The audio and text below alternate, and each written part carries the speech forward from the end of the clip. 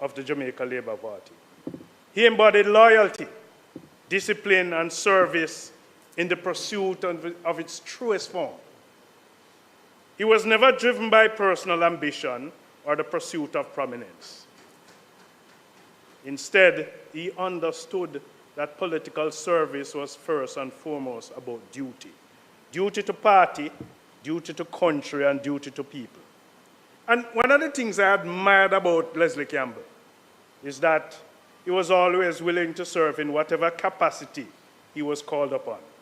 And perhaps one of his greatest marks of his character was his willingness, when necessary, to step aside and gracefully make way for others. A team player who was willing to be substituted. That's quite a sacrifice that reflected the dignity of the man.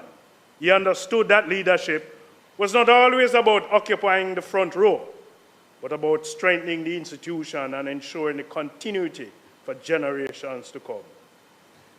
You know, he was a true Senate player.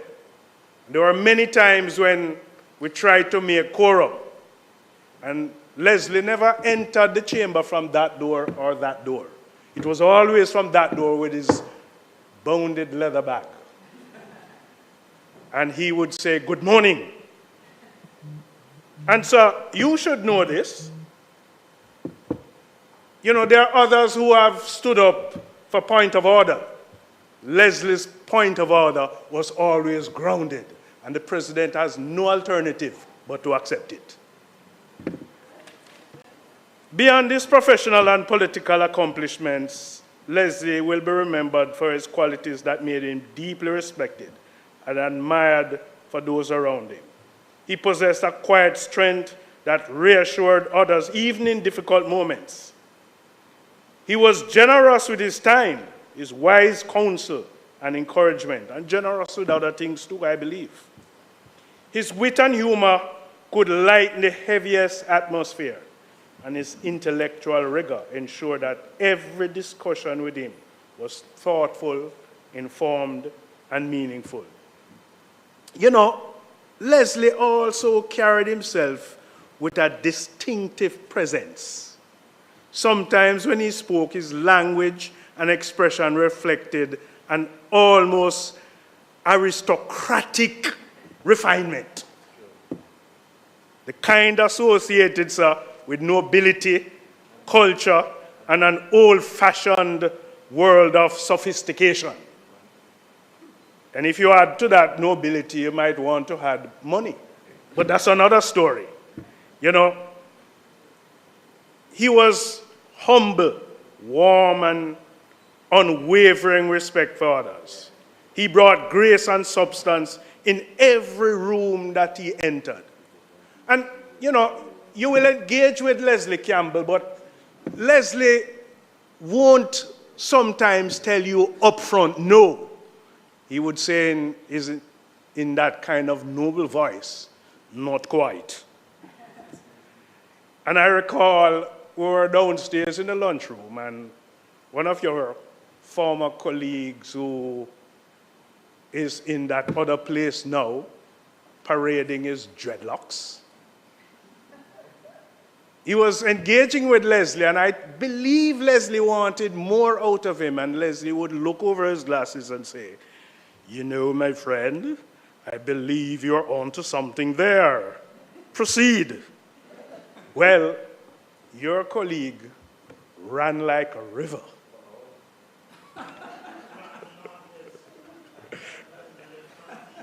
He was a team player in the truest sense, a man who believed that collective success mattered more than individual recognition. In an era, where public life can only be consumed by ego and division, Leslie Campbell remained grounded, principled, and honorable. And as we reflect on his life, we give thanks for his contribution, his friendship, and his example. His legacy will endure in the lives he would touch and the colleagues he mentored, the causes he supported, and the values he upheld with consistency and integrity. You know, Leslie had a nice farm And I remember getting a bunch of plantains from Leslie. The fingers were as long as my arm. To his family, and his loved ones, and his friends and his colleagues, we extend our deepest condolences and prayers during this difficult time. May the kind comfort in knowing Leslie live through his life, the meaning of dignity and service. May his soul rest in peace. Thank you, Senator Gale. Senator Golden Campbell. Oh, I'm sorry. Senator Lambert Brown. President, I think Leader Donald Scott Motley spoke well on behalf of all of us. And I know that there are a number of people on the other side who wanted to pay tribute to Leslie, and I thought, it's your day, you should own him. In as much as we tried from this side in targeting him to get him to vote along our lines in many of the debates. He was a man of reason, and he was reasonable. He was humble, as has been said before. I served with him on one or two joint select committee, and it was a collegial relationship there. I love to tease him, as I often did outside of the Senate, when I see mention in the newspaper of cases that he has won in the courts. And I said, boy, Leslie, I have to share some of that big victory that you had. And he, of course, would find a way to deflect from the need to share. Then in latter days, I realized that he was moving Senator Gale closer to the labor aspect of the law. And he was doing some case involving labor. And I was saying, well, one day you and I will meet, just as Senator Sinclair and him are on different sides. And I look forward to that. But you told me in recent times that he wasn't well, and we wished the best for him. Sadly, the day has come when it is he who must go while we abide. To his family, I say you are a good man in Leslie, and we thank you for lending him to the nation, Jamaica. I'd look forward to him returning to the Senate, but maybe health and other reasons prevented him. We say, like you, Senator Sinclair, gone too soon. Age 57 is young, but never judge it by the number of years you live. Judge Leslie by the quality of the relationship he developed while alive. And if you judge it that way, we are missing a giant, a human being who respected and treated everybody with dignity. May his soul rest in peace. And we pray with you for the loss of a wonderful soul. May the angels welcome him into paradise. We will miss him, but he will remain with us because he was a gentleman. May it please you, Thank Mr. you, President. Senator Brown.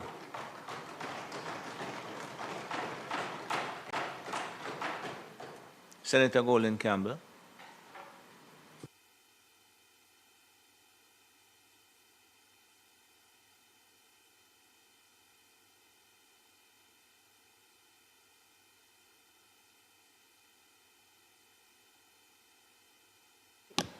Thank you, Mr. President.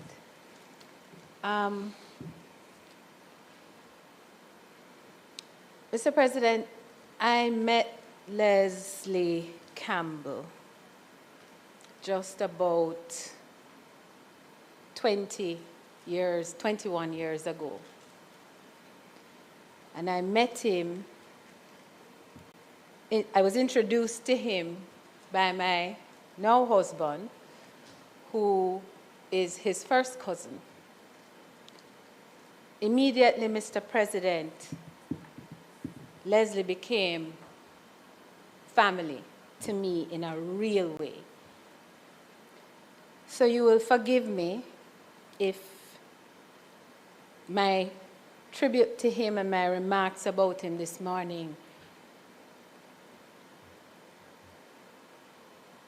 are a lot more personal than about his national endeavors.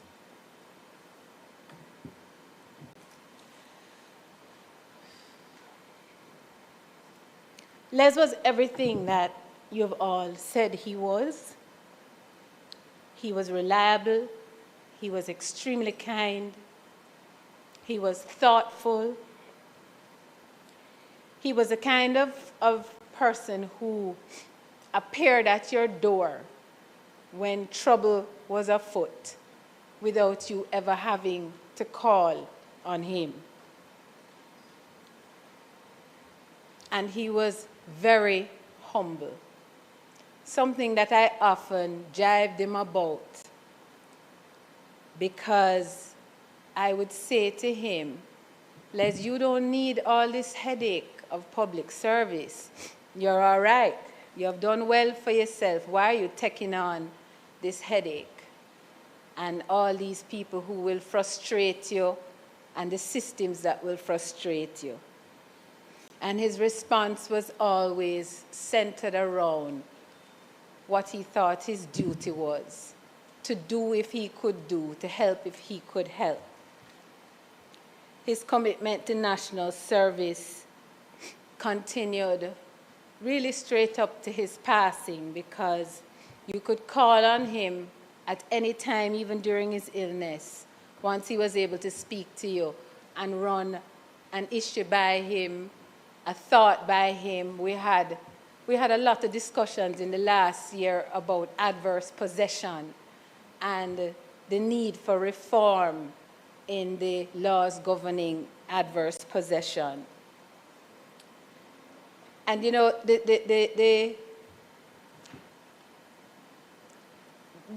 one of the things he exemplified for me was the circumstances around those who give national service.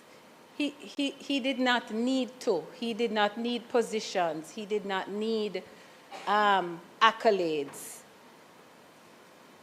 And oftentimes when people give their lives and their time and their resources, and I happen to know he gave a lot of his resources in public service, they get back very little.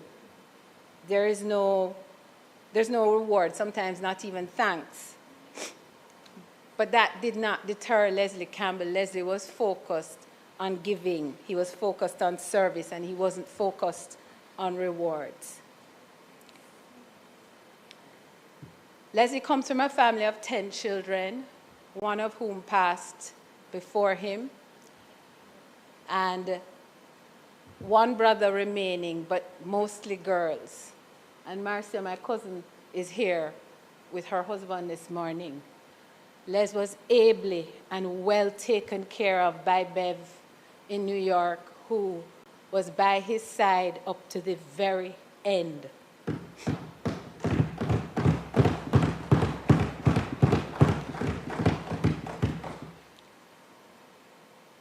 Mr. President, I'm not going to speak much longer because I don't think I can manage to. Les did so much for all of us. He was the shoulders on which many of us stood. And even though I entered the family recently, I also benefited and was supported by him. And whenever you would say to him, boy, Les, how can I help?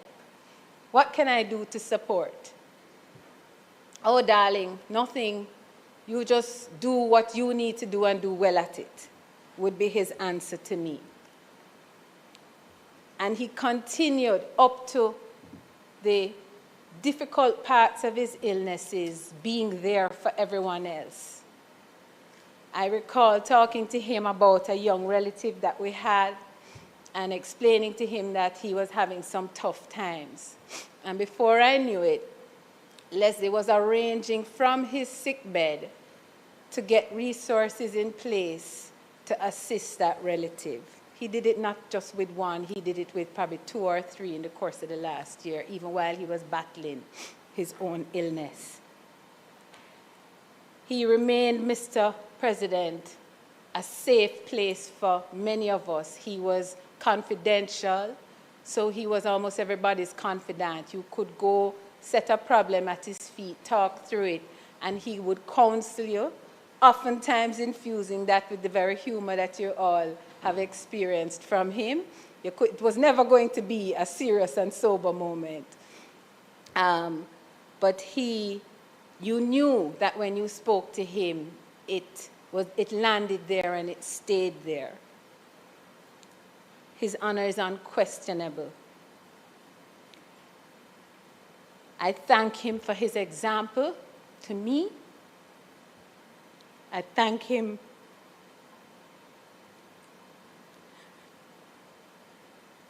for his example to my children. I will miss him terribly, and I thank the Senate for recognizing and honoring him, and because he has given me the privilege by his treatment of me, I will say on behalf of the Campbell family, we thank you. Thank you, ma'am.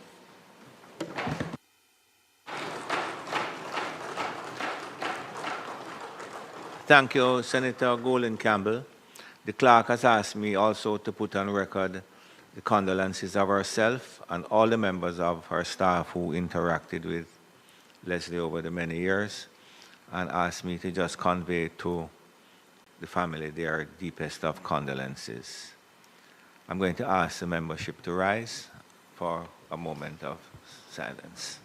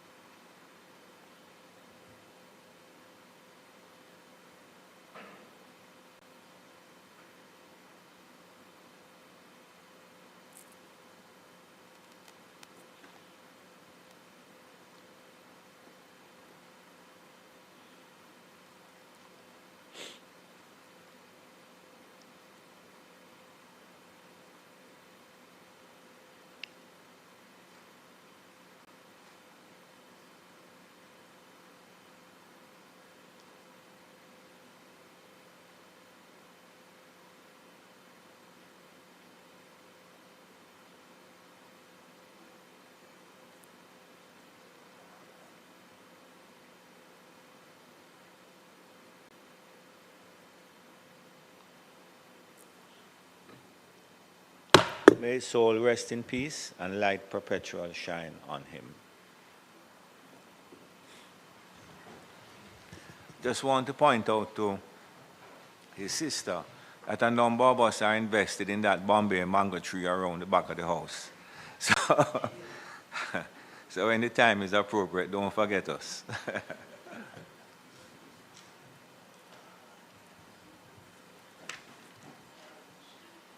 Statements by ministers. Announcements. Laid on the table of the Senate are the following: annual report and audited financial statements of the SCJ Holdings Limited for the financial year 2020-2021 and its related ministry paper number 28 of 2026 titled Annual Report and Audited Financial Statements of the SCJ Holdings Limited for the year ended March 31, 2021.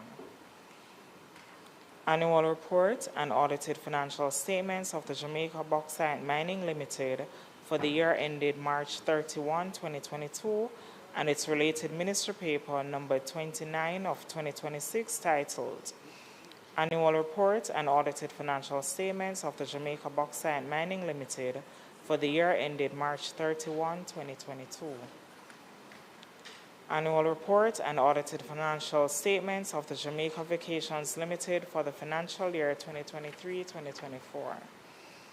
Annual report and audited financial statement of the Montego Bay Convention Center for the financial year 2022-2023, and finally, the annual report of the National Solid Waste Management Authority for the financial year 2024-2025.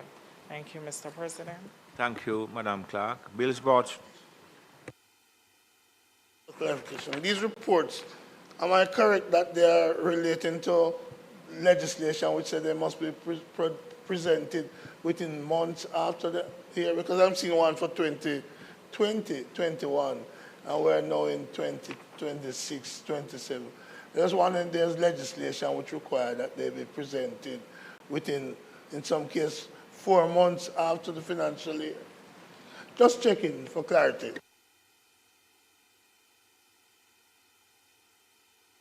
Senator Brown, it's something that you would have to inquire as to, because we just table from the entity as we receive it. But if you wish, the clerk can look into it for you. That's fine, President. I just wanted clarification, especially in light of what will happen later on.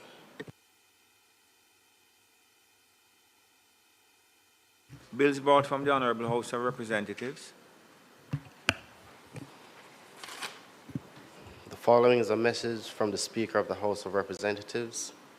I have the honor to advise the Honourable Senate that on the 5th day of May 2026, a bill entitled An Act to Amend the Jamaica Dairy Development Board Act, expand the definition of milk in keeping with international standards, and provide for connected matters was passed in the House of Representatives with one amendment. Mr. President, I signify my willingness to take charge of the bill. A bill shortly entitled the Jamaica Dairy Development Board Amendment Act 2026 read a first time. Mr. President, I beg for second reading of the bill. Give notice, sorry, of second reading of the bill.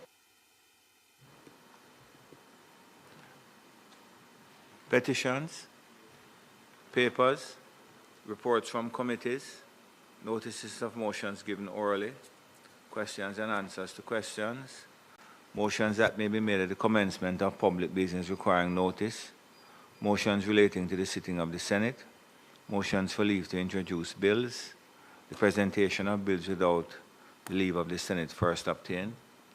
Public business. Minister. Mr.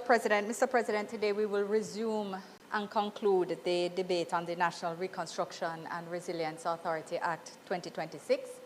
That is the primary item on the agenda today. I just want to extend apologies and, with your leave, advise that I have to depart in order to attend a funeral, during which time Senator Morris Dixon will lead the Senate and continue to pilot the debate, the bill through the debate. Thank you, Mr. President. Thank you very much.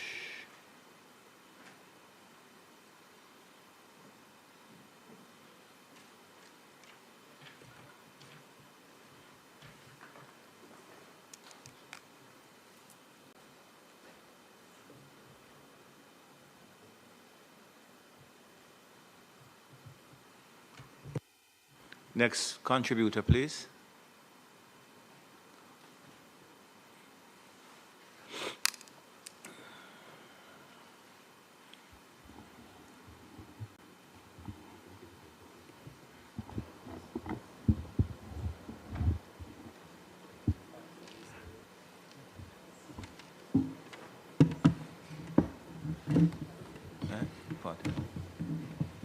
Senator Small Ferguson.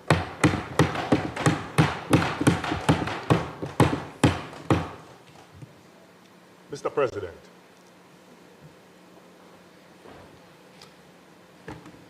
I rise to contribute to the debate on the National Reconstruction and Resilience Authority Bill 2026. At the outset, Mr. President, let me just state categorically that I support the stated objectives of the bill. In the aftermath of Hurricane Melissa, the need for a coordinated, decisive, timely response to support reconstruction, restore normalcy to the lives of those affected and build a stronger, more resilient Jamaica is not in dispute. Indeed, Mr. President, the Memorandum of Objects and Reasons states that the bill seeks to establish the National Reconstruction and Resilience Authority and a statutory framework for, and I quote, the efficient, coordinated, and transparent management of extraordinary, time-bound reconstruction and resilience efforts to focus on building back better to withstand future climatic and geophysical events, to create a more robust, climate-resilient infrastructure, encouraging better land use planning, to expedite private and public-private investment in priority sectors that address the structural economic vulnerabilities exposed by Hurricane Melissa, and to enable growth and diversification of Jamaica's economic base. Those are objectives, Mr. President, that any well-thinking Jamaican would support. But, Mr. President, support for the objectives does not relieve us of the duty to scrutinize the mechanism. This is a bill, Mr. President, that has been sold by the government fundamentally as legislation for the Jamaican people, and in particular, those whose lives, homes, livelihoods, communities, and sense of normalcy were most directly disrupted by Hurricane Melissa. And that's why, Mr. President, I find it unfortunate, among other things, that despite the bill being amended prior to being retabled in that other place, and further amended during committee in that other place, there remains no clear, defined, and enshrined statement of the objects of the legislation in the operative provisions of the bill. Right? Nothing placing Hurricane Melissa and the people most affected by Hurricane Melissa at the center of the legislation. Yes, Hurricane Melissa is mentioned in the long title and the Memorandum of Objects and Reasons, but those are not the same thing as placing the objects of the Act directly in the body of the legislation itself. This omission is important, Mr. President, for a couple of reasons. One is the fact that Parliament is creating a statutory framework for a specific purpose, particularly where the legislation establishes an authority with significant and unprecedented powers. There is particular value, in my view, of stating the objectives of the legislation in the Act itself. Because if this bill is truly about reconstruction and resilience, then the law should say so expressly. Not only in its explanation, but in the operative provisions of the legislation. It should make clear that this extraordinary authority, with these extraordinary powers, exists for a defined and people-centric purpose: to rebuild affected communities, to restore dignity and normalcy, and to strengthen Jamaica's resilience in a way that is inclusive, transparent, and accountable. This type of inclusion, Mr. President, is not unusual or unprecedented in our legislation. The Child Diversion Act, for example, contains an express provision setting out the objects of that act. The Data Protection Act also embeds its objects directly in the operative provisions under the heading Interpretation and Objects. So the point I'm making is not novel, nor is it consistent with our legislative practice. Mr. President, it appears to me from this action that this bill is being presented as being about the people affected by the hurricane, but proposed to be passed without those people who have sacrificed most, the victims, being sufficiently centered in the legal architecture of the bill, including a clear objects provision, Mr. President, goes to the heart of guiding how the authority will interpret its mandate, how Cabinet will design projects, how priorities will be set, and how this Parliament and the Jamaican people will judge whether the authority has succeeded. It's also important for another reason, Mr. President. The bill is being presented as time-bound. I've heard that repeatedly. The government has repeatedly said that NARA is not intended to be permanent. But if the authority is to exist for a finite purpose, then the Act should clearly state and define that purpose. Otherwise, it becomes very difficult to determine from the legislation alone whether the authority's objectives have been fulfilled or whether the authority has effectively concluded its work. Indeed, Mr. President, no one can argue that this bill is not well-intentioned. But, Mr. President, I contend that the role of the Senate is not to merely endorse intention. It's to ensure that the institutional framework we're being asked to approve is properly calibrated, is legally sound, and capable of delivering on the intended outcomes in a manner that is effective, sustainable, and consistent with our broader system of governance in this country. And on this side, Mr. President, it's well known that we have concerns regarding how the bill is currently drafted. And those concerns span all those areas of responsibility that I just described.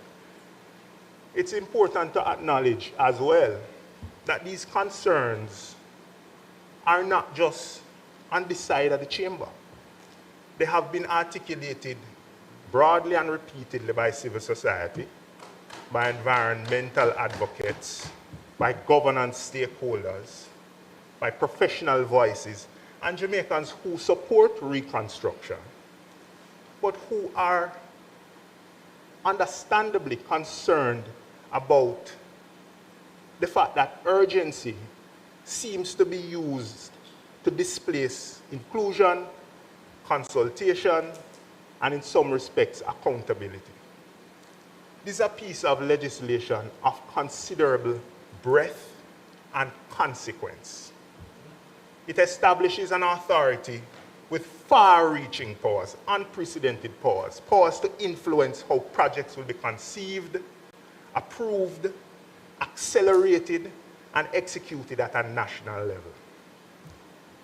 It's precisely the type of legislation, Mr. President, that would have benefited from a more expansive and inclusive consultative process, including, in my view, referral to a joint select committee. Mr. President, I appreciate that the government is motivated by urgency. I think we all are. But urgency in execution does not require the compression of consultation to the point where people who are most affected by this, the Jamaican people, and some stakeholders who may be well positioned to strengthen the bill, are not given a meaningful opportunity to shape its final form. Mr. President, I don't intend to relitigate every issue raised in the lower house and in civil society, but in my view, there are several central issues that remain unresolved that resonate with me.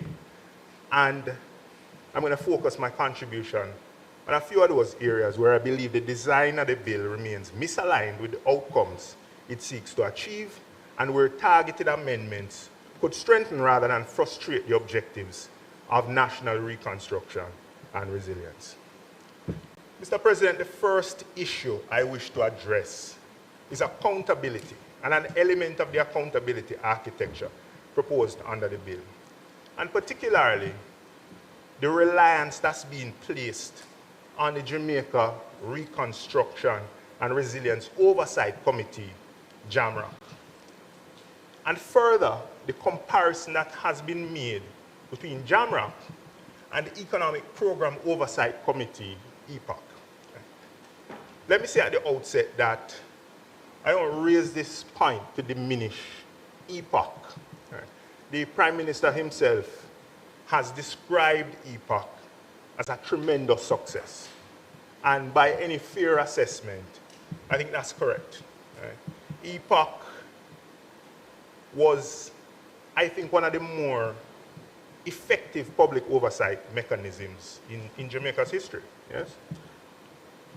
Indeed, the concept was lauded by the IMF, and it was at a time when this mechanism was critical for building confidence, for communicating progress, and for supporting public discipline during a very difficult period of economic adjustment. It's important to recall as well, and to put on record, that this was conceptualized and implemented under the last PNP-led administration as part of a broader holistic reform program that sought to rescue an economy that was at the time teetering on the edge, to restore fiscal credibility, to restore confidence, and to place Jamaica on a more disciplined and sustainable economic path, which we're still on today. Right? So we're reaping the benefits of that decision. But Mr. President, if EPOC is being relied on as a precedent, then we must be precise about what EPOC was and what it did and the environment in which it operated. We can be selective about the comparison. EPOC didn't exercise any statutory power. It didn't approve any spends, any projects. It did not direct any agencies. It did not enter into any contracts. It didn't override or influence any regulatory approvals. What EPOC effectively did was monitor the country's performance against a macroeconomic program that was already constrained by very significant guardrails. Right? At the time, Jamaica was operating within the framework of an IMF program. There were agreed targets with the IMF. There was ongoing oversight by the IMF itself, quarterly targets to meet and quarterly oversight. There were defined fiscal and macroeconomic benchmarks to meet. And importantly, Jamaica also moved during that period to legislate fiscal rules which imposed a legal discipline around the management of public finances. Right? So it was entrenched in the law that we needed to be fiscally responsible.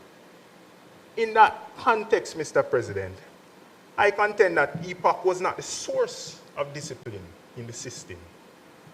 It monitored it, it commented on it, but the system was already disciplined by binding fiscal rules, agreed IMF targets, and continued IMF oversight. Right? So the distinction between the operating environment that EPOC enjoyed and what we're looking at now for JAMRA is important. EPOC helped Jamaicans to understand whether the government was meeting agreed benchmarks. It helped to maintain confidence in the reform, and that was very important. But it was not responsible for executing the program, and it was not responsible for exercising the powers of the state. NARA is different. NARA is not being established to merely monitor government performance or activity. NARA is being established to act autonomously. It's being established to prepare, implement, and oversee reconstruction and resilience projects at a massive scale. It's being given the ability to procure goods, work, services. It's being given a role to coordinate approving entities. It's being given powers to issue directives. And through the step-in mechanism, the framework allows for decisions of existing approving authorities to be displaced under certain circumstances. That's a very different category of institution.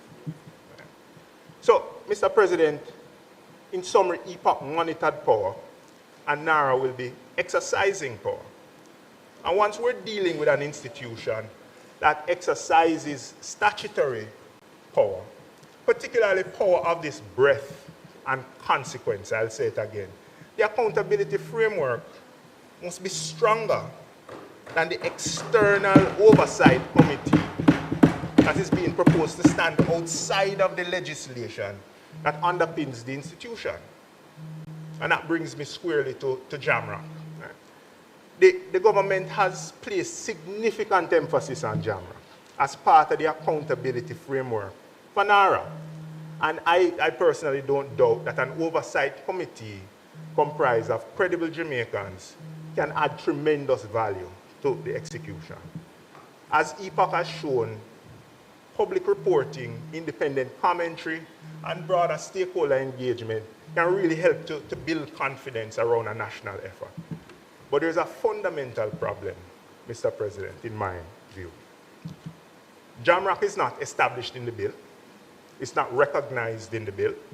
Its mandate is not defined at all in the bill. Its right to information is not set out in the bill. Its reporting obligations are not set out in the bill. The relationship with NARA, the minister, cabinet, parliament is nowhere to be found in the legislation. It becomes even more important when you read Section 14 of the bill, the confidentiality provision. The provision places a duty of secrecy and confidentiality on persons having an official duty under the Act or being employed in its administration. Disclosure is only protected where it is permitted or required under the Act or any other law.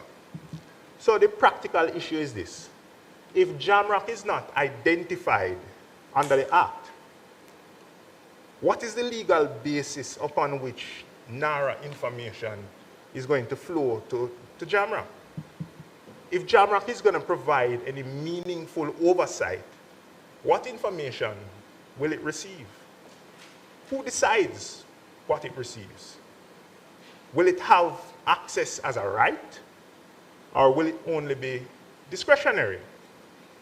Will it be able to examine details, project-level information, procurement information, directive-related information, and material implementation issues, or will it be limited to information curated for public consumption? These questions are important because the Jamaican people are being asked to trust an authority with extraordinary powers at an extraordinary moment. The trust cannot rest only on assurances. It must be supported by law, structure, access to information, and clear reporting. Mr. President, this is where the comparison between EPOC and NARA does not carry as far as the government would suggest. EPOC could function without legislative teeth because it was monitoring performance within a macroeconomic framework already supported by agreed targets, IMF oversight, and legislated fiscal rules. JAMRAC is being presented as a central plank of oversight for an authority that will exercise significant legal, operational, and financial powers. That requires a different architecture, in my view. Mr. President, we must distinguish between what is meant by oversight and governance. Oversight is just one component of governance. It happens after the fact.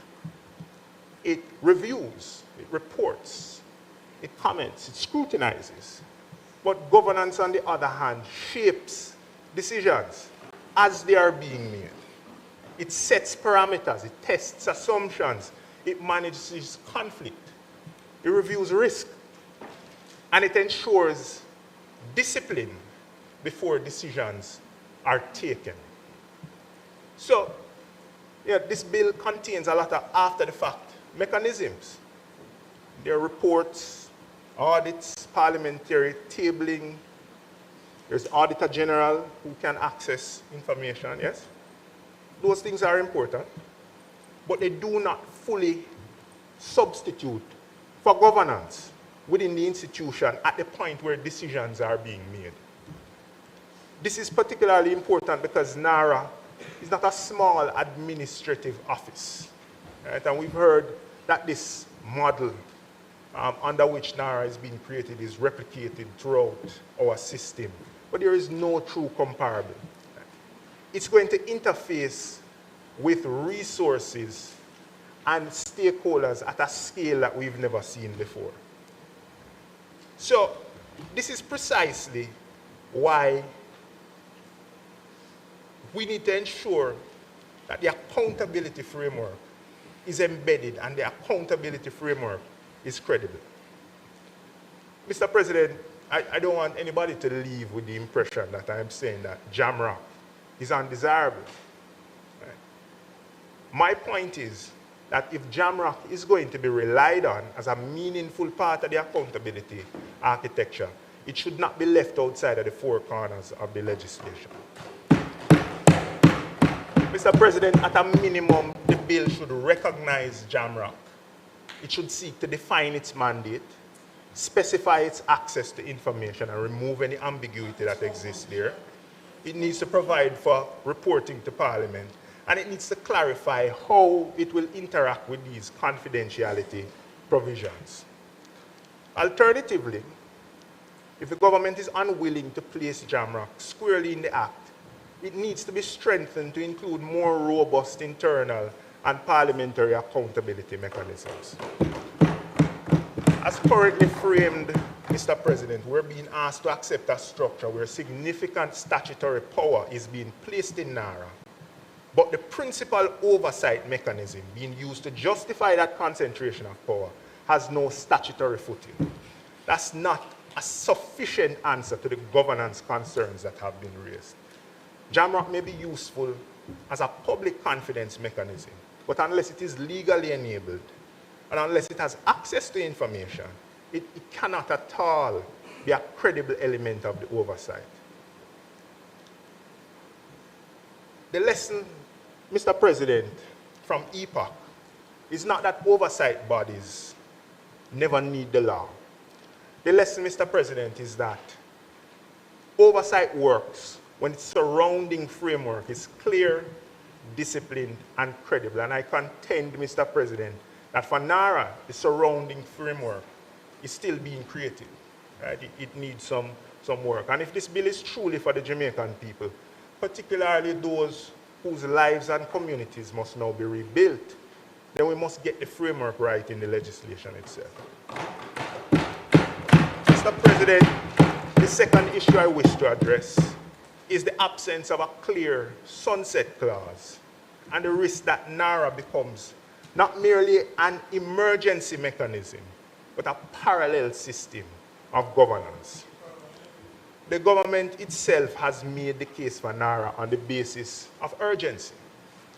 The argument is that Hurricane Melissa has created an extraordinary national shock, which is true, and the ordinary machinery of government is too slow, too fragmented, and too cumbersome to deliver reconstruction at the pace required, and that a focused, empowered authority is therefore necessary. I understand that argument. Indeed, Mr. President, I accept that the normal machinery has not consistently delivered capital projects with the speed and discipline required. But after a decade in office, Mr. President, the reality, or that reality rather, can't be treated as an abstract institutional failure. Right? We speak about it as though it's something that we have no control over. Right? The government has had substantial time, Mr. President, to address weaknesses in execution, project preparation, procurement approvals, and delivery. If the government now asks the Parliament to approve an extraordinary mechanism because the existing system is too slow, I believe Parliament is entitled to insist that the mechanism remains tied to the emergency that justified it. NARA must therefore be treated like an emergency tool. It must be tied to the event that justified its creation. It must have a defined life cycle. It must have a clear endpoint. It must not become a permanent substitute for reforming the ordinary systems of government. As currently drafted, Mr. President, the bill does not provide that clarity. It provides for eventual dissolution, but it does not provide a fixed sunset date, a maximum operational period, or an objective statutory test that determines when the authority must come to an end. The day of dissolution is left to be appointed by the minister. That's not sufficient, Mr. President, for an authority with these powers. Now, the powers are extraordinary, and I mean, they can be defensible maybe in the context of an emergency. But these powers should not seek to be justified as an open-ended feature of our governance architecture. That would be a mistake. If we're not careful, what we're going to do is we're going to create one system for ordinary Jamaica and another system for accelerated Jamaica. One system with the usual approvals, safeguards, processes, and frictions, and another system that is empowered to bypass or compress them. That can be a long-term answer. This is particularly important because the government has linked NARA not only to the post-disaster reconstruction, but to a broader strategic investment through Fast Jamaica. The broader the mandate becomes, the stronger the case for a defined endpoint should be. Mr. President, my proposal is therefore straightforward. The government itself has repeatedly described the authority as time-bound. Then its time-bound nature should not only exist in speeches, it should be reflected clearly in the legislation itself. So in my view, the cleanest approach would be for the Act to provide for NARA to expire automatically after 5 years, unless extended with justification by affirmative resolution of both houses of Parliament. 5 years is not an unreasonable period. It's long enough to allow the authority to mobilize, plan, procure, coordinate, and deliver a meaningful reconstruction program. And there's an off-ramp described in the legislation itself that will allow for projects that are in progress to move into the normal system of government in transitional arrangements. It would be a clear signal to the Jamaican people that these extraordinary powers are temporary and that they must be justified again if they are to continue beyond the period. Right? And there is an alternative approach. The life of the authority could be tied to the substantial achievement of the objectives for which it was created. But of course, for that to work, the bill would first need to include a clear provision setting out the objectives of the authority, which it does not have currently. Once those objects are clearly enshrined in the legislation, then the legislation could provide for the minister to certify that the core objectives of the Act have been satisfied and subject to affirmative resolution of both houses of Parliament that could trigger a dissolution.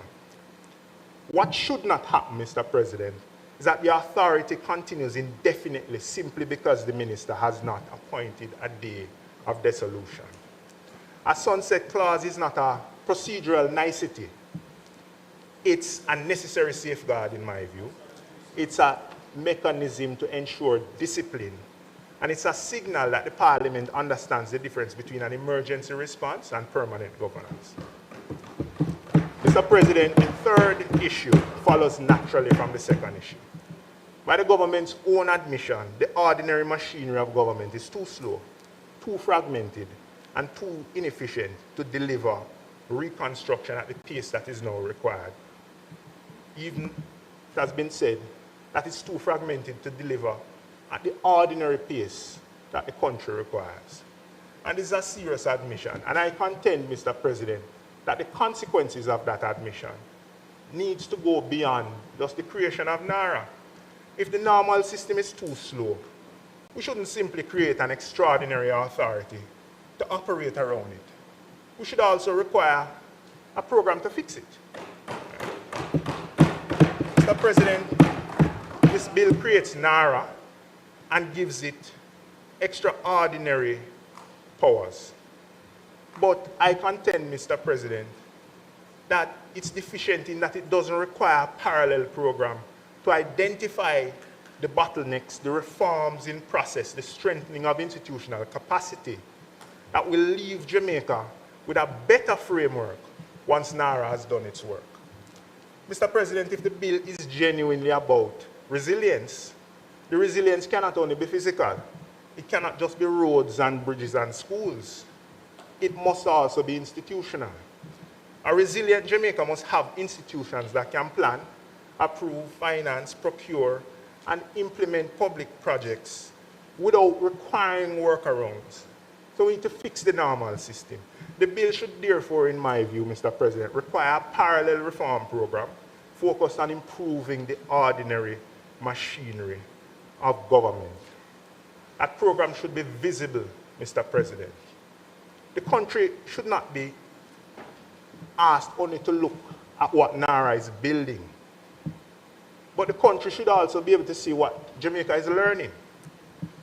We should know whether approval timelines are being reduced in the ordinary system, whether procurement and project preparation is being improved, and whether the agencies that we've identified as being too slow are being strengthened. And I contend, Mr. President, that this parallel program would not at all delay reconstruction, but it would leave Jamaica in a much better place. Mr. President, the goal of this legislation should not be to build a bypass. The goal should be to repair the road as well, the ordinary road that all of us have to drive on. And when this period ends, Mr. President, Jamaica shouldn't simply have been rebuilt. Jamaica should have had better institutions coming out of it. Mr. President, before I close, I want to briefly engage with some of the arguments advanced in support of this bill, particularly some of the arguments that have been made by Honorable Minister Maurice Dixon in her opening contribution. I don't intend to respond to each of them point by point, but there are a couple of them beyond what I've touched on already that I feel like I need to engage with. Firstly, Mr. President, is the framing of the bill as a response to bureaucracy and weak delivery. Mr. President, the minister presented the bill as being necessary to respond to the failures of the ordinary machinery of government to deliver. Right? And the example that she used was an ordinary delivery. It wasn't an express delivery. And said, listen, we're not set up to do things efficiently. And as I said before, I understand that argument. But, Mr. President, that kind of framing risks presenting the choice too narrowly, as though we need to choose between bureaucracy and delivery. Mr. President, Jamaica does not need bureaucracy for its own sake. But what we do need is structured discipline and accountability. And there's a difference between unnecessary delay and necessary governance. The challenge that is before us, Mr. President, is to remove what is unnecessary while preserving what is essential. The second point, Mr. President, is the defense of the CEO-led model as a mechanism for clear accountability. The minister said that not every public entity requires a board, and that the executive agency model reflects a philosophy of clear CEO accountability to the responsible minister. And I accept the clarity that having direct responsibility is important, and diffuse responsibility can produce delay and weak execution. But clear accountability does not require the removal of governance. Mr. President, in the private sector, the suggestion that a CEO becomes more effective by removing the board, removing risk oversight as a requirement, leaving reporting to discretion, that suggestion would be laughable. And I'm sure, Mr. President, that Senator Duncan would not disagree with me, even if he is at pains to agree with me. A CEO is not made effective by weakening the systems around the office, Mr. President. A CEO is made effective when their authority is clear. And they're made even more effective by a surrounding governance framework that's strong. And the same principle applies here, Mr. President. Again, NARA is not an ordinary arm of government. It's going to be at the center of a lot of activity. And it requires more responsibility, Mr. President, than personal accountability. It requires an institutional architecture. Mr. President, the third issue follows naturally from the second issue, which is the suggestion that the bill contains a sufficient multi-layered oversight framework. And I mentioned before the difference between oversight and governance, right? And the minister emphasized that the oversight for NARA is multifaceted.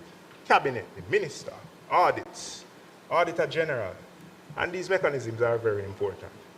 But the existence of multiple points by itself, it doesn't answer the design concern. Cabinet approval is not the same thing as institutional governance. Audit is not the same thing as real-time decision-making discipline. Parliamentary scrutiny is after the fact. It's not the same as structured accountability at the point where decisions are being taken. So the real issue is one of adequacy. It's whether the framework is strong enough to cover off the kind of power that NARA will exercise, and whether it can sustain public confidence as decisions are made quickly, at scale, with significant consequences for the Jamaican people. Mr. President, several examples were made and comparisons were drawn with other jurisdictions: Dominica, New Zealand, Japan, Peru, others. So the concept is not novel, and the comparisons are useful. But we must take the full lessons from them, Mr. President. The lesson is not only that these countries created these special reconstruction bodies after the disaster, but the fuller lesson is that where they created these powerful special purpose reconstruction bodies, they also addressed governance, reporting, statutory purpose, public confidence, and institutional transition. They did that all at once. Dominica's framework, for example, included a more layered institutional structure with policy direction at the top, supervisory mechanisms, audit and risk oversight, and execution capacity operating within a defined framework. The New South Wales model also provides a useful example where it's CEO-centric, but there is an advisory board and a structured interagency coordination. These models recognize that speed and structure can reinforce each other, Mr. President.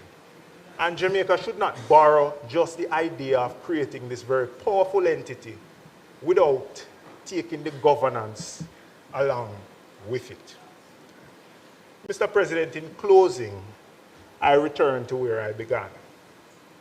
The stated objectives of the bill are worthy objectives. The people who suffered most from Hurricane Melissa deserve urgency. They deserve competent execution. They deserve homes restored, communities rebuilt, roads repaired, schools repaired, health facilities strengthened, livelihoods protected, and normalcy returned.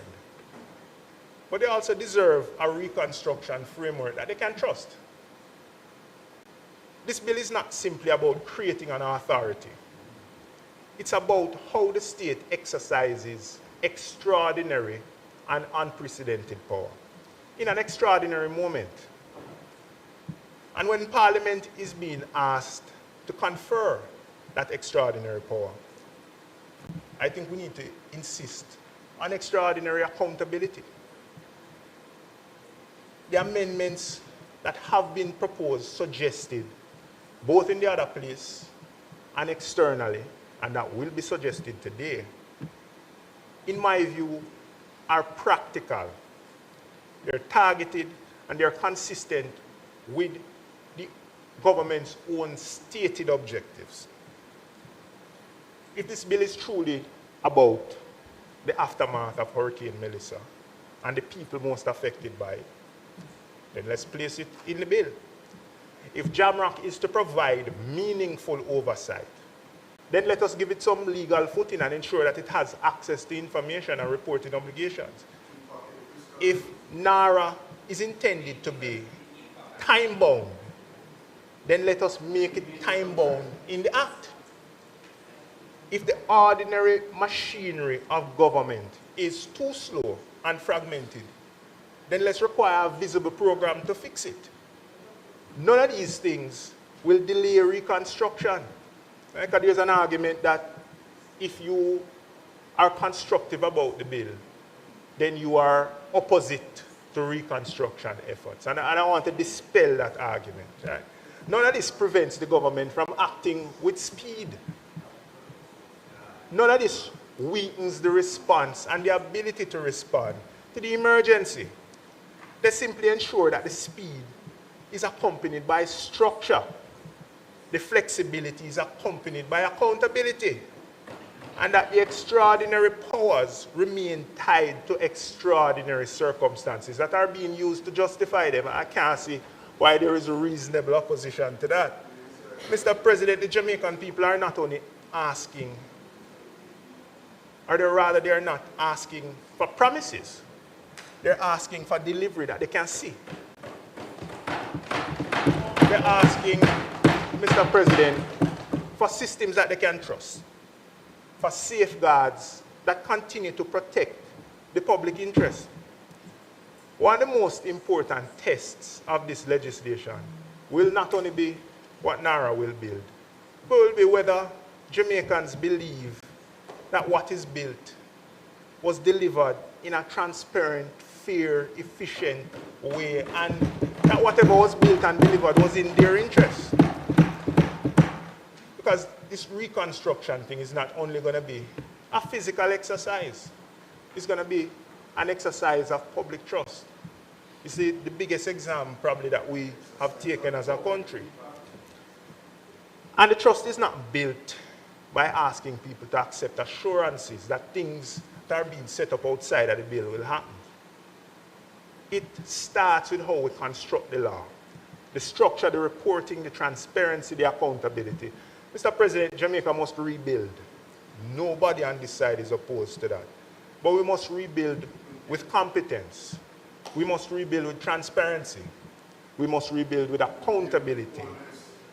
And if we are serious about resilience, then resilience must mean more than the physical infrastructure. It must mean stronger institutions, stronger safeguards, and stronger democracy. And if we're truly legislating for the people that we're supposed to serve, then the people must be able to see themselves in the legislation. They must see the purpose. They must see the safeguards. They must see how decisions will be made. They must see how the money will be spent. And they must know that when this extraordinary mechanism is put in place, that it actually will come to an end, that we're not going to roll this thing over into perpetuity. And that is not obstruction or opposition.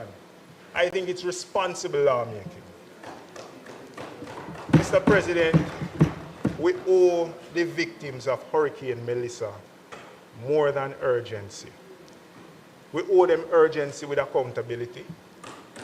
We owe them speed with transparency.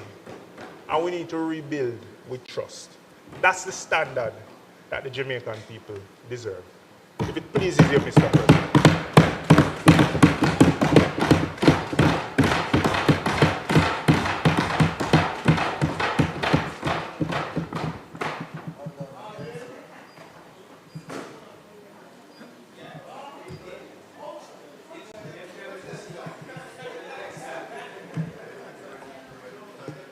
Thank you very much, Senator Small Ferguson.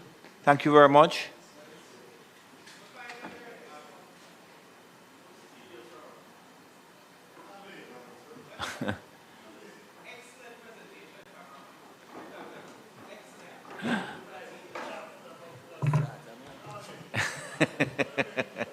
Senator Duncan, put on the other mic for me, please. This one over this side. Good. Thank you very much, Senator Duncan. Proceed, please. Okay.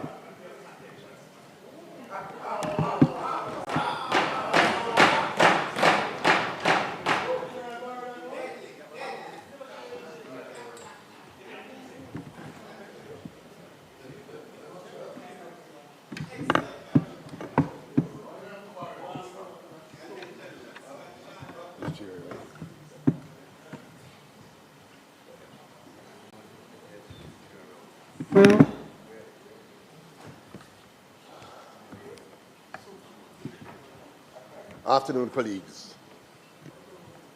Mr. President, I rise in support of the National Reconstruction and Resilience Authority bill. And I do so because I say, without any doubt in my mind, that it is in the best interest of Jamaica. I have given freely of my time in leadership of private sector bodies, oversight bodies, socio-economic programs, various task forces, example, the COVID Economic Recovery Task Force, government boards, and I'm now a government senator. I stand here as a patriotic Jamaican who wants to see Jamaica deliver on its promise. This is a game-changing moment for Jamaica, where we as a country can convert disaster and a crisis into a tremendous opportunity to fast-track Jamaica's development. Let me begin, Mr. President, by acknowledging the contributions of my colleagues on both sides of the aisle, that the concerns have been raised about the concentration of authority in a single body, about the adequacy of accountability mechanisms are not frivolous. They are the right questions to ask. My purpose today is not to dismiss those concerns, but to address them, as I believe the bill is fit for purpose with appropriate safeguards. But it also demonstrates how this bill can facilitate and fast-track Jamaica's development. But let's first start with the scale of the matter that we're dealing with. Mr. President, Hurricane Melissa inflicted $12.2 billion in damage, in assessed damage and economic loss on this country, US $12.2 billion. This figure represents 56.7% of Jamaica's entire 2024 GDP. More than 215,000 structures were damaged or destroyed. Black River and Falmouth, two of our more historic towns, face not repair but comprehensive reconstructions. Roads, bridges, schools, hospitals, and community infrastructure across western parishes sustained damage at a scale that this country has never experienced in modern history.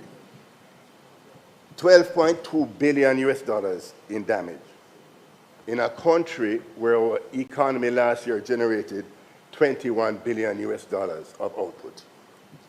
We're not talking about a bad hurricane season that requires some patching work and some insurance claims and a supplementary budget. We're talking about a catastrophic event that has damaged or destroyed the physical fabric of a significant portion of this nation. This government was able to source a very significant multilateral financing package of US $6.7 billion, built on the credibility of performance and discipline by the government of Jamaica.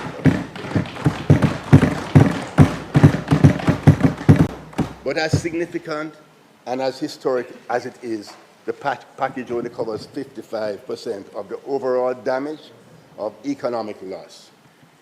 It leaves a financing gap of US $5.5 billion. $5.5 billion. This gap cannot be closed by public borrowing. Our fiscal responsibility framework, our fiscal rules would not allow it. And prudent debt management certainly would not permit it. Therefore, private capital, both domestic and international, must be mobilized alongside public investment to close this gap. Right? But will this private capital come? Let me address this question, because it is directly relevant to whether Fast Jamaica, the private investment pillar of NARA, will actually work, and is Jamaica a good prospect for investments? Mr. President, I firmly believe that Jamaica has a solid value proposition at this time. Our macroeconomic position entering the reconstruction period is the strongest that it has ever been in living memory.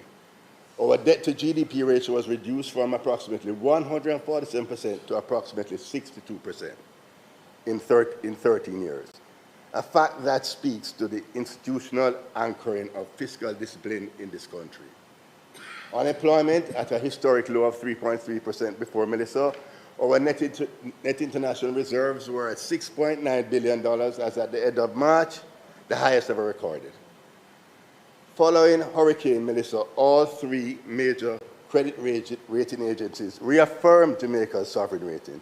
Moody's went further and issued an upgrade, citing the strength of our institutional framework and our record of discipline. Mr. President, Jamaica has a window of opportunity with the geopolitical environment, albeit very volatile. The global rules-based trade order has been fractured, supply chains are being reorganized, not primarily around cost, but around political trust. And this government has employed a foreign policy modality which has made us friends to all. Jamaica is the third largest English-speaking nation in the Americas with a deep U.S.-Jamaica bilateral relationship with close proximity to the U.S. East and Gulf Coast ports. Mr. President, Jamaica is positioned for further investment to become the logistics hub of the Americas. Jamaica is primed for investment. Global capital is looking for a home, Mr. President.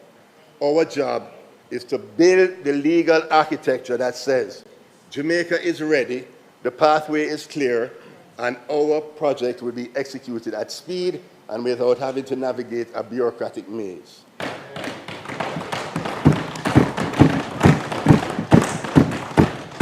That is what NARA and FAST Jamaica achieves, and let me explain precisely how. Mr. President, FAST Jamaica is a private investment pillar of the bill that is designed to capture capital, and I believe it needs to be highlighted very much in this national dialogue. FAST Jamaica, the facilitated acceleration of strategic transformation, the framework creates a legally enabled expeditious pathway for private investment projects above a threshold of $15 million across 12 designated priority sectors.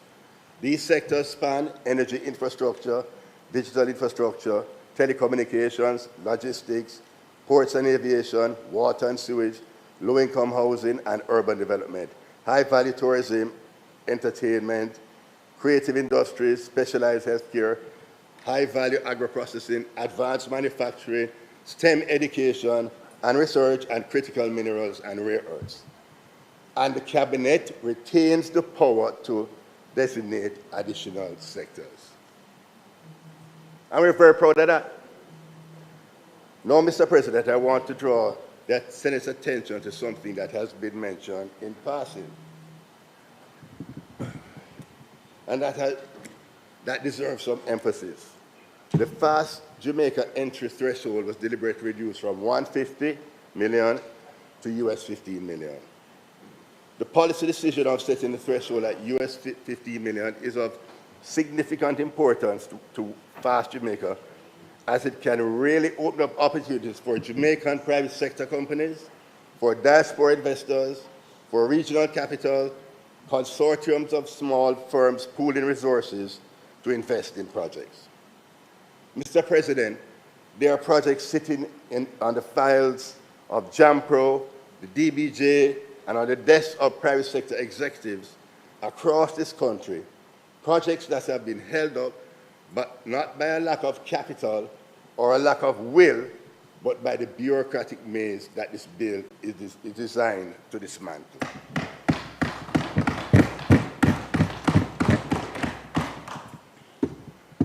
The process for accessing FAST Jamaica is transparent and sequential. An investor submits the project for assessment. The government assesses for strategic merit, economic impact, national interest, and recommends to Cabinet whether to proceed and on what terms. Cabinet then designates as a strategic investment project triggering the FAST Jamaica pathway. NARA then uses its powers under the bill to coordinate approvals across all relevant agencies. Mr. President, my hope is that with NARA, the era of proposals sitting on desk for years is finally over, and private capital will come to the table and utilize the FAST pillar and close this funding gap of $5.5 billion. And of course, as we go through this process as a country and as a government that learns and adapts, we would expect that over this period, that all of the challenges that we have seen in the procurement process, in all of these approval processes, in the bureaucracy, that they will be addressed. And I know for sure that the procurement policy is being looked at as we speak. And therefore, at the end of the day and at the end of this period, when we see what works best, we expect that we will adapt best practices going forward.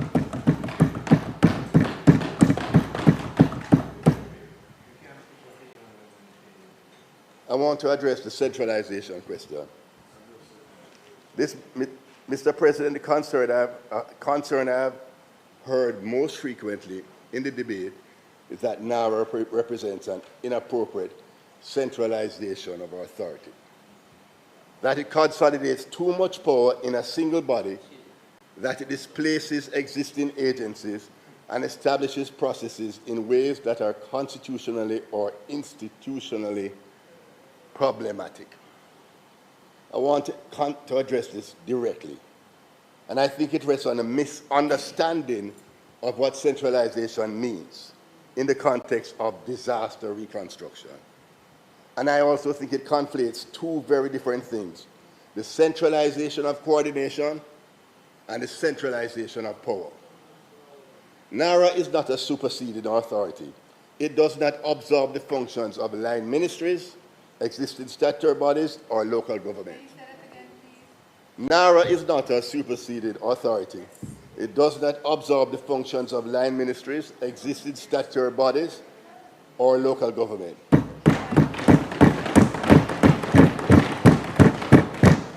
What it does and what it must do is serve as a single point of national coordination across all those entities. It eliminates fragmentation, it eliminates interagency delay, it eliminates a situation familiar to every Jamaican who has ever watched a government project move from conception to groundbreaking, where a proposal that has cabinet approval still sits on seven different desks, awaiting 7 different sign-offs from 7 different agencies, operating on 7 different timelines with 7 different institutional priorities. I have been in the private sector all my professional life, and I can tell you without qualification that many serious investment proposals do not get executed in Jamaica due to the bureaucratic nightmare. This is the problem that this bill solves.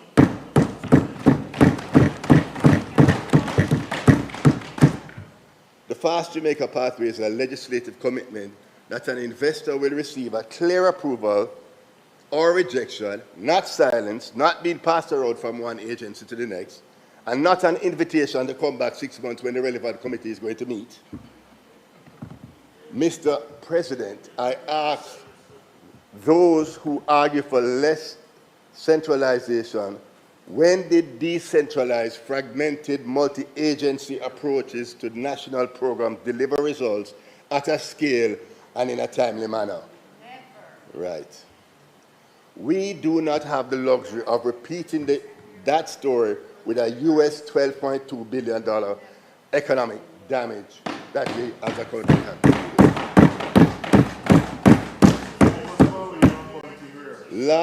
Large reconstruction efforts require coordination, decentralized structures, and large reconstruction efforts require coordination that decentralized structures are institutionally incapable of providing. And let me talk about JAMROC now. The accountability architecture. Mr. President, I want to talk about JAMROC, Jamaica Reconstruction and Resilience Oversight Committee, which the Prime Minister has announced and will provide independent oversight of NARA's work. But I want to confess I'm in a position of somewhat a conflict of interest in this discussion because JAMROC is modeled on EPOC, the Economic Program Oversight Committee.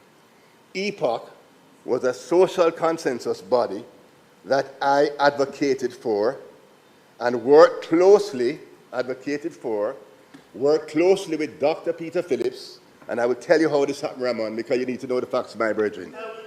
Okay?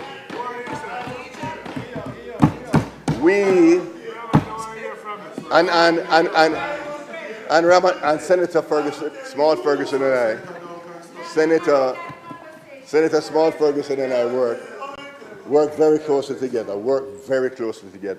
right now. But he was around because he was around at the time. And I, myself and another CEO of another financial sector company sat down with Dr. Peter Phillips, and I said to Dr. Phillips, we are not signing that debt exchange agreement unless we get an oversight body. That is how EPOC came about. Okay? And I worked closely with Dr. Peter Phillips. We agreed on who would sit on this, who would sit on this body. Dr. Peter Phillips, we agreed on the unions, we agreed on agriculture, we agreed on small business, we agreed on the financial sector, we agreed on, did I say agriculture? And small business, the unions.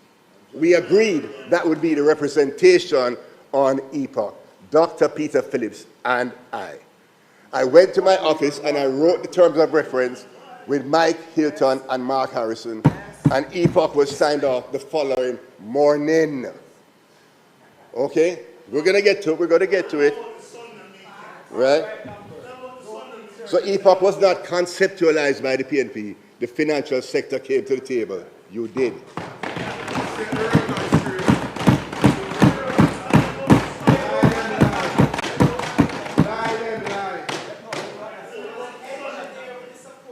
With the caveat, let me tell you why EPOC worked, and many people know why EPOC worked, but I will quote somebody. I'm going to quote Jeanette Calder, Executive Director at the Jamaica Accountability Meter Portal. Hi, Jeanette. Okay. There is no more powerful tool for oversight than social consensus. And EPOC carried us through the economic reform program. It played a role in keeping the opposition then on side, keeping us informed, working with the Minister of Finance, end of quote. EPOC was created in 2013 to provide independent oversight of the program, IMF Extended Fund Facility, but it continued outside of IMF programs, because in 2019 we seized the IMF program. In 2020, after COVID, 2021 or so, we went back to the IMF then. So it oversaw Jamaica's economic reform program with or without an IMF agreement, right? And EPOC was wound down as the central bank got independence, and the Independent Fiscal Commission was established. Then the institutional framework was in place, right?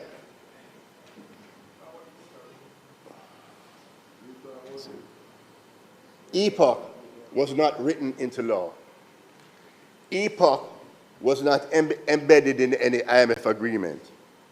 A simple MOU with the Minister of Finance. It had no enforcement powers. It could not compel the government to do anything. It only could report and publish, hold press conferences, and lay its findings before the public, who for good reason believed EPOC to be independent, credible, and not influenced by the political class. Mr. President, it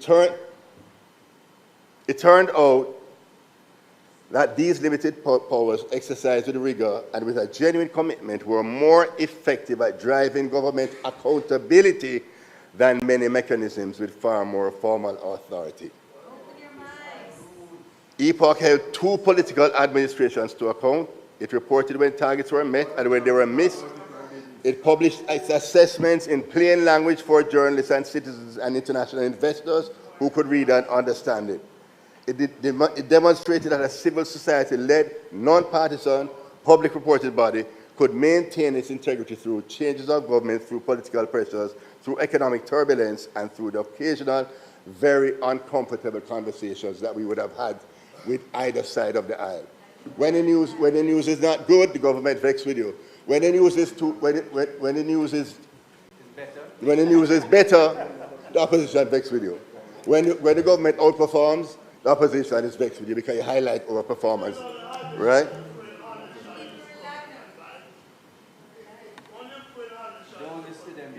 Jamrock replicates the model in the reconstruction context.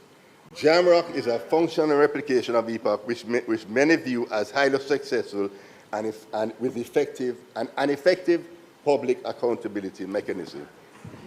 As the IMF and the World Bank relied heavily on IDB, relied heavily on those reports from EPOC and those consultations with EPOC, so will the IMF and World Bank, IDB, and the other agencies who are funding the $6.7 billion of recovery rely on Jamrock for the independent oversight that it will provide.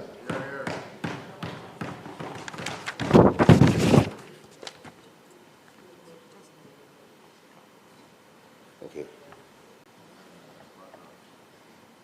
Jamrock will be chaired by Professor Peter Blair Hedry of Stanford University, a Jamaican economist of international standing, with the independence, the credibility, and the platform to report without fear or favor.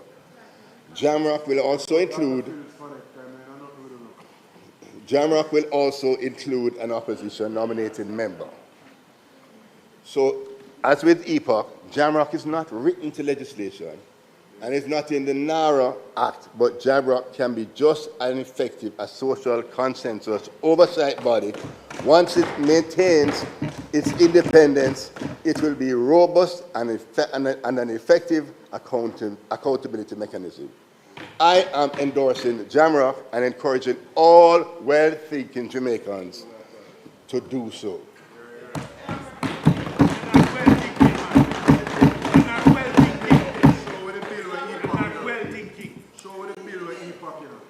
Transparency is not a concern. Transparency is not a concern. There's more than sufficient reporting into the minister, into the cabinet, into Parliament, and more importantly, to the public through Jamrock. And of course, the Prime Minister and cabinet and all of those responsible, but Jamrock, as an independent body, will be reporting to the Jamaican public.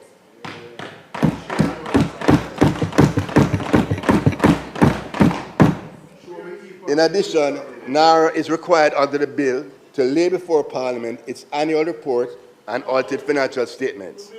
NARA will have at all times an electronic list of all reconstruction and resilience projects publicly.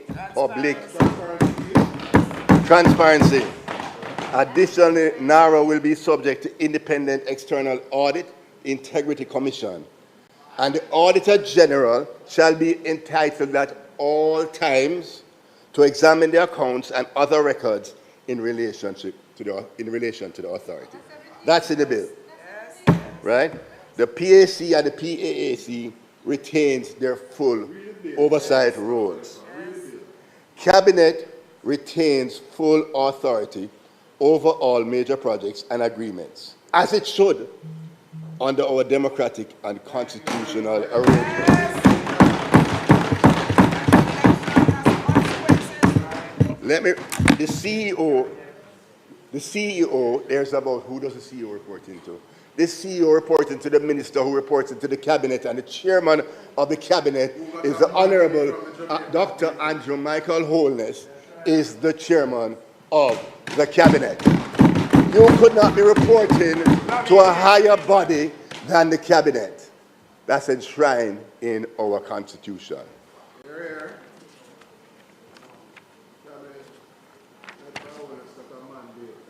So let's go to the opportunity that we have as a country.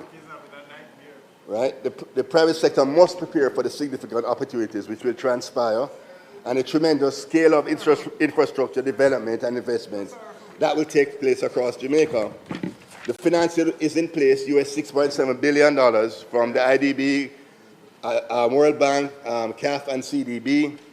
That multilateral anchor does not simply represent money, it represents risk mitigation. When the World Bank co-finances a project, and the IDB is in the capital structure alongside a private investor, the risk profile of that investment materially improves. On that note, I want to make a particular point about domestic long-term capital, because it's perhaps the most important and least discussed dimension of the financing strategy. And Ramon, we work together on this. Jamaica's pension funds or insurance companies, these institutions manage billions of dollars in assets and have historically been constrained in their ability to deploy capital into long-term Jamaica infrastructure projects because the pipeline of bankable projects has been thin and the legal framework to do so has been uncertain. Fast Jamaica will change that.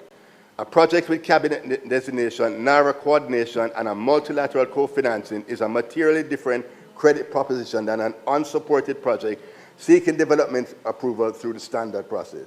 It is more bankable, it is predictable, it has more attractive long-term institutional. It will attract more long-term institutional capital.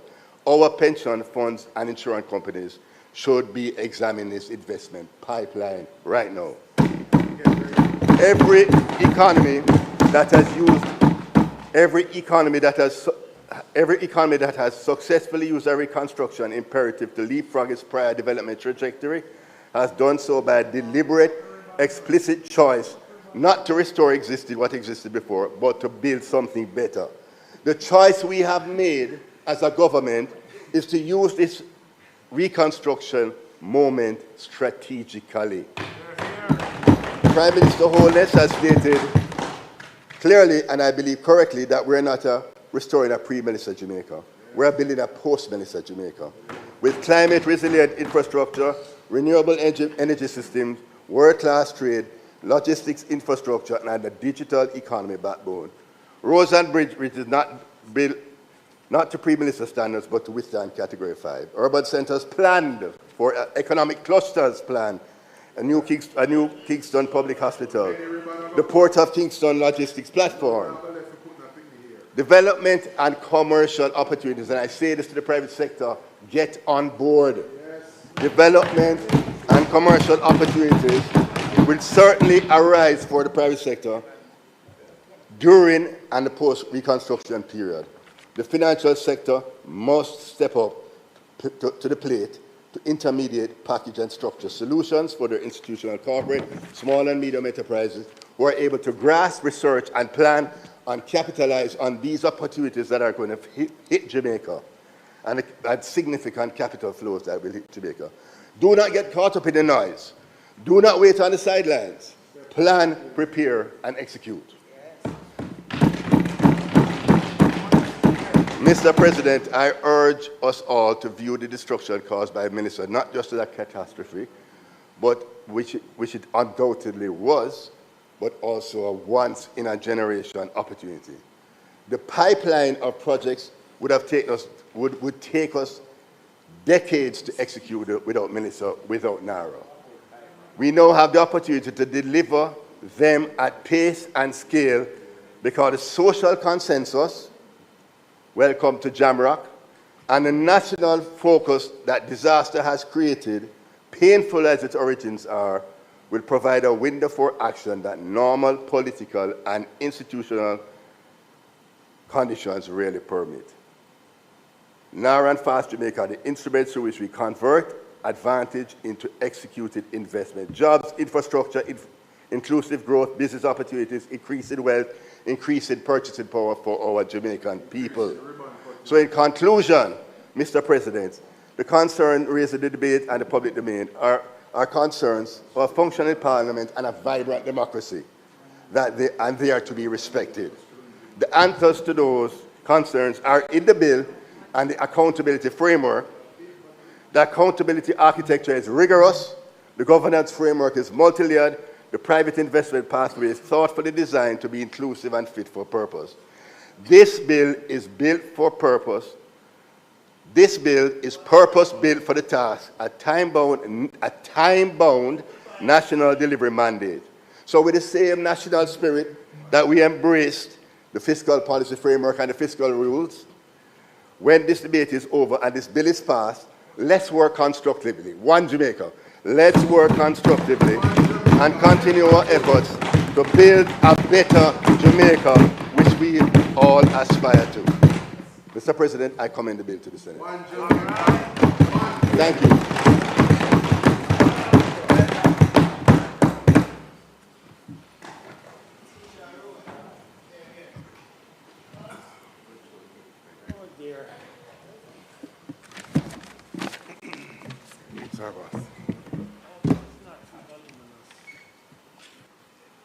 Thank you, Senator Duncan.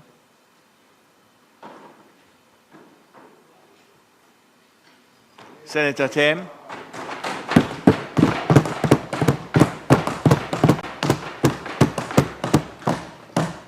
Thank you, Mr. President. Mr. President, according to the government, NARA will bear responsibility for two distinct yet mutually reinforcing sets of projects, incorporating both public and private investment, approved reconstruction and resilience projects, including major infrastructural development at Vernon Field and the expansion of the Port of Kingston, and designated private sector-led NARA coordinated and expedited strategic investment projects. Based on the content of the bill, we are not sure that these have anything to do with Hurricane Melissa. We are told NARA isn't just about hurricane damage, but how will it impact the damage? Mr. President, the people want to know. The bill says nothing of the state of communities affected by Melissa.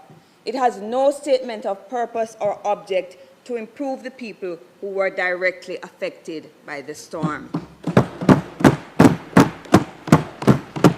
Mr. President, billions, nay, trillions in Jamaican dollars are expected to flow down the Black River, flooding the Pedro Plains and making the hills of St. Andrew joyful together.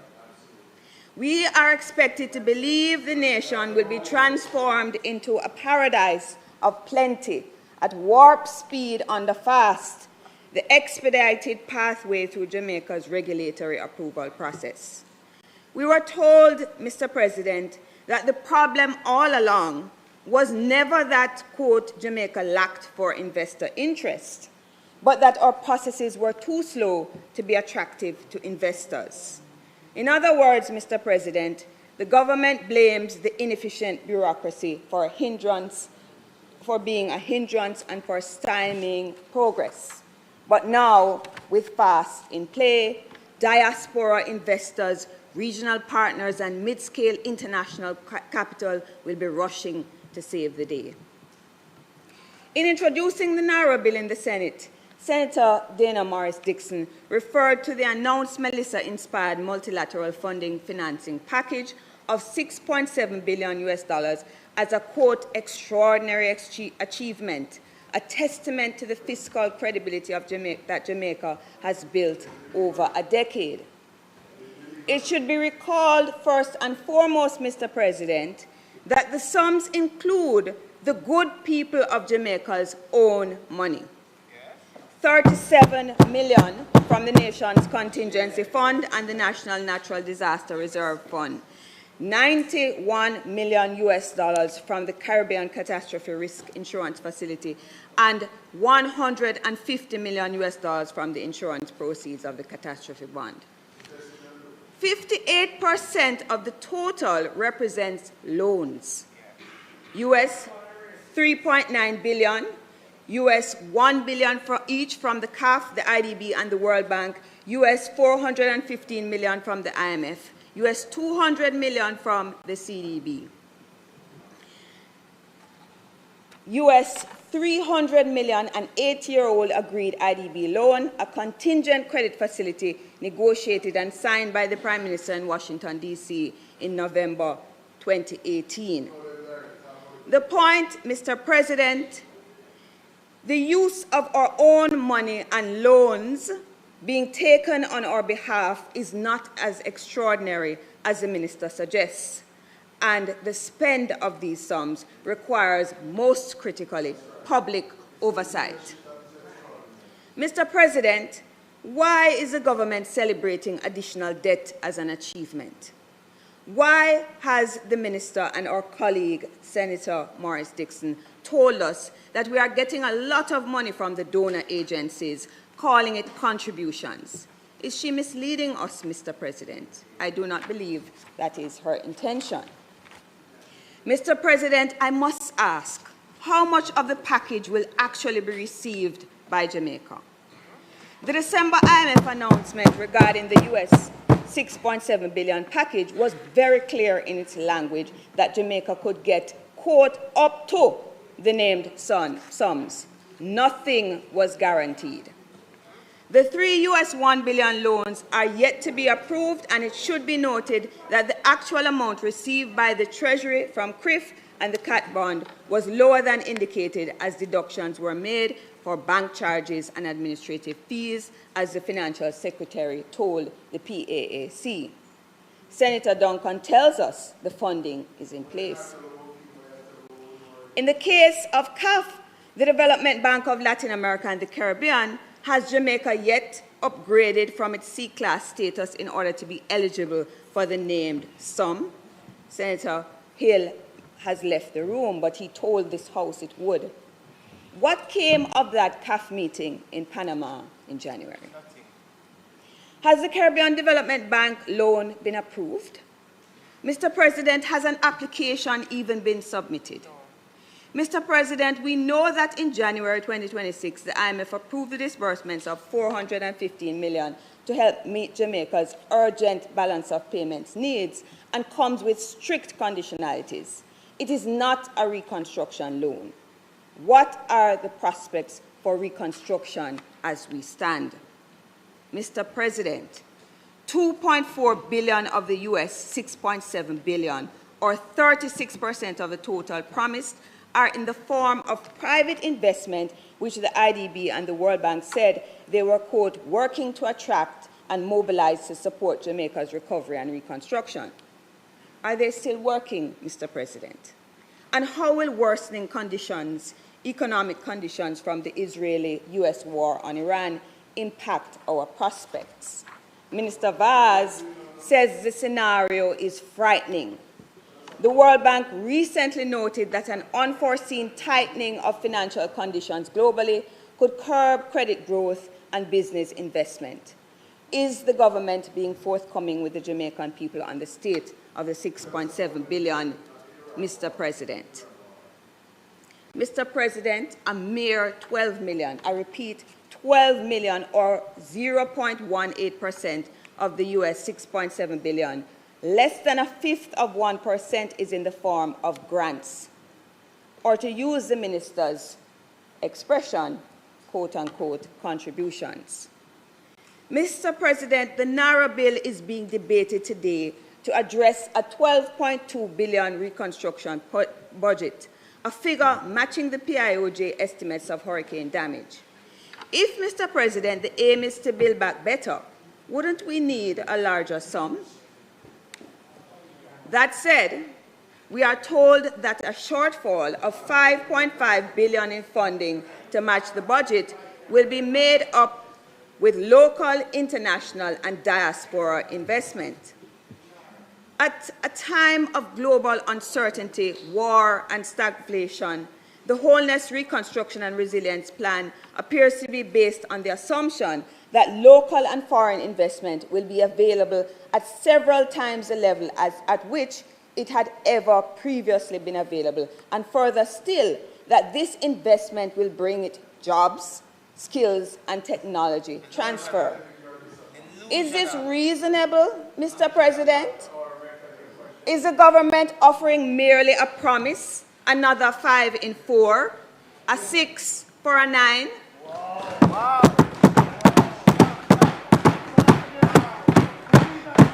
5 in 4, 6 to 9. Come again, Maz. Repeat it again. We will know in 10 years whether this is another 5 in 4.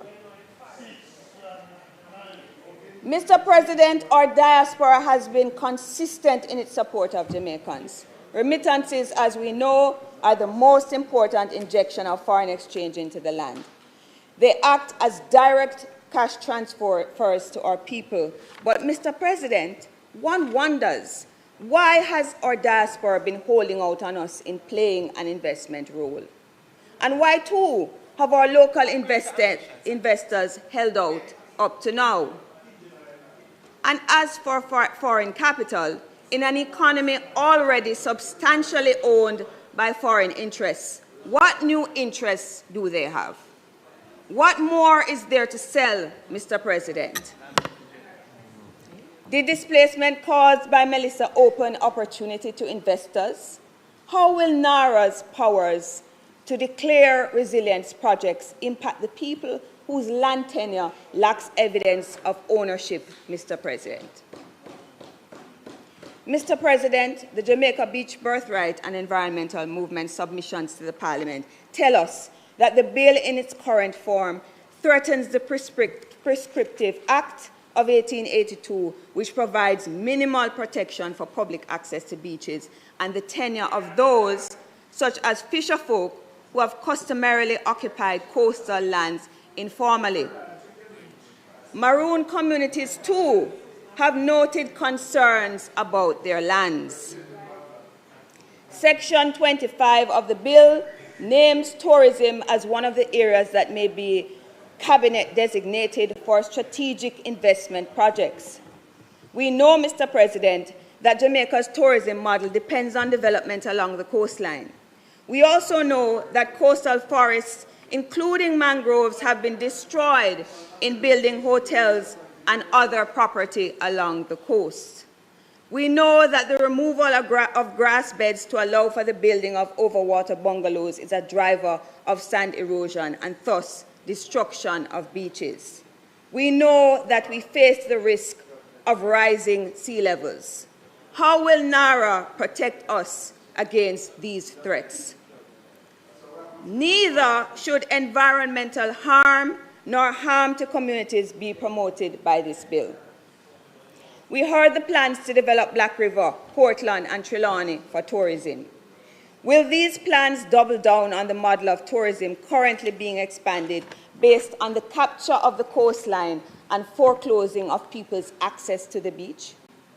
Mr. President, I intend to propose amendments to ensure environmental and community protections under sections 19 and 25.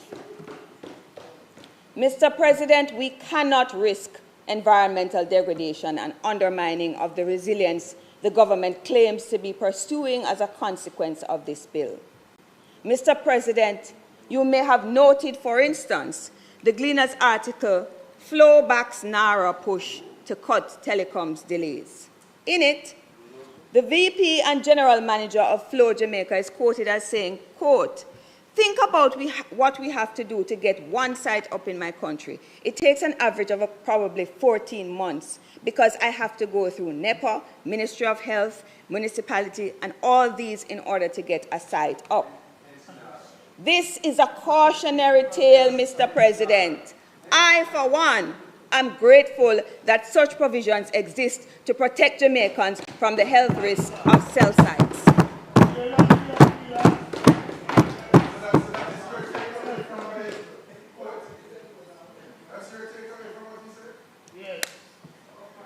Government claims they consult, but it isn't clear that they are hearing the people on this bill.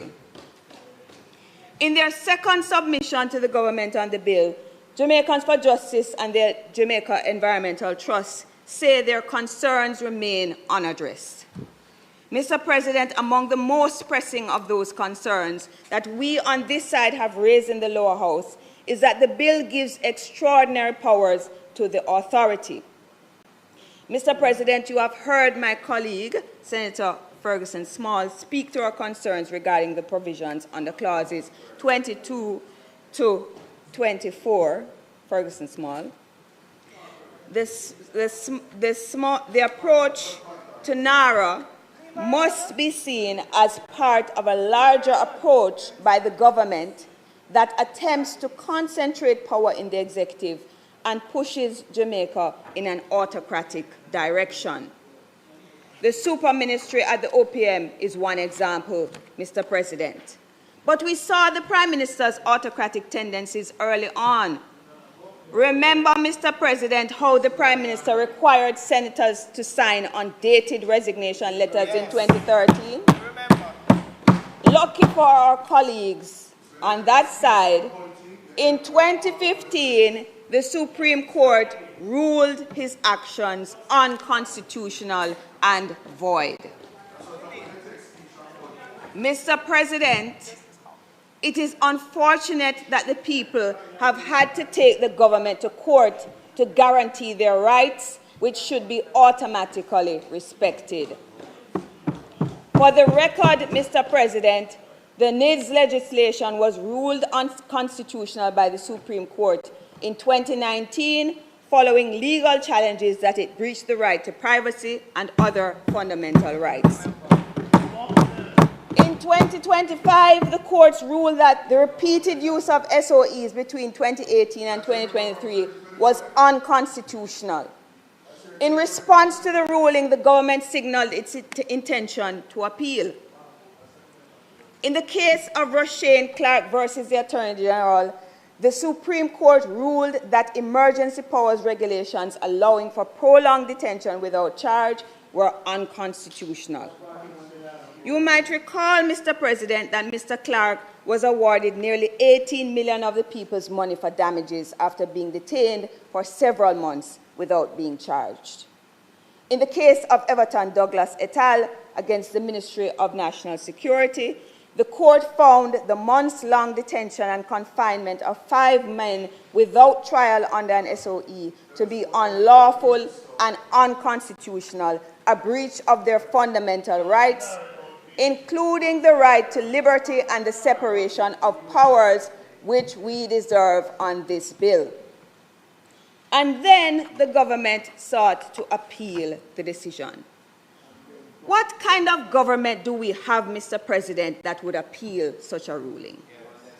It's the same kind of government, Mr. President, whose leader is always threatening the people with war and violence, with threats that you will meet your judge or your maker. We are witnessing in real time this authoritarian approach to power in the rise in police killings beginning last year. We see the same process of disregard for the people's rights unfolding in relation to the court's ruling in the Dry Harbor Bengal case. What type of government would appeal a ruling that defends the people's rights to a healthy environment? Tyrannical government. Mr. President, the joint submission of JET and JFJ has indicated that there are gaps in human rights protections, governance, accountability, and the rule of law in the NARA bill. They warned, for instance, that the absence of a purpose clause from the bill may not stand up to a legal precedent. I have just outlined some of the government's experiences with the courts. Do we want a repeat?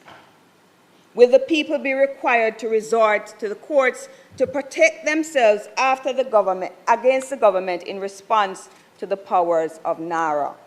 It is our job in this Senate to prevent them from having to go that route, Mr. President. We must amend the bill accordingly.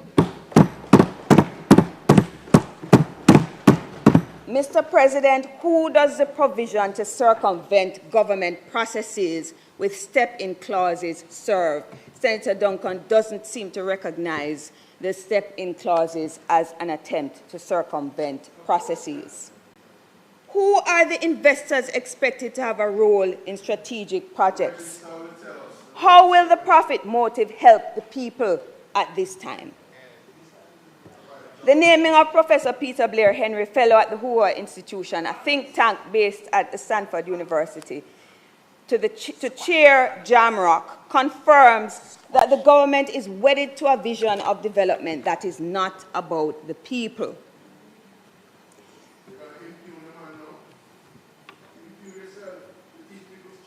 We should be minded that celebrating the success of the JLP and neoliberalism does not make a scholar great. The Hoover Institution is known as among the most right-wing of think tanks in the United States. The Washington Post described it as a refuge to Republican, Reagan, and Bush administration figures. Surely, Mr. President, we should know that the Clarence Thomases of the world do not support people like the majority who live here in this country, especially at this historical juncture. Mr. President, I have some questions to add to Senator Morris Dixon's 10 posed when she introduced the bill. Why, we might ask, is the government persisting in ignoring the calls for a more accountable framework related to audits? Why the need for secrecy without whistleblower protection? Why not transparency? Why the CEO indemnities? Why the PIMS exemptions? Why not demand that the groups most at risk to climate disaster be included in consultations? Why doesn't the bill insist on environmental impact assessments and strategic environmental assessments and other scientific and technical assessments? Why should we trust this authority with the powers it is being given? The government seems to think that the 19.9% of the vote they received in September last year gives them the right to give themselves more and more power. The NARA bill reflects this conviction. Last week and today, Senator Morgan, while they were celebrating themselves, asked whether I teach my students about mandates. Let me say, Mr. President, what everyone knows. 19.9% of the vote is barely a mandate. And, Mr. President, it is certainly not a signal to circumvent democratic rules. Low voter turnout and popular disengagement are threats to democracy. We on this side are speaking to the people of this country, and we are telling them, as Garvey did, to awaken from their slumber and complacency and demand space. We can lose our country if we do not. The people might be disengaged today, Mr. President, but they will not remain asleep forever. We must heed our history. They came alive in 1835 and 1865. They came alive in 1938, and that moment led to our independence. If we value our democracy, Mr. President, we should see mandates as cementing legitimacy through consensus building. That's what social consensus means. You have to seek it. Consultation and centering communities and their needs. This moment and this bill demands those frames. If it pleases you, Mr. President.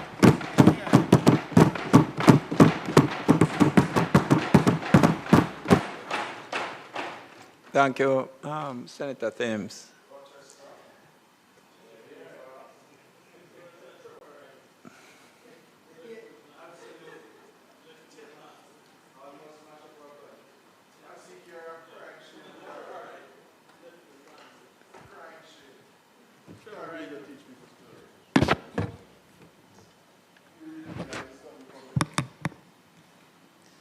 Senator Minister Harbin Hill.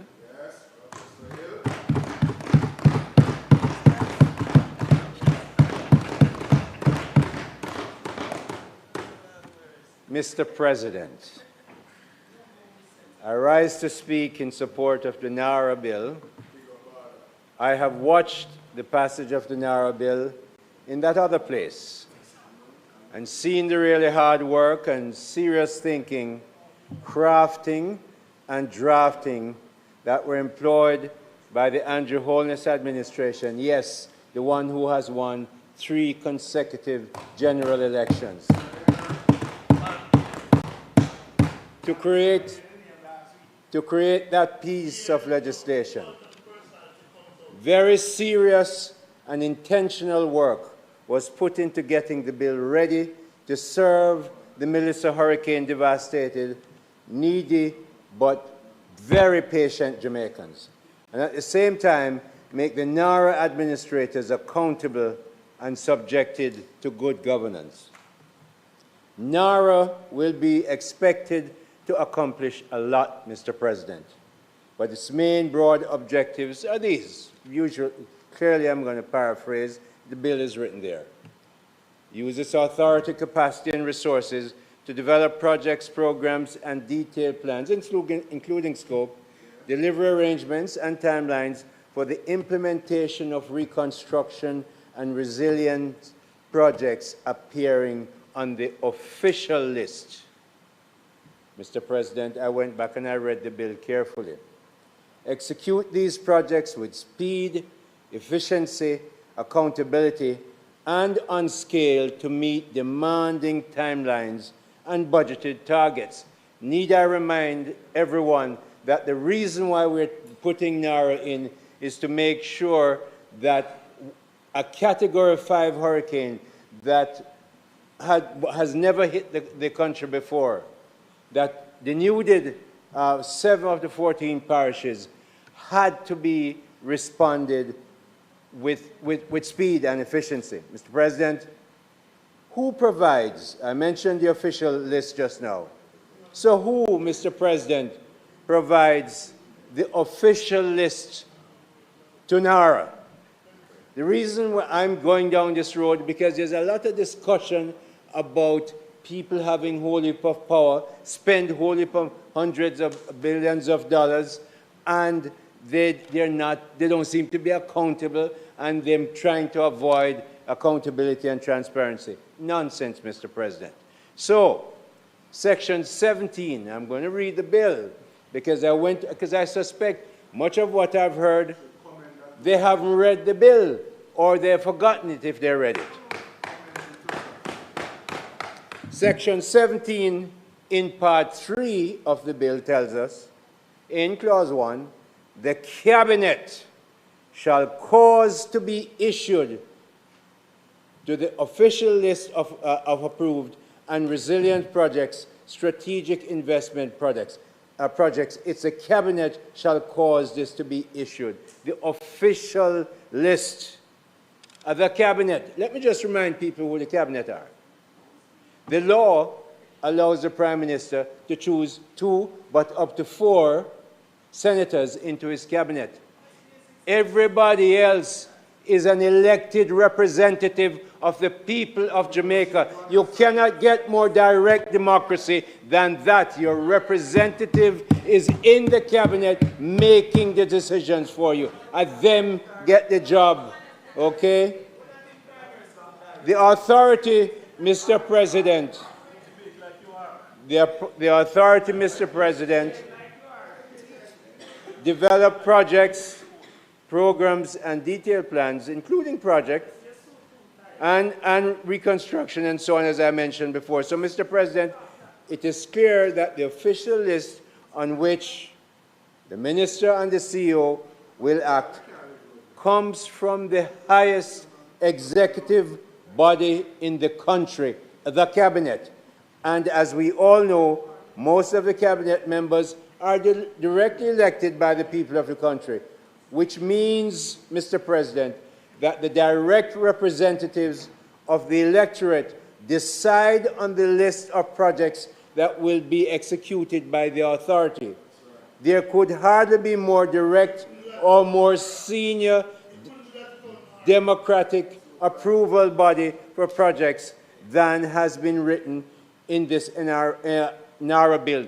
Why am I saying that? Because it's being said that NARA has no kind of accountability. Nonsense. Read the bill. Go and read Clause 17, for instance, and I'm going to refer to you to 9, 10, and 11 soon, because it seems those sections have not been read. Mr. President, that approving body and authority is the Cabinet itself, subject to subsection 3, implement those projects, programs, and plans for approved reconstruction and resilience projects, this is section 3, subsection 3, shall not be implemented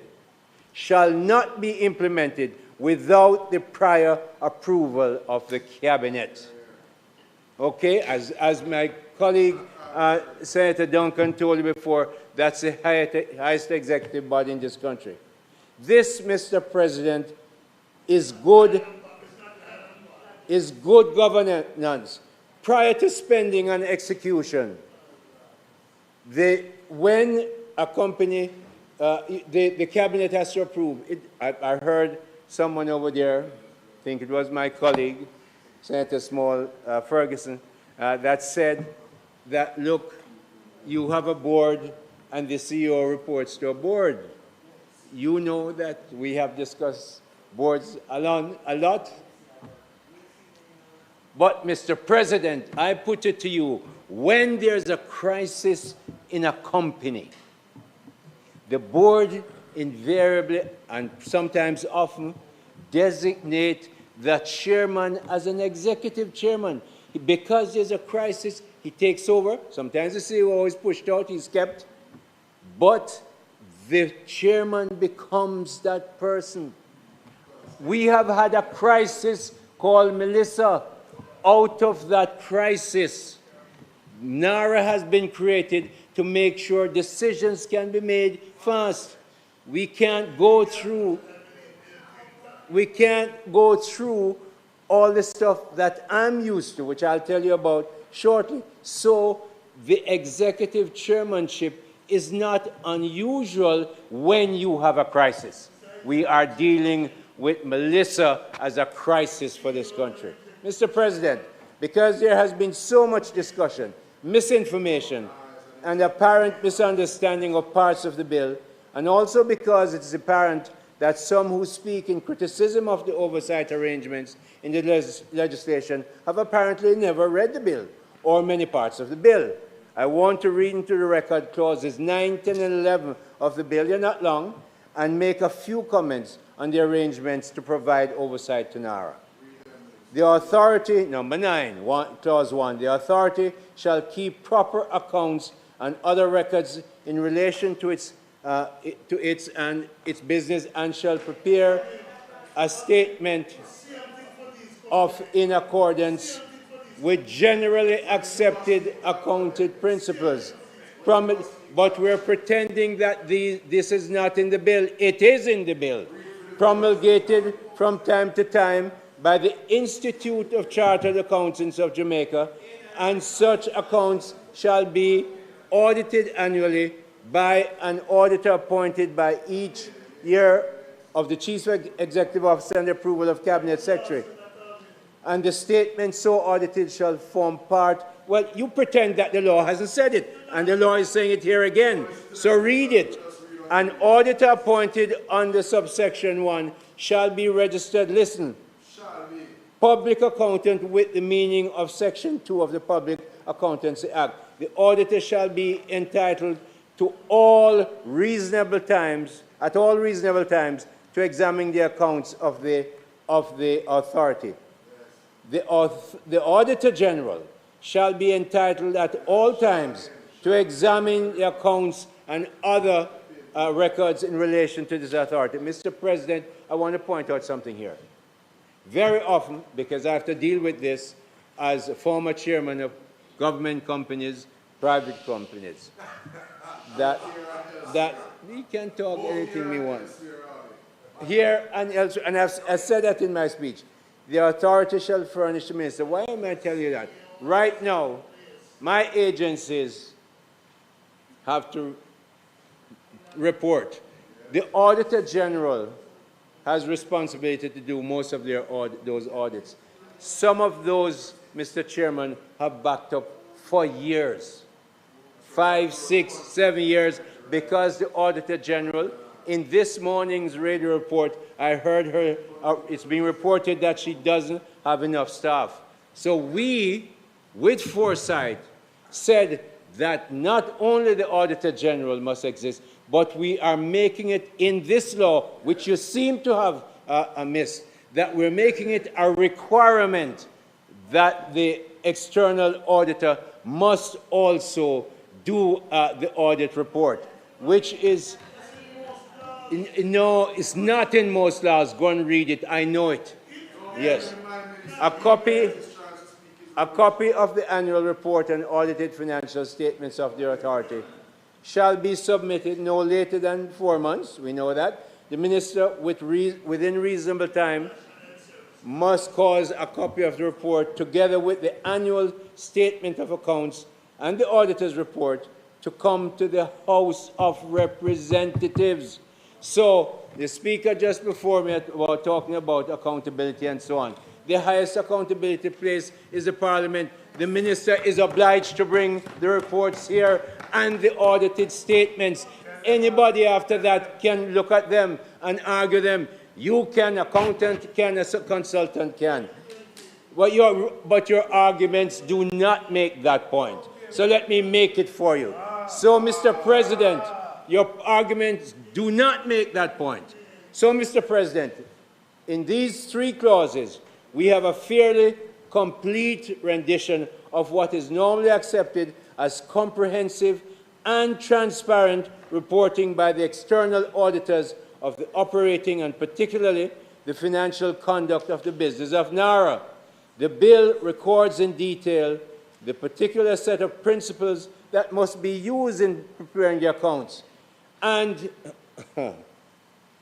Senator Thame might really like this. It says the principles that must be followed are the generally accepted accounting principles, GAAP. Not even IFRS. GAAP is the set of principles. The GAAP is the set of principles followed by most United States auditors and companies. So when much of that 6.5 million that you talk about come from U.S. funded places, GAAP is the one insisted in here and by the accountants. I have served on a number of on many audit committees for public and big private companies. And this is what the regulators very, very often need.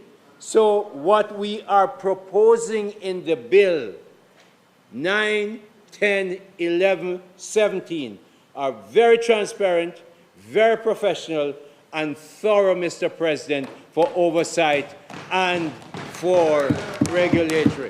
That is the truth.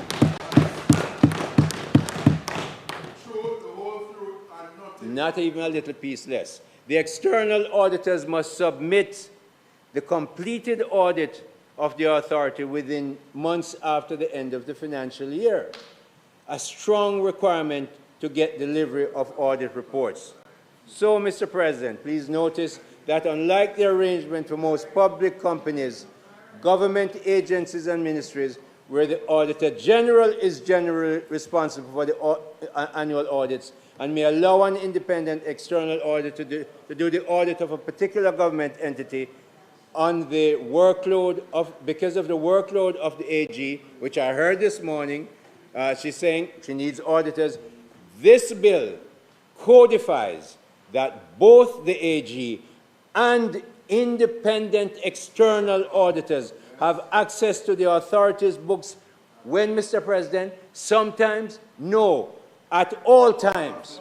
No complaint about access and transparency and accountability here, Mr. President. Those complaints don't stand. So, Mr. President, I just listened again to the speaker from the other side who spoke just before me. And what I'm going to say, it would sound as if while she was writing, I wrote this part of the speech. But clearly I didn't. I have reflected on the behavior. No. You know better than that. I have reflected on the behavior of the members of the opposition as they sought, apparently, Mr. President, not to get help quickly to those Jamaicans who need restoration of property. I have been, everything I've listened, you want to do this. You have time to respond. Nor and livelihoods after Hurricane Melissa, nor to help our beloved country, Jamaica, use NARA to quickly and accountably build a more resilient future for our country. But rather, Mr. President, I watch them try to do everything to distort, delay, and even destroy the NARA legislation if they could have done so. JLP, I remember, Mr. President, when we were doing the IMF program. I was then the chairman of, now Prime Minister, long time ago, leader of the opposition. long time. And I remember every time Dr. Bert Stern and subsequently Dr. Umar Ramakrishna from the IMF came, they sat us over that office over near the, you know where it is, where the leader of the, I forgot, of the opposition is. Every time, I don't even remember. Every time they came, Mr. President, they asked us almost the first question, pointedly, will you keep the terms and conditions of the agreement that is being, and ad nauseum, and with great patience, because the Prime Minister is one of the most patient men I've ever met. Patient. Tell them over and over, yes. But, Mr. President, we did not only keep it. When we came to power, we busted it up and excelled it. But this is what happened. We made sure, and I remember, and I'm telling you this, Andrew Holness, through that time said, this is a national project. This has to be done. We will not oppose it. We never opposed one of those bills. So, Mr. President, we know what it means to join in unity, to build a country. The PNP have lost, it seems, they have lost their course.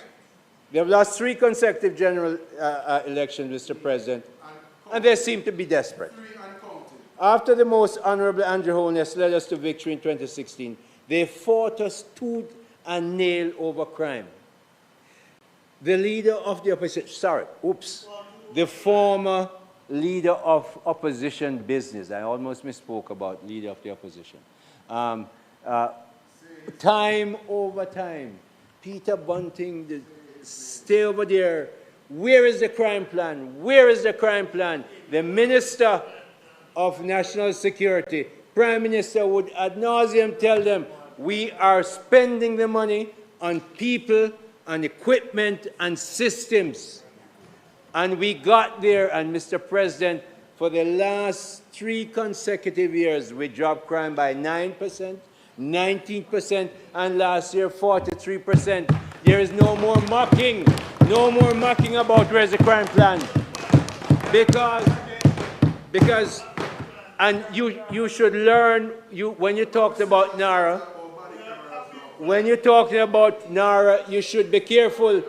You should remember how we have handled crime, how we have handled COVID-19, how we have handled burial, and all the time never borrow any money. We know how to manage things and leadership. So, NARA, Mr. President, we've never done a NARA before. So we are going through this, and we have to get speed.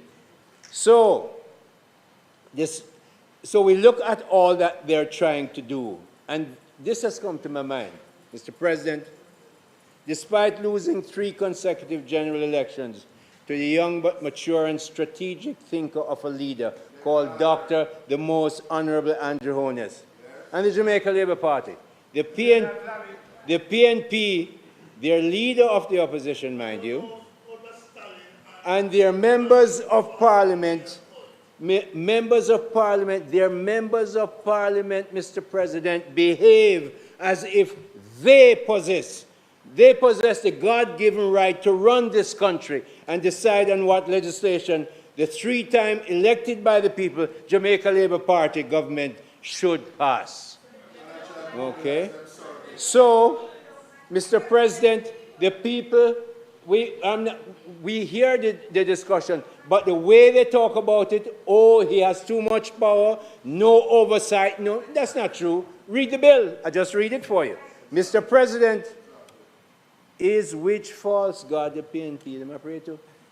And which false God I tell them I listen to? PNP is like the unwise, terribly weak and misled husband of the evil and wicked Queen Jezebel, the hapless, and you see where you're sitting?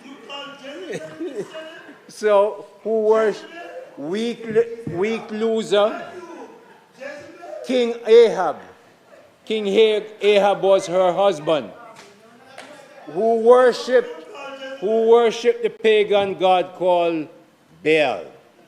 Clearly, Mr. President, weak King Ahab of the PNP and his hapless MPs and followers have lost their way.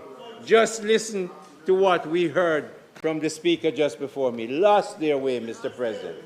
So, Mr. President, I have observed that when PNP politicians cannot achieve power at the ballot box, they engage in what is called lawfare. Not all of them. There are others who are good PNP people. But some of them engage in lawfare. In some other jurisdictions, that's what they call it.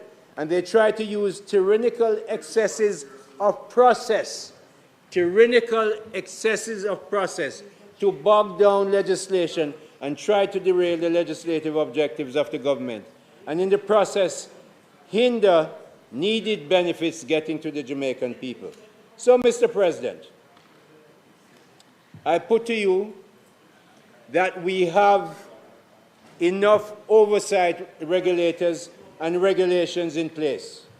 They include, but are not limited to, the Cabinet, the Parliament, the various oversight committees of Parliament, and the Independent Auditor, the Integrity Commission, and on the long accountability and compliance bodies.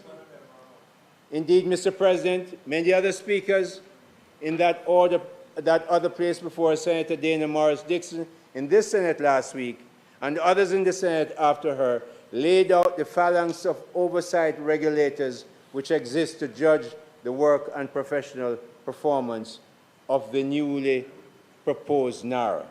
So, they try to use legislative complexity. When that's not used, they shifted the nuance to the Joint Select Committee. And the Joint Select Committee, Mr. President, I know the immense value of the JSC.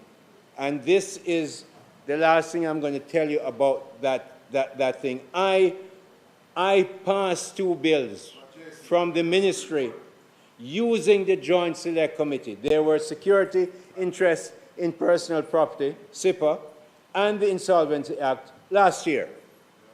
But, Mr. President, the JSC, the Joint Select Committee, was not created with speed and urgency in mind.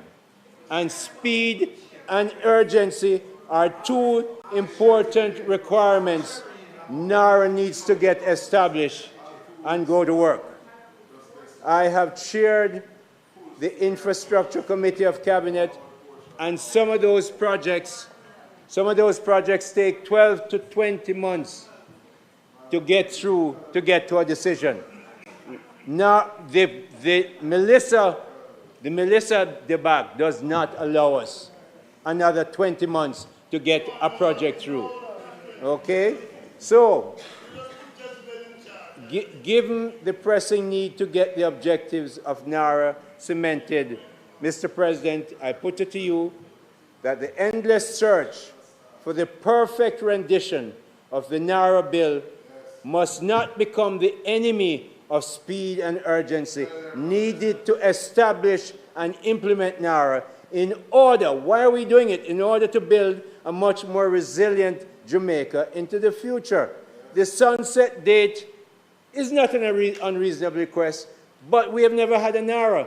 We said that we will have a sunset date. Prime Minister comes to Parliament every week. He is the minister.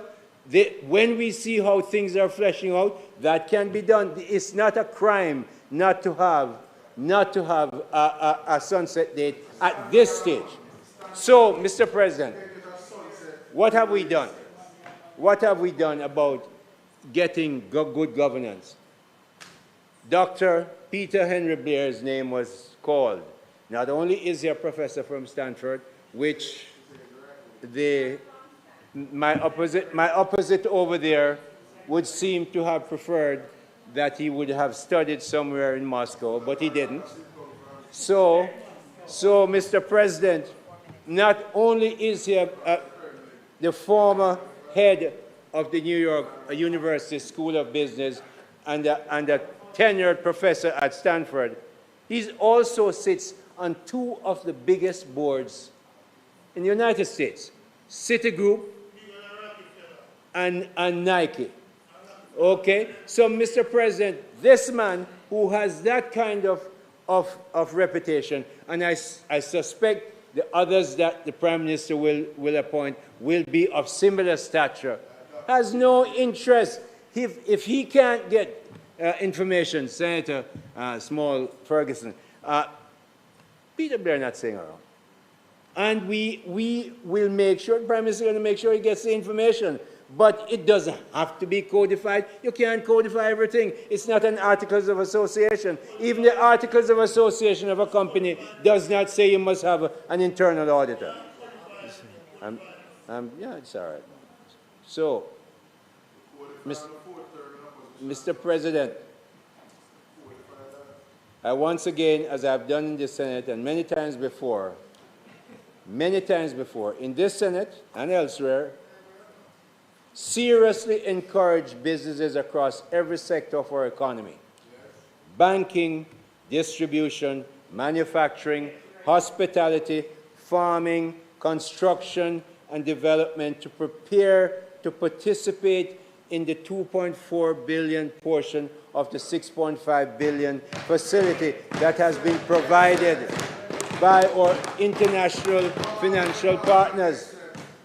The World Bank, the IMF, the IDB, the Latin American and Caribbean Development Bank, and CBD, we never have to go to them. They say, we look at your records, we see what Melissa's done. Here is a package of financing for you. We must use it right, and as my colleague, Senator Duncan just said, the government has moved the amount down from 150 million to 15 million for Jamaicans to come in and take it up. So please, Jamaican businesses and entrepreneurs and business leaders, please take it up. Get ready. Make sure you get linked into Fast Jamaica program as outlined in this bill, and it starts at a mere $15 million US. Mr. President, I really strongly support this bill, if it pleases you, sir.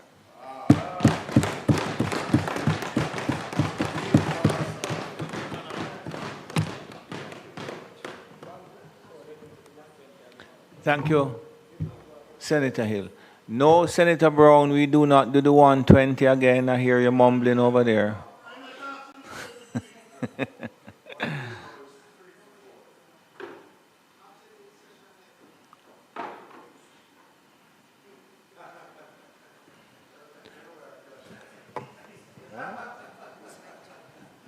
Yeah. Senator Professor Floyd Morris.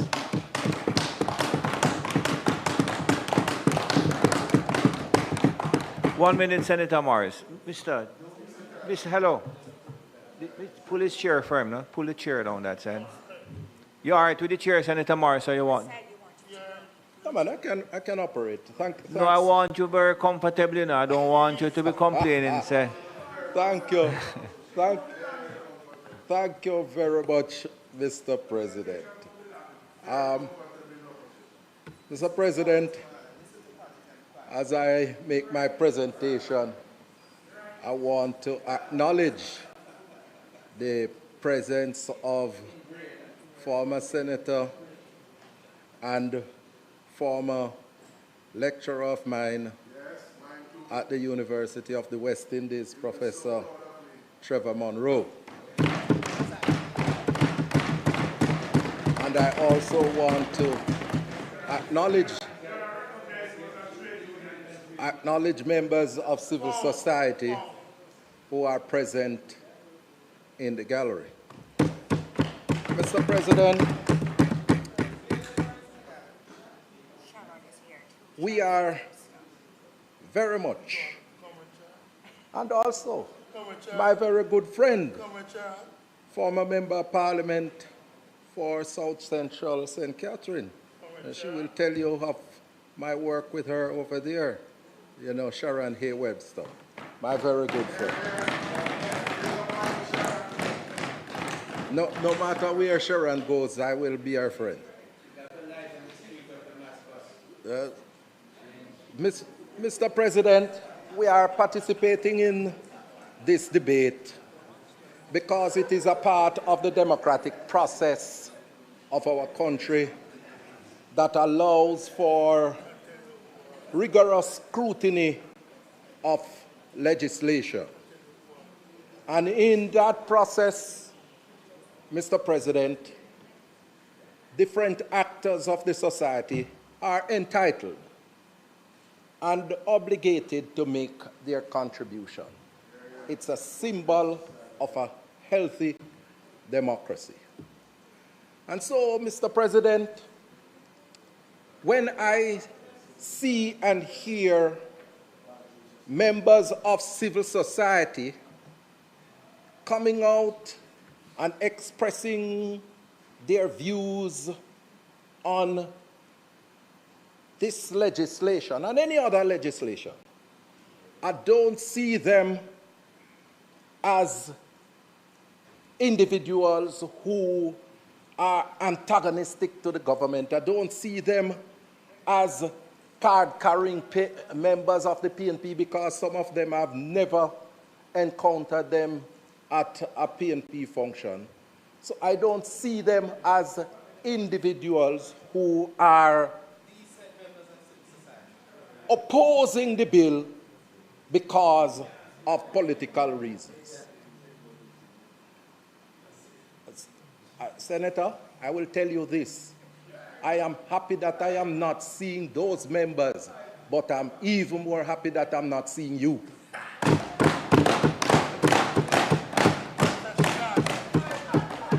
Mr. President, these members of civil society are just simply individuals who want to see better for their country. And the criticisms of the legislation must not be construed as such. Because some time ago, I heard an individual in the media saying that nothing is wrong with the bill. Nothing is wrong with the bill. But yet still, the very week when the bill was debated in the House of Representatives, I think there were over 20 amendments to the bill. So if it is that there was nothing wrong with the bill, how comes the House of Representatives accommodated amendments? And so I make that point, Mr. President, to say that we want to make the bill better because we want a better Jamaica. We want a better Jamaica. And so, Mr. President, because we want a better Jamaica, I decided that I'm going to look at the bill for myself. Look at the bill for myself. And,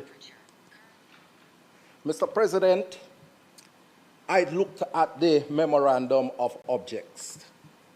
And there are 4 specific objects that have been identified, and I am structuring my presentation, Mr. President, around those.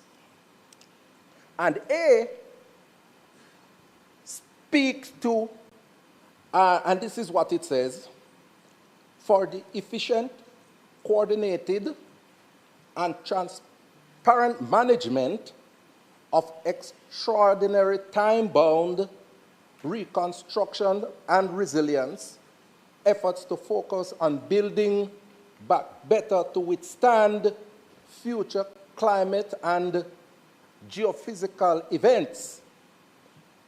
That is what Memorandum of Objects A speak to.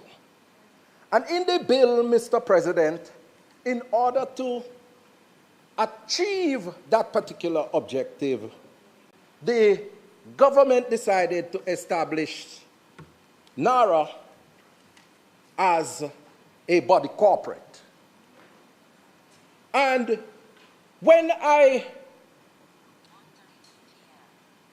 read that, I decided that I was going to check the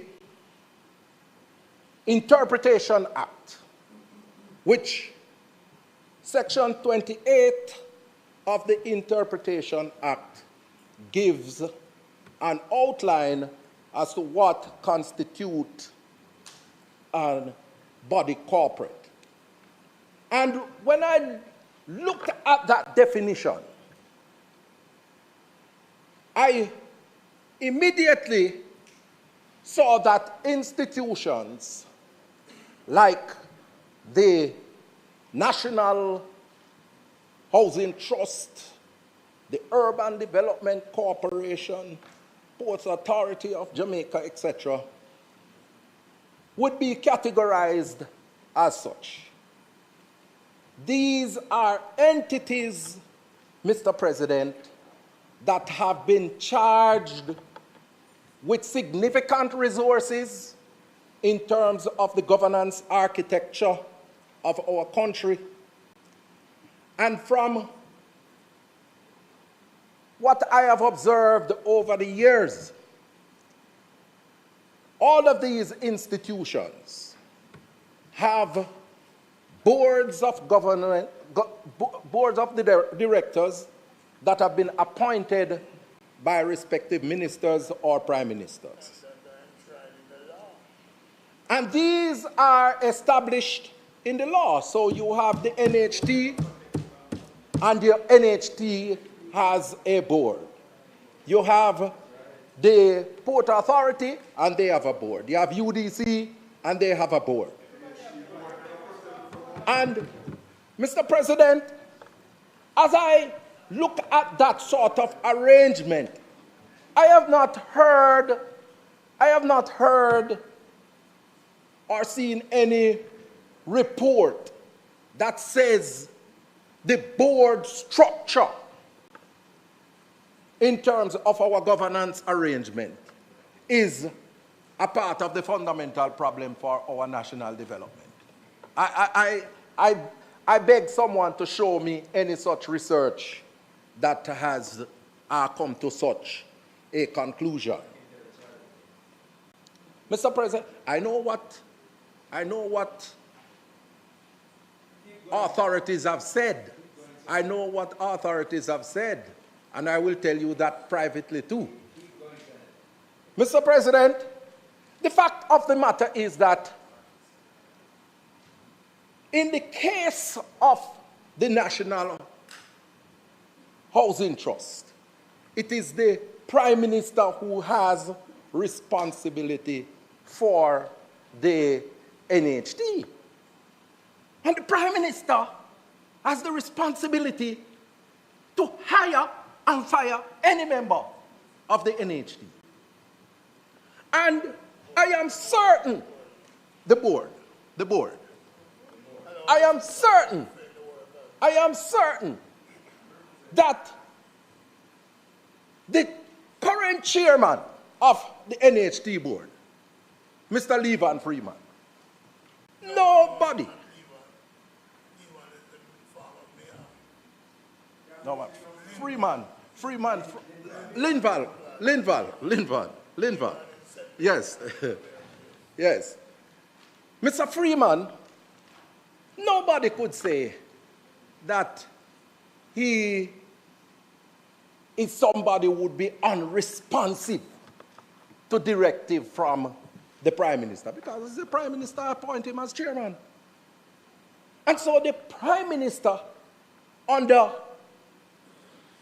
his administration, has the power to appoint a board and also to determine who are the members therein. And he directs the policy arrangement for these boards. So, Mr. President, I can't understand why is it that there is this resistance, this fundamental departure from an established arrangement, which I don't see anywhere, that having a board to govern an institution is problematic.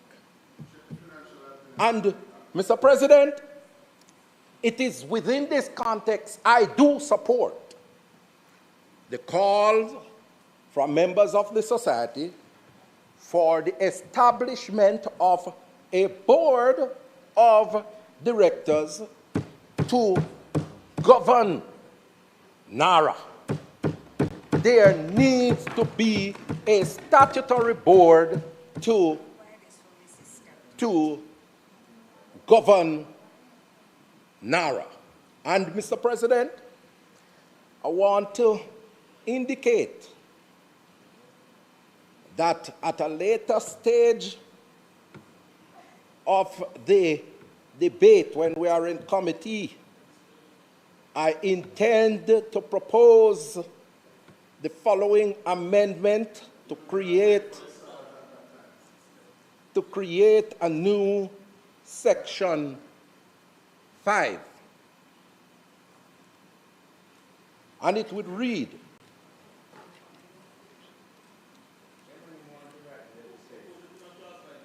there is established a board of directors which shall, subject to the provisions of this act,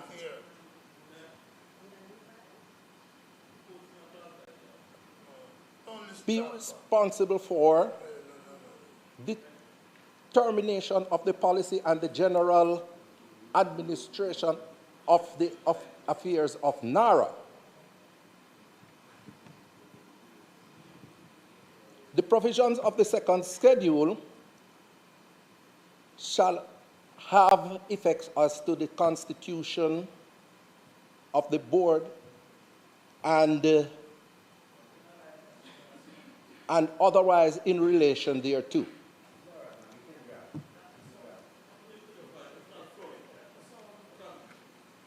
Allow the Senator. Senator Morris. Yes, Mr. President. I appreciate that, what you're doing. Finish reading it for me. Yes. But if you could commit it to me in writing, likewise, Senator Yes, Tim, I will send Senator it to Tim, you, you Mr. had said President. that you would have some amendment, a And proposed then amendment. and then... If you could write them for me. Yeah, yes, thank you very much. Go ahead, Senator Morris. I'm sorry to interrupt you. And 2, the minister may, after consultation with the chairman, give to the chairman such directions as to a general character of the policy to be followed by NARA and performance of its function as appear to the minister to be necessary in the public interest, and NARA shall give effect thereto. So, Mr. President, the amendment is going to, that I'm proposing for the establishment of the board of directors will allow for the minister, who in this case is the prime minister, to appoint the members of the board. And the prime minister would have that sort of interaction with the chairman of the board in terms of a general policy directives of the institution. I don't see why there should be a resistance and an opposition to such an approach, because that constitutes good governance practice. And as I said, Mr. President, I will send you the amendment. Thank you very much. And if you could perhaps use the luncheon that we're going to break after you to just put it in writing, and the other senators as well. Yes. Thank you. All right. So I move on to B. I move on to B of the objects. To create a more robust, climate-resilient infrastructure, encouraging better land use planning. Mr. President, coming out of the hurricane, because it is the Category 5 Hurricane Melissa that has triggered the establishment of this bill. It is nothing that came out of an election campaign promise. It is what transpired with Hurricane Melissa. And the truth of the matter is, Mr. President, when you look at one of the major problems coming out of the hurricane, the issue, Senator Lambert, has been that of land tenure in Westmoreland, for example.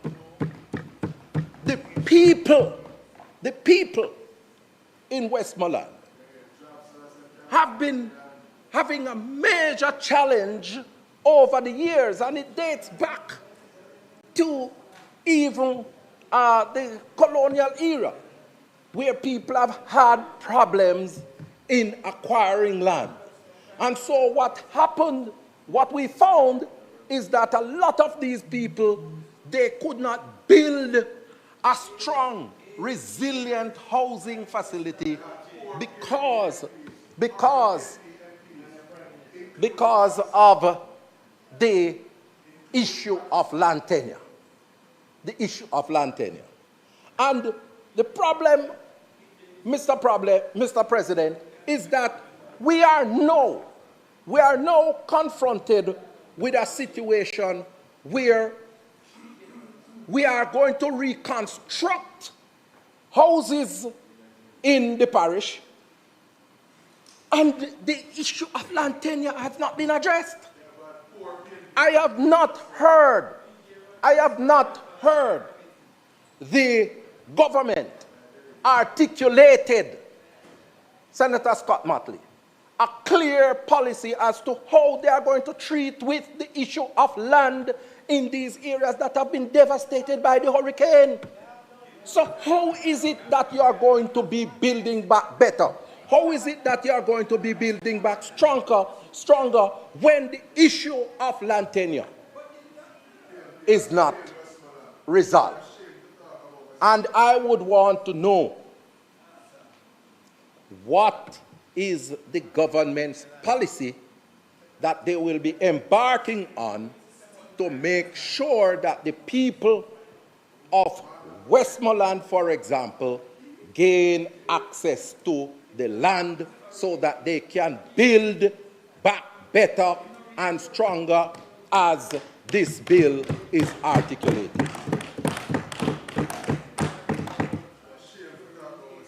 Mr. President, I want to go on to Object C, to expedite private and public-private investment in priority sectors and address the structural economic vulnerabilities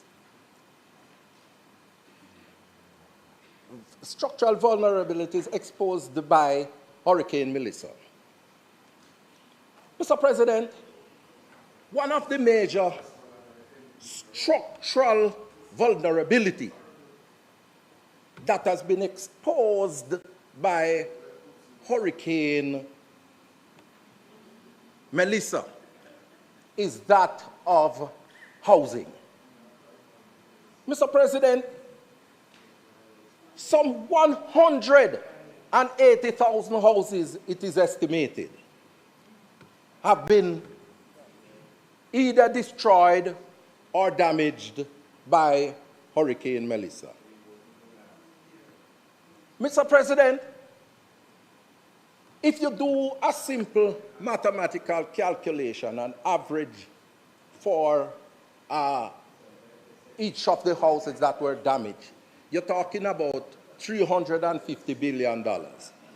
That's a significant portion of the estimate of damages that have been done to the national infrastructure. And so I was expecting, Mr. President, colleagues, that housing would be treated as a priority in any measure to build back stronger and build back a more resilient Jamaica.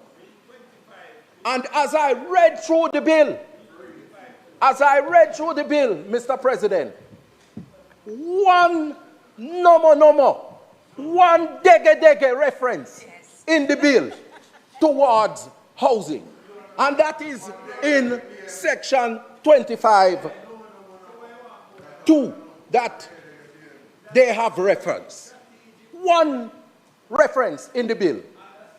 And I am saying, Mr. President, this doesn't match up to the thousands of Jamaicans who have been affected by the hurricane in terms of the destruction of their houses.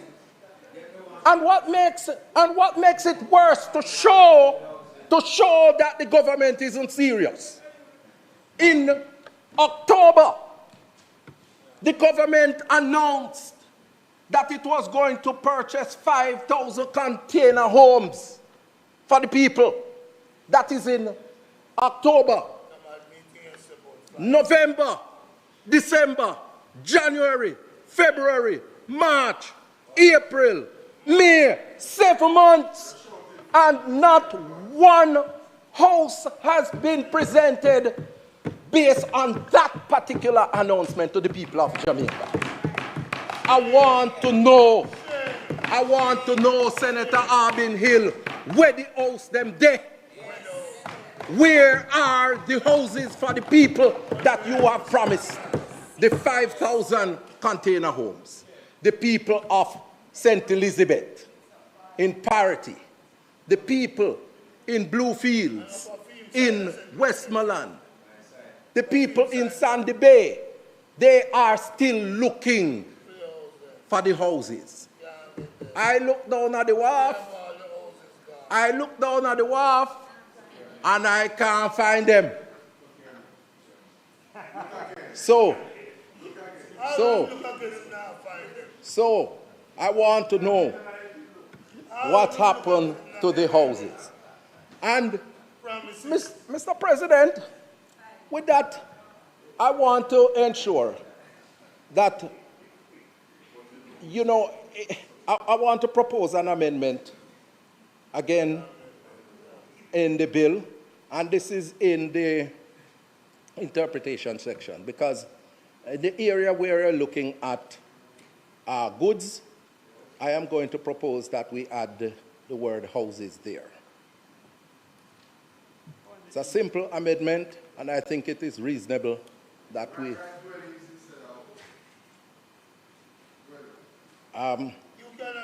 you can amend that, right? But I'm proposing houses. All right? Mr. President, I want to move to D of the objects, which speaks to enable growth and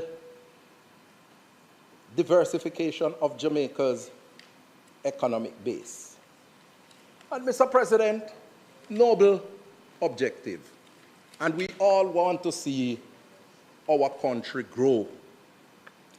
And I want to suggest that in doing so, we must not set up NARA to be the be-all and end-all of Jamaica's economic growth and development. Because the truth is, we have other structural problems that have bedeviled our economy over the years that we need to deal with. I am happy that in the bill, I have seen provisions made for diversification of agricultural production, because one of the things that we need to do, one of the things, I leave that up to you, my friend. My duty is to make sure that I review the legislation here, not to be a clap-on party, a choir for the Prime Minister. Mr. President, I want to say that, in order for us to transform the Jamaican economy, we have to move to value added. Because, Mr. President, Jamaica is rich with a lot of agricultural products that if we should engage in value added, we would see a significant transformation over time. Right now, we have a situation where it is mango season. And if you go around Senator Hill, you would see the amount of mangoes being wasted on the mango trees all over Mona and Hope pastures. If you travel into St. Mary, you see what is happening in terms of the apple season. The apple being wasted, our OTT apple. And we need to make sure that we create a mechanism where we move from just commodity to created value-added products. And that is what we need in order to have sustained periods of economic growth in our country. Mr. President, you know, I know some things about agriculture because, you know, I was involved in agricultural production in St. Mary for a long period of time. And one of the crops that I am amazed that we have not engaged in greater production of is that of cassava. Because cassava is one of the most versatile agricultural crops that you can think of. So, Mr. President, when you look at the cassava crop, yes. So, Mr. President, I believe that we can get greater value added from our agricultural production. And that is something that we need to focus on if we really want to get the economy stimulated and growing on a sustainable basis. But equally, Mr. President, as I looked through the bill, I realized that there is a serious gap and deficit that is there that we need to correct. And I want to suggest, Mr. President, that in the work and the role of NARA, we make sure that in building back better and building back stronger, greater provisions are made for the society to become more accessible for persons with disabilities and senior citizens. Mr. President, in 2018, the Building Act was established. But the Building Act made provision for new buildings to be accessible for persons with disabilities. But the provision for making older buildings more accessible is problematic. Senator Morris, finish your presentation. I'm not telling you to finish it. I'm saying you may finish your presentation. Thank you very much, Mr. President. Yeah, I finish. I have about 3 minutes, Mr. President. Go ahead. I'm not telling you to wrap it up, you know. Don't get me wrong. I'm saying finish your presentation. I understand, Mr. President. I'm paying attention to you. I'm not paying attention to the penny section. Right? Mr. President, the truth is that we need to make sure that not just new buildings alone are accessible, but also older buildings become accessible for persons with disabilities. And if it is that we are talking about giving NARA the capacity to reconstruct buildings and facilities, NARA should be mandated to make these buildings accessible for persons with disabilities and senior citizens. Mr. President, I want to propose that in Section 4, we do an amendment there in Section 4, Minister, to add to the responsibilities or functions of NARA to ensure that in its effort, it makes all buildings that are constructed or reconstructed accessible for persons with disabilities and senior citizens. Mr. President, we have to create a more inclusive society because we are talking about a situation where we want to grow the economy.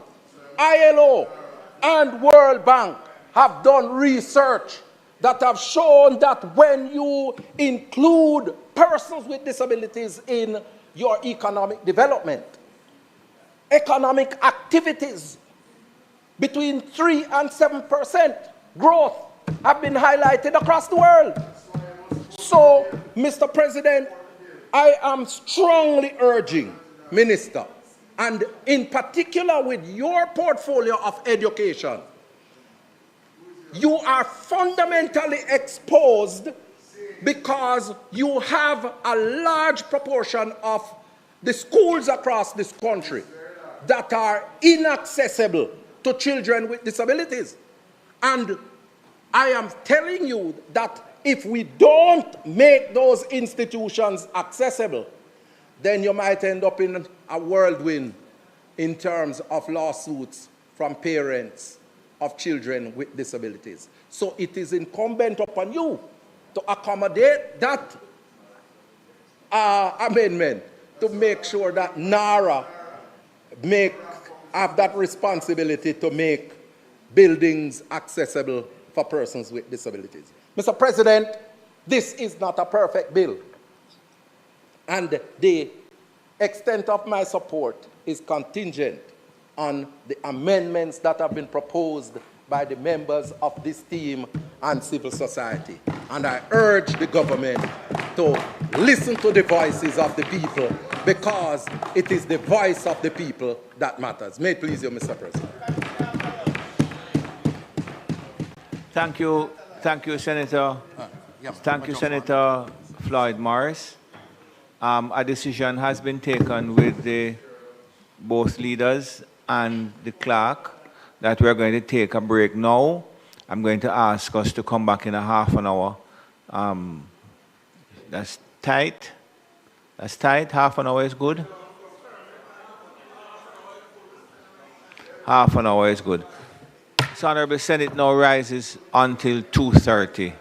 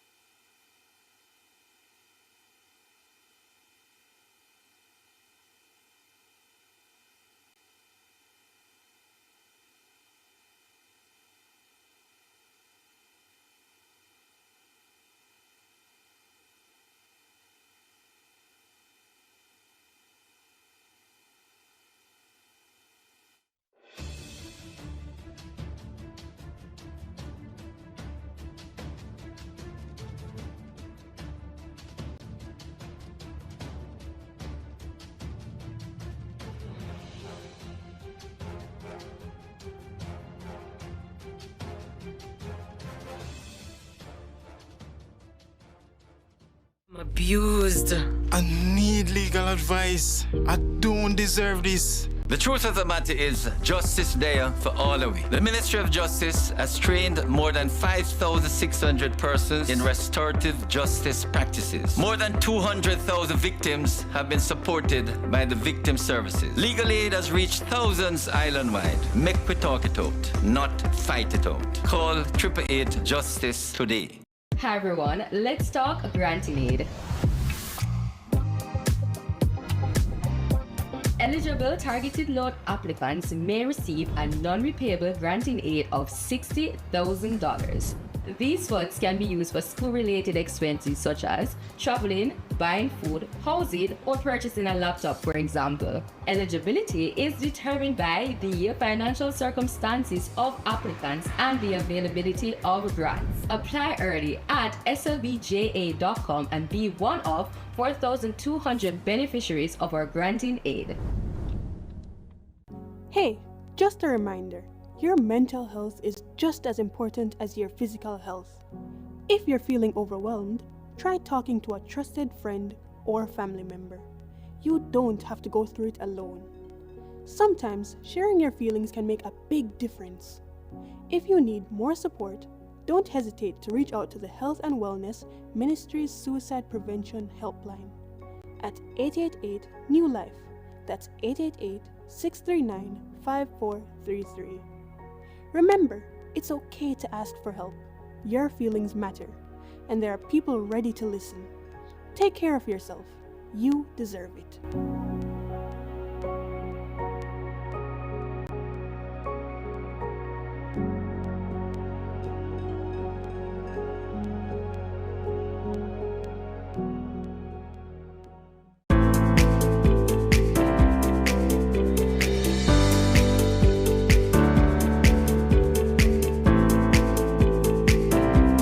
For our credit report tip of the day, ignoring your credit report while building a debt portfolio may not hit you in your 20s, 30s, and 40s, but it becomes undeniable in your 50s.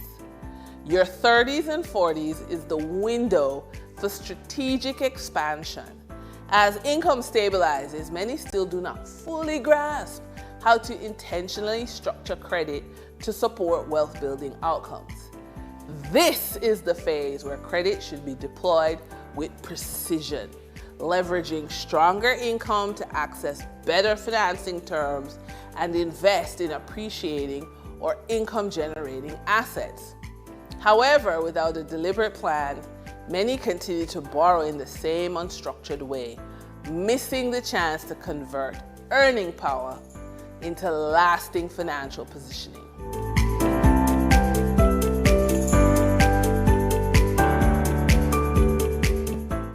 Do your part to prevent mosquito breeding.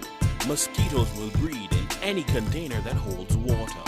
Tightly cover water storage containers such as drums, barrels, buckets, and tanks. If this cannot be done, pour cooking oil on the water surface.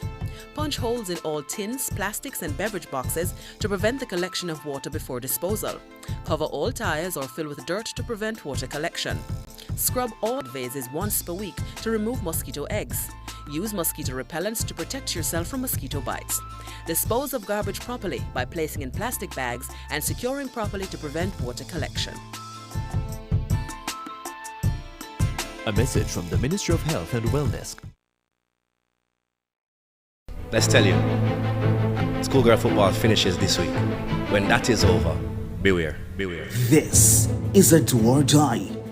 On Saturday, May 9, when the clock strikes 3:30 p.m. at the Waterhouse Mini Stadium, the Jamaica Women's Premier League delivers a blockbuster decider. Real Mona versus Cavalier. Two teams, one mission, survival. Everyone wants to go to the final. Everybody wants to win, but there will only be one winner. For Cavalier, it's simple. Win and they're through to the semi-finals. After falling just short as last year's beaten finalists, they're back with unfinished business and eyes locked on redemption. All the way. Yes, man, we're going all the way. But standing in their way, a story years in the making. Real Mona back in the league for the first time since 2019 and now on the brink of history. A victory doesn't just keep their season alive, It puts them within reach of their first semi-final appearance. If the final comes to knocking, then the title will become. Everything on the line, every tackle matters, every moment defines the season. We can show that we have been putting in the work. Everything in our system. Legacy or heartbreak, this is more than a match. This is the decider. Watch it live on the Jamaica Women's Premier League YouTube channel and on PBCJ. Send the something and come back. Back to sender. God, I thank you so much. Miracles await and miracles abound. Tune in every Sunday at 7 a.m. for your share of the Miracle Revival Hour with Reverend Dr. Blair. Come for the word, stay for the worship, right here on PBCJ. Miracle worker, work one for me.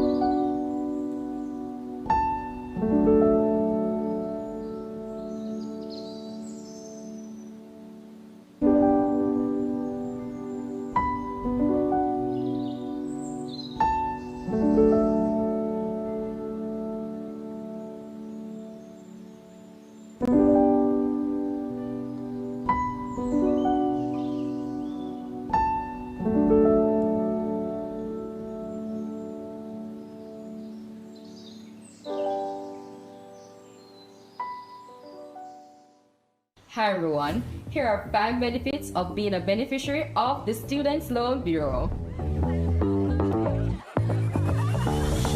1. Benefit from our 99% approval rate. 2. Benefit from our low interest rate, so less burden when you need to repay. 3. Benefit from the fact that we require no collateral when applying. 4. We're giving you more time to focus on your studies while we focus on the financing. No need to worry about repaying while in school. Number 5. Receive a 14 months grace period after your graduation date before you enter repayment. Don't forget to follow us on all SLB platforms for more SLB info. Let's tell you, schoolgirl football finishes this week. When that is over, beware, beware. This is a do or die. On Saturday, May 9, when the clock strikes 3:30 p.m. at the Waterhouse Mini Stadium, the Jamaica Women's Premier League delivers a blockbuster decider. Real Mona versus Cavalier. 2 teams, 1 mission. Survival. Everyone wants to go to the final. Everybody wants to win, but there will only be one winner. For Campbell, it's simple. Win and they're through to the semi-finals. After falling just short as last year's beaten finalists, they're back with unfinished business and eyes locked on redemption. All the way. Yes, man, we're going all the way. But standing in their way, a story years in the making. Real Mona, back in the league for the first time since 2019 and now on the brink of history. A victory doesn't just keep their season alive, it puts them within reach of their first semi-final appearance. If the final comes to knocking, then the title will become. Everything on the line, every tackle matters, every moment defines the season. We can show that we have been putting in the work. Everything now is system. Legacy or heartbreak, this is more than a match. This is the decider. Watch it live on the Jamaica Women's Premier League YouTube channel and on PBCJ. We want a piece for Jamaica. Yo, what are you? Oh, man, none of that. No, brother, no, man. Can I see you ever play ref? Dirty game, man, please. Look a bad game. No, I said, place when you come from, brother, I want to live good, man. I want to live good, brethren. No shake hand, I can play a little bad, brethren. Really have to shake hand? Yeah, man, and no badness, brethren. Just live good, man. Come together, and make the violence done.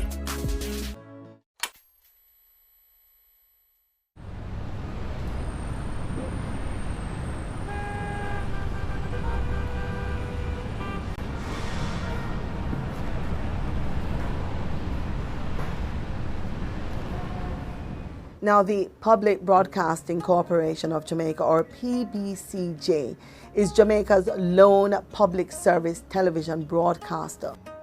We are charged with serving all audiences through the provision of impartial, high quality and distinctive content, which informs, educates and entertains, hence the PBCJ's tagline, the People's Station. We produce a variety of content from current affairs, which would be a counter to the premise that we only produce older programming. Because there were a lot of popular programs then that still, surprisingly, have an audience. Programs of a cultural variety, educational, and such. So, a wide variety of programs. We never had news until maybe about 3 years ago. And we started off with some, what you call, daily news briefs. Now we have a fully established half-hour of news Monday to Friday. So we have grown in that sense. And we have a number of current affair programs that weren't being produced then. Thank you for joining us. Something as powerful as a media entity has to be built on something. And the foundation for that would be that older content. We have reformatted some of those programs that you could say have not been dated. And there is a landscape in Jamaica where we do have an aging population. People remember what JBC used to be, and we are still in the physical space where JBC was. So you have that bridge that forms the gap between the past and the current. The content aired is centered on our mandate, which is basically to promote Jamaica's culture and cultural mores while rebuilding our collective memory. The PBCJ's audiovisual library, or the AV library, is a priceless heritage. It is a source of knowledge that reflects the cultural, social, and linguistic diversity of Jamaica and Jamaicans. The team is basically charged with preserving, conserving, and providing access to our recorded cultural mores, that is the habits, dress, language, music, food, etc. Now, the library is in a race against time to preserve and conserve irreplaceable archival footage that are in formats that we no longer are able to access. My responsibility oftentimes is to provide the resources, to provide the facilities on which those rescue operations and those preservation operations can actually take place. So when the person who has the responsibility to come and say, okay, I have 100,000 hours worth of content and I want to save this content, I have to say to them, okay, this is where you can save it, this is how you can save it at, this is how you can move it from the old stuff to what we currently are using. Memory plays a critical role in the transfer of the culture and national identity of a country. We are able to build on the collective memories of Jamaicans through the transmission of archival content. We are able to learn about social relationships, conflict resolution, operating with honesty and integrity from looking at the interplay depicted in archival series such as Lime Tree Lane. Are you hungry, huh? May I present this from my heart, Miss Gladys. Gladys? Is that you hear him say, boy? Look, my name is Tiny, me love. Make I explain to you. How about I explain nothing? Give those to Gladys. Tiny! Tiny!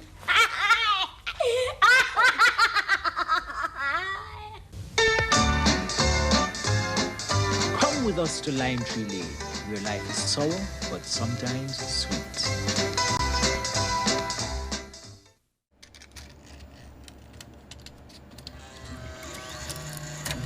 So let me start by saying that we have the commitment to keep the public informed, and our partners in keeping the public informed is the media. Further,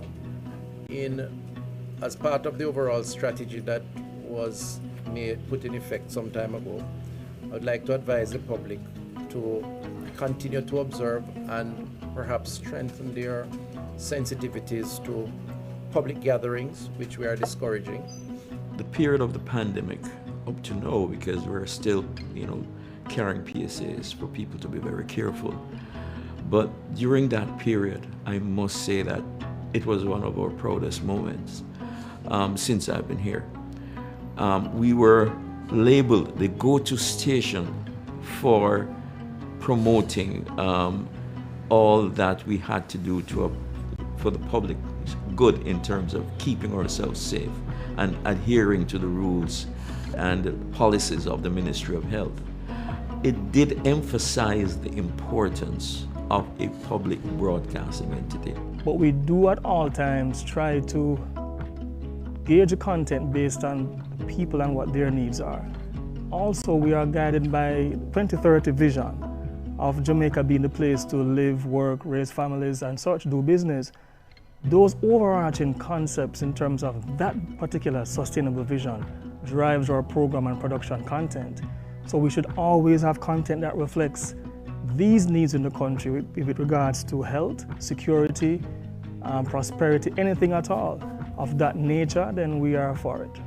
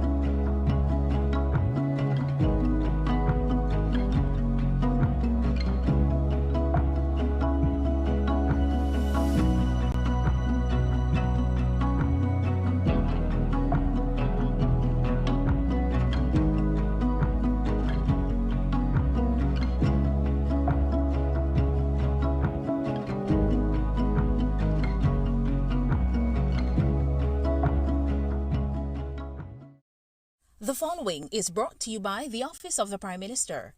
Your government is empowering youth through education, training, and development. That is why we have removed all fees for every Jamaican accessing training through the Heart NSTA Trust. So, whatever you desire training in, food and hospitality, beauty and cosmetology, housekeeping and hotel management, welding, carpentry, masonry, or any of the dozens of programs Heart offers, you can enroll completely free and change your life.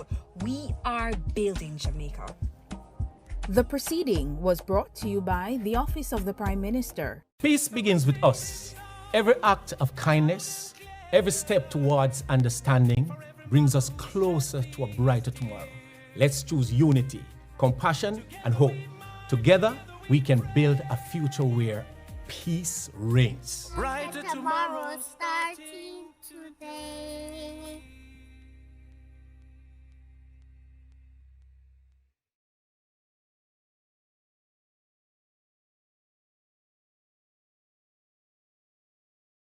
The following is brought to you by the Office of the Prime Minister. To fight crime and violence in your country, your government has invested over $9.7 billion into national security systems.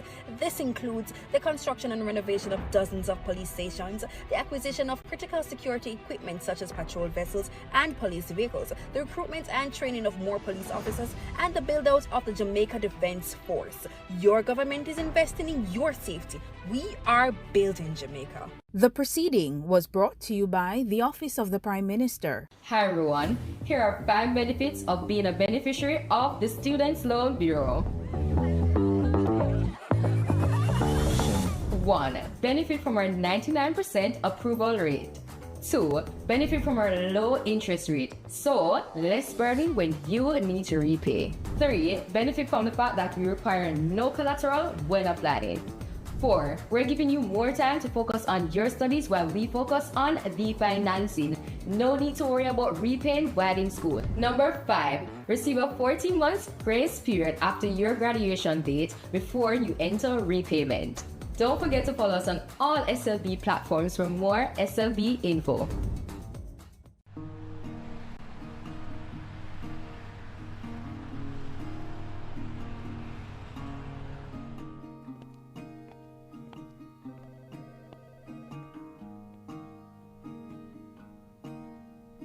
We are always trying to map ahead. We are guided by the mantra, yes, the People's Station. So our content should reflect Jamaicans. And as you know, Jamaicans come in a variety of people. We do have 90% of the countries from African extract, but we also have persons who are from other extract, Indian, Chinese, and such. We want to have content that will reflect not just the African aspect of our culture, but those aspects as well. There are series that we want to develop, and they're developed internally, and so the production department is critical to the process. We are also dependent on our relationship with other production houses locally and internationally. We get stuff locally from NGOs, other government ministries, churches, community groups, and embassies. Overseas, we get stuff from our other public service broadcasters, we get stuff from other production houses, and we also approach independent producers to give us content. There are also partnerships with private groups, private sector, civic associations, and PBCJ is always interested in bridging those gaps, forming and fostering those relationships, and building on what we would have built before, which is to be as known and seen partner in the local media production industry. The plans for the PBCJ for digital transformation are extensive. How we get to implement those plans is a function of, among other things, budget, as well as the government's overall digital transformation strategy. We are in earnest with the support of the government to ensure that we go public in the real sense of the word. The DSO is on the verge of becoming a reality, that is digital switchover from analog TV to that.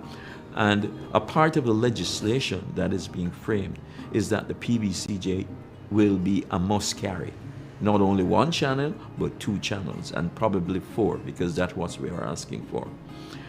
So, in terms of the future, that's where we're going. We'll definitely be public, and definitely we will have a radio entity. We will continue to build out our live programming, but increasingly, the focus is on developing the PBCJ's online service. Doing so offers a more personalized media experience. This would see the development of an app for those wanting to view all the programs on offer by the PBCJ, as well as source content from the PBCJ's AV library. The very fact that you can look on the screen and see someone that looks like you hosting a program, presenting a program, being the subject of a program, that in itself is great. Is it enough? I wouldn't say. It's a great opportunity for us to bridge gaps and to build partnerships. The fact that I am providing assistance and support in preservation of that kind of history and that kind of content, just the very delivery of that kind of situation is different from everything that we have now. As you know, most things now are in a lot of shorter forms and so on. Just that whole situation has changed. So for me, it is an important task that I've been tasked with providing that kind of support, because 15, 20 years from now, someone will be thankful that we're able to preserve that part of our culture.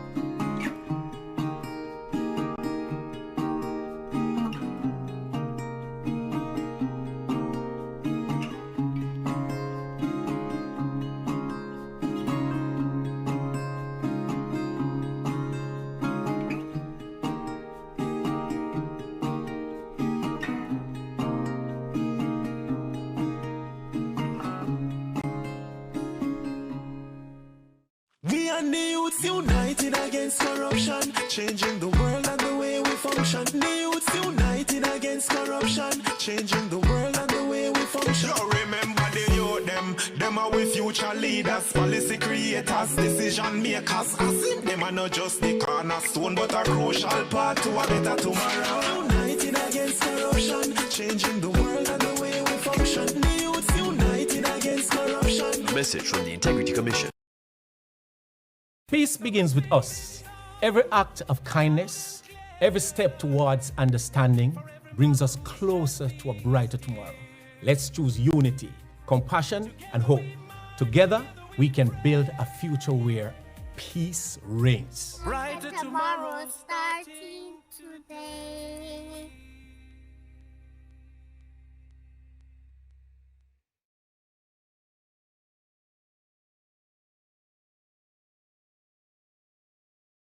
Today, we can report 2 consecutive years of reduction in major crimes and murders, with a significant reduction of almost 20% in murders for 2024. Between January 2022 and January 2025, we have reduced murders by 51%, and January 2025 had the lowest monthly murder count since September 2014. Our efforts have also resulted in the reduction of active gangs by 50%. We continue to increase firearm seizures, and in more communities, we are experiencing less violence. We will realize our vision of Jamaica as the place of choice to live, work, do business, raise families, and retire in peace and prosperity. The proceeding was brought to you by the Office of the Prime Minister.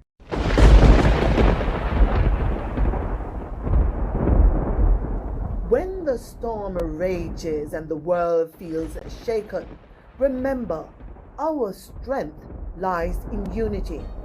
It's in coming together, sharing hope, and standing shoulder to shoulder that we find resilience. Every act of kindness, every word of encouragement builds a brighter tomorrow. We are stronger as one. our courage. Compassion and hope will light the way forward. Together we rise.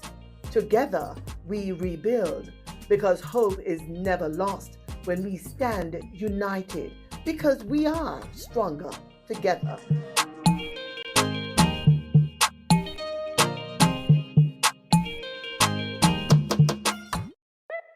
BGLC, the regulatory body. We regulate, you play without worry. We regulate, you play. BGLC, fair play when you play. For the fun of the game, you know where they are. BGLC, keep it fair for the player. You play the game and we are the rules setter. Keep everything fair so the game play better. The Betting, Gaming and Lotteries Commission. We ensure fairness, integrity and responsible gaming practices. Keep the game fair and fun for everyone. We regulate, you play.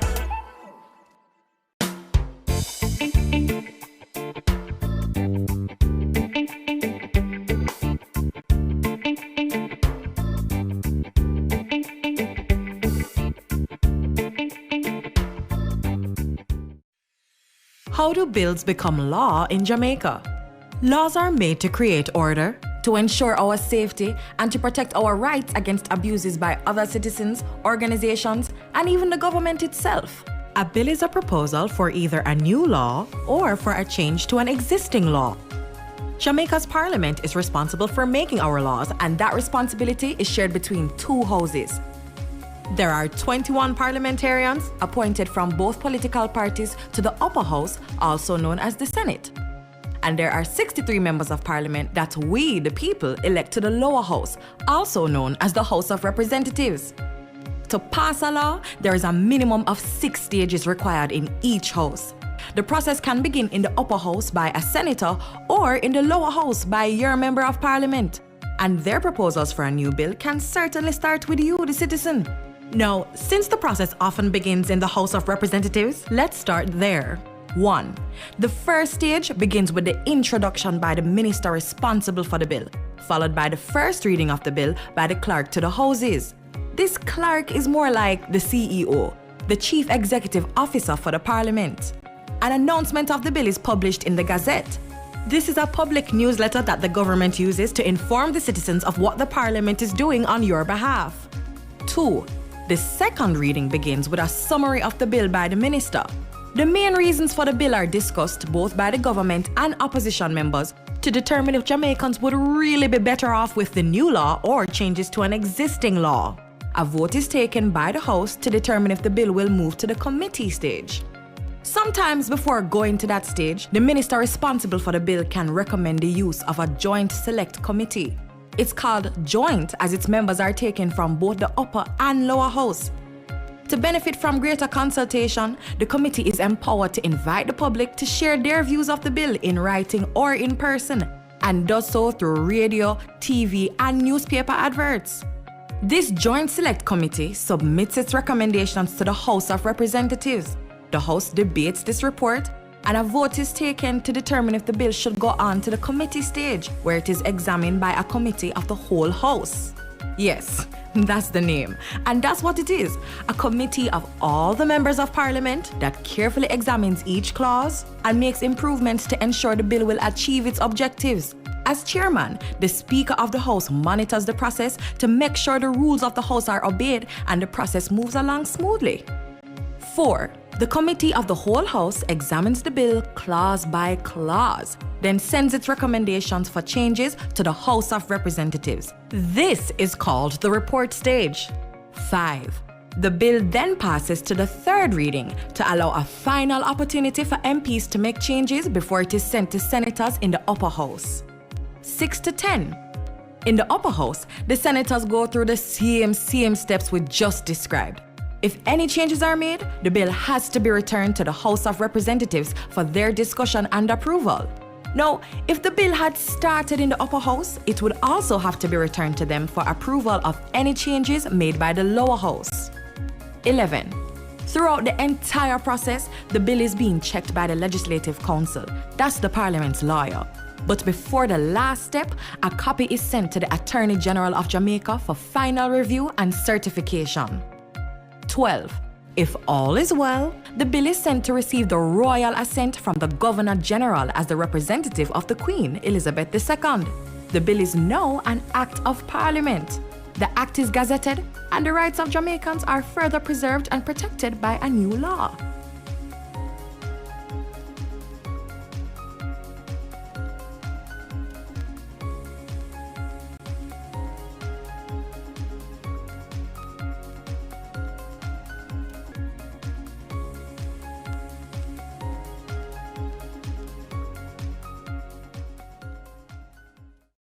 Join your big sister Raquel as she reintroduces the cast of Vibrations and their educational adventures to the screen.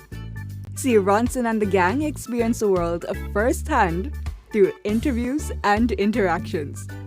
Vibrations, where kids are taught about the world from someone they can relate to. Join us every Friday at 3:30 p.m. to hang out with your big sister Raquel and the kids of Vibrations. Right here on PBCJ, the People Station.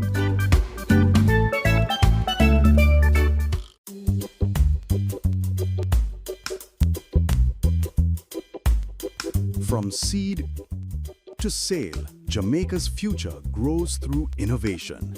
Introducing Export Jamaica, a global market intelligence and compliance gateway that connects your effort with global opportunities and makes international trade easier, safer, and more convenient for Jamaican businesses.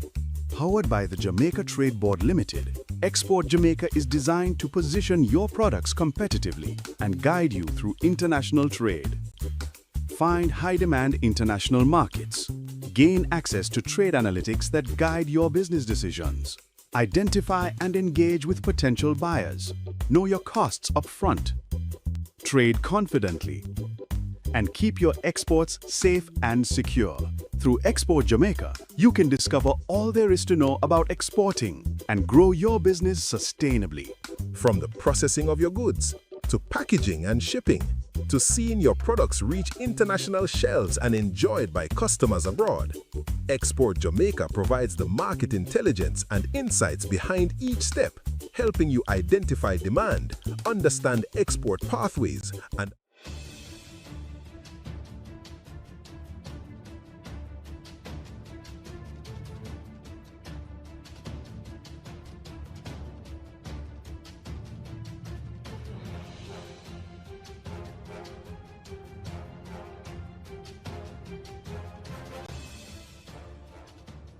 Thank you very much.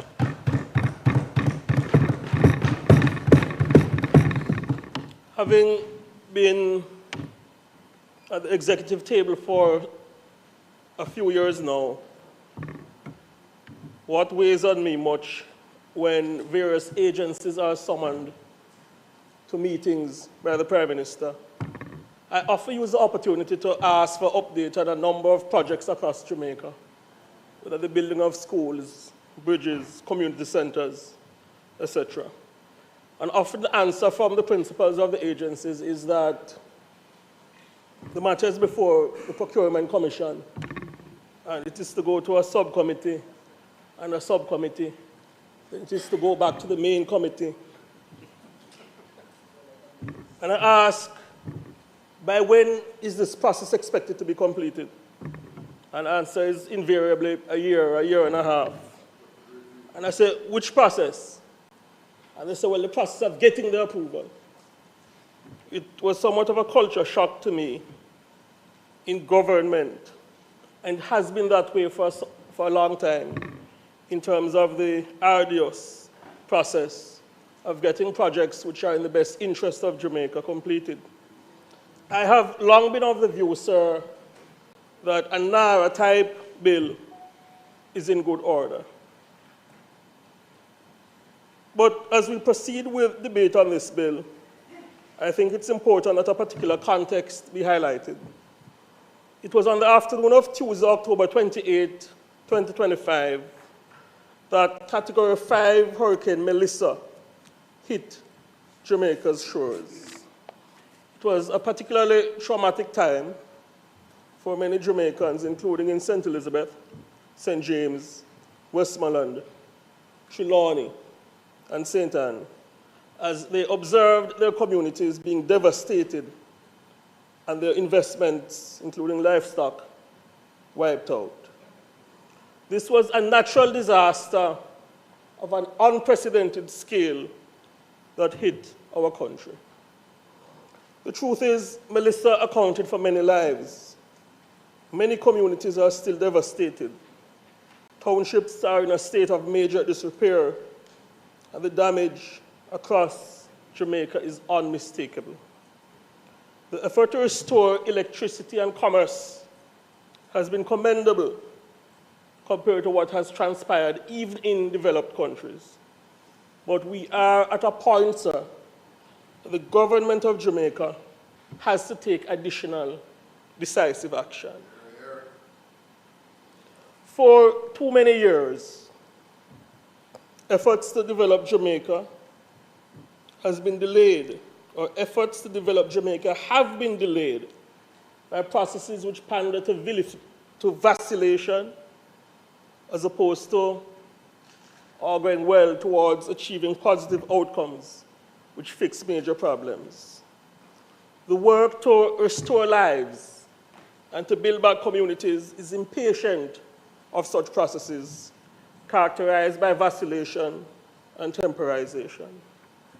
And that, sir, is among the factors why we on this side strongly support passage of the NARA bill. We support passage of the bill because we recognize that Hurricane Melissa, having accounted for 56% of GDP, that means that the damage is so extensive that operating at normal pace, it would take approximately 25 years, conservatively speaking, of normal government of Jamaica capital expenditure to address the damage. And that would mean nothing new is built. It is because we recognize the scale of the damage, the lives and the communities impacted, and the painful inefficiency of current processes to facilitate quick action on a large scale, why I submit to this Parliament that the bill is worthy of strong support. I wish to comment on a few narratives in the public domain, including the submissions of some opposition senators who spoke before me. Opposition Senator Small Ferguson suggested that NARA does not have a clear statement of objects. He was at pains to point that out. I wish to make it clear that Jamaica, it is not unusual, Senator Morris, that legislation in Jamaica does not have a standalone purpose clause. And I believe that's what the senator was alluding to. The title, the operative provisions, and the memorandum of objects and reasons already provide a concept which is called interpretive guidance. So it is important for that issue to be considered in that context. And if you assess judgments by courts across the country, legislation is interpreted holistically, not solely by allusion to a purpose clause. So I know a bit of inexperience in terms of treating with or assessing legislation might have contributed to the senator's submissions, but I invite the matter to be considered in that context. Because look at it. The bill clearly establishes post-Hurricane Melissa reconstruction, resilience building, economic recovery, and infrastructure coordination. Those purposes are embedded in the legislation.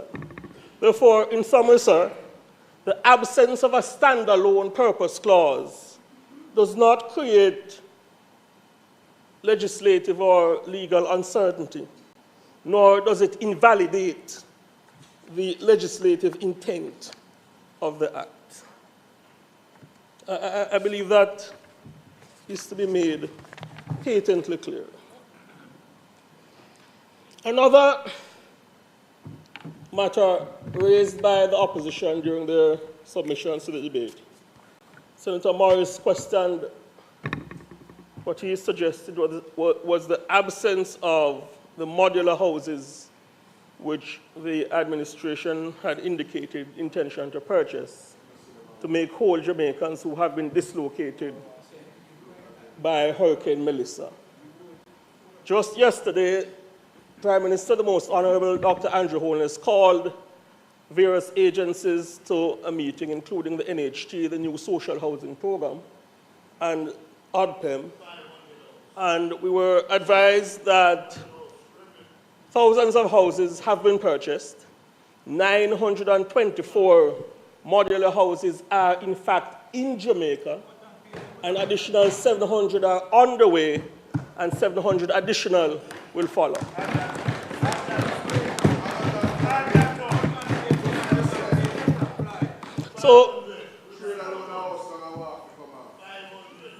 So Senator Morris engaged the vernacular and asked where the houses them there. The answer is hundreds of houses are right here in Jamaica, and the administration will fulfill its commitment to make whole Jamaicans who have been dislocated by the ravages of Hurricane Melissa. And I said this to you, Senator Morris, this modular houses program will not be plagued by the corruption which was embedded in Operation Pride, where hundreds of millions of dollars of taxpayers' money were pilfered and a PNP activist was taken into custody. The administration of Prime Minister Dr. Andrew Holness, we take matters of accountability and probity seriously. The modular houses program is subject to rigorous oversight. So, Senator, you asked where the houses them there. You have had your answer within a few minutes.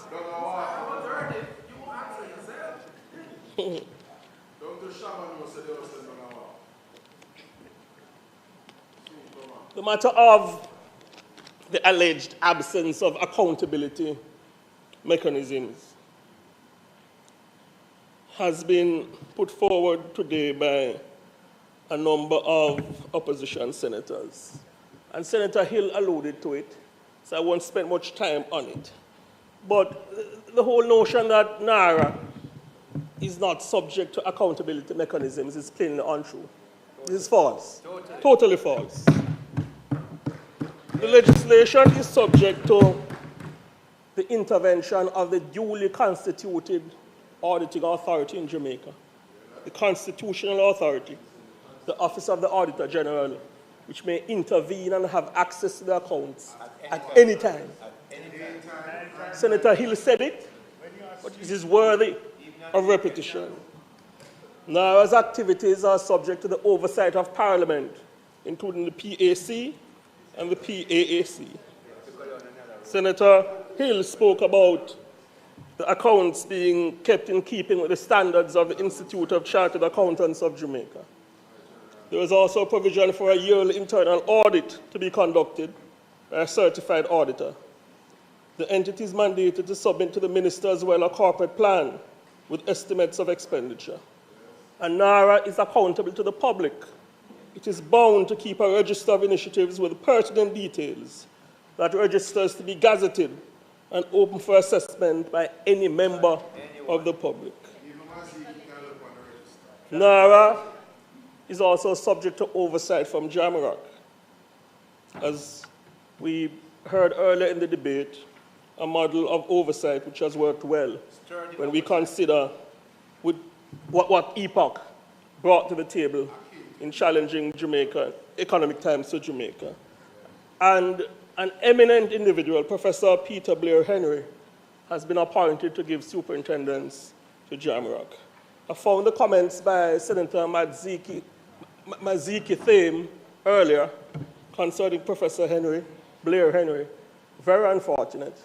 I don't believe that this chamber should be used to denigrate the hard work, the integrity of hard-working Jamaicans. I think the senator might contemplate her comments and come to a reasonable view that she should recant what I contemplate as an unfortunate move to disparage the character and professionalism of Professor Peter Blair Henry.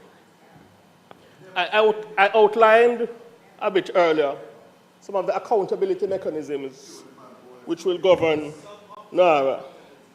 I want Parliament to note that beyond the assistance of an auditor from a prominent private sector entity, these guardrails and oversight mechanisms I alluded to were not in place when a lesser natural disaster, Hurricane Ivan, hit Jamaica, and the PNP administration appointed an Office of National Reconstruction, which expended billions of dollars, with a CEO who was also its chairman, and who answered to the then erstwhile Prime Minister of Jamaica, Percival Patterson.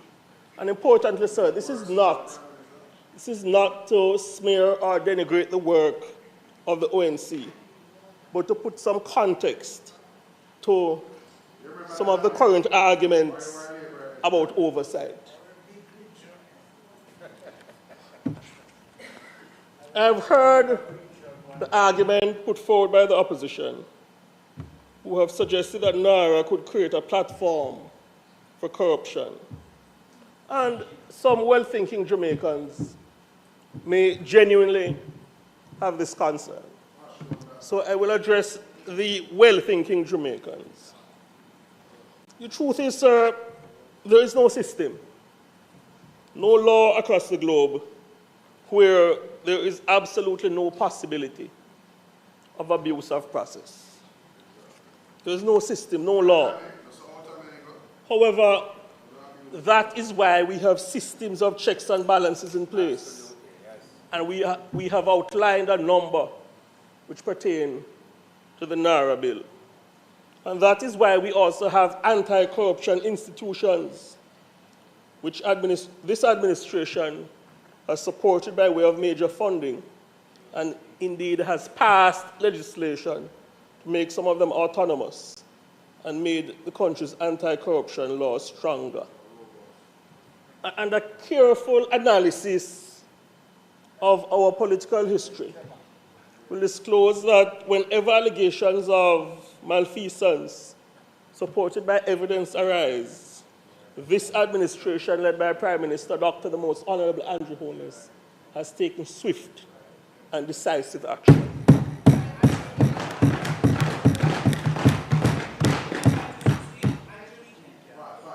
It is worthy of note that Jamaica has had its best anti-corruption score as far as the assessment of international agencies is concerned under this administration of Prime Minister Dr. the Most Honorable Andrew Holness. And all this compared with the bemusing habit of the opposition, where to this day, when their members misconduct themselves, they circle the wagon and make excuses for misconduct. I'm confident, sir, that the NARA bill will be subjected to good governance. Absolutely. And will get the job done.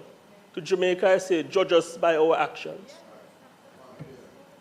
So I have addressed the concern of what I consider well-thinking Jamaicans who might say, is this bill paving the way for corruption?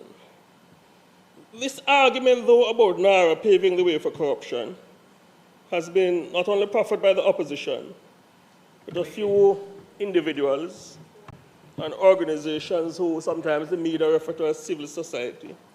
But a few of them are really supporters of the opposition. These organizations, sir, and individuals were eerily silent not too long ago, or issued wishy-washy statements, Dr. Monroe, wishy-washy statements, with absolutely no call for decisive action, when it was disclosed that a company owned by a senior PNP member was implicated in a multi-million-dollar tax evasion scandal, which continues to deepen. the Jack Den UHWI scandal that is being investigated by a number of law enforcement agencies. But some of these organizations and individuals have been most loud and vocal, Professor Monroe, on the Naira bill, a bill that has not yet been passed into law. And they argue that it is because they are concerned about corruption. Some of them were here with us earlier today, sir. Rejected corruption. So having addressed the genuine concern of Jamaicans, to those who do not appear sincere, I say, your inconsistency is loud. Your partisanship is clear. And that is why you have a credibility deficit. And many well-thinking Jamaicans do not take you seriously.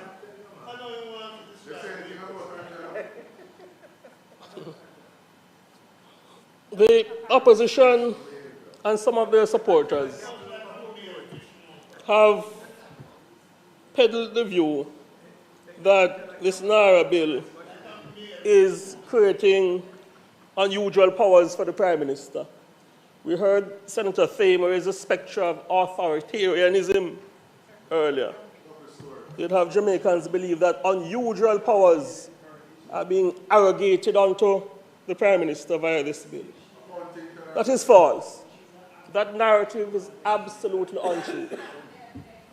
Senator Dr. Honorable Dana Morris-Dixon did a very good job during her opening of making this point. But there are a number of agencies in Jamaica, including executive agencies, where the de facto CEO or managing director is answerable to the minister and submits financials, and the minister submits those financials to the Parliament. So this notion that there is cause for undue alarm, yes, that this is an unprecedented step, is totally false. There are agencies which have existed with similar lines of accountability, even under the PNP administration. So again, the argument about the Prime Minister arrogating onto himself unusual powers, as proffered by Senator Thamer, is false and an attempt to mislead the people of Jamaica. I allow to Jamaica Customs, the Passport Immigration Agency, the RGD. Let us be clear, sir.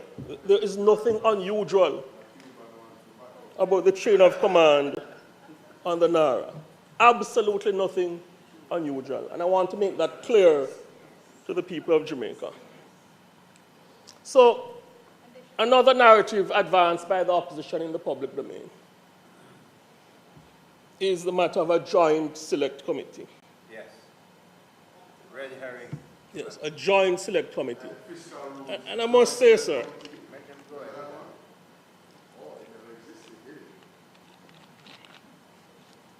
the inconsistency of the opposition on the matter of a joint select committee to give superintendence to Melissa expenditure is amazing. It is staggering.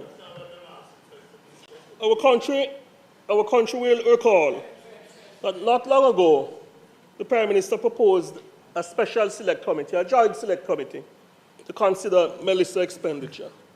The opposition said no and declined to nominate members to serve on the committee. In November, Philip Paulwell was quoted as saying that such a committee is unnecessary because it will take away from the powers of the Parliamentary Oversight Committee. That was the posture of the opposition when Dr. Holness suggested a joint select committee. Yes? The argument, sir, at the time was the urgency of the situation meant a joint select committee is not necessary. And they said the Parliamentary Oversight Committees are sufficient. Yes. Yes. That was their argument. Now, when a special purpose legislative vehicle to fast track the reconstruction process has been put forward, the opposition has changed their minds and they say we are demanding a joint select committee. We heard Senator Ramon Small Ferguson adumbrate along that line earlier today. Just to delay stuff. They said, let us delay for another 4 weeks or so and put it before a joint select committee. You know, sir,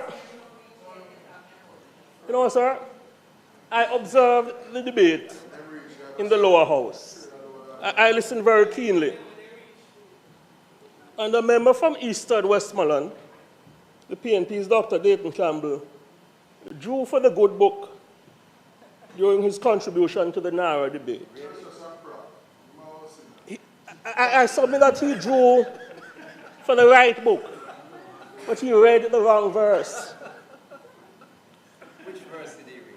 Wrong verse. The scripture, sir, that may be appositely used to describe the opposition's posture on this matter of the Joint Select Committee is James 1:8, which says, a double-minded man is unstable in all his ways. Brother of Jesus.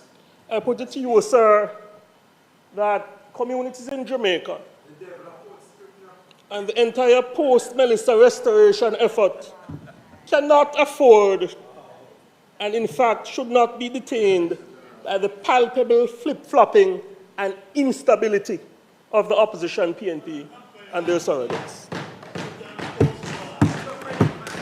Should not be detained.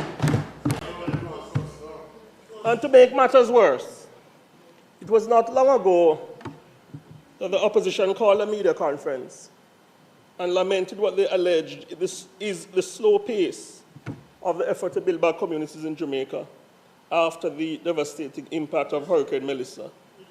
One opposition MP got into character, evinced tears, and accused the administration of dragging its feet while communities suffer. Of course, the administration was hard at work and on course, well down the wicket, in crafting the NARA bill, which, let me highlight again, is a special purpose legislative vehicle intended to build back communities and help Jamaicans restore their lives quickly.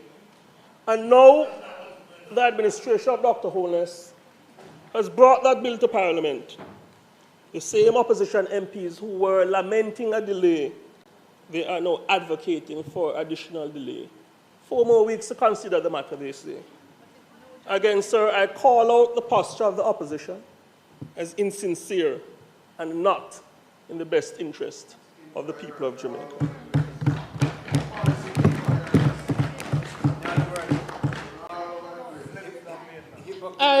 I will not spend much time on comparing legislation across the world, the NARA bill, because I believe a good job has been done at that by members of the lower house and the upper house, including the submissions of Senator Dana Morris Dixon, who led this debate. But a newspaper article where one Sarah Wilson said, Jamaica's NARA bill marks a decisive shift from reactive recovery to proactive institutionalized building, positioning Jamaica as an emerging thought leader in disaster governance, captures the situation perfectly, Senator Brown. Just like EPA. Yes? This Wilson public commentator eruditely said, in the aftermath of Hurricane Melissa, NARA embeds centralized coordination, performance accountability, and integrated planning across ministries and agencies, ensuring that the recovery processes are structured, coherent, and aligned with national development priorities, end quote. Wise words, sir, way beyond her years.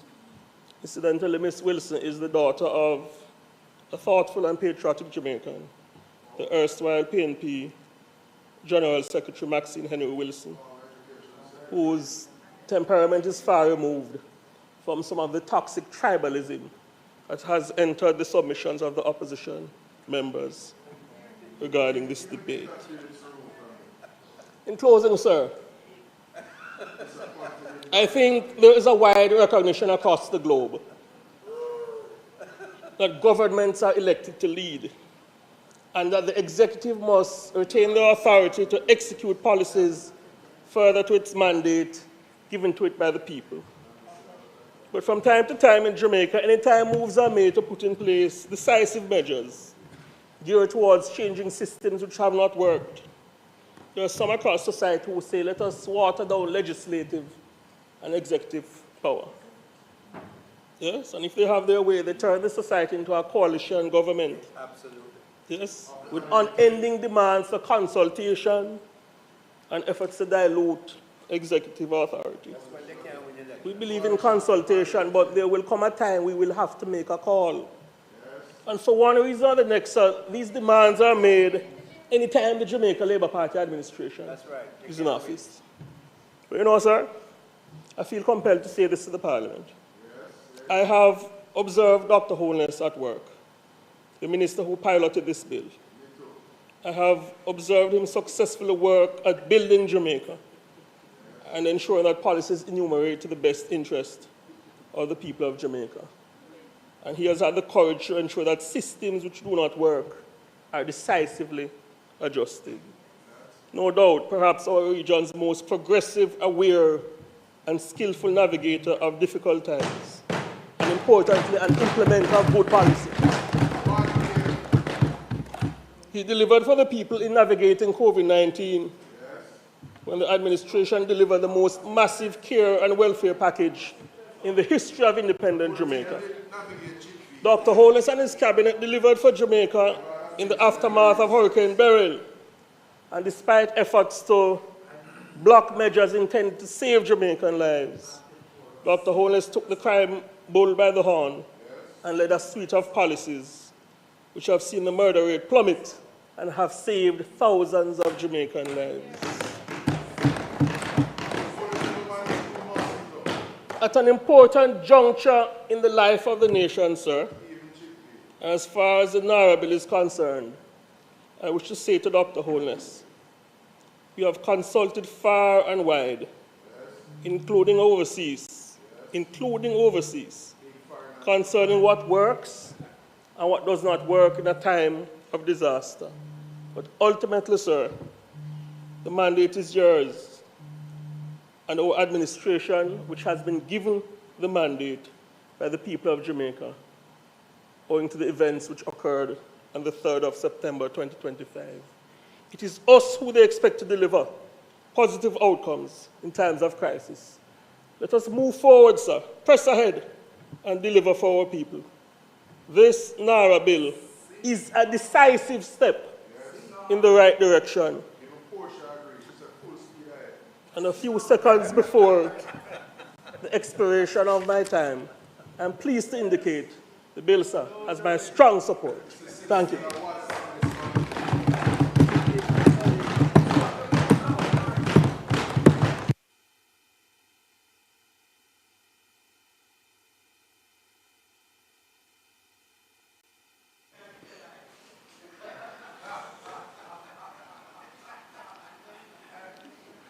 Thank you, Senator. Thank you, Senator Fitzhenley. Senator Scott Motley.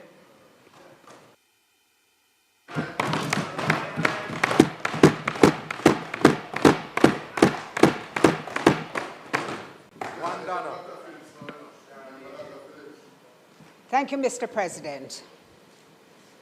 Mr. President, I wondered why you asked me to read the prayers this morning. And I thank you for doing so, because I hope it has put me into a proper frame of mind to be kind, forgiving, understanding, and trying to reach Be yourself. Beyond myself.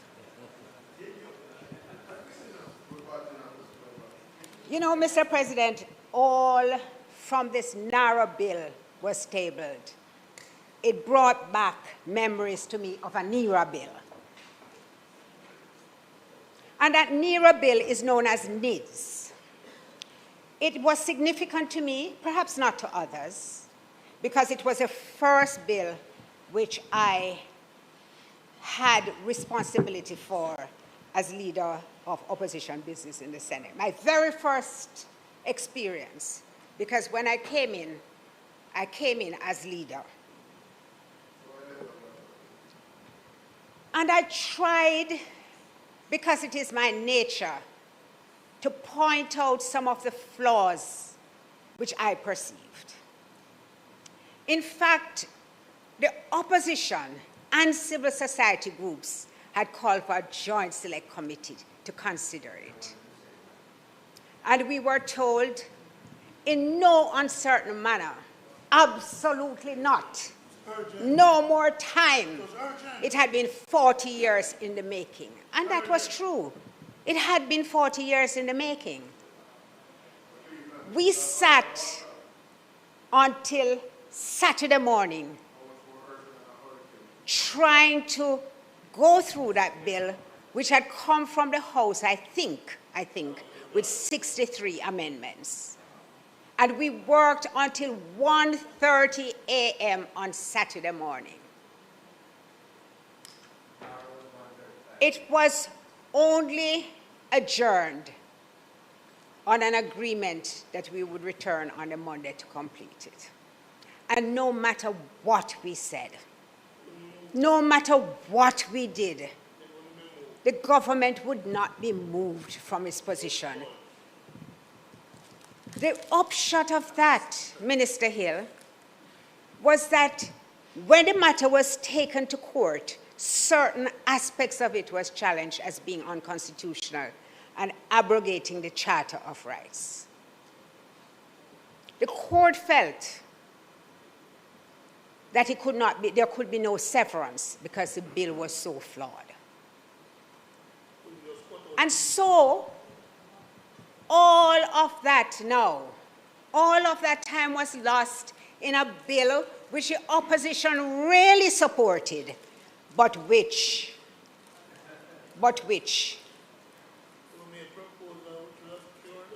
the government was so urgent that it couldn't wait at all. And it reminds me, NARA reminds me of NERA. Where is the need? I'm going to come to it. NARA reminds me of NERA. Because when you look at it, you know, when you break down what the requests are, perhaps the most constant one is, why not a board? In the opinion of what you call right-thinking members, a board would strengthen the accountability. Now, I have not heard any reason why putting a board in place would make the whole system bog down. I have not seen the difficulty which would be created by having a board instead of an advisory body.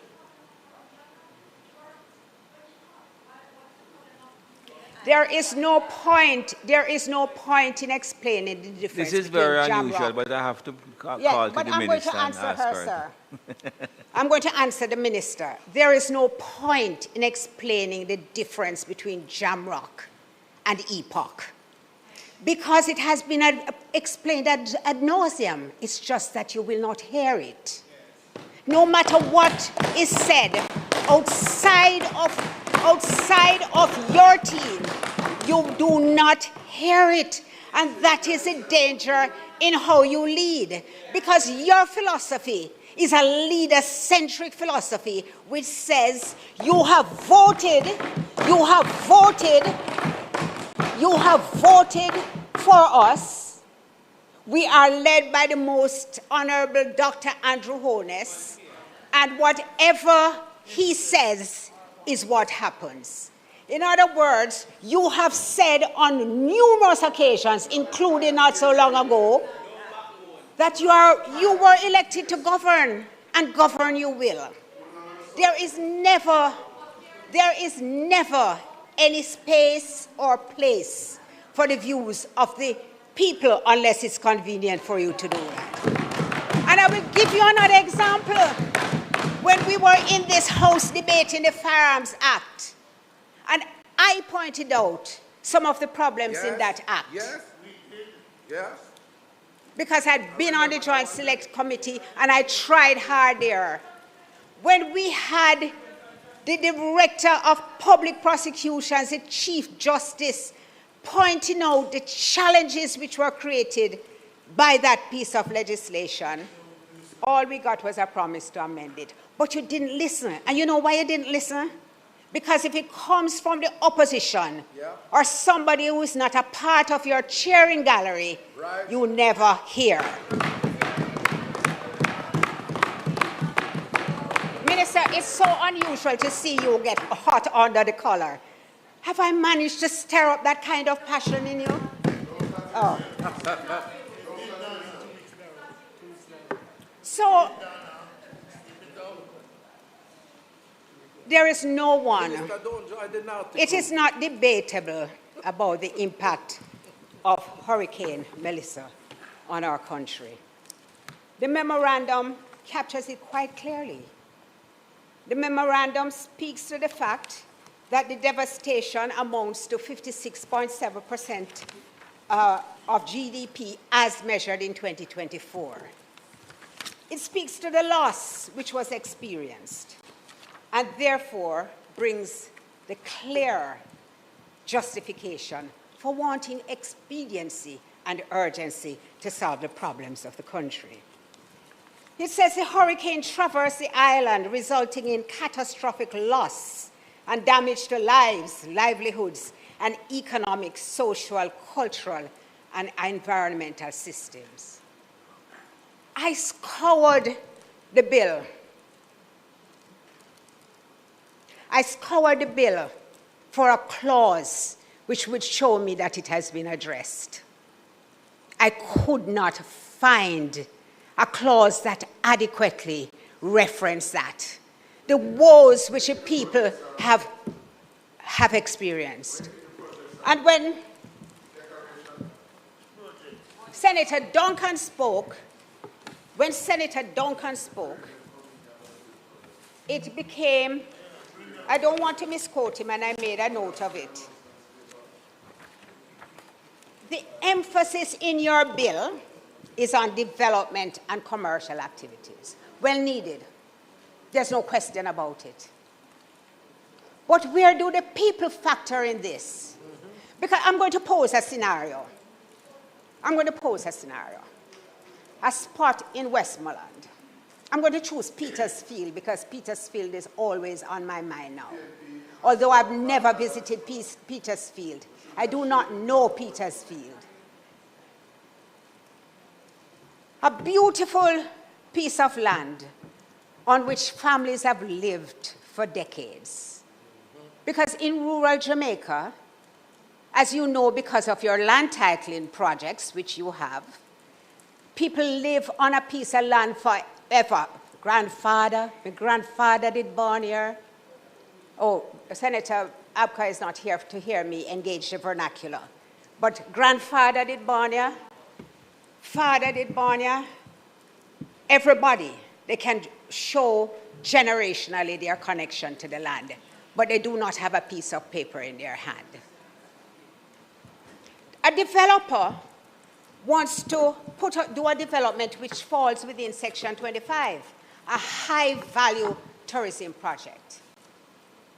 There is nothing in this bill that requires even those persons who are going to be dispossessed to know that they are going to be dispossessed. Because the notice is not given to anybody nor posted anywhere. The notice is only given to the authority, not to the people. And the bill has no mechanism for anybody to appeal anywhere. You see, you talk about the Canberra Earthquake Recovery Authority, but there were safeguards in that bill. But let's look at 17.4. I don't have a problem with saying that I'm wrong. So let me look at 17.4 as you have pointed out. So this was one of the amendments which was done to the bill, right? The authority shall, in developing and for monitoring the implementation of reconstruction and resilience projects, programs and plans, hold consultations with persons affected or likely to be affected by the implementation of a project. And I'm fully aware of this. I am also aware of,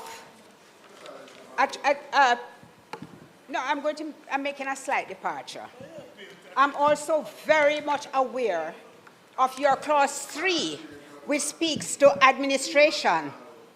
And when establishing the National Reconstruction and Resilience Authority, at clause 3.2, the provisions of the schedule shall have effect as to the constitution and procedure of the authority and otherwise in relation thereto.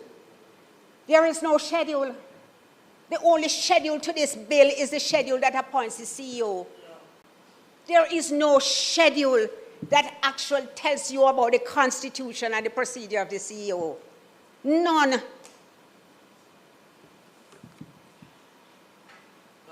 The people who have suffered in the hurricane are not at the center of this legislation. What this legislation does, which you cannot see, but people are aware of it, is that all projects, it's a bypass of the regulatory bodies.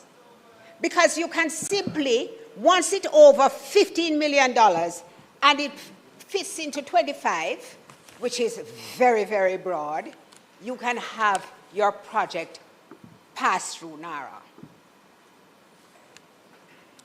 It says, it enumerates several areas, and it also says any other sector as a cabinet may determine where strategic opportunities arise that serve the reconstruction and economic resilience objectives of the Act. And it is silent on helping the people. Did you need a NARA to help the people from Westmoreland?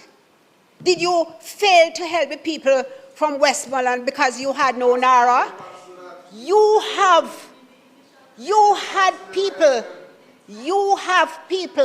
who have just been removed from shelters into surroundings which are far from adequate.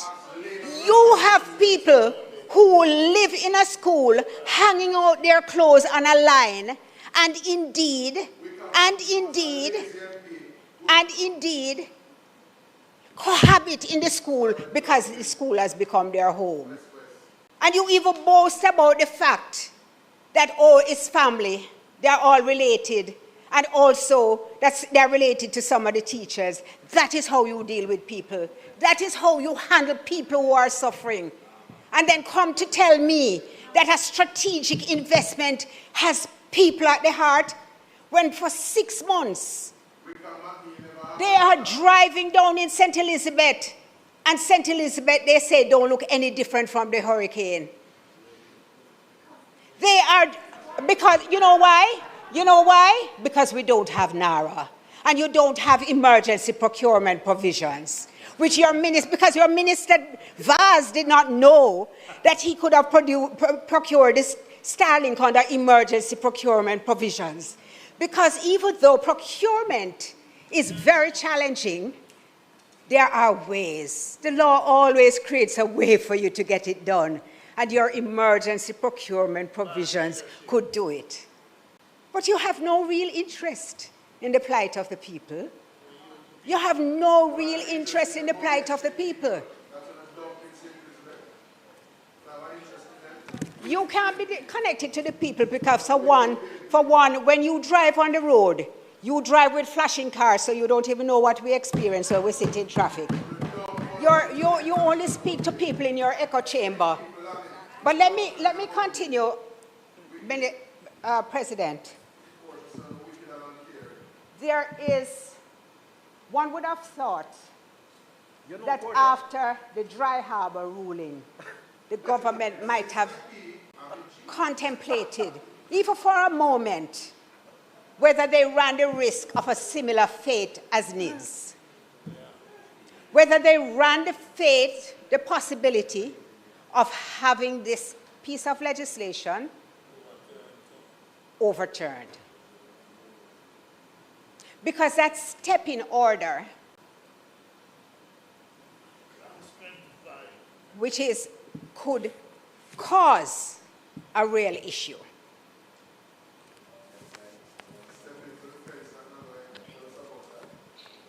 You see, the 3 justices in the Dry Harbor case established 4 constitutional requirements that must be satisfied before a minister can override the decision of an independent regulatory body. It said that, firstly, there must be a sound and rational basis for substituting the minister's decision for that of the specialist regulatory body, and that basis must be demonstrable, not merely asserted.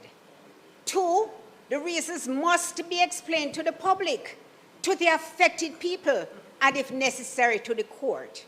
Transparency of reasoning is not optional, it is constitutionally required. 3, the Constitution protects against likely harm. Likely harm, not just actual harm. Rights are engaged before the damage occurs. Just the door being opened to the harm is sufficient.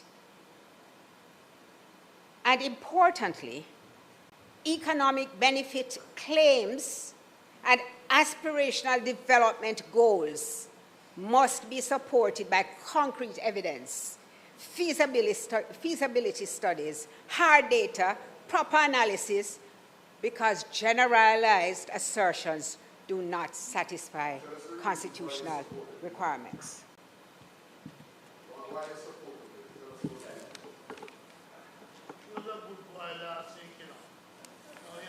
I zero in, because of my time, on the reasons explained to the public and affected people. There is no requirement in Section 24 to publish a step-in order, no gazette obligation, no notification to affected communities, no requirement to explain reasons to the public. The regulator gets a notification and an opportunity to make representations to the minister. But that is a representation to the decision maker, not a public explanation of the decision. Section 24 does not require that reasons must be explained to the people, to the public, to the affected people. Now, I know exactly what the response will be. You know, after you sit down there for a while, you can actually write the scripts, you know, you just need to fill in some little spaces that you leave. Because this, you know, okay, this is what, and then now hit the opposition with something from way, way back, and you can write the scripts. But let me say,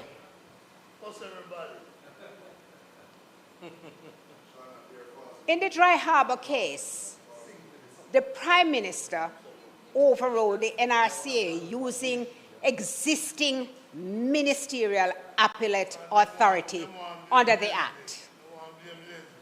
Now, we don't have that here, of course. There is no appeal process, nothing by which you can be heard.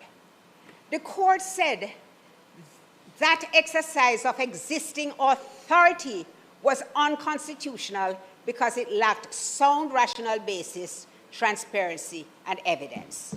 Now, Section 24 of the bill attempts to cure that deficiency by creating a statutory framework for the override with procedural steps, a notification requirement to the regulator, and an independent expert requirement.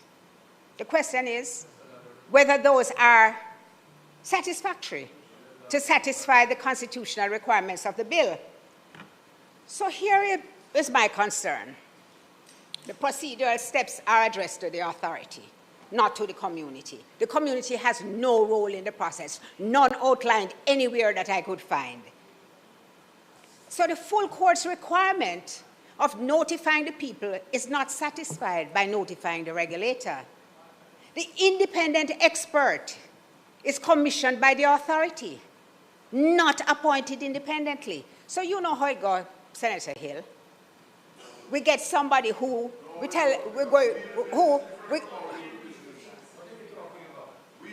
you and I will discuss it privately. So you select somebody who you know will agree with what you're doing and will support what you're doing, and you ask them for their independent opinion.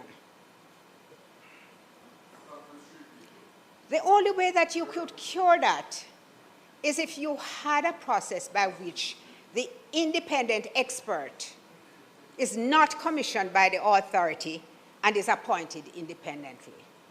But you don't really want any level of accountability because you don't want the board. You want to rely on EPOC and to say Jamrock is going to have the same kind of credibility and integrity as EPOC, even though EPOC was monitoring a very strict framework which had been established to ensure good fiscal government in Jamaica, and was required to hold the government to account and to tell the people every week what was happening. It was not in the legislation, but it was done in an environment where there was not what your own members say is a low trust environment. We are operating in a low trust environment. The words are not used by me. I am quoting from your own members who spoke in the House, who said this is a low trust environment. The people are listening. The people are listening, Minister. The people are listening.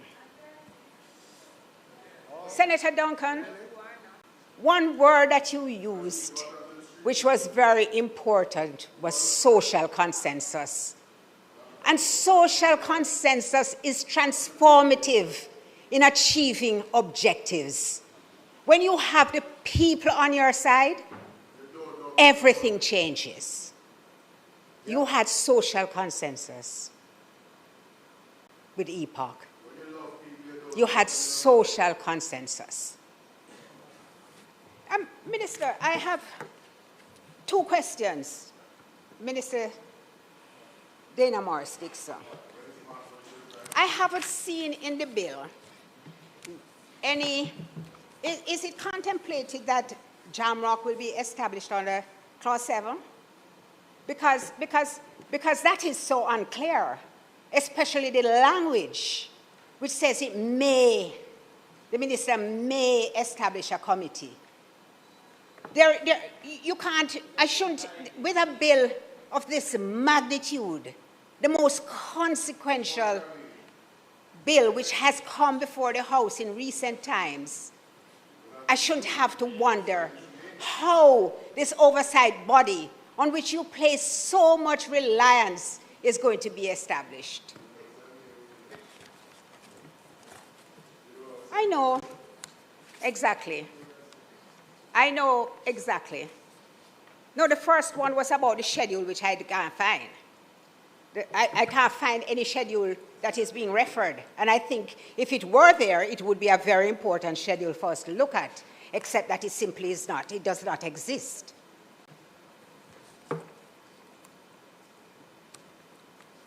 You know, last week too, when you spoke, Minister, I was very embarrassed by what you said about the Portmore municipality and the long wait that you had. I really thought it was an indictment, except that I didn't know that there were issues surrounding the ownership of the land on which the fence was going to be built. And I think that that addition, that further explanation would have made a significant difference to how it was perceived. Because I had to make an inquiry.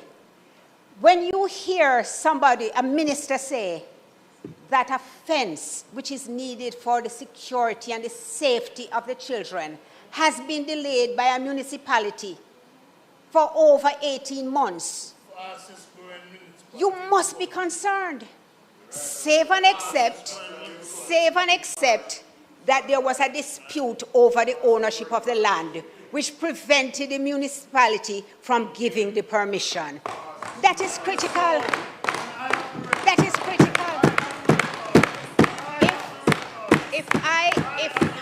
If I am incorrect, then you must take it up with the media who carried a report about the Nagahead situation. But when you're closing, tell me, explain to me how NARA would have been used to resolve that situation. Is it that you would have acquired the land? Because I am reading into NARA that NARA can do basically anything in the world that it desires to do. And I think that for good governance,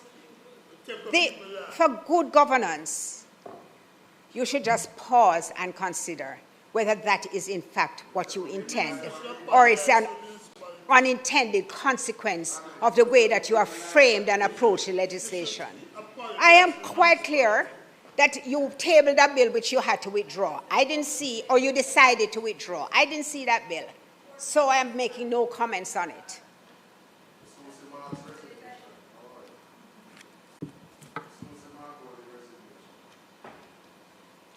How it appears to me,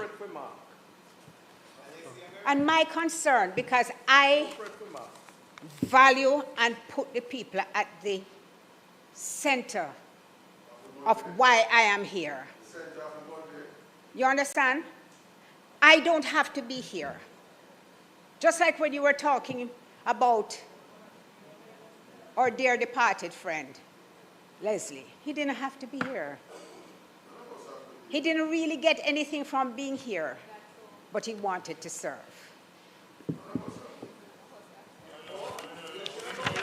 And I want to say, we must focus on the people who have been hurt in Melissa. The same people who are still hanging out their clothes on borrowed lines. The same people who pass by their houses and see no roof because roof program done. The same people who can't drive on the road because Spark stops parking. The same people who you are telling to wait on NARA because NARA will deliver everything that they have ever hoped for. I want to see what you have in it for the people, and I want you to give me an explanation as to why November, December, January, February, March, April, May. And I will say that I have achieved what I thought was impossible. I have the minister quite animated. Not at all, you're always very controlled. But I'm glad that I was able to break that. Yes, I like it. I like it. Mr. President, as usual, as is quite clear, the concerns of the opposition will not be taken on board.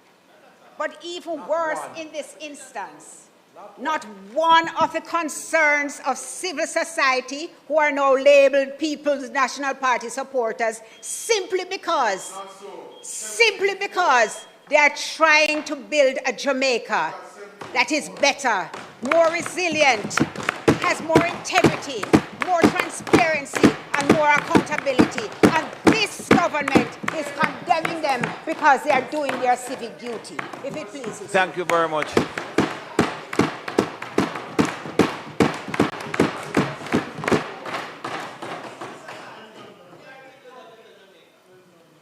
Thank you very much, Senator Scott Motley.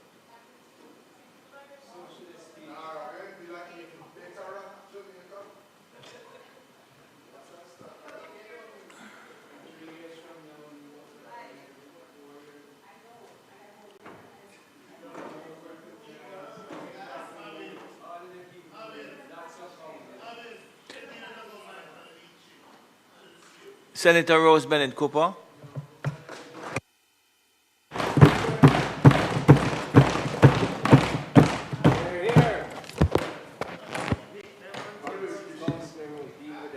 Mr. President,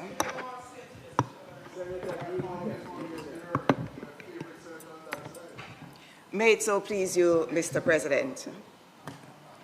Mr. President, I considered long and hard how I would address the issue of NARA today, because there are many approaches that could be taken. And I have listened carefully all day to all that has been said. And I believe, Mr. President, that perhaps what I should do is to begin on a tone of lest we forget. Let us remember. Mr. President, there are moments in the life of a nation when leadership is tested not by convenience, but by crisis. These are moments when a country must decide whether it will merely recover or whether it will rise transformed. Hurricane Melissa has become a defining test of Jamaica's resilience, preparedness, and national resolve. And we seem to have forgotten what Melissa did.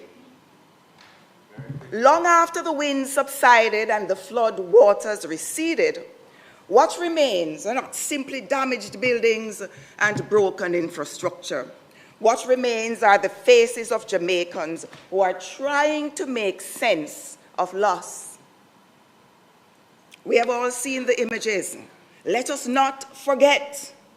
Mothers beneath torn tarpaulins, as we call them in Jamaica, holding their children close as rainwater seeps into the ground beneath them. Fathers standing in silence where their homes once stood. Roof gone, walls broken, everything exposed. Let us not forget.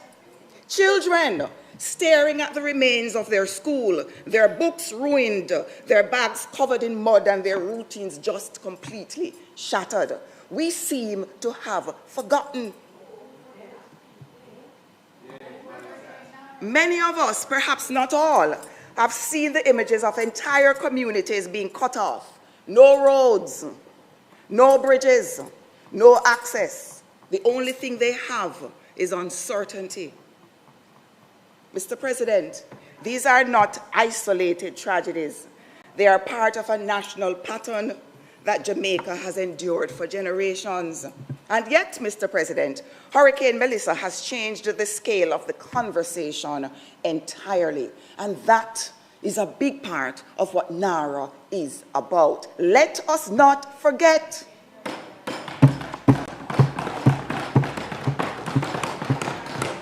Mr. President, Melissa was not simply another storm season event. It was the most powerful hurricane ever recorded to make landfall in Jamaica.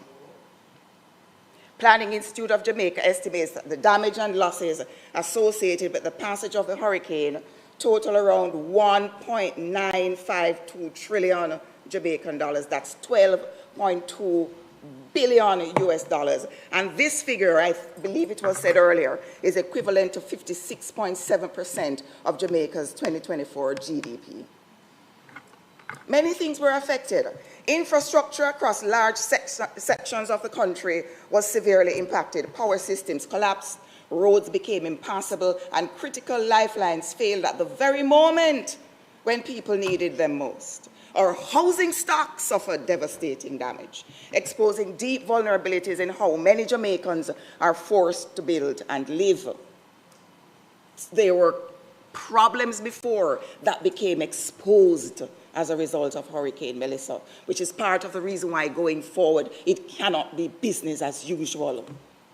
Agriculture was dealt a heavy blow, farmlands destroyed, livestock lost, and livelihoods wiped away in a matter of hours. Tourism, one of the pillars of our economy, was also significantly disrupted, Mr. President. Mr. President, this is why the response to Hurricane Melissa, it just simply cannot be business as usual. For too long, Jamaica has operated within a cycle of destruction followed by mere repair. And we rebuild what was there before, and we often rebuild in the same vulnerable places, and we often rebuild with the same weaknesses. And of course, we only suffer the same consequences when the next storm arrives.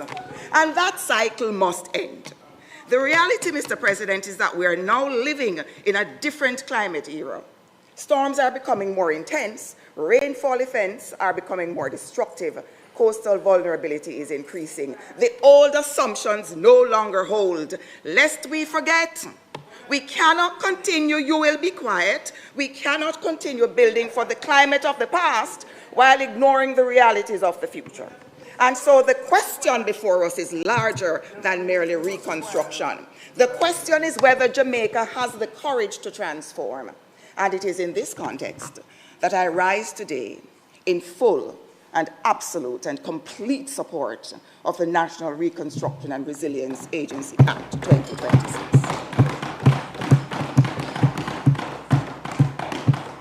NARA is not simply a reconstruction agency.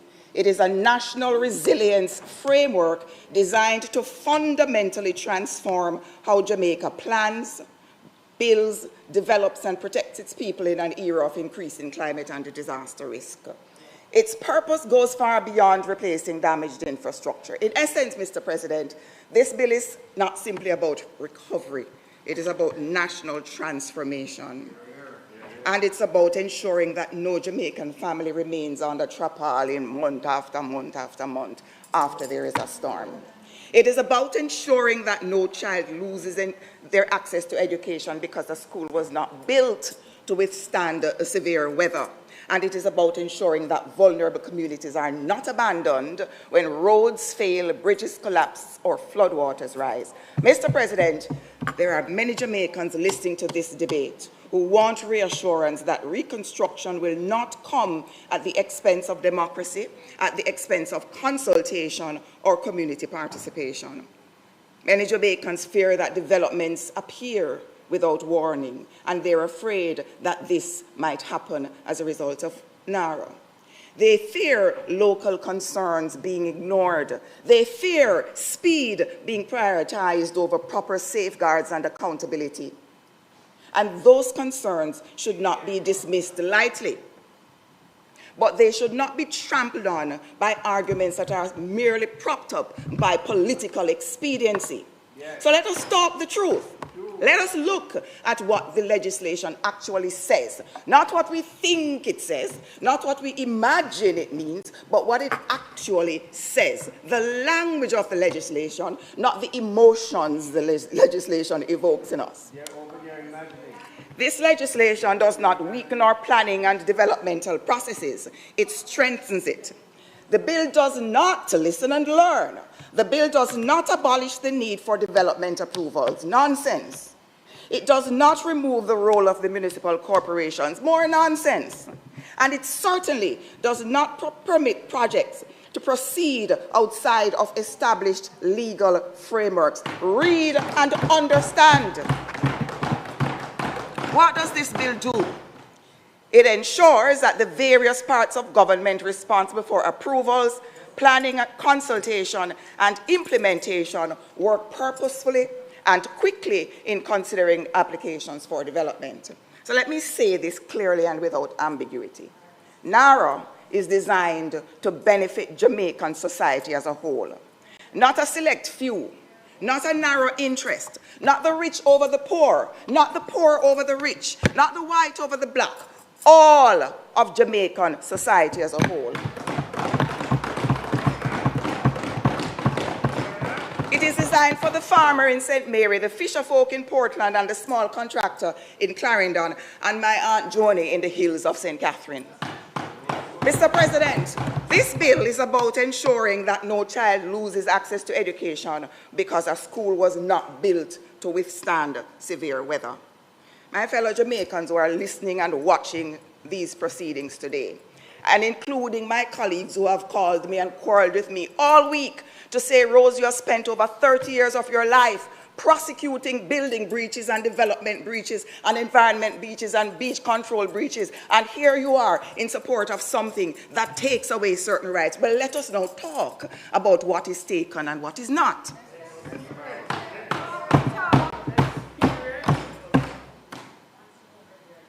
My fellow Jamaicans, I say to you again, just bear with me a minute. Let us just go through what this bill actually does. You can take comfort in the provisions that are carefully outlined in Part 3 of this bill.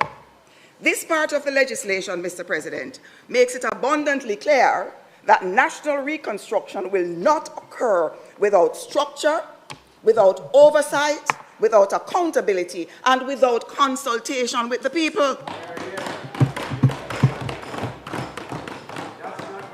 Every project must still pass through the municipal corporations. Again, I say, listen and learn and read carefully. Because what does NARA say? NARA tells you many things. Now, every project, every single one, irrespective of whether it's an approved project under NARA or it is my Aunt Joni wanting to add a kitchen onto her house up in the hills of St. Catherine, all of these must still get planning permission under the Town and Country Planning Act. That has not changed. All the NARA projects must still get permission under the Town and Country Planning Act. You must still get building approval under the Building Act. You must still comply with certain requirements under the development orders all across Jamaica. And if there is subdivision included, you must still get subdivision approval under the Local Improvements Act. I can name out all of them. Every development, Mr. President, must still comply with the physical planning system, the building standards, the environmental safeguards that govern development in this country. So, here is something that I think many of us and many persons who have examined NARA and its implications, its imports and its impact did not remember. NARA, Mr. President, does not repeal any laws. And where laws already exist, you don't repeat them. You don't duplicate their provisions in new legislation. So, for example, there is no need to include an amendment in NARA to specifically require construction to be in line with the Building Act for persons with disabilities. It is already included in legislation. And I will tell you, it is already mandated in the Building Act. And any NARA project that does not comply with those provisions in the Building Act will be in breach.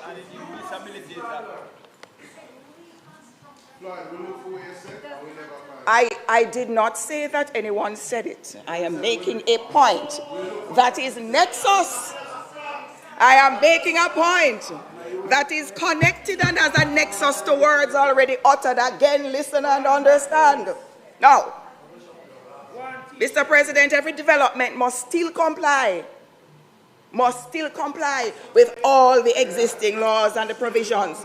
So let there be no misunderstanding.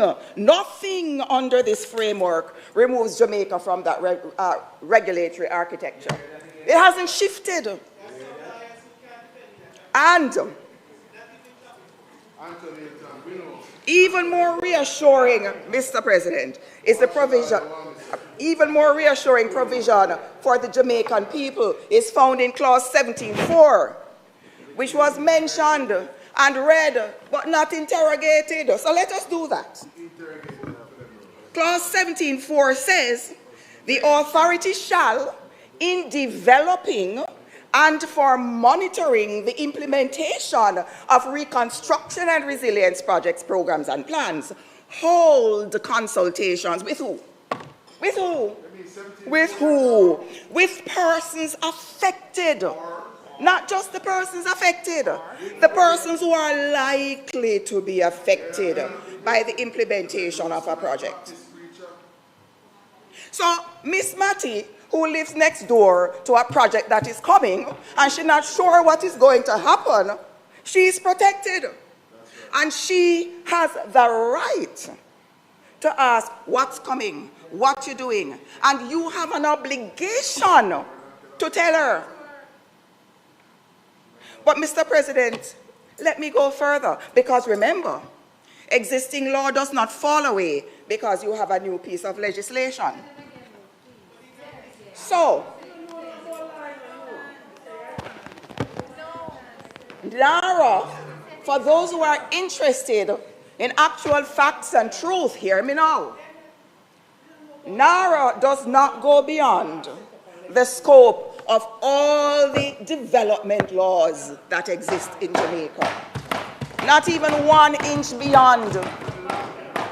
In fact, the powers given under NARA are far more narrow than the powers that now exist under the Planning Act, the Environment, the NRCA Act, the Building Act, all of them. Because if you look at the stepping orders, if you look at the scheme of clauses 22 to 24 of NARA, it makes it very clear what's happening and what is going to happen. The authority said, look here now, you have these things before you for quite a while. So I'm going to call you in and ask you what is going on, and you must now tell me what's causing the delay, and we will try to figure out how to ensure that things are expedited. When the authority calls you in, under I believe it is section 20, and have that conversation, and the authority can call in all the entities or some of them to let us have a conversation. The authority is not doing anything, is not saying to any of the approving entities, you have to approve anything. It is simply saying, let us interrogate what is happening. Having interrogated what is happening, if it is discovered that there are difficulties, if you want me to get an extra 30 minutes to read it word for word, I will. Otherwise, I encourage you to take a little time and read it. If there are still issues, I will give you some directives as to what to do to cure the delay problems. Not so? And if that does not happen, and I have made every effort, and there are several steps that the authority must take, and I think Uncle Charles will drill down into some of these steps for a little bit more later, including the expert advice that is distrusted, but an expert is an expert is an expert. I have had my own expert in court talk some things that I don't like, but I have to respect it as an expert. So having taken those steps, you now reach the point where you're not getting an outcome. So the expedition that you're trying to achieve did not occur. So what do? You now say, you know what, let me ask the minister to step in. But here is what so many of you have misunderstood about what happens on step in.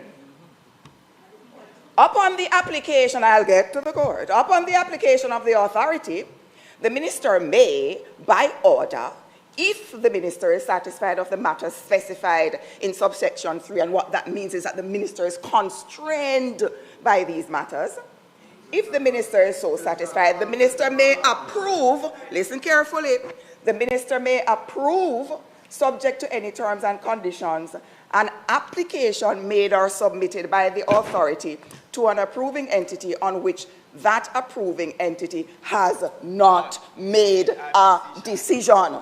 So that step-in order happens when the approving entity, long after the authority has tried to get expedition, has failed to do anything or failed to do certain things. And then you say to the minister, they have not made a decision. What can the minister do then? Can the minister, there is nothing for the minister to overturn at this point.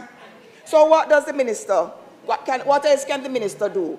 The minister can vary or modify or remove a term or condition of which an approval was made.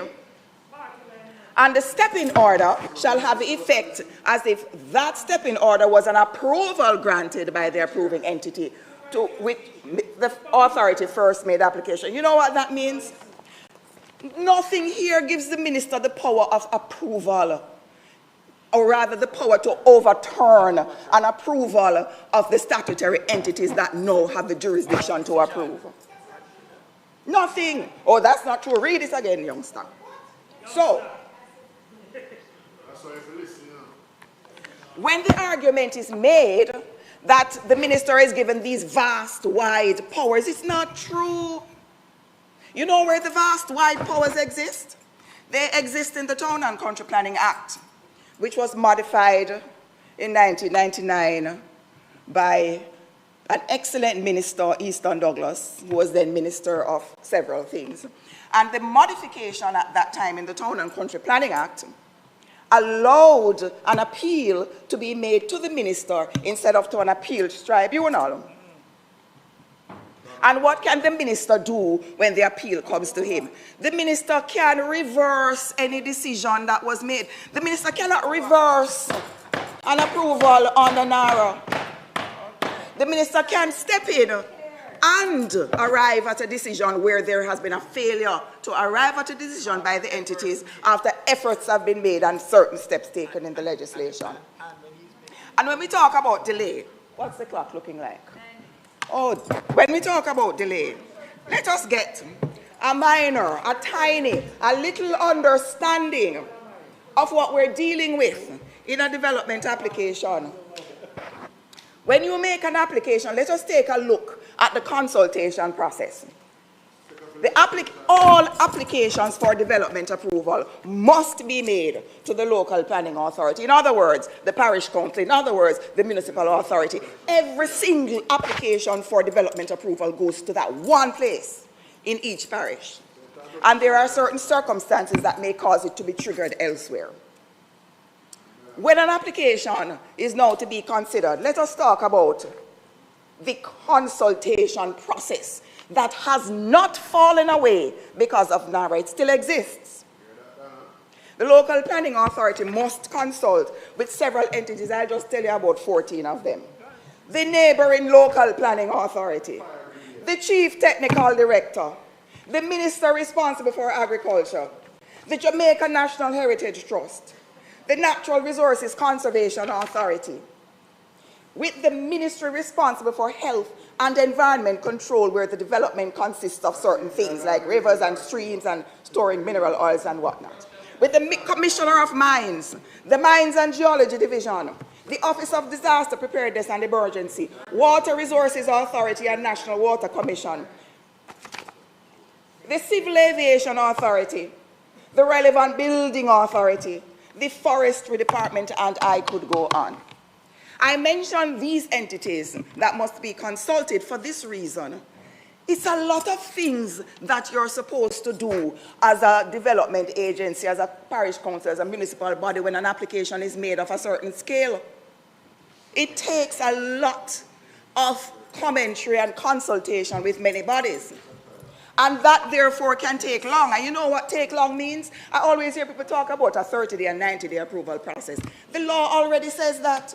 The law says that the authority must approve in 90 days. And if you fail to do so, the person who applied have certain rights, including appealing to the minister, who can then approve and do other things.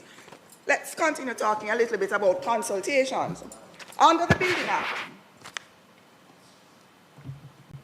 which was passed in what, 2018? Oh yes, I carry everything and I leave now. No man, I'm in one place. You stay with me, youngster. So, me? Oh, under the Building Act, we're still talking about consultation because the argument has been made that there is no consultation provisions in the Act, that there are no provisions made for consultation. Again, I use the word, and I use the word very politely. That's nonsense. So let us take a look at the consultation provisions here that exists now. And remember, what I'm talking about is a consultation process that must be engaged before you even reach NARA. And that has not fallen away. You still have that. A local authority may direct the holding of a public or private consultation in the area under its jurisdiction. You hear me? Consultation must take place, and all interested parties have a right to be heard. And interested parties including owner, occupier, and persons in the neighborhood. And let's talk about notification. It hasn't fallen away. It continues to exist under the Building Act, where notice must be given. And when that notice is given, it must include certain things. Not only describing the development, it must contain a statement that any interested person who is aggrieved by or has objections to the carrying out of the building work may register his objections with the local authority. That still exists. And it doesn't matter whether it's a NARA development or not, that still exists. And then there are provisions under the Town and Country Planning Act, many of which kicks in before you even get to the provisions in NARA. So, all these provisions that I've mentioned on consultations, and there are many more, they matter. And the provision on consultation in NARA that allows for persons affected or likely to be affected to be consulted matters and matters deeply. And it is important to note, Mr. President, that it goes much, much, much further than what currently obtains under these development laws that I just mentioned. Under these laws, the consultation and notice provisions are strong, they are powerful, and hello, they are still alive.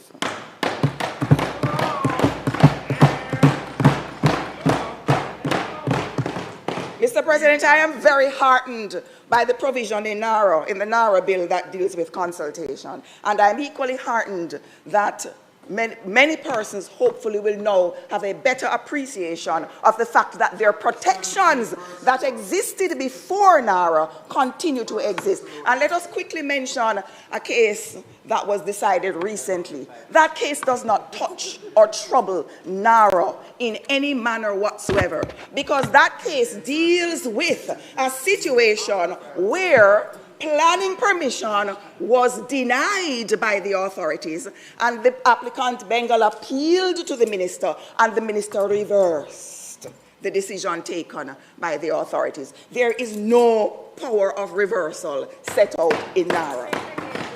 None. Maybe somewhere else. Maybe in that piece of legislation that you want to quarrel about, but it is not NARA. And one of the reasons why I'm heartened by the provisions in NARA and the extent of the protection that I see being provided to the people of Jamaica is that it shows that this government, this Dr. Andrew Michael Holness government respects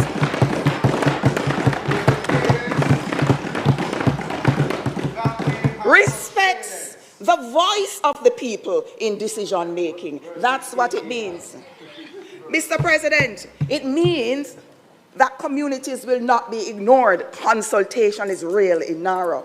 It means that citizens will not be sidelined, and it means that construction will not happen behind closed doors or beyond the reach of the Jamaican people. Consultation under this framework, Mr. President, is not optional. It is not symbolic. It is a legal obligation embedded directly into the architecture of the legislation itself. And that is important, Mr. President, because lasting national resilience cannot be built only with concrete and steel. One of Jamaica's greatest development challenges has never been the absence of ideas. We're a people of ideas and song and dance and kumbaya. But it has been the absence of coordination. And Clause 19, Mr. President, may very well be one of the most consequential provisions in this entire legislation because it forces Jamaica to confront a painful truth.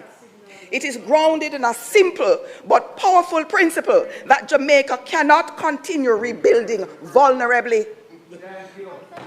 We cannot continue. We have repaired roads that collapsed after the next heavy rainfall. I drove on one recently, the hills of St. Mary, and was appalled at the deterioration because of some rain. We have restored infrastructure that was never designed for the realities of a changing climate, and ordinary Jamaicans have paid the price for those missteps. Mr. President, this clause does not merely speak about rebuilding. It speaks about rebuilding intelligently, responsibly, and sustainably, which is another hallmark of this government. Again, Mr. President, consultation is not optional under this framework. It is critically important in a modern world where conditions evolve rapidly. Climate threats evolve, weather patterns evolve, economic realities evolve, and national planning must be capable of adapting in real time. There must be reporting, there must be oversight, and there must be accountability. And Clause 19.3, Mr. President, may be one of the most humane and forward-looking provisions contained anywhere in this legislation. And no doubt one of the other speakers that come after you will deal with it.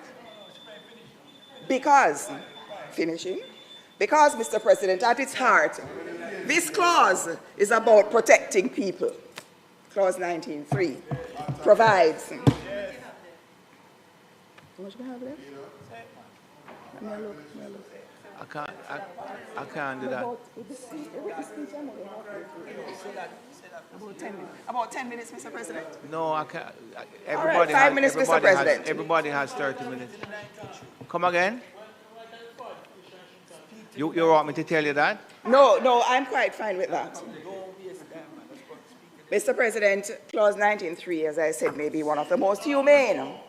It provides that the development of projects, programs, and plans shall prioritize the needs of any specially vulnerable areas, the achievement of climate and disaster resilience, and solutions that are informed by historical and current natural and climatic environmental processes, including wind, rainwater percolation, groundwater flow, and surface water flow, and mitigate.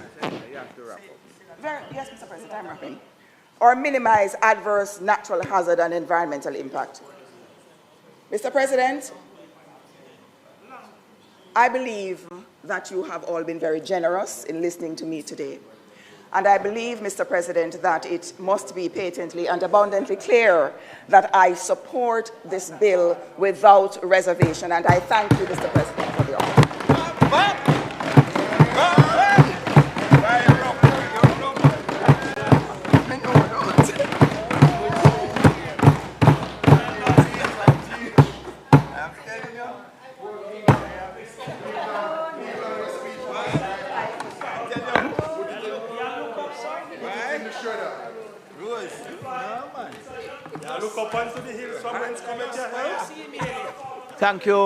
Thank you very much, Senator.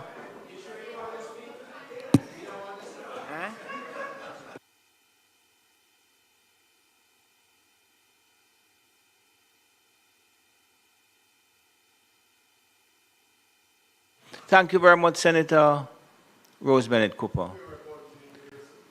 Senator Tomlinson.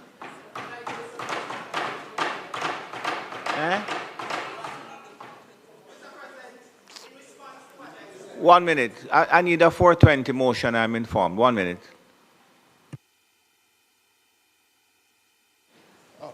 Mr. President, might the standing orders be suspended to allow the sitting to proceed beyond 4:30 to complete the business of the day? Members should have heard the motion. Those in favor? Against? Senator Tomlinson, that's you.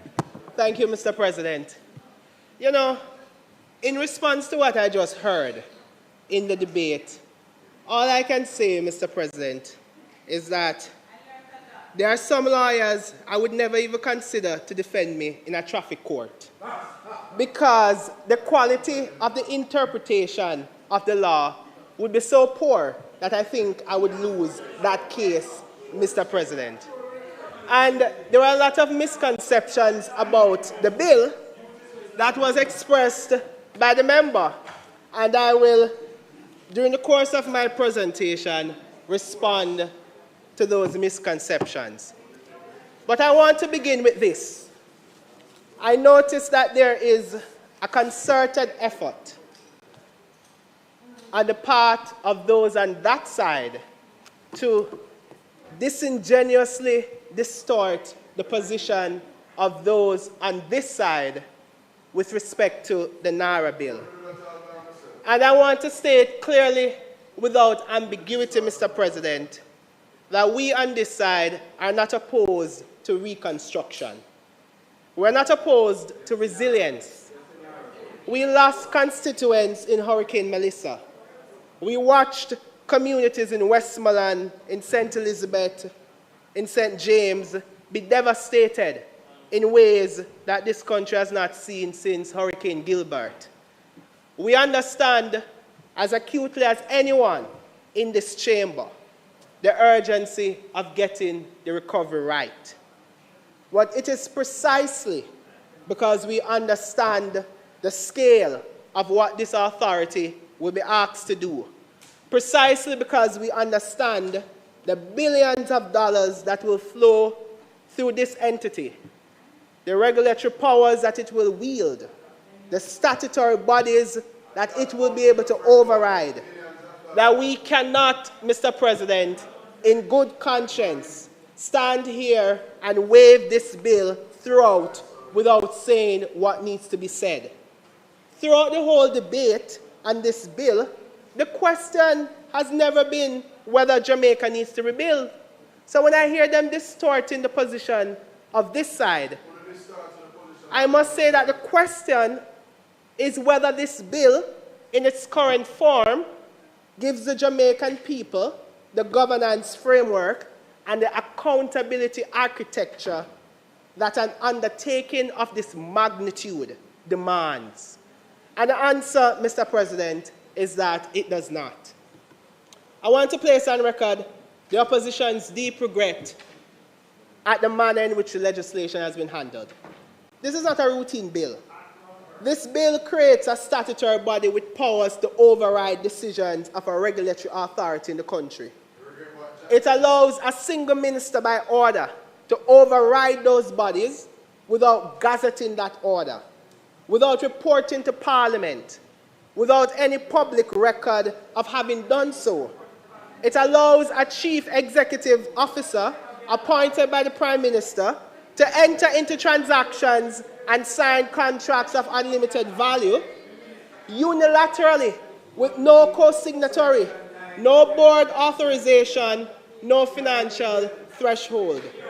And it was seemingly brought to this Parliament with the expectation that it would pass with minimal opposition. Civil society raised concerns. Members of the government, members of their side, raised concerns. The opposition raised concerns, clause by clause, with specific legislative remedies attached to each. The government moved amendments that addressed a minority of the concerns. And it comes to the Senate and asking us to pass this bill. Mr. President, that is not good enough. And this side will say no. The government has shown contempt for criticism of the bill and a dangerous disregard for the simple truth that confidence in this legislation must be earned through engagement with contrasting views. Mr. President, the deficiencies in this bill should be taken in the context of the level of trust that the government is asking of the people. When a government asks its citizens to accept a statutory body with vast powers, a single unaccountable executive, no governing board, no audit committee, no mandatory parliamentary visit by the CEO, Mr. President, when it asks for that level of trust, the threshold question is, has the government demonstrated through its conduct in office the kind of probity and respect for institutional boundaries and constitutional norms that would justify any administration being given this kind of unrestrained executive authority over billions of public dollars? The record speaks for itself. The government has faced repeated adverse findings in our courts on constitutional grounds. This is a government whose record of respect for constitutional constraints has been tested and found wanting, not by the opposition, but by the judiciary.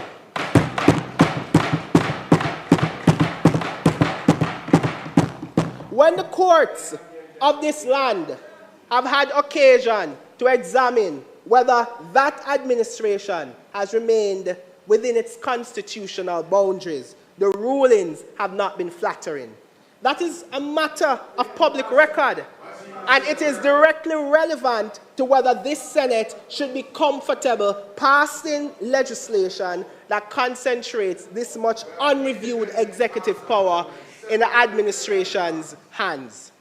Mr. President, further to that fact, in a country where procurement irregularities have been a persistent feature of public life, where major infrastructure projects have been plagued by cost overruns, i.e. Cornwall Regional Hospital, and questionable contractor selections, this government is asking us to create a procurement and project delivery vehicle with less oversight than the bodies that already exist. Mr. President, this is extraordinary. I want to be clear, Mr. President, that this is an argument that good governance does not depend on personal integrity of those who happen to hold power at any given time. Good governance depends on systems and structures, checks and balances that work regardless of who is in office. The tragedy of this bill is not that it creates NARA, is that it creates NARA without institutional architecture that would make it trustworthy under this current government. Now, Mr. President, I want to move to some of the structural deficiencies that I have identified, and we have repeated them on our side, and I will speak about two of them, and then I will move into a broader substantive point. On the substance of the bill itself, because of the concerns on this side, we will repeat that the bill is problematic. There's a blanket exemption from the performance investment management system, Mr. President. There's a provision in this bill, Mr. President, there's a provision in this bill that has received far too little attention in the public discourse. I'm speaking about Section 26, which grants a blanket exemption for all approved reconstruction and resilience projects and all designated strategic investment projects from key provisions of the public investment management system. For the benefit of the Senate, let me explain what the PIMS is and what it does. PIMS was established in 2014 through the amendments to Section 48J of the Financial Administration and Audit Act and the creation of the fourth schedule of that act. It is Jamaica's primary statutory framework for the preparation, appraisal, approval, and management of public investment projects.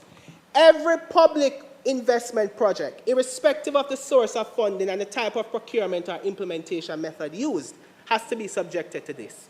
Its stated purpose is to promote transparency and accountability in the design, implementation, and assessment of public investments, to maximize efficiency through better project selection, and to ensure that the government receives value for money.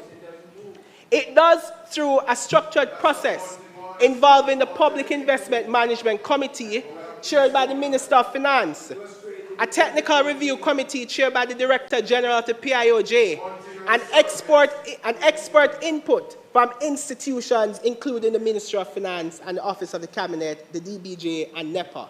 In short, Mr. President, the PIMS is an independent, multi-institutional gate through which every major public investment in Jamaica must pass. Section 26 of the NARA bill removes that gate entirely for NARA projects. Section 26 exempts every single project that NARA will implement from the very PIMS provisions that are supposed to provide that assurance. The government cannot simultaneously rely on PIMS as a safeguard and then exempt NARA projects from PIMS. It is one or the other, and Section 26 of this bill makes it clear which one the government has chosen.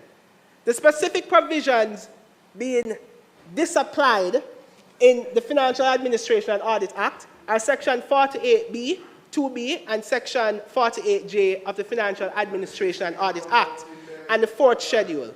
The fourth schedule operationalizes it, establishing the project appraisal process, the cost-benefit analysis requirements, the risk assessment framework, and the value for money evaluation that every project must pass through before cabinet approval. By exempting NARA projects from these provisions, this bill becomes an independent technical appraisal that determines whether a project is financially viable, whether it represents value for money, whether its risks have been properly identified and mitigated, and whether it is consistent with Jamaica's strategic development objectives. Now, Mr. President, I anticipate that the government's response will be that speed is of the essence, that reconstruction cannot wait for the full PIMS cycle, and that the urgency of the post-hurricane environment justifies a streamlined approach. And I want to engage with that argument seriously, because in principle, it is not without merit. There are circumstances in which emergency procurement and expedited project approval are legitimate and necessary. But that argument, even at its strongest, justifies a modified PIMS process, an expedited appraisal, a compressed timeline, a streamlined technical review committee, not a blanket exemption from the appraisal entirely, Mr. President. The choice before this bill was not between PIMS in full and no PIMS at all. That's a false choice that the government has presented before us, and this Senate should name it as such. What makes the exemption particularly troubling is the company it keeps in this legislation. Consider that NARA projects will now operate without independent cost-benefit analysis under the PIMS, independent project approval by the Technical Review Committee, and the scrutiny of the Public Investment Management Committee chaired, Mr. President, by public officials in the respective ministries, departments, and agencies. Now consider what they have already included in this bill. Fast-track directives under Section 22 that can override statutory regulators. Stepping powers under Section 24 that can override those same regulators in secret, because there is no requirement that these be gazetted or made public to Parliament or to the Jamaican people. Cabinet designation powers under Section 25 that rest on no legally defined purposes. A secrecy provision under Section 14 that criminalizes disclosure of information obtained in the course of administration, and a broad indemnity under Sections 15 and 16 that protects officials even in circumstances of criminal proceedings. Mr. President, each of these proceedings, taken alone, raises questions. Taken together and combined with the removal of PIMS scrutiny, they describe a procurement and investment environment with fewer checks, fewer safeguards, and less independent oversight than virtually any comparable program in this country's history. The question this Senate must put before the government is, what replaces PIMS? If the independent appraisal, cost-benefit analysis, and value for money evaluation that PIMS provides are being reviewed, what compensating mechanism is inserted in their place? And the honest answer, Mr. President, there is nothing. When you examine the bill, there is nothing that provides that. At a minimum, Mr. President, the bill should replace that blanket PIMS exemption with a provision establishing an expedited appraisal process, one that preserves the core requirements of independent technical review, cost-benefit analysis, and value for money assessment, while acknowledging the time pressures of reconstruction. The Technical Review Committee of PIMS could be convened on a compressed timeline for NARA projects. The Ministry of Finance, Mr. President, through the PIMC, could also be preserved in a modified form. That's the first concern. And I'm not the only one speaking about this. Civil society has also raised this concern. I move to my second issue with respect to a deficiency in the bill, Mr. President. The Prime Minister can influence the external audit. And we have heard them. They said that NARA is subjected to oversight mechanisms and accountability framework. The problem, Mr. President, with respect to the external audit that they have pointed to, is that there can be executive interference in the selection of who performs this external audit. So, Mr. President, let me begin this. You didn't read the bill for yourself, so be quiet. I'll explain it for you. The bill, Mr. President, the bill has no audit committee. There's no risk management committee. There's no internal auditor.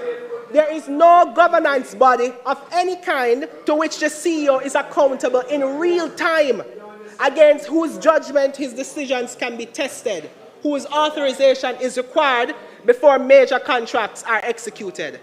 The government, Mr. President, will no doubt point to the new mandatory semi-annual reporting requirement under the amended Section 10. And I want to be fair, it's an improvement. The CEO must now produce a report every 6 months and submit them to the minister within 14 days, and the minister must make them cause them to be laid in Parliament. That is better than what was there before. But an external audit, Mr. President, is retrospective. It tells you what has happened after the money has been spent. Semi-annual reports tell Parliament what has happened in the last 6 months. Neither mechanisms prevent a wrong decision from being made in real time. Neither substitutes, Mr. President, for the real-time, continuous, independent oversight that a properly constituted audit committee and internal audit function would provide. You cannot audit your way out of a governance failure that has already happened. The structures that prevent failure must come before the money moves, Mr. President. And when we turn to the external audit that this bill provides for, the problems do not end there. Section 9 requires the authority to keep proper accounts and to have those accounts audited annually. That is as it should be. And I do not quarrel with that, Mr. President. But the question is not whether there will be an audit. The question is whether the person conducting the audit is truly independent of the entity being audited under this bill. And the answer is, it doesn't have to be so. Because, Mr. President, let's look. In the original bill that was tabled, the auditor was appointed by the CEO with the approval of the Cabinet Secretary. The amendment improved on that, which was a welcomed improvement, but it didn't go far enough. The new bill, Mr. President, now requires that the auditor be appointed by the Cabinet Secretary with the approval of the Cabinet. Mr. President, I want the Senate to sit with that arrangement for a moment. The Cabinet Secretary reports to the Prime Minister. The Cabinet is the Prime Minister's Cabinet.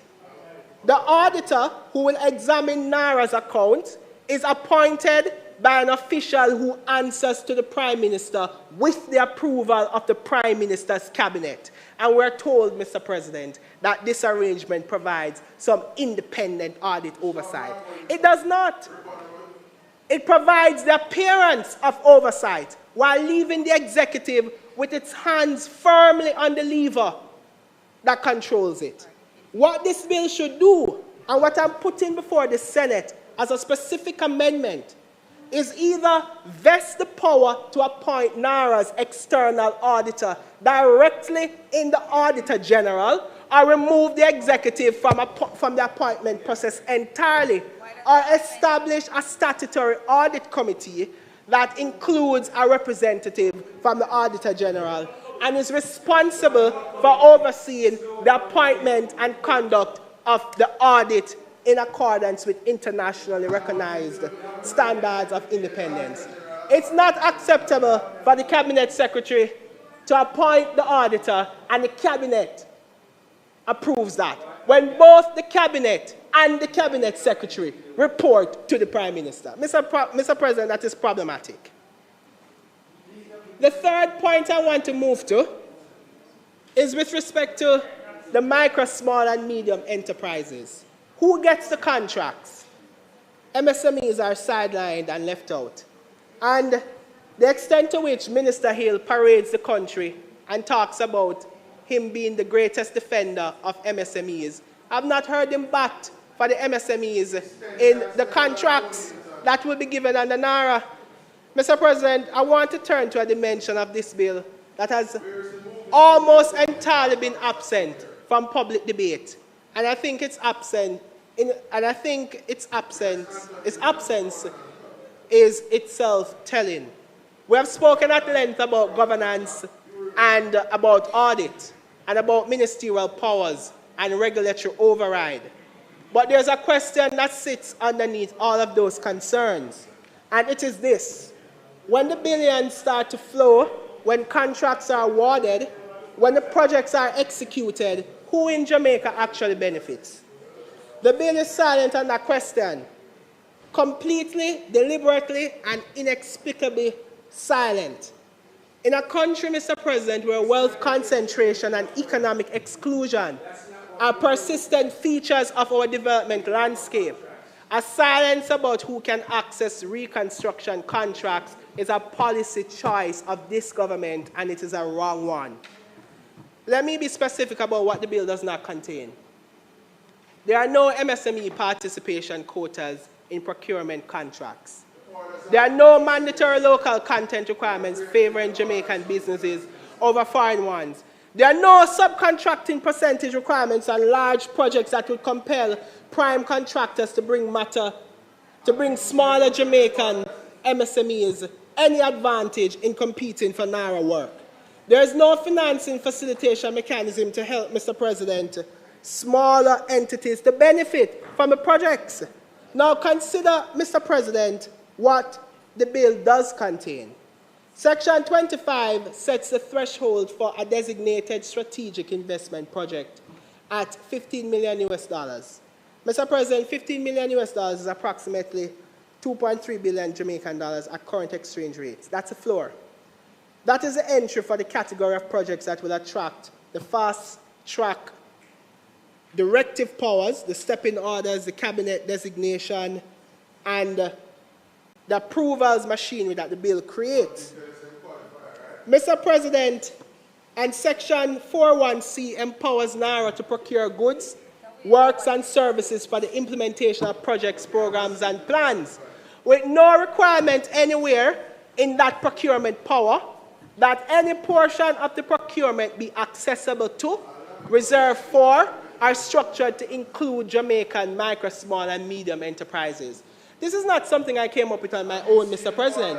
This is coming out of consultation with the stakeholders in the MSME sector, the small business operators, Mr. President, who would want to participate in the contracts that will be issued under NARA. Mr. President, large infrastructure contracts have a well-documented gravitational pull toward large, established, well-capitalized firms, often multinational ones that have the compliance infrastructure, the surety capacity, the insurance arrangements, and the technical accreditation to meet the requirements of major procurement contracts. An MSME in Westmoreland or in St. James, one of the parishes that bore the brunt of the Hurricane Melissa, that builds, that does construction, that has a small fleet and an experienced workforce, that does not have a legal department to prepare a compliant bid package for $2.3 billion infrastructure project. Mr. President, it does not have any bonding capacity for a prime contractor on a project of that size that is required to carry out and to provide a capacity for small enterprises to be included. What makes this more troubling, Mr. President, is the context in which NARA operates. Hurricane Melissa did not devastate the corporate headquarters of New Kingston. It devastated communities, farming communities, fishing communities, small businesses in Westmoreland, St. Elizabeth, and the other western parishes. The people who lost most are by and large the people with the least access to the capital, the connections, and the compliance capacity that the large public procurement demands. A reconstruction program that builds the roads those communities depend on, the hospitals they use, the schools that the children attend, but that channels the economic benefit of that reconstruction to large established contractors and foreign firms is a reconstruction program that rebuilds the infrastructure of those communities while bypassing the economic recovery of the people who live in them. That is not resilience, Mr. President. That is reconstruction for some and exclusion for the rest. And that, Mr. President, is problematic. There were some arguments made by the speaker before me, and in the last few minutes that I have, Mr. President, I must respond to them. It provides no remedy for affected persons whose concerns are ignored. That's a fact. The bill provides no remedy for affected persons whose concerns are ignored. If the authority holds a consultation, hears from a community that their land will be destroyed and that they have no alternative accommodation, and then proceeds with the project anyway without addressing those concerns, what can that community do, Mr. President? Nothing. Section 17(4) provides no answer. There is no grievance mechanism. There is no right to require reconsideration, no right to approach a tribunal or court specifically to enforce the consultation obligation. The only route, Mr. President, is judicial review, which brings us back to 5 years and significant resources. Mr. President, there must be some kind of recourse mechanism included in the bill for those persons whose concerns will become loud, those whose concerns, Mr. President, will become apparent. Mr. President, in closing, the measure of a legislature is not whether it passes legislation quickly.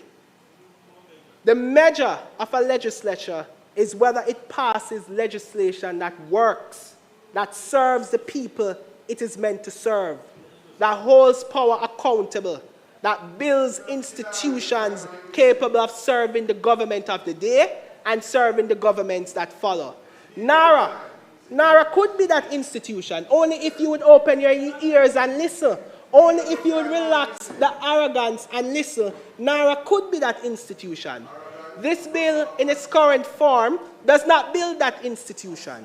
It builds something else, something fast, something flexible, something convenient for the executive, Mr. President, something that can circumvent regulatory authority, Mr. President. And it asks the Jamaican people to trust that the persons who hold power will use it wisely, with no legal obligation to be transparent in a sufficient way, no board to answer to, and no parliament committee where the CEO is required for questioning by the people's representatives.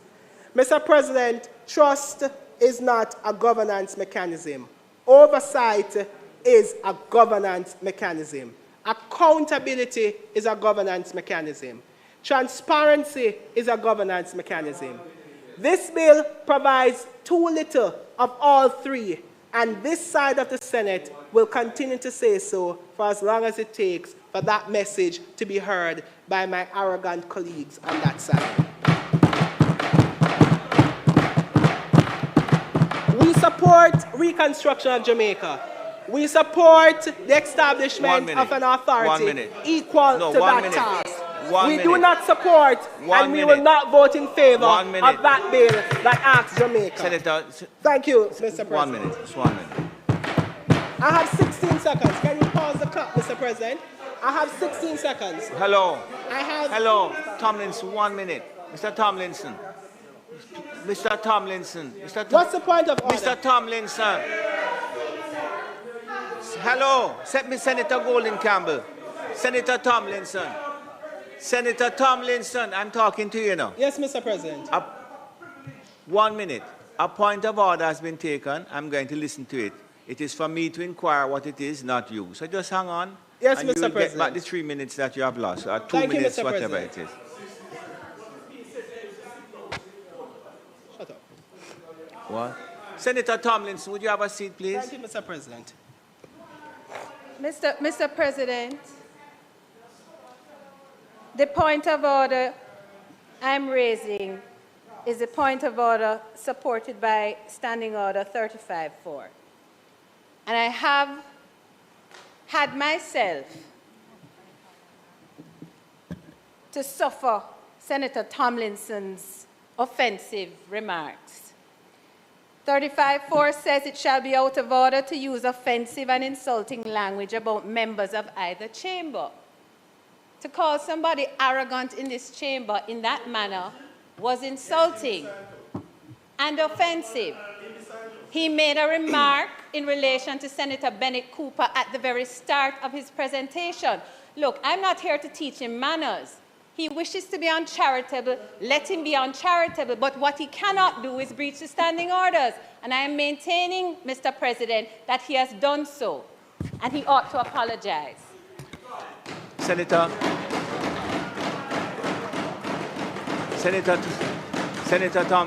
Senator Tomlinson, just withdraw the use of the word and then complete your, your statement, please. Come now, please. Mr. Tomlinson, withdraw. Mr. President, I have no challenge withdrawing the use of that term. I think the Jamaican people know for themselves what they you have think withdrawn of it. that So let's. side. You have. So, Mr. President, I withdraw that term. I have no challenge doing that. But I end by saying, Mr. President, that we support the establishment of an authority equal to the task. We do not support and we will not vote in favor of a bill that asks the Jamaican people to place their confidence, their money, and their futures in an institution that is structurally incapable of accounting for how it uses any of them. Thank you, Mr. President.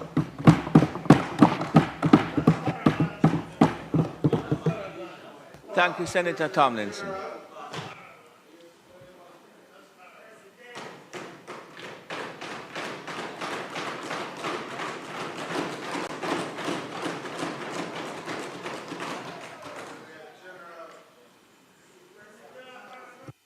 Thank you, Senator Tomlinson. Senator Gill.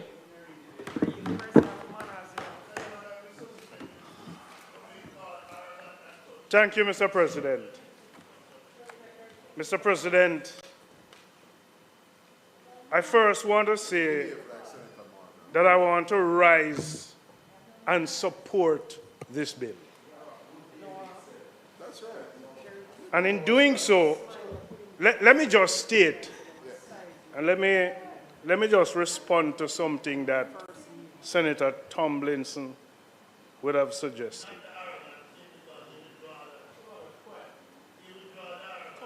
This is going to be a legislation that works and will work for the people of Jamaica.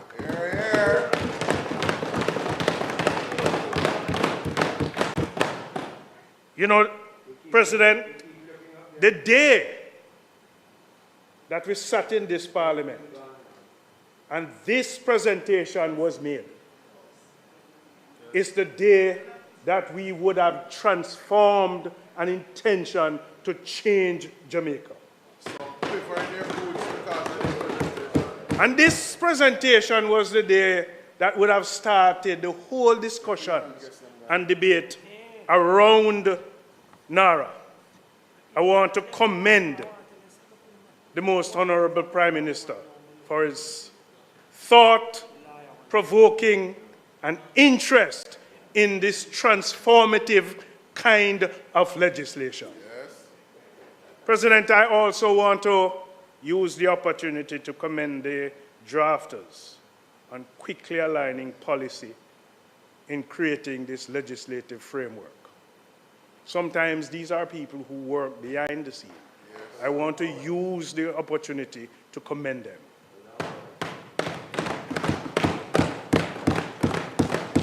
You know, President, in that other space, and also this one, there's the call by the opposition for the use of a joint select committee in the pursuance of this legislation. And you know, I've worked in a number of joint select committees. This is a legislation that is one that is aiming not only for recovery, but to shift towards transformation. Yes. But it requires a level of urgency to it. Now, when you establish a joint select committee, there's going to be some time spent in sending out the notice, awaiting application, awaiting submissions, starting to meet. And the thing about a joint select committee, you have to allow all the intended applicants who submit to exercise and extend their submission thoroughly. And we have no control over the number of applications or submissions. And so we have to give them that order and that sense of priority. It's not a means of urgency. We also have to take into consideration, Mr. President, the fact that coming out of those consultations with the respective applicants, there's the establishment of a matrix. And that matrix also has to go through another thorough sense of probity. Now, President, let's understand something. And I look back at the memorandum of objects and reasons. And this is what now dissuades us from going through the process of a joint select committee in the manner in which a joint select committee operates. It says, for the efficient and coordinated and transparent management of, and I quote, this particular area, extraordinarily time-bound reconstruction and resilience efforts to focus on building back better to withstand future climatic and geophysical events. Extraordinary time-bound. That means there is no use of delay. And then, to withstand future climatic and geophysical events, we're in the month of May. When we go into June, none of us in this room or this chamber can determine the extent of the hurricane season. So guess what? Let's understand we have to act with a level of urgency. Mr. President, C says to expedite private and public-private investment in priority sectors to address the structural, economic, and vulnerabilities exposed by Hurricane Melissa. So we know what happened. We all know of the extent of what happened on October 28, 2025. We knew of the expenditure and the need for recovery. There is absolutely no need to delay. We have to be focused and press on. And Mr. President, this is a government that has been tried, tested, and proven with challenges. We know how to plan, we know how to implement, and we know how to execute.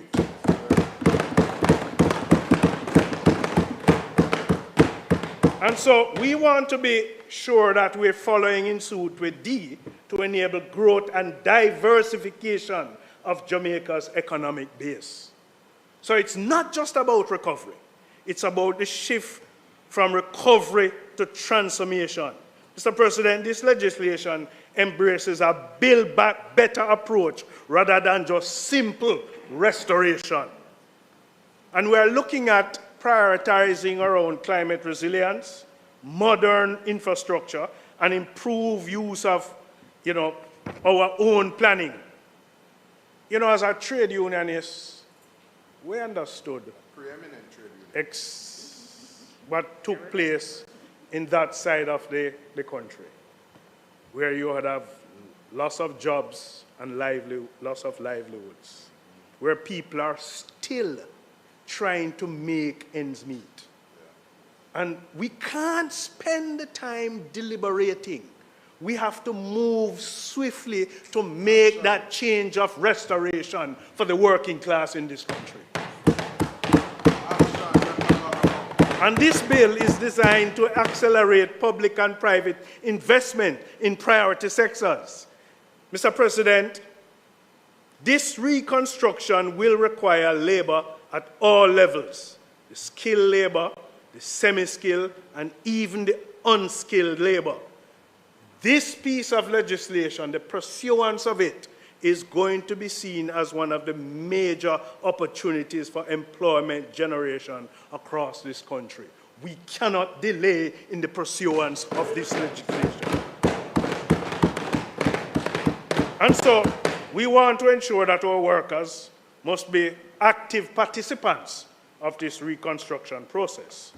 We want to ensure that, we shape labor standards and we have the protection and we have the infusion of proper workforce policies. Mr. President, I want to turn to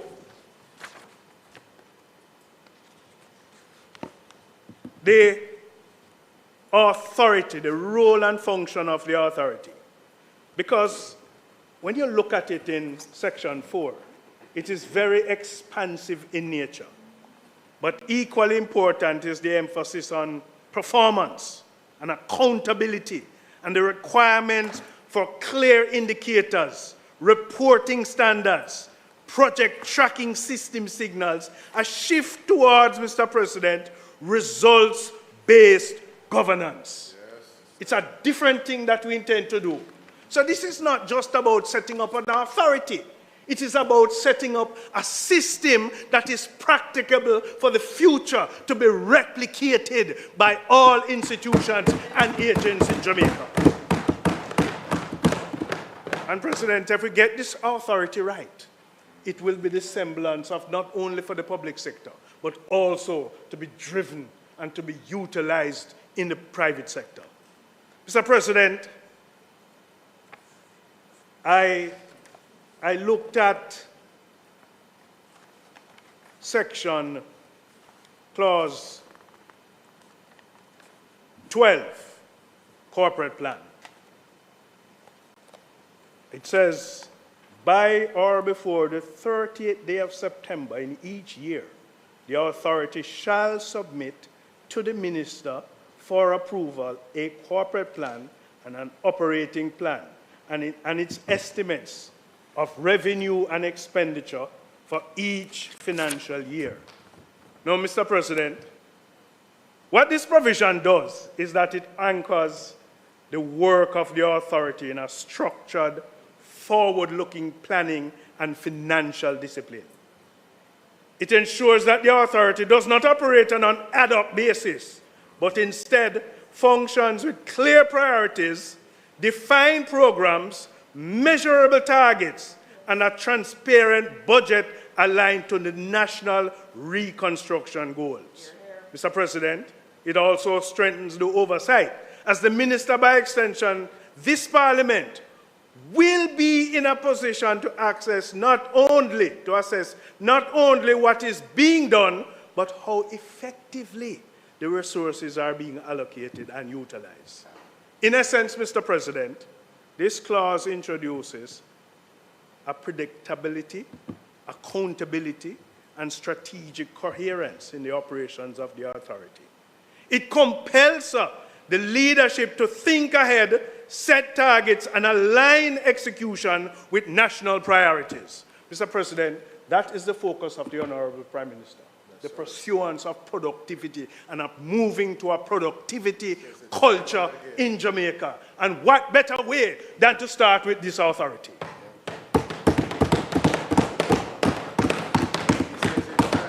So, on the onset, and I want to propose a kind of policy focus on the onset that the authority should adopt, in my mind, as a matter of policy, a performance measurement system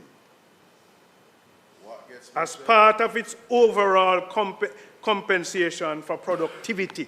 So you set this system in place so we can evaluate, and that evaluation can come back to Parliament, where Parliament can review the progress. What gets measured gets done. And so this performance measurement should be done at the corporate level, where performance incentive would be tied to the successful delivery of national reconstruction targets, timelines, budget adherence, and the overall impact. We can also extend it, Mr. President, to the divisional level, where the various teams would be assessed based on the execution of specific projects and programs under their responsibility. And then we drill down further to the individual level, where the workers and the professionals will be evaluated on clearly defined inputs, efficiency, and contribution to results. Mr. President, this is a very important initiative. Now, I want to turn to, because I hear the argument around consultation and why we're not consulting. When you talk about consultation, consultation has to be precise and targeted. It's not that you just come and talk to the people. So the intent proposed by the opposition is the consultation should take place by way of the Joint Select Committee. That's what I hear most of you saying. But I want to advance a different perspective in this consultation, because there are some persons who are never going to be brave enough to come into the Parliament. And you have some who might believe that they are coming under the rubric of submissions. And some of those submissions have their own intent. But when you look at 17, the approved projects, and 17.4, the authority shall, in developing and for monitoring the implementation of reconstruction and resilience project, programs and plans, hold consultation with persons affected or likely to be affected by the implementation of a project. Now, in my mind, Mr. President, that is not a situation where the consultation is taking place, where the people have to come to the authority. This is one where the authority must go to the people. Even better. So there is a direct interface, at a live and direct approach in engaging with the people at the appropriate time when you are doing the changes and the implementation. So the bill, in my mind, is very clear in terms of the focus and the targeted approach in terms of consultation, when it is fresh, Mr. President, and when it's alive. So, Mr. President, in my mind, this bill represents far more than just a legislative response to a national disaster. It is a blueprint for how Jamaica chooses to rebuild, reform, and reposition itself for the future. You know, the devastation we experience, it demands urgency. Yes. But it also demands discipline, coordination, and vision. No run with That's what we are putting in this piece of legislation. No run with it business. And through the establishment of this authority, supported, sir, by clear functions, the strong oversights that we have been talking about, and the structured planning requirements, we're putting in place the architecture to deliver reconstruction in a manner that is efficient, transparent, and results-driven.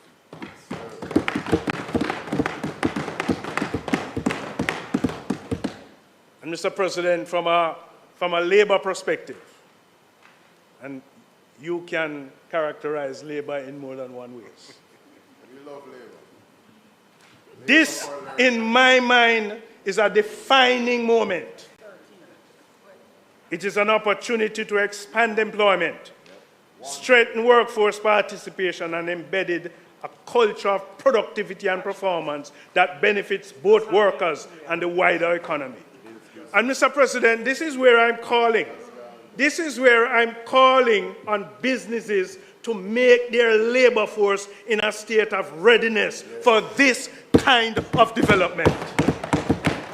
The training that is going to be required, the certification that is going to be required, the motivation that is going to be required. If we are deliberate enough, if we are deliberate in our approach, and we start moving steadfastly, particularly in linking planning and measurable outcomes and incentives, we can ensure that the reconstruction becomes a pathway to empowerment for the working people of this country. And so, Mr. President, the call for us to build together. You know, The best laid plans can have concerns. The best laid plans can have concerns. And it's how we treat with those concerns, and it's how we continue to evaluate as we progress. And so, Mr. President, build forward together must therefore be more than a slogan. It must be reflected in how we plan, how we execute, and how we share the benefits of the development. It must be in partnership, inclusion, and accountability at every level. And President, I am of the profound view that if we get this right, we will not only restore what was lost, we will create a stronger and more resilient and more productive Jamaica. So, Mr. President, you know what you're praying for, Lammy. I support this bill and commend the entire Honorable Senate to support it also. May it please.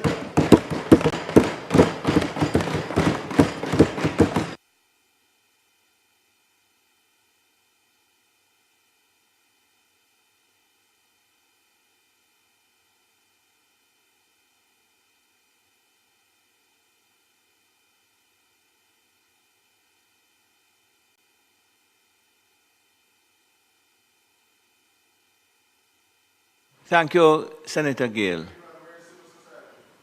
Senator Bernard.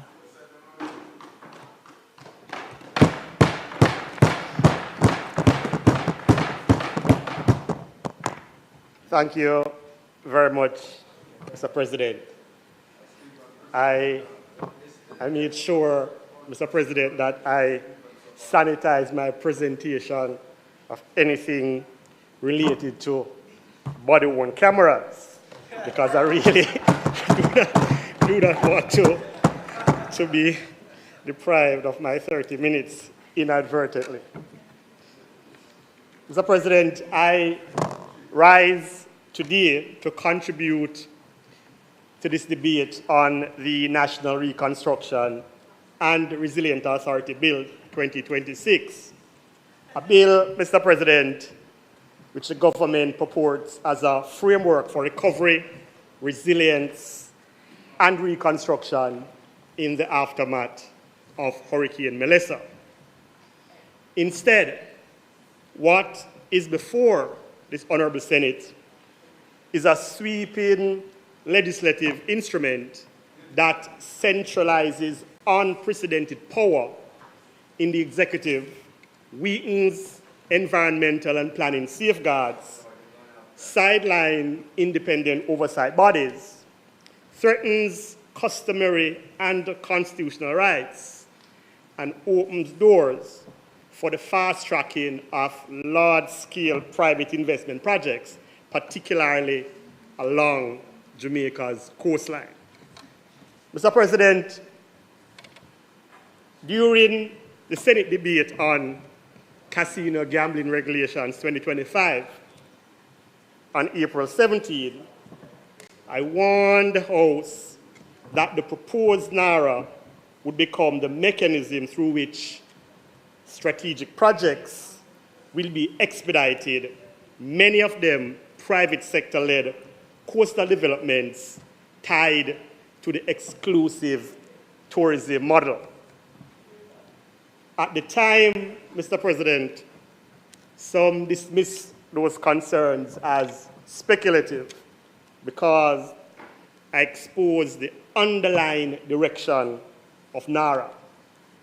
However, Mr. President, we would have heard the minister who opened the debate in the Senate last week that Fast Jamaica, which is akin to NARA, is intended to accelerate tourism projects, real estate developments, urban renewal projects, logistic hubs, manufacturing investments, and major private capital projects.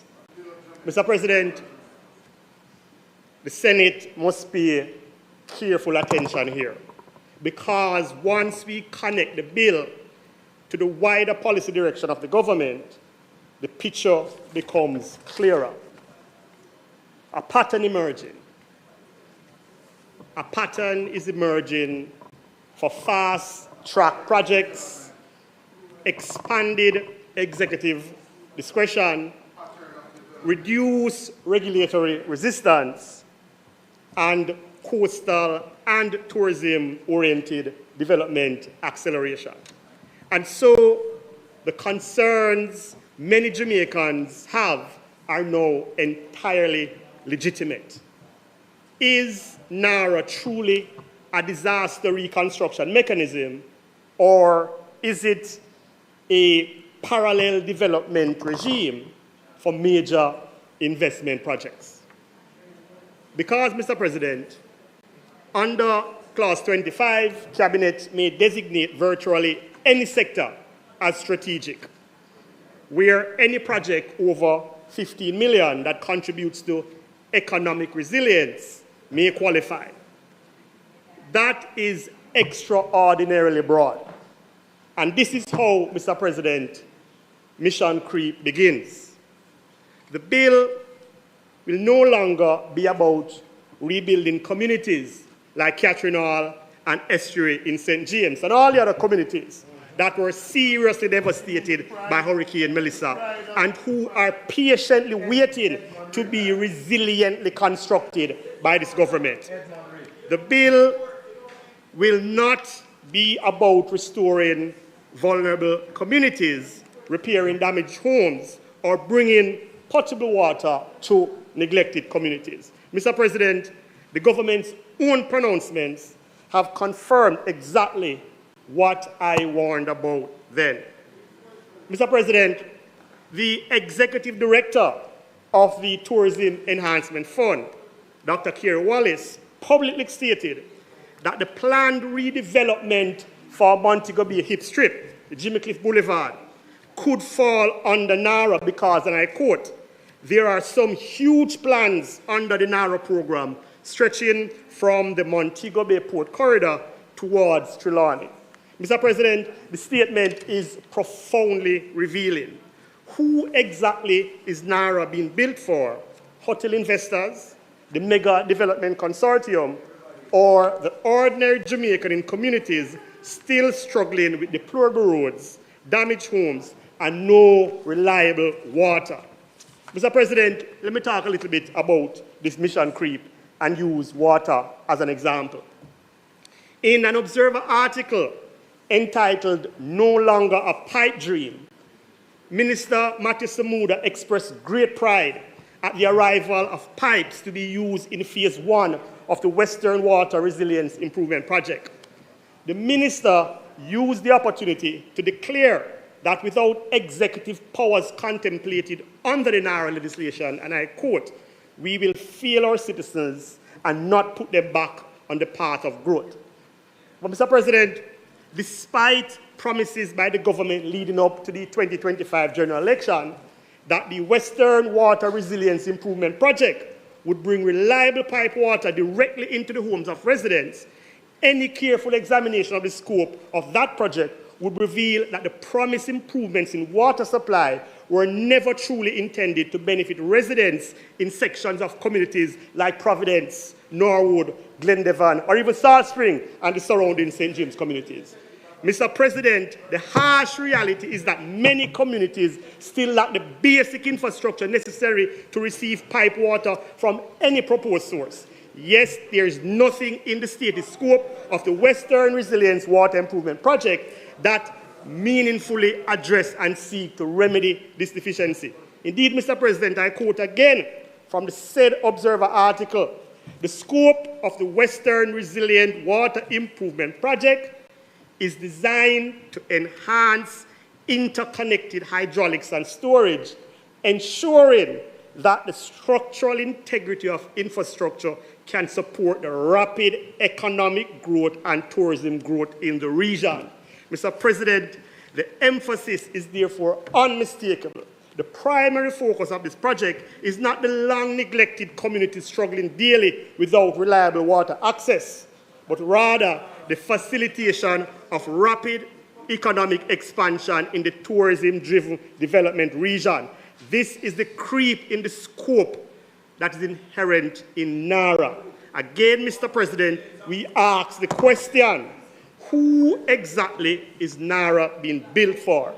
Mr. President, one of the gravest concerns, Mr. President, one of the gravest concerns with this bill relates to beach access right and the protection of customary access or prescription rights to Jamaica's coastline.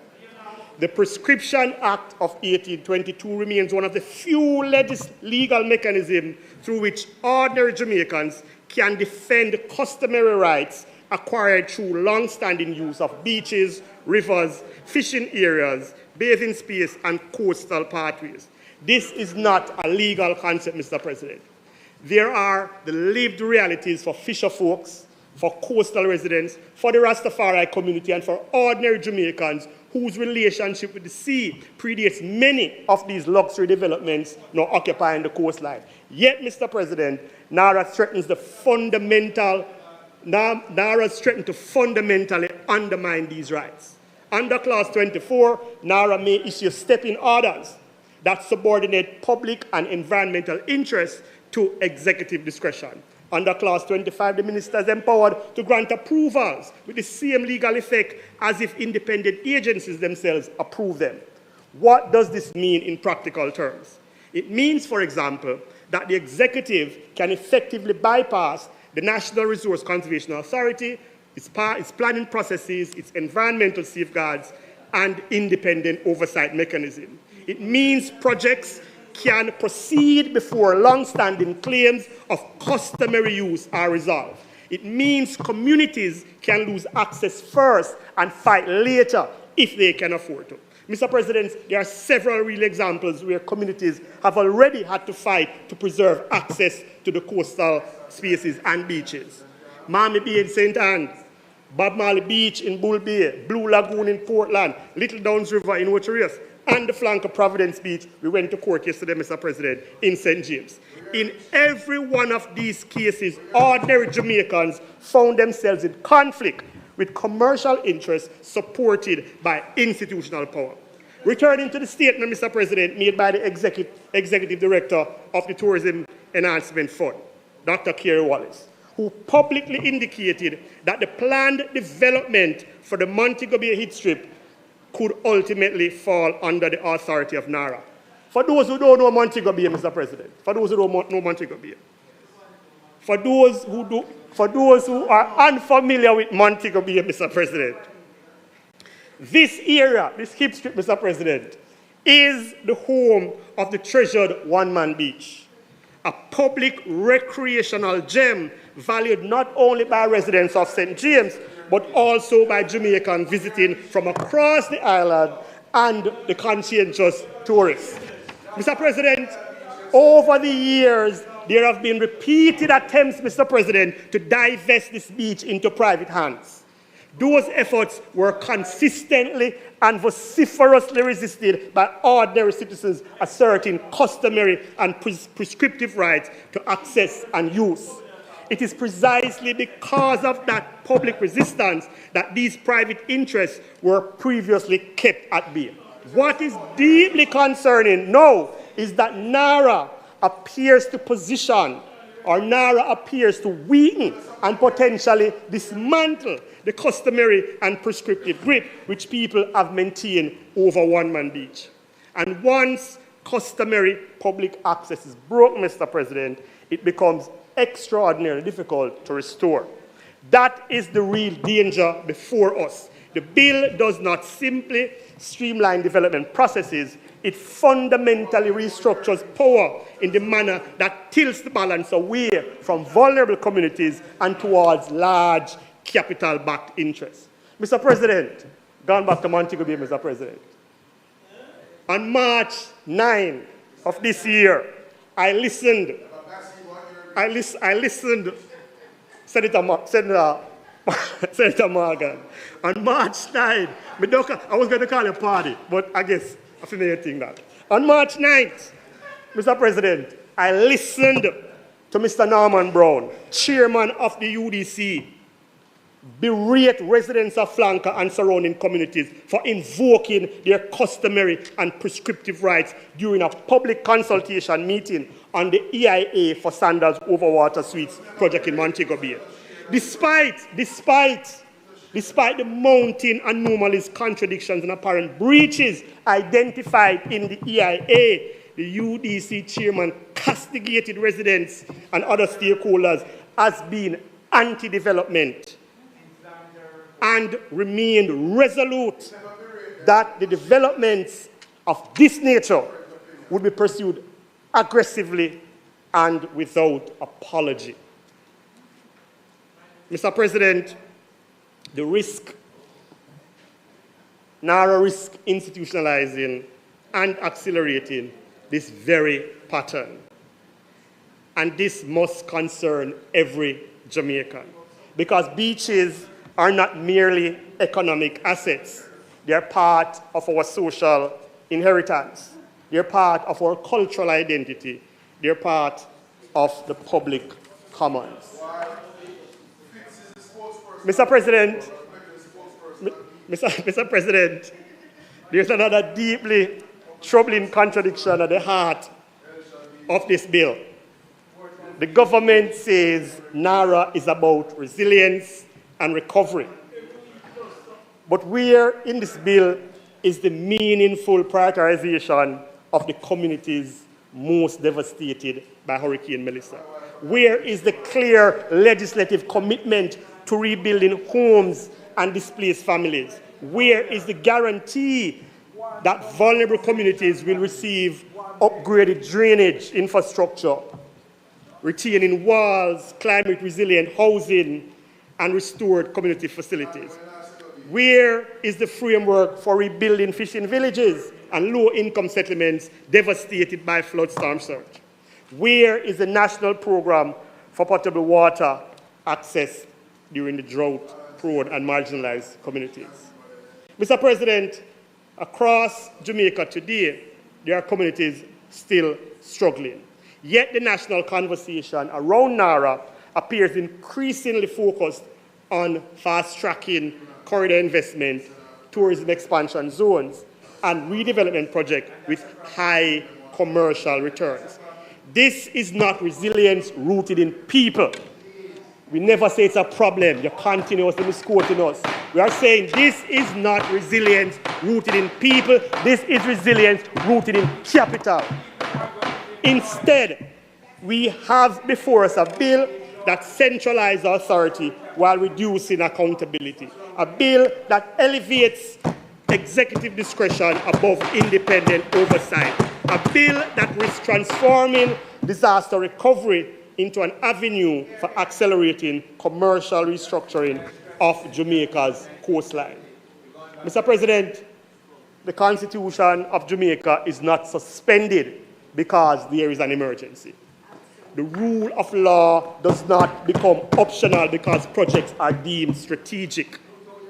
A reliance cannot simply mean making Jamaica more attractive for investment while vulnerable communities remain exposed, neglected, and dispossessed. True resilience means protecting people, protecting rights, protecting community, protecting access, protecting livelihood. Mr. President, the opposition is not against development. We are not against reconstruction. You have heard it over and over. We are not against investment. But development without rights is disposition. Reconstruction without accountability is dangerous. And resilience without justice is exclusion. For these reasons, Mr. President, we urge the bill to be substantially amended along a number of lines, and we'll come to the committee session, so I'll not expose them here until we get to that session. But, Mr. President, Jamaica cannot be rebuilt by sacrificing the rights of ordinary Jamaicans, and Parliament must never permit disaster recovery to become the justification for democratic erosion, environmental degradation, and the enclosure of public space. The Jamaican people deserves resilience with justice, resilience with accountability, and resilience that builds community, not merely investment corridors. From the look of things, Mr. President, and I know I said I wasn't going to use the term, it looks like NARA, like the police, desperately needs body-worn camera. You please, Mr. President.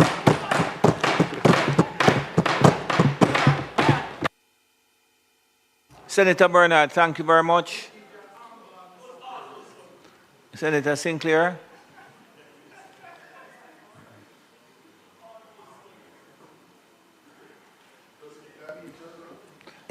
Thank you, Senator Bernard. Senator Bernard, thank you very much. Senator Sinclair. Senator Gale.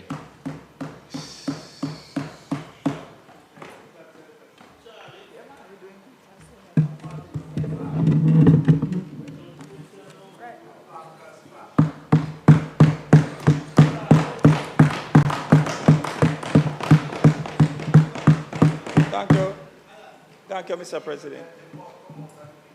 Mr.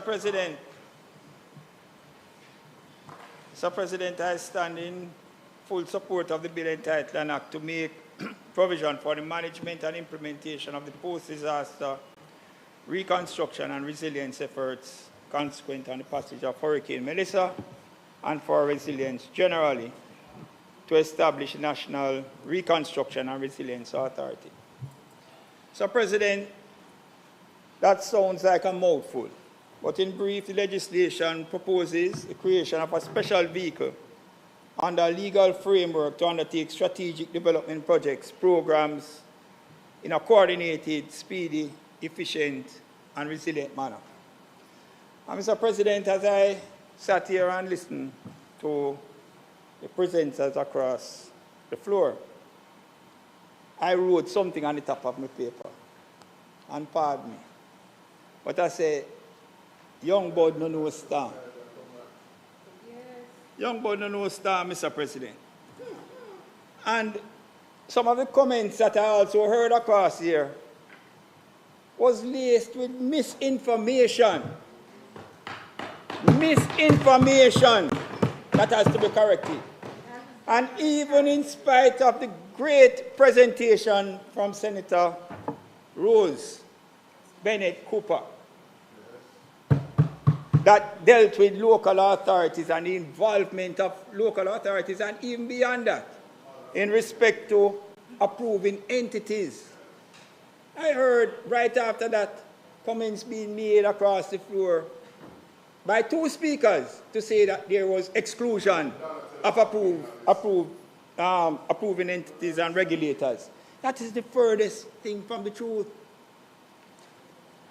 The reference to it was well spoken to, Mr. President, when you look at 24(1)(a. It says that you have step-in when the approving entity has not made a decision. Not made a decision. Not that they have made a decision and you overturn the decision. You have not made a decision. And in respect to the step-in, the procedures that have been laid out, my friend spoke clearly to that. But let us look at what 24(4) says. 24. Pardon me? No, 24(1)(b) speaks to conditions. You may have approval with conditions. And you can vary the conditions, but not to change the decision.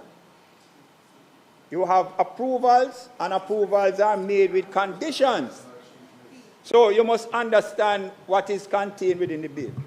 But then, Mr. President, let us go further to 24(4), which says that where the minister receives an application from the authority for a step-in order, the minister shall in writing, and that is important. It is not just something that is spoken about secretly. It is documented so that you have transparency and accountability. It is in writing. Notify the approving entity and give the approving entity the opportunity to make representation to the minister. So even when the minister gets involved, the approving entity is not excluded from the process under the step-in order. So we need to correct those things. And what I also quickly want to correct, Mr. President.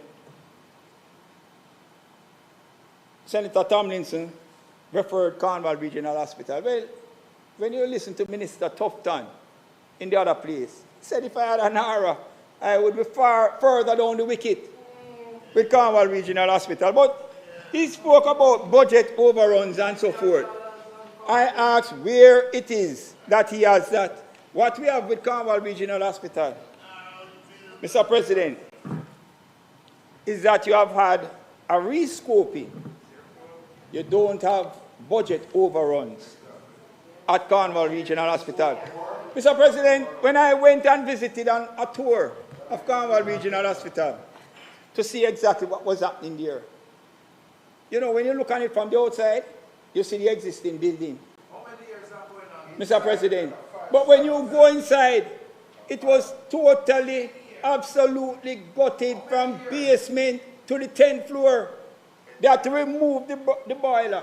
They had it on the inside because of how the design was done and put it on the outside, Mr. President.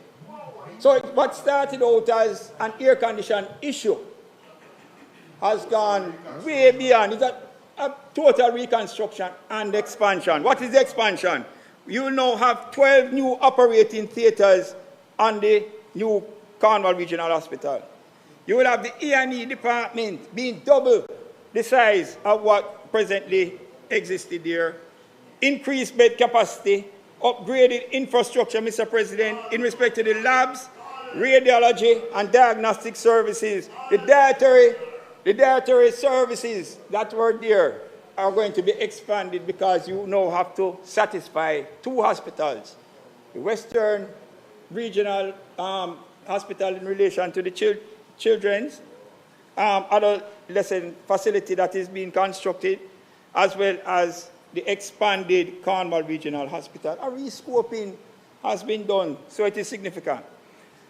But Mr. President, when I looked in the other place and the results came out, we were informed as a listening public that all opposition voted against the bill. All opposition. I know I said to myself, is there short-sightedness or is it just bad mind?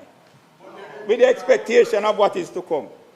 Mr. President, what I want to find out from those persons in the other place who voted against the bill was whether they had consultation with their constituents before casting the vote, Mr. President.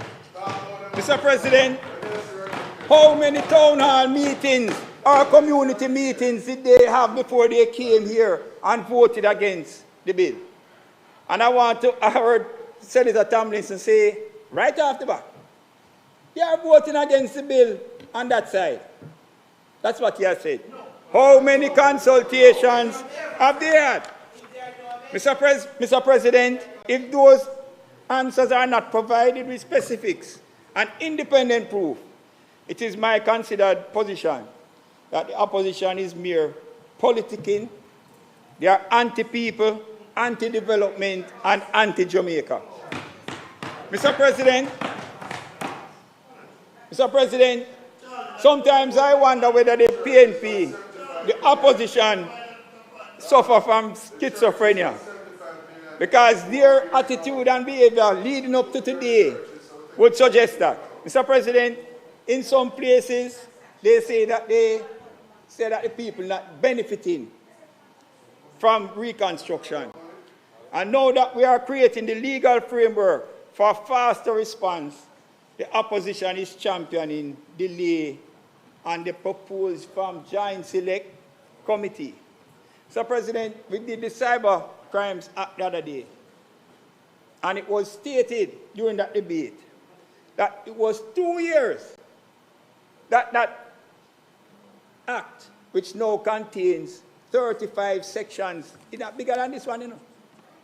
But it went through 2 years of a Joint Select Committee, Mr. President, before a report was generated out of that Joint Select Committee. The Joint Select Committees do have their rules, but, Mr. President, it is not in every situation or circumstance that has to use. And what I find strange about them on that side is that when there was the reform, the constitutional reform joint select committee that was established, and they selected persons to attend that joint select committee on constitutional reform, an important joint select committee, Mr. President. None of them turned up at the joint select. None from that side. And they did not even have the courtesy to report back to the Senate or to the lower house as to why they did not turn up after being appointed by the Senate as well as by the lower house. So I have challenges with them. But, Mr. President, the Jamaican people in the parishes of St. Elizabeth, Hanover, Westmoreland, St. James, and Trelawney can't wait any longer for the reconstruction process to commence and to commence swiftly. They need implementation now. They need reconstruction, which is strategic. They need coordination in planning and implementation. They need their lives and livelihoods to be restored and made better and more resilient. Mr. President, just this morning, on my way here, I got a copy of the Western Mirror. And on the front page, Mr. President, there is an article, 7 months of torture. And when you look at the photograph, this is a roadway that leads out of East Central St. James up into South St. James, a major roadway. The roadway has been removed, and a 72-year-old citizen, 76 actually, senior citizen, Mr. President, he has been forced to shell out tens of thousands of dollars to continuously remove mud because of the situation that exists. He cannot wait for this bill and for the circumstances to come. When you look on procurement, just to correct these type of infrastructure works that are needed, Mr. President, procurement delays are delays that take you forever. And I hear Senator Bernard across the floor saying that there is nothing in it for the ordinary citizen. But when you look on clause 4, and you take it around to clause 4.2, that says the authority shall have the power to carry out or secure the laying out and development of areas. That is where the ordinary people live. Mr. President, it speaks about the layout, construct, and rehabilitate of roads and buildings, and carry out such other building and engineering operations as may appear to it to be necessary or desirable in, on, over, or under the land within any area. Senator Bernard, this authority has the authority under this bill to deal with the situation that exists in West Green and in Catherine Hall and in many other areas that have been impacted by Hurricane Melissa. So you need to read the entire bill with that. I just want to say quickly, Mr. President, and to the people of Jamaica, that you can trust the Andrew Holness-led administration with large projects, with projects that will improve their lives. And I come here to state what are facts historically. So, President, the Macfield to Ferris main road in Western Jamaica, you know, the other side spoke about it again. When we came, we acted, Mr. President, and ensured that the main road from Macfield to Ferris was improved. Mr. President, the Constant Spring Road in Kingston and the dualization of Constant Spring Road and the 3 Mile overpass, Mr. President. Mr. President, when that was being done, when both projects were being done, the opposition said, no, don't do both projects at the same time. You're going to cause gridlock in Kingston. What was the response from Dr. Andrew Holness? He said, we have the capacity to do it. And it was done, Mr. President. And I take it to the Montego Bay Perimeter Road. Mr. President, the Montego Bay Perimeter Road. Dr. Andrew Holness' administration brought legislation to this Parliament, namely the Public Procurement National Development Project Montego Bay Perimeter Road Project Order 2021.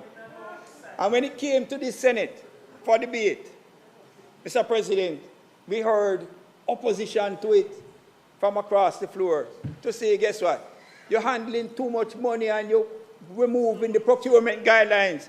Mr. President, the executing agency that is set up to deal with the Montego Bay Perimeter Road has been dealing with a project with a value of United States $274 million, $42 billion, Mr. President. And this project is now very far advanced, and the potential for growth, development, and improved traffic flow is on the horizon in a very short period of time, 5 years. And we have made significant development. And that is something that you criticized and said, oh, remove the procurement guidelines.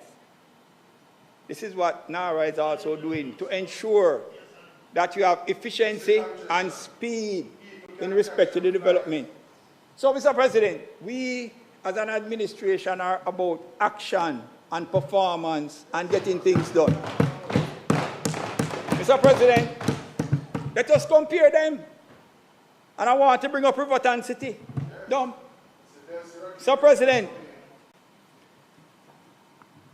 in 1999, the Inter-American Development Bank provided to the then government, which is the now opposition, Mr. President, US $11.5 million, or at today's rate, $1.8 billion, to improve the conditions at Riverton and to develop a bigger and modern solid waste management development plan. In January 2007, US $7.68 million, 1.2 billion Jamaican dollars, was taken back as the PNP administration, from the PNP administration by the bank. As one writer said, they pussyfooted into a river of inaction, mediocrity, and delays. The Inter-American Development Bank, in its report, stated implementation was very unsatisfactory, and there was failure to meet the development objective. So we're comparing that side with our side. We are not the same, Mr. President. We are not the same.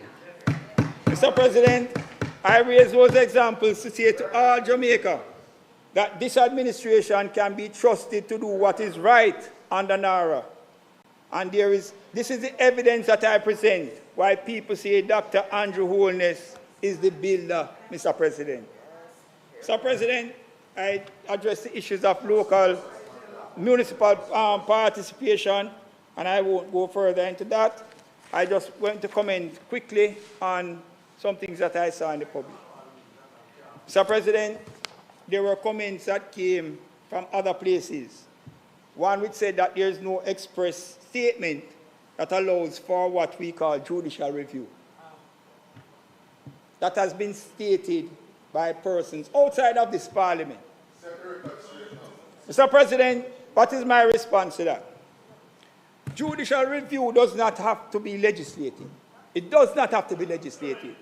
So I don't see why it is that we're hearing about the need for the express statement in the bill for judicial review. It doesn't have to be legislated. Judicial review is a process under which a government, executive, legislative, or administrative actions are subject to review by the judiciary. And judicial review may always be sought once a public body or statutory body or authority exercise any public function. And what we have seen in this bill is that the authority falls into that category, and so any decision that they make, if a person feels challenged by it, they can seek judicial review. It does not have to be legislative, Mr. President.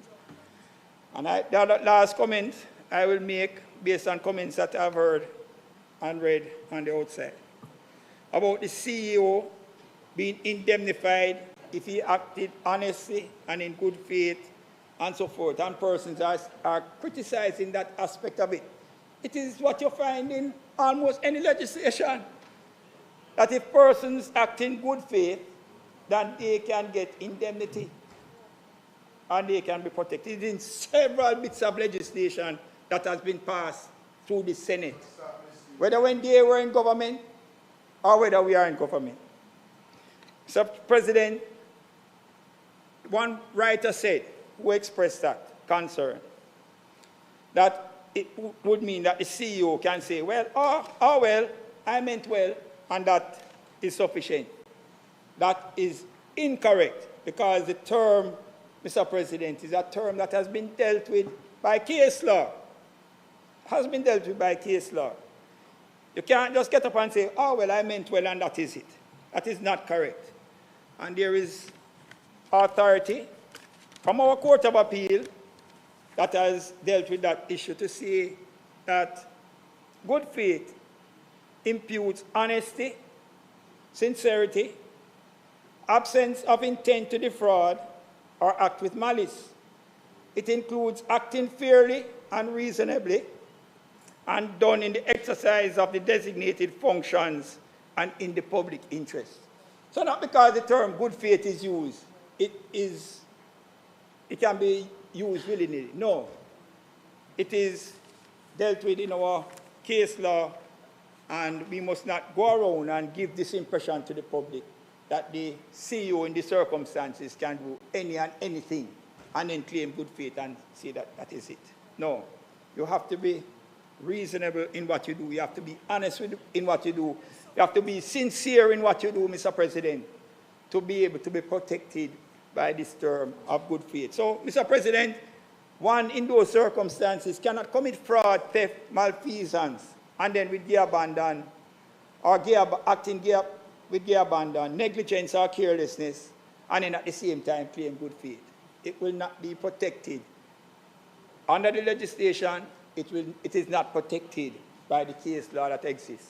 And other things have been dealt with by my colleagues, and I believe others have other things to say, Mr. President, so I will end my commentary at this time and say that I support for the reconstruction, building with resilience, Mr. President, in Western Jamaica, from where I am from, and we have seen persons suffering, and that there are projects that have to be undertaken, Mr. President. I support this bill for building back stronger and building with resilience. Thank you.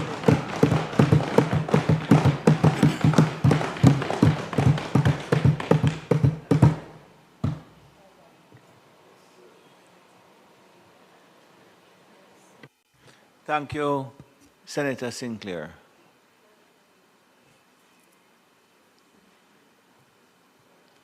Senator Brown, it's coming around. You don't need it. Senator Brown, you're recognized. Go ahead, please.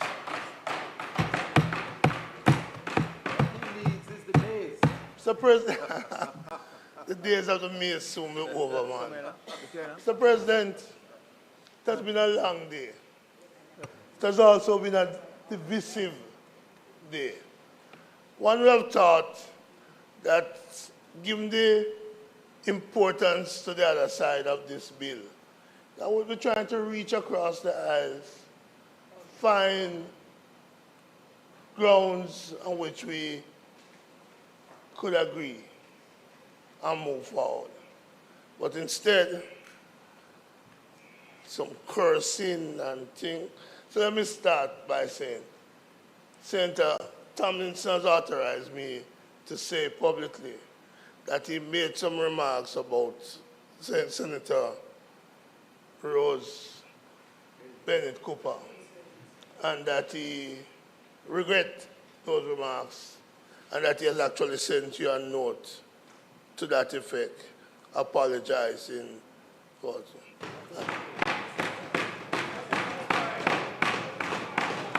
And that's the action of a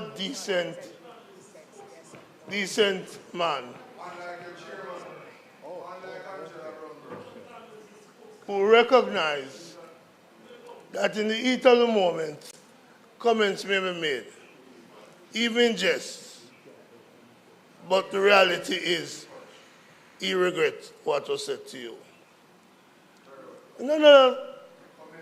in another attempt to find some common ground, Mr. President, I would like, on behalf of all the male senators on that side and on this side, to wish all the mothers of the Senate a happy Mother's Day when it comes. I wish to extend that on our behalf to all the staff of the Parliament who are mothers as well. And that goes to the technical people who come here and to the security forces who protect us. So happy Mother's Day to all the mothers. In fact, to all the mothers of Jamaica.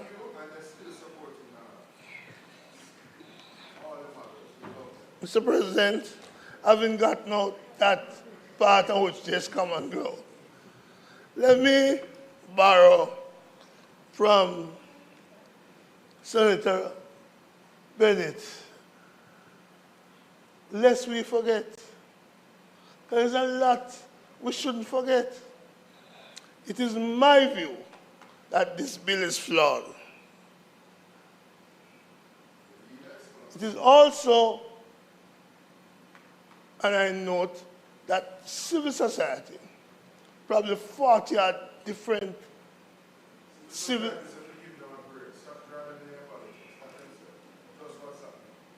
Probably 40 different organizations have expressed reservation of one sort or another in respect to the bill.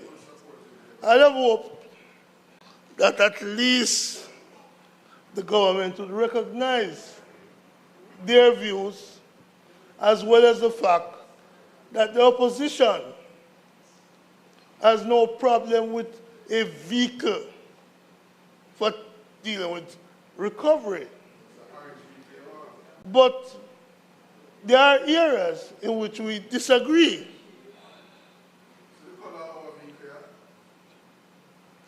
And a proposal was made.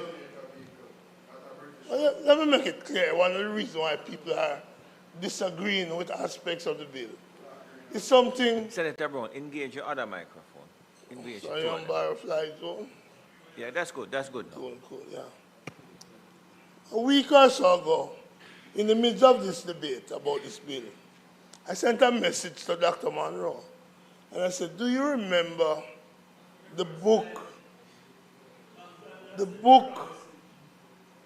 entitled Constitutional Decolonization, The Case of Jamaica, 1940s to 62. Dr. Monroe, relax, leave Apka alone. Leave him alone. Alan, you leave him alone. Alan, leave him alone. Alan, don't. Just let me deal with it. So,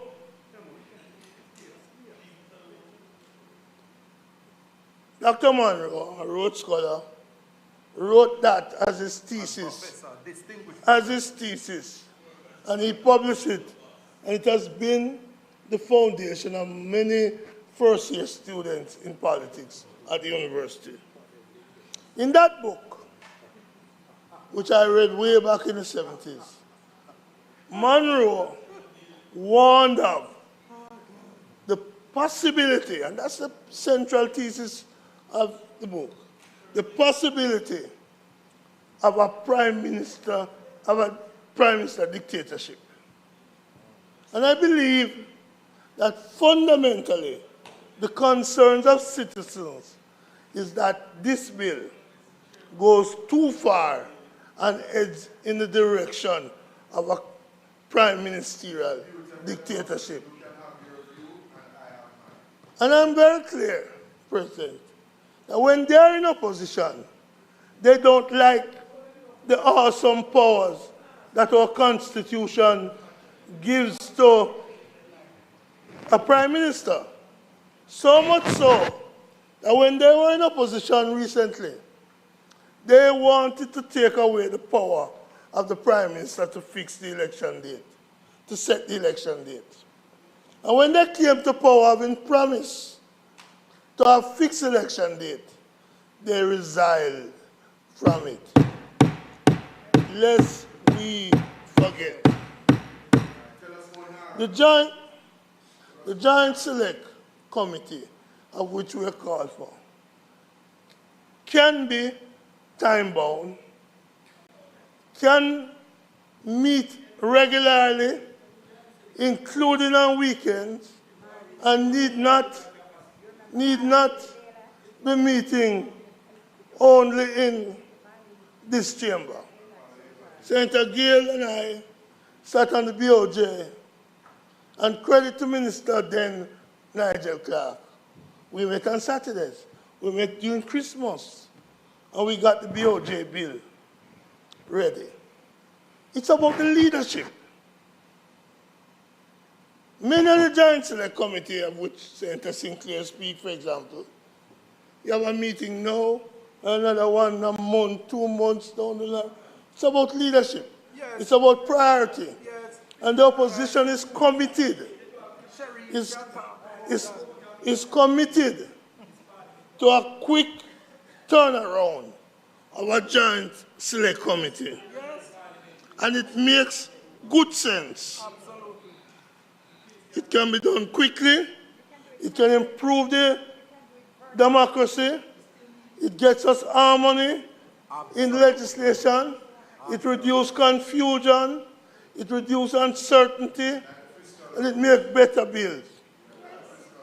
So I stand on the need for the Joint Select Committee. The government says this bill is urgent. And I laugh. Because if it was urgent, there would be a date set for it to come into operations. Because that's how we set bills up. We have bills with date for it to come into operation, or a date to be appointed by the minister. If this was urgent, we would say 1st of June, 1st of July. But no, it is for a date to be set by the minister. So too as Senator Rahman Small Ferguson pointed out, there's no dissolution date. So it's clear that the intention of this is for it to be a permanent arrangement under the guise of having a sunset clause, because sunset cometh and we know when it comes. But here, there is no specific time for the sunset clause. So the urgency is not an answer for why we're not having the fullest approach of opening this bill to the public and to the parliamentary discourse outside of the way we're doing it today. We'll have had a better bill, I believe. Also, President, Clause 27 requires that the minister, after consultation with the authority, may make regulations for the implementation of the bill. Minister, is the regulations ready? Are they available?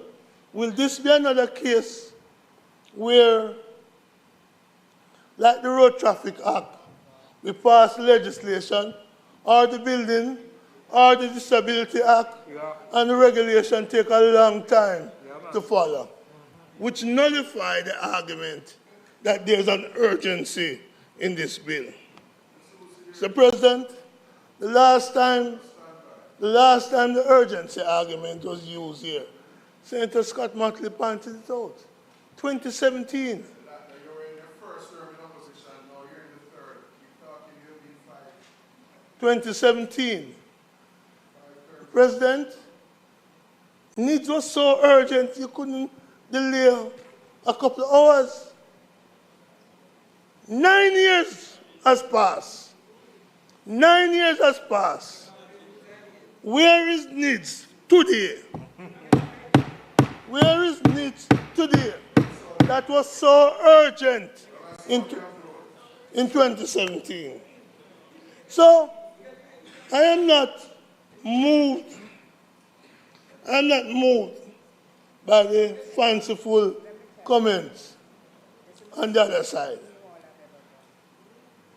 The truth is, at my age, I have heard a lot of what was said today and how great it's going to be. I hear them in election time and fanciful promises. President, let's be clear. When my friend, Senator Duncan, spoke and said all of these things that will happen because of this legislation, I said to myself, hold on there. Where did I hear this before? And I remember Michael Leachin telling us 5 in 4. I remember the Prime Minister's speech, Senator Gail, where is he? About economic council, wise men, economic ambassadors, and how we were going to grow the economy. I've heard it before. And I told you I heard previous prime ministers utter these things before. So, I am not optimistic. The only thing I'd say, my friend, Senator Duncan, is this. Having heard you today, having heard Michael Leachin, the question is, who do I believe? And the answer is none of them. The proof of the pudding is in the doing. And until you do it, there'll be no applause from this side. Mr. President, as I indicated,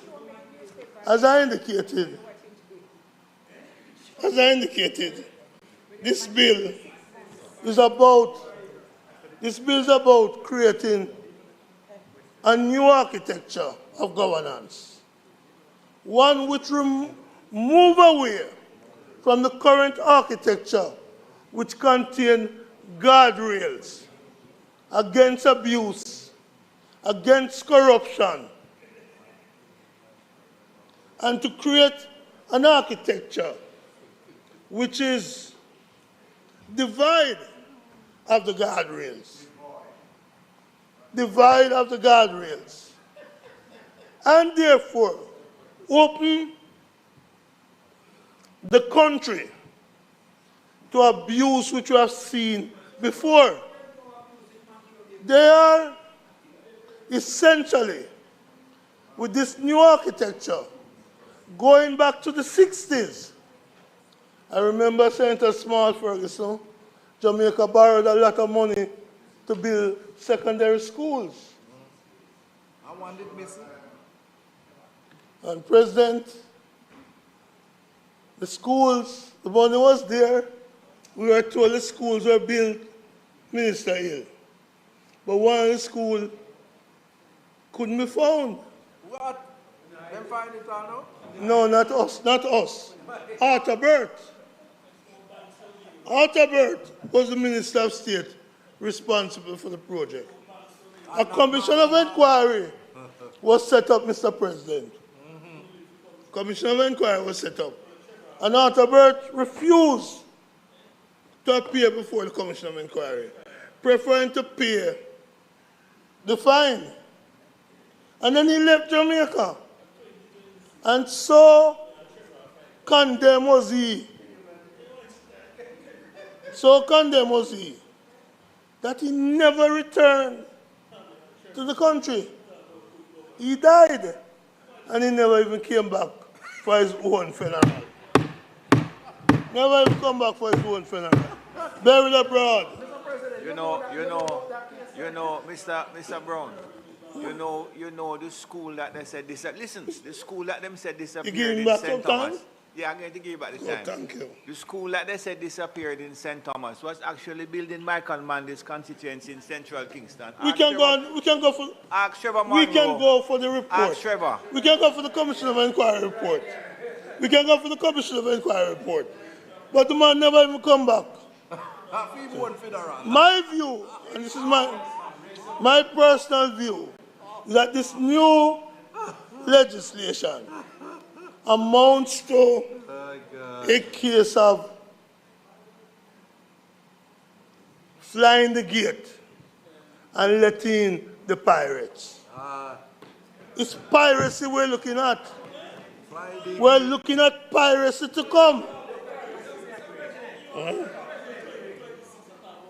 And so, President... 1 minute, Senator Brown. 1 minute, 1 minute, Senator Brown. Senator Sinclair.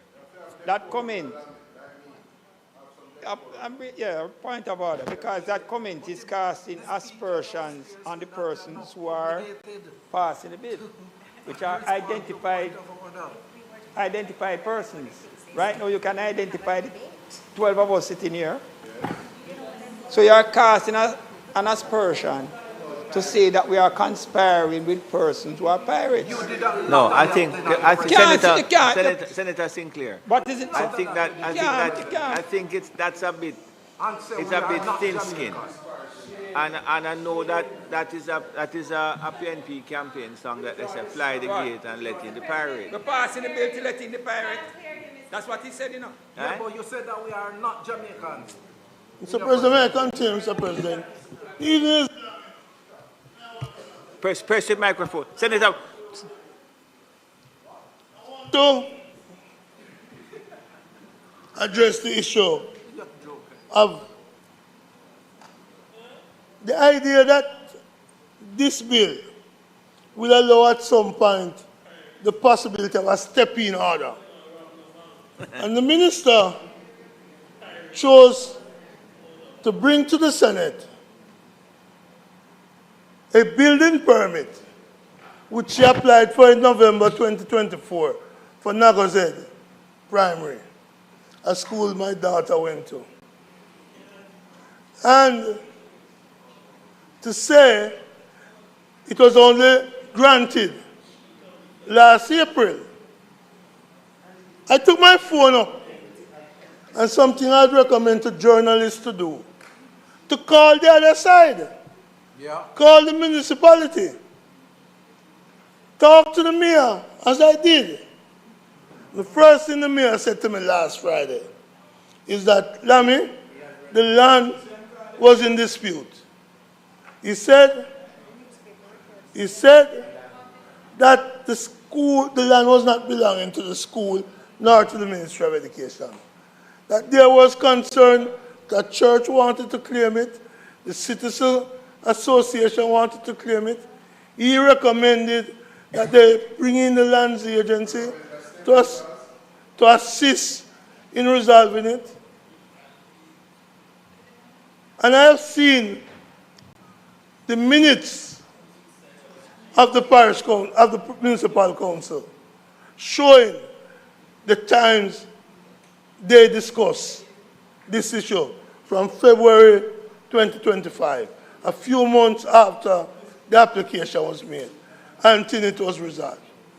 I made the point, President, because Portmore, a place I have lived since 1977, has shown significant growth. Have shown significant growth. In fact, I make bold to say, if you should measure per capita income per municipality, that Portmore is likely to have the highest per capita income. I go further to say that as you drive through Portmore, you see a parish, not a parish, a municipality that in the last couple of years, Senator Duncan, has doubled, if not tripled, its size, which tells us that that municipality have been working and have been churning out.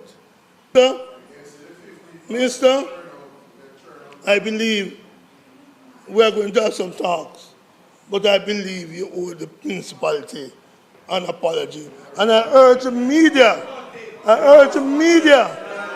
I urge the media to go and speak with the municipality. Mr. President, time is short. And I want to say, clause 25, clause 1A of 25 sets at 15 million US bench limit, no less than that for minimum, a floor. But clause 25(3) give the minister the day after the authority comes into being the power to change that by order, not by ordinary legislation which come here and we can amend it, but by order. And I'm going to move for the deletion of that clause. Because if we as a Senate and as parliamentarians, if we are self-respecting parliamentarians, we wouldn't put that clause there, having just approved the 15 million. But we'll say more on that in committee. Mr. President,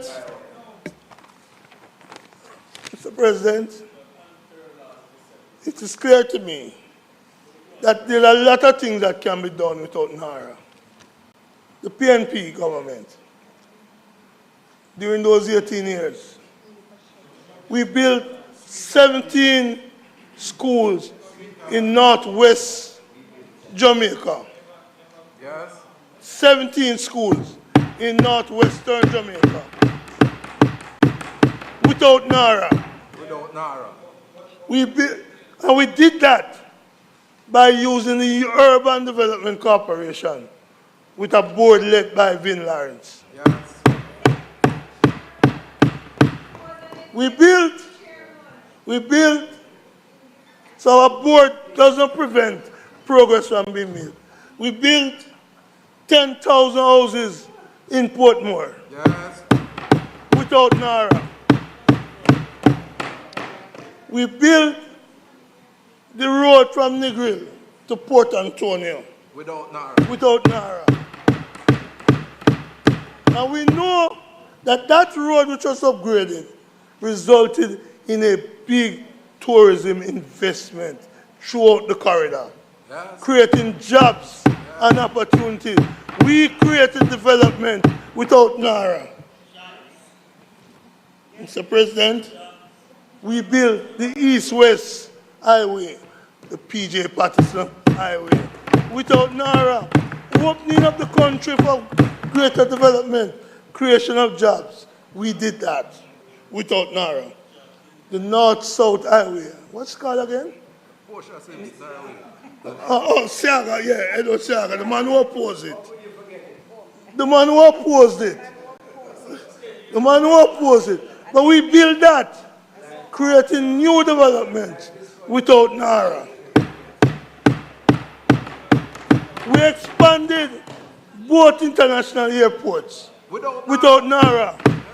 So much so that recently took $100 billion from it, yes, from them, to ease the coming. We did that without NARA. We developed the seaports without NARA, yes, including the Falmouth Pier without NARA. We led the telecom revolution without NARA, sparking jobs and development. And so, it is clear to us that we do not need NARA for development. Maybe Johnny come lately, and they don't understand that development can come without prime ministerial dictatorship. And that is the fundamental difference. I am clear. I am clear. I am very clear. I am very clear that much of the nice talk today, much of the bluster, is like the man who said, him going to open the Strait of Hormuz when it was already open before the war. Much about nothing. Much ado about nothing. And so, no, I don't want a visa. I don't want a Jamaican passport. Travel is not my baby. I've done enough of that. But suffice it to say, President, when you come with the developments, which I am sure that this bill is not about providing houses for the people in Westmoreland, or St. Elizabeth, or Hanover, or St. James. This is about another agenda, an agenda of flying the gate and let the pirates in. Yes, fly the gate and let the pirates in. Jamaica should be seeing a bill which says we're going to build 50,000 houses in Western Jamaica to replace those damaged by the hurricane. I'm seeing nothing from them saying that. Nothing. I come from a party where Norman Manley, after the Hurricane Charlie, built out houses in Augustown, Manley Avenue, that's why it's named Manley Avenue, and that here, for people. I come from a party where PJ appointed Danville Williams to Walker, oh did I get Williams, to do the reconstruction. So that we are for reconstruction, we are for helping the people. I don't see that in this bill. I see nice talk, but I've come to learn from that side to separate the pretty talk to the real action. When you deliver 5 in 4, 10 years after, you have delivered 5% cumulatively, much as 5 in 4. So when I see that type of failure by the government, it doesn't give me any hope that this new thing, which is to build a new parliament, to build a new KPH, good. But that's not about disaster relief. That's about new thing. We built Maple Hospital. We built the hotel called Hospital in Mandeville. There are things we have done. We did it without Nara. We built the indoor stadium for the Bowl Championship. We have done, and you have failed to use it. So we have done and showed to the people what development can be. Sadly, we are waiting from them, hopefully without the dictatorship of the Prime Minister, because they're so well into the cult of the personality. And the last thing I will say to my friend Dr. Monroe is whether I'm not sure who are the biggest cult, Stalin or Andrew. May it please you, Mr. President.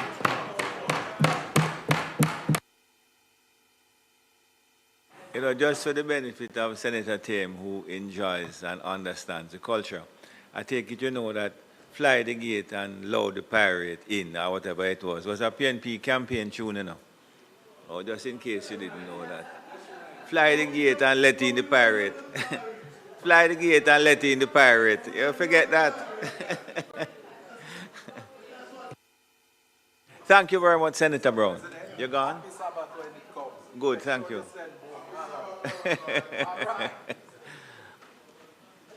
Thank you very much, Senator Brown. Senator Brown, Senator Brown. Senator Brown, thank you very much. Senator Morgan.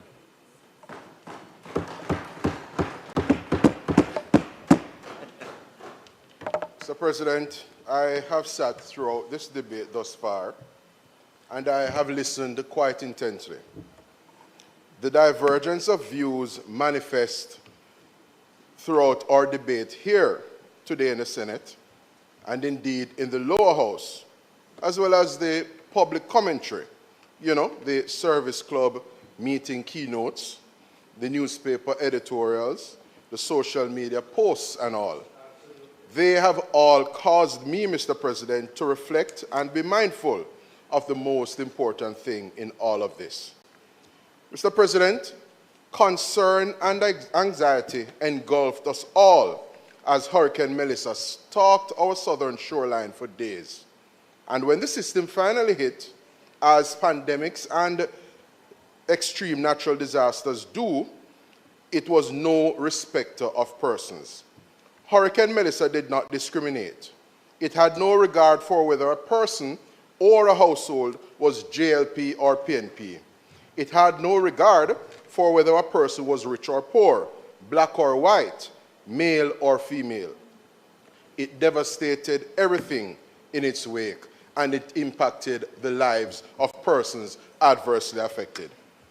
Hurricane Melissa, Mr. President, damaged dwellings, schools, churches, shops, bars, farms, government buildings, and community centers. It affected government, opposition, the private sector, faith-based groups, civil society organizations, service clubs, and ordinary citizens alike. Now the question is, having regard to the collective damage, displacement, and suffering wrought by Hurricane Melissa, shouldn't our response as a nation benefit from solidarity? Shouldn't it benefit from unity of purpose and a collective resolve to build forward better as we pivot, Mr. President, from resilience to resurgence? We have done it before, Mr. President, so I know we are capable of it. It was not so long ago that our country had the massive proposition of restoring an IMF program and charting a course toward debt reduction and a stable and sustainable macroeconomy. I served during the period, Mr. President, as a senior aide to then opposition leader Andrew Holness, now Prime Minister, of course. I am acutely aware of the national solidarity, love for country, and political maturity and restraint that was required to provide the political space to the then government and support the reforms, even when some within thought we should do it differently. Mr. President, that was the epitome of leadership. It took leadership, Mr. President. We had the experience as a country back in 2013 of having to navigate and emerge better from a fiscal hurricane caused by prior years of fiscal challenges. We had fiscal rules and other strategic reform-related legislation enacted. The fiscal program saw the then PNP government presiding over billions of dollars. We had EPOC. We did not, however, have a joint select committee on either the fiscal rules or the other key reform-related legislation. So we navigated the fiscal hurricane of 2013, and now, Mr. President, we have the devastation caused by an actual hydrological hurricane to overcome. Contrary to the social consensus and unity of purpose we enjoyed as a country back in 2013, our quintessential post-hurricane response effort is characterized by stark political divide and, I dare say, obstruction. Now the question is, Mr. President, what has changed? Why is our reconstruction framework not benefiting from bipartisan support in the way our fiscal reform framework did back in 2013? The answer lies in leadership, Mr. President. When you consider the leadership and cooperation we provided when we were in opposition back in 2013, the people currently in opposition simply do not have it within them to reciprocate. My perusal of the bill leaves me to conclude that the National Reconstruction and Resilience Authority, NARA, the bill before us this afternoon, is the embodiment of three things. One, a careful consideration of the post-disaster reconstruction model adopted by the other disaster-hit countries and their experience in terms of success or failure. Two, Jamaica's seemingly intractable challenge with the existing state bureaucracy and deficit in efficiently moving from project conceptualization to project implementation. And three, a careful consideration of the reconstruction model that would be most suitable, fit for purpose, and effective given Jamaica's prevailing realities and project implementation challenges. This is the backdrop against which the bill before us has my support, Mr. President. And while there are several other reasons, there are three principal provisions that cause me to support the bill. Clause 10.1, the NARA CEO shall prepare and submit to the Minister a report on the activities of the authority for every 6-month period. Number 2, Clause 10.4, the Minister shall, as soon as is practicable, cause a copy of the report to be tabled in both Houses of Parliament. And 3, Clause 9.4, the Auditor General shall be entitled at all times, and at all times mean all times, daytime, nighttime, anytime, to examine the accounts and other records in relation to the authority. So how come there is this impression being given that there is no monitoring, there is no oversight, and there is no accountability? How come, Mr. President? Given the devastation caused by Hurricane Melissa, timely reconstruction is now required. NARA brings speed and agility. Effective project coordination is now required. NARA brings scale and enterprise-level scope. Efficient procurement is now required. NARA brings reduced bureaucracy and enhanced project implementation capacity. Mr. President, the reconstruction and resilience building imperative that is before us is not about the whim and fancy of government. It is not about personal power, ego, or political aggrandizement. It is about the people, Mr. President, our Jamaican brothers and sisters, especially those out in Western Jamaica who deserve a Jamaica that is not merely rebuilt, but rebuilt in a more purposeful, climate-smart manner. And that is why we say we are not just building back, we are building forward better. That is why we say we are moving from resilience to resurgence. Mr. President, for those who continue to speak of an oversight board, it bears repeating that NARA is a special purpose vehicle for project implementation and will operate as an executive authority. Neither Cabinet nor Parliament is bound to any one form or approach to establishing a statutory body. Procurement under NARA will be done in accordance with the orders to be issued by the Finance Minister. The Jamaican people can rest assured, therefore, that the imperative of securing value for money remains non-negotiable, Mr. President. An embrace of agility and speed does not mean a compromise or departure from standard and honored governance ideals. The newspaper headline of Tuesday, 28th April 2026, Mr. President, underscores the urgency of now and why the government is resolved to do what NARA sets out to do, Mr. President. This is the headline. It reads, 6 months in the dark. Parity residents plead for water, electricity, months after Hurricane Melissa. This underscores the urgency of now. Mr. President, this piece of legislation is about the people who have been hurting, people whose lives and livelihood have been disrupted, people who are vulnerable to the vagaries of a changing climate, people who need help from the government, and they need that help now. One of Jamaica's most accomplished and renowned sons in the area of disaster preparedness, emergency management, and post-disaster recovery, Mr. Ronald Jackson, formerly of ODPEM and subsequently of SEDEMA, spoke in an interview 3 Wednesdays ago on Nationwide News Network's This Morning program. The question was posed, Mr. President, to Ronald Jackson. From your experience, when it comes to rebuilding, what's your reaction to NARA? In response, Mr. President, Ronald Jackson said the following. NARA is an important institutional vehicle. There are different ways that you can go about it. You can have a standalone institutional system or help to drive your recovery processes. Or you can have one that is embedded.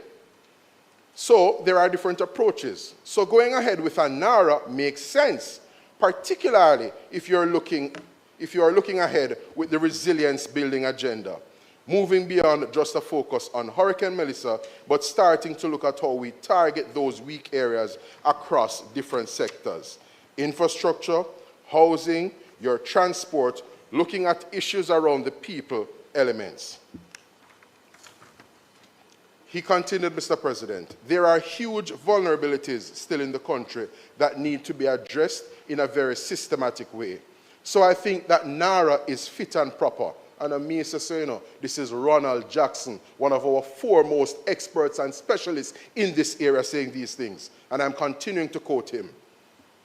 So I think that NARA is fit and proper to work with the existing MDAs to take a coordinated and focused look on addressing some of these, what I would call points of failure, such as Hurricane Melissa, or a seismic event, or a COVID event, which, acts as a trigger.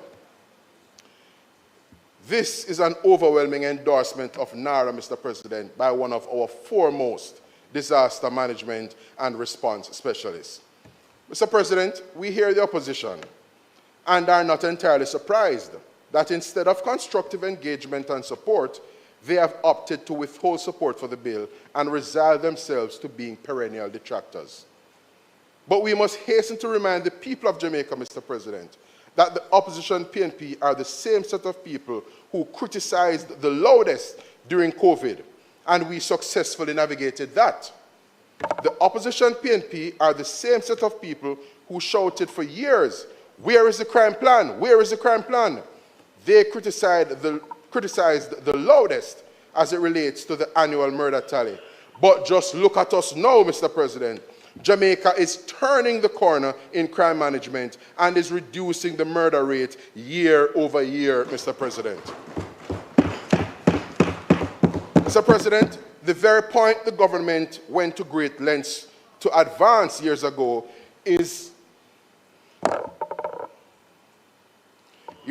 in relation to our crime situation is the very point I am compelled to make in this debate regarding post-Hurricane Melissa reconstruction and resilience.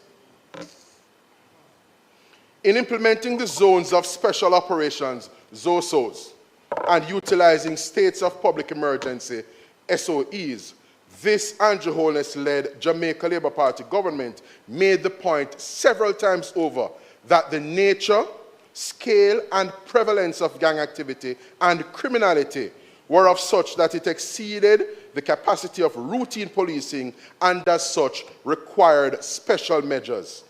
The special measures served to produce our law enforcement ecosystem, particularly the police, an opportunity to build institutional capacity, acquire critical assets, enhance operational capabilities, and implement strategic reforms. That strategy, Mr. President, ZOSOs, SOEs and all, what we had long dubbed Plan Secure Jamaica, has borne fruit and is paying rich dividends. I speak of an 8% or so reduction in murders for calendar year 2023, a 19% reduction in murders for 2024, a massive 43% reduction in murders in 2025, which was a 31-year low.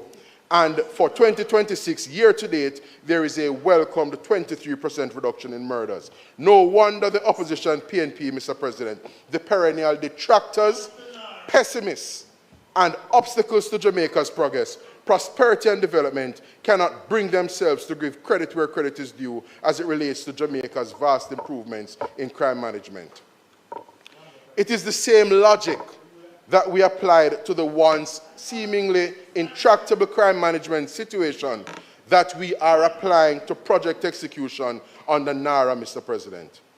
The Andrew Holness-led Jamaica Labour Party government is respectfully saying to the people of Jamaica, including our good friends in civil society, that the nature, scale, and persistence of our project implementation deficit as a result of systemic silos, fragmentation, bureaucratic red tape, and public procurement ecosystem that moves, Mr. President, at a snail's pace warrants special measures.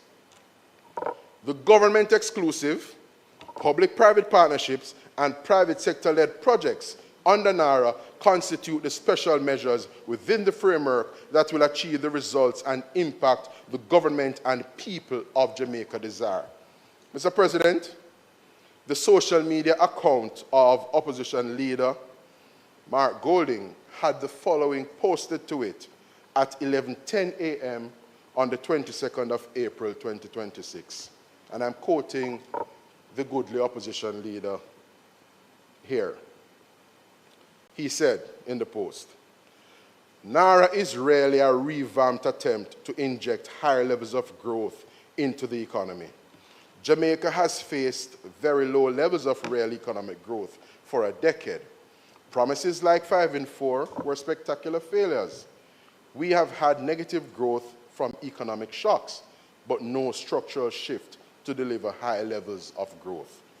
That was what the opposition leader sought to play upon social media. Apart from the blatant and disgraceful ill will and mean-spiritedness laden in that post by the opposition leader, aren't those words from him quite instructive, Mr. President? Do they not put the opposition PNP's outlook on Jamaica and their politically motivated objection to NARA into better perspective? Isn't it obvious that the opposition PNP is in this zero-sum game, a scorched earth strategy, if you may? It is increasingly apparent that theirs is the view that for the opposition PNP's political fortunes to improve, positive, game-changing, and people-uplifting things must not happen in Jamaica. Isn't it obvious that the platform on which the opposition PNP stands is one of political opportunism and vulgar exploitation of the people's displacement, their anxiety, their impatience, and socioeconomic hardship caused and exacerbated by the passage of Hurricane Melissa? Isn't it obvious that the Mark Golding-led PNP would prefer to weaponize and politically exploit the people's hardship rather than cooperate and support the government on the establishment of NARA? On the very day that the opposition PNP held a press conference to grandstand, exploit the post-hurricane relief and recovery bureaucracy, peddling falsehoods in relation to the roofs program, including the embarrassing untruth that Labour and Social Security Minister was away in Finland. Mr. President, opposition leader Mark Golding stood in the Parliament and called for a joint select committee on this very NARA bill that we are debating this evening. So they lament the pace of post-hurricane relief and recovery in the morning, and by mid-afternoon, they are in the Parliament calling for something that would only further delay the pace of the very relief and recovery they are bemoaning. What can go so, Mr. President?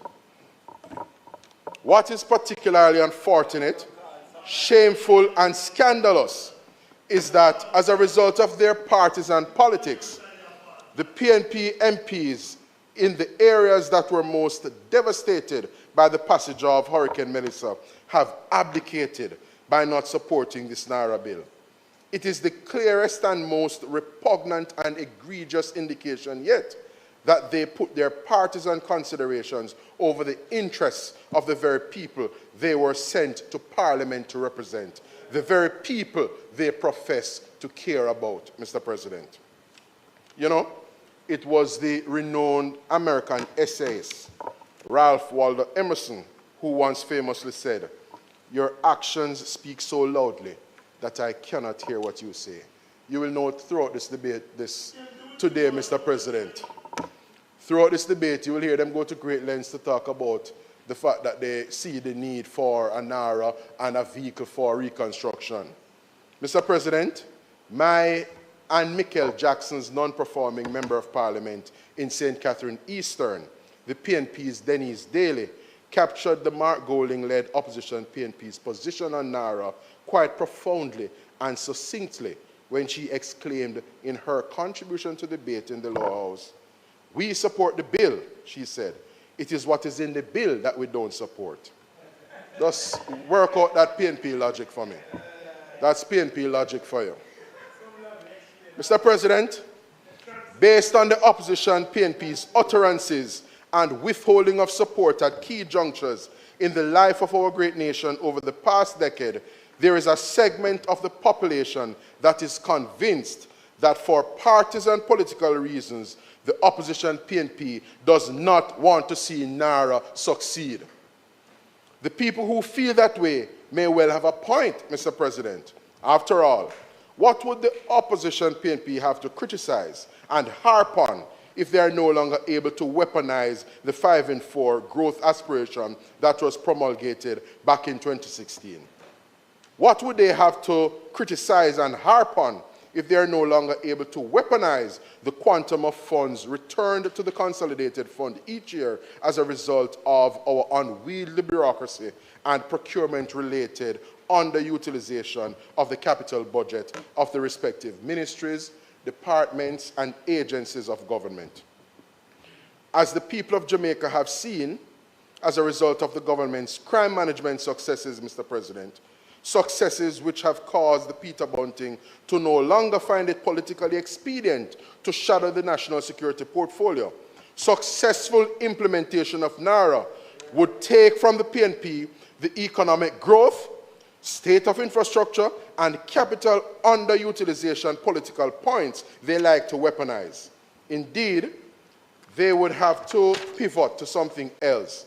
And as they have done with this issue of body-worn cameras, since they can no longer harp on the country's murder tally. Mr. President, we on this side have every confidence in the leadership of our Prime Minister, Dr. the Most Honorable Andrew Michael Holness. He led from the front in taking this country through the COVID-19 pandemic. He led from the front in turning around our high murder rate as a country, a 31-year low for 2025, and we're on course to have a similar feat here in calendar year 2026. He has led from the front in managing our economy in a way that has preserved our macroeconomic stability and made us resilient, as our multilateral development partners and the renowned ratings agencies attest to. Time come, Mr. President, for our Prime Minister, Dr. the Most Honorable Andrew Michael Holness, to lead our post-Hurricane Melissa reconstruction and resilience as we, in service to the people of Jamaica, build forward better and move Jamaica from resilience to resurgence. You know, Mr. President, one of the banes of our existence has been a lack of appreciation for context, discretion, and that which is situationally appropriate on the part of some gatekeepers in our country. And some of the gatekeepers in Jamaica are really persons who work, wear, and serve in what the bill describes as approving entities.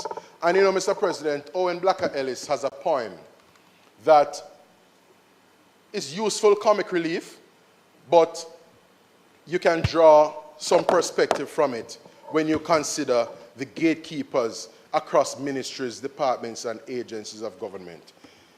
In the poem, Gateman, Owen Blacker Ellis says the following: "Me is a gateman, keyman, watchman, security expert. Everybody have to pass through me. Me not partial, cater or curry favor. Everybody have to show ID. You could be the manager, governor, or prime minister. Me more solid than a rock. If you don't respect me and brandish ID, the main gate just go and stay locked. Me is a gateman, keyman, watchman, security expert. Me have the power and carry weight. You know how much big management and admin people get disciplined when me a wall off the front gate? Make them murmur and grumble and beg and explain and complain and wait. Me make them lose them temper, cry high water, and get inside all 2 hours late. Woman walk on chalk line, man get vexed and resign through the power of my key and me. Me no use conscience or play ease up. Me no give lie or me no cry cree. Me is a gateman, keyman, watchman, security expert. Me take big neck people. Me teach big neck people lesson for free. Anybody pass through me. Quick. Me no take argument. Me only take ID. Even the nice personnel management lady, one Indian lady named Miss Lee. Me know her good, because she did interview me and give me the bunch of key. But she come work late last Thursday. About morning Rocky, oops, I left my ID. Me just look upon her tough and say, oops, not enough. That now go work, you know, Miss Lee. She turn red and start stutter and splutter.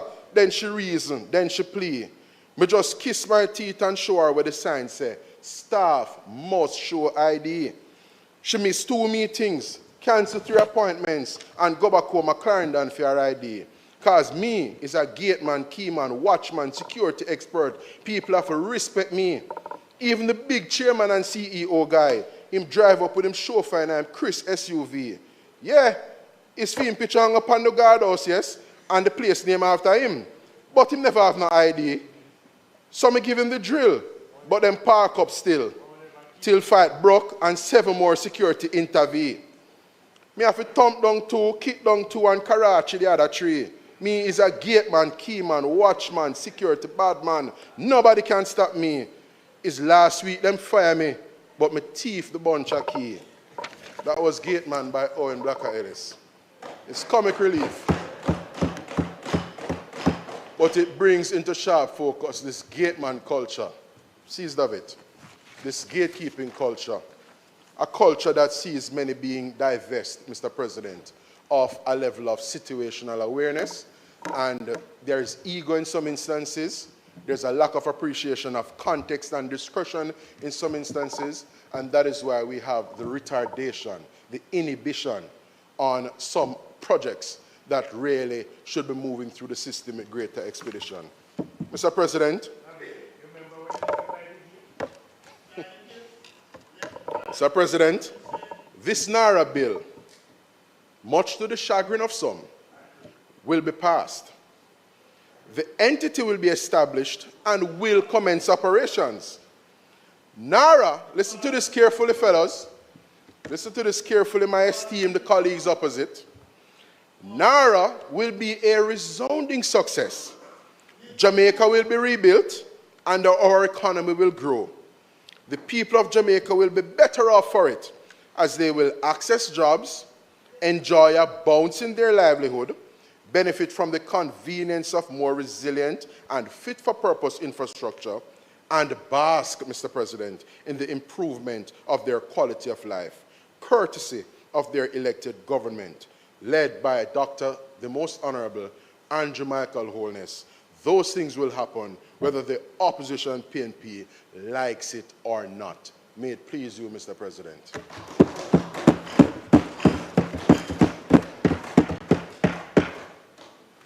Thank you, Senator Morgan. Minister? It's been a long day.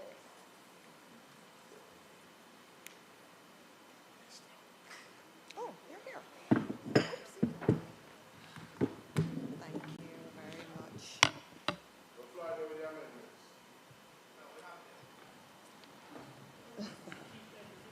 Mr. President, thank you very much.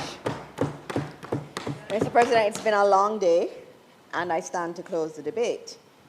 But I want to start by thanking the drafting team at the Office of the Chief Parliamentary Counsel. I want to especially thank Ms. Samantha Eaton for being here and all the work she has done on this bill. I also want to thank the attorneys from the Cabinet Office of Jamaica. I want to thank Ms. Caldwell. I want to thank Mr. Carr also. And I'm very happy that they're here with us today and have been able to support us. Mr. President, Jamaicans have been tuned into this debate in both places. And I'm very happy today that some of our young people were here. And I see some have stayed until the end. It says a lot about our young people. They're young people who are very interested. Earlier today, we had some students from UE, UTEC, CMU, JUTS. We had some members from G2K and Young Jamaica here also. And I know the students up there from UTEC, I know that they're very good students. And Mr. President, since I have the floor, I want to just tell you that routinely, the Student Council of UTEC sends me documents on policies and bills we're debating to give their contribution to this. And so I'm very happy that they are here. Also want to acknowledge the members of civil society who stuck it out, Jeanette. Thank you for sticking it out with us today, who are here. There were others earlier, but she's the last woman standing. And so thanks to civil society for that. Our Jamaicans, and especially our young people, understand that this bill is about one thing. It's about whether Jamaica, after one of the most devastating natural disasters in our history, will rebuild slowly, painfully, fragmented, or whether we'll rebuild with urgency, coordination, accountability, and purpose. Mr. President, I believe that people have a sense of the task at hand. I want to thank all Jamaicans who have participated in this debate through their tweets, their posts, their articles, their reports. Our democracy is alive and well. And so I thank all of them. I want to thank those who contributed today on both sides of the aisle. A lot of work went into preparing your statements, and I want to thank you for that. I sat here today listening to everybody on both sides and taking notes, and hopefully I will get that same respect back as I close the debate. Mr. President, please be reminded that the damage and losses have been estimated at approximately 1.952 trillion Jamaican dollars. Trillion. And that represents more than half of Jamaica's 2024 GDP. Homes were destroyed, schools were destroyed, roads were cut off, farms were completely flattened, water systems, health facilities, churches, public buildings, livelihoods, and whole communities were upended. Ordinary systems were not built for extraordinary devastation. And I repeat that. Ordinary systems were not built for extraordinary devastation. And our systems, despite all the work we've put into them, we both agreed does not move quickly enough. And this is an extraordinary devastation that we've been facing. A catastrophe of this scale cannot be managed by scattered approvals, disconnected agencies, and business as usual timelines. Mr. President, every government in an emergency must manage a delicate balance. Move too slowly, and the people suffer. Move without safeguards, and public trust withers away. This is the dichotomy before governments. That is the balance that this bill seeks to strike. And as I speak to members of civil society and other groups who call and want to have a conversation, that's where I take the conversation. What's the right balance? We want to have speed, but we also want to have accountability. And it's really weighing the two things. And so I move the conversation from the emotions to really having a conversation about what's that right balance. And I think different people have different answers in relation to what that balance should be. The key clauses of this bill are designed to achieve exactly balance. Clause 4 gives NARA the authority to coordinate, implement, monitor, and fast-track reconstruction and resilience projects. Because after a disaster of this scale, no country can afford a maze of disconnected agencies moving at different speeds. But that speed, Mr. President, is not in any way unchecked. Mr. President, clauses 17 to 20 require approved programs and plans, performance indicators, monitoring systems, and a public register of reconstruction and resilience projects. In other words, NARA is empowered to move quickly, but it must move according to approved plans, measurable standards, and information that the public can inspect. The step-in powers are another example of this balance, and it's one that we have a lot of conversations about. Clauses 21 to 24 allow NARA to intervene where approvals are delayed or where an approving entity fails to act within the required timeline. That is the speed mechanism but the accountability mechanism is also built into the same process. NARA must notify the approving entity, obtain independent expert advice, satisfy itself that the relevant requirements have been met or exceeded before even applying to the minister for a step-in order. The minister must then also be satisfied before issuing a step-in order. So this is not arbitrary power, quite the contrary. The provisions that grant NARA the speed to act are structured, lawful tools to prevent paralysis. Technical review, written reasons, ministerial responsibility, and public accountability are all preserved in this bill. Some people speak as though accountability and effectiveness are enemies. They're not.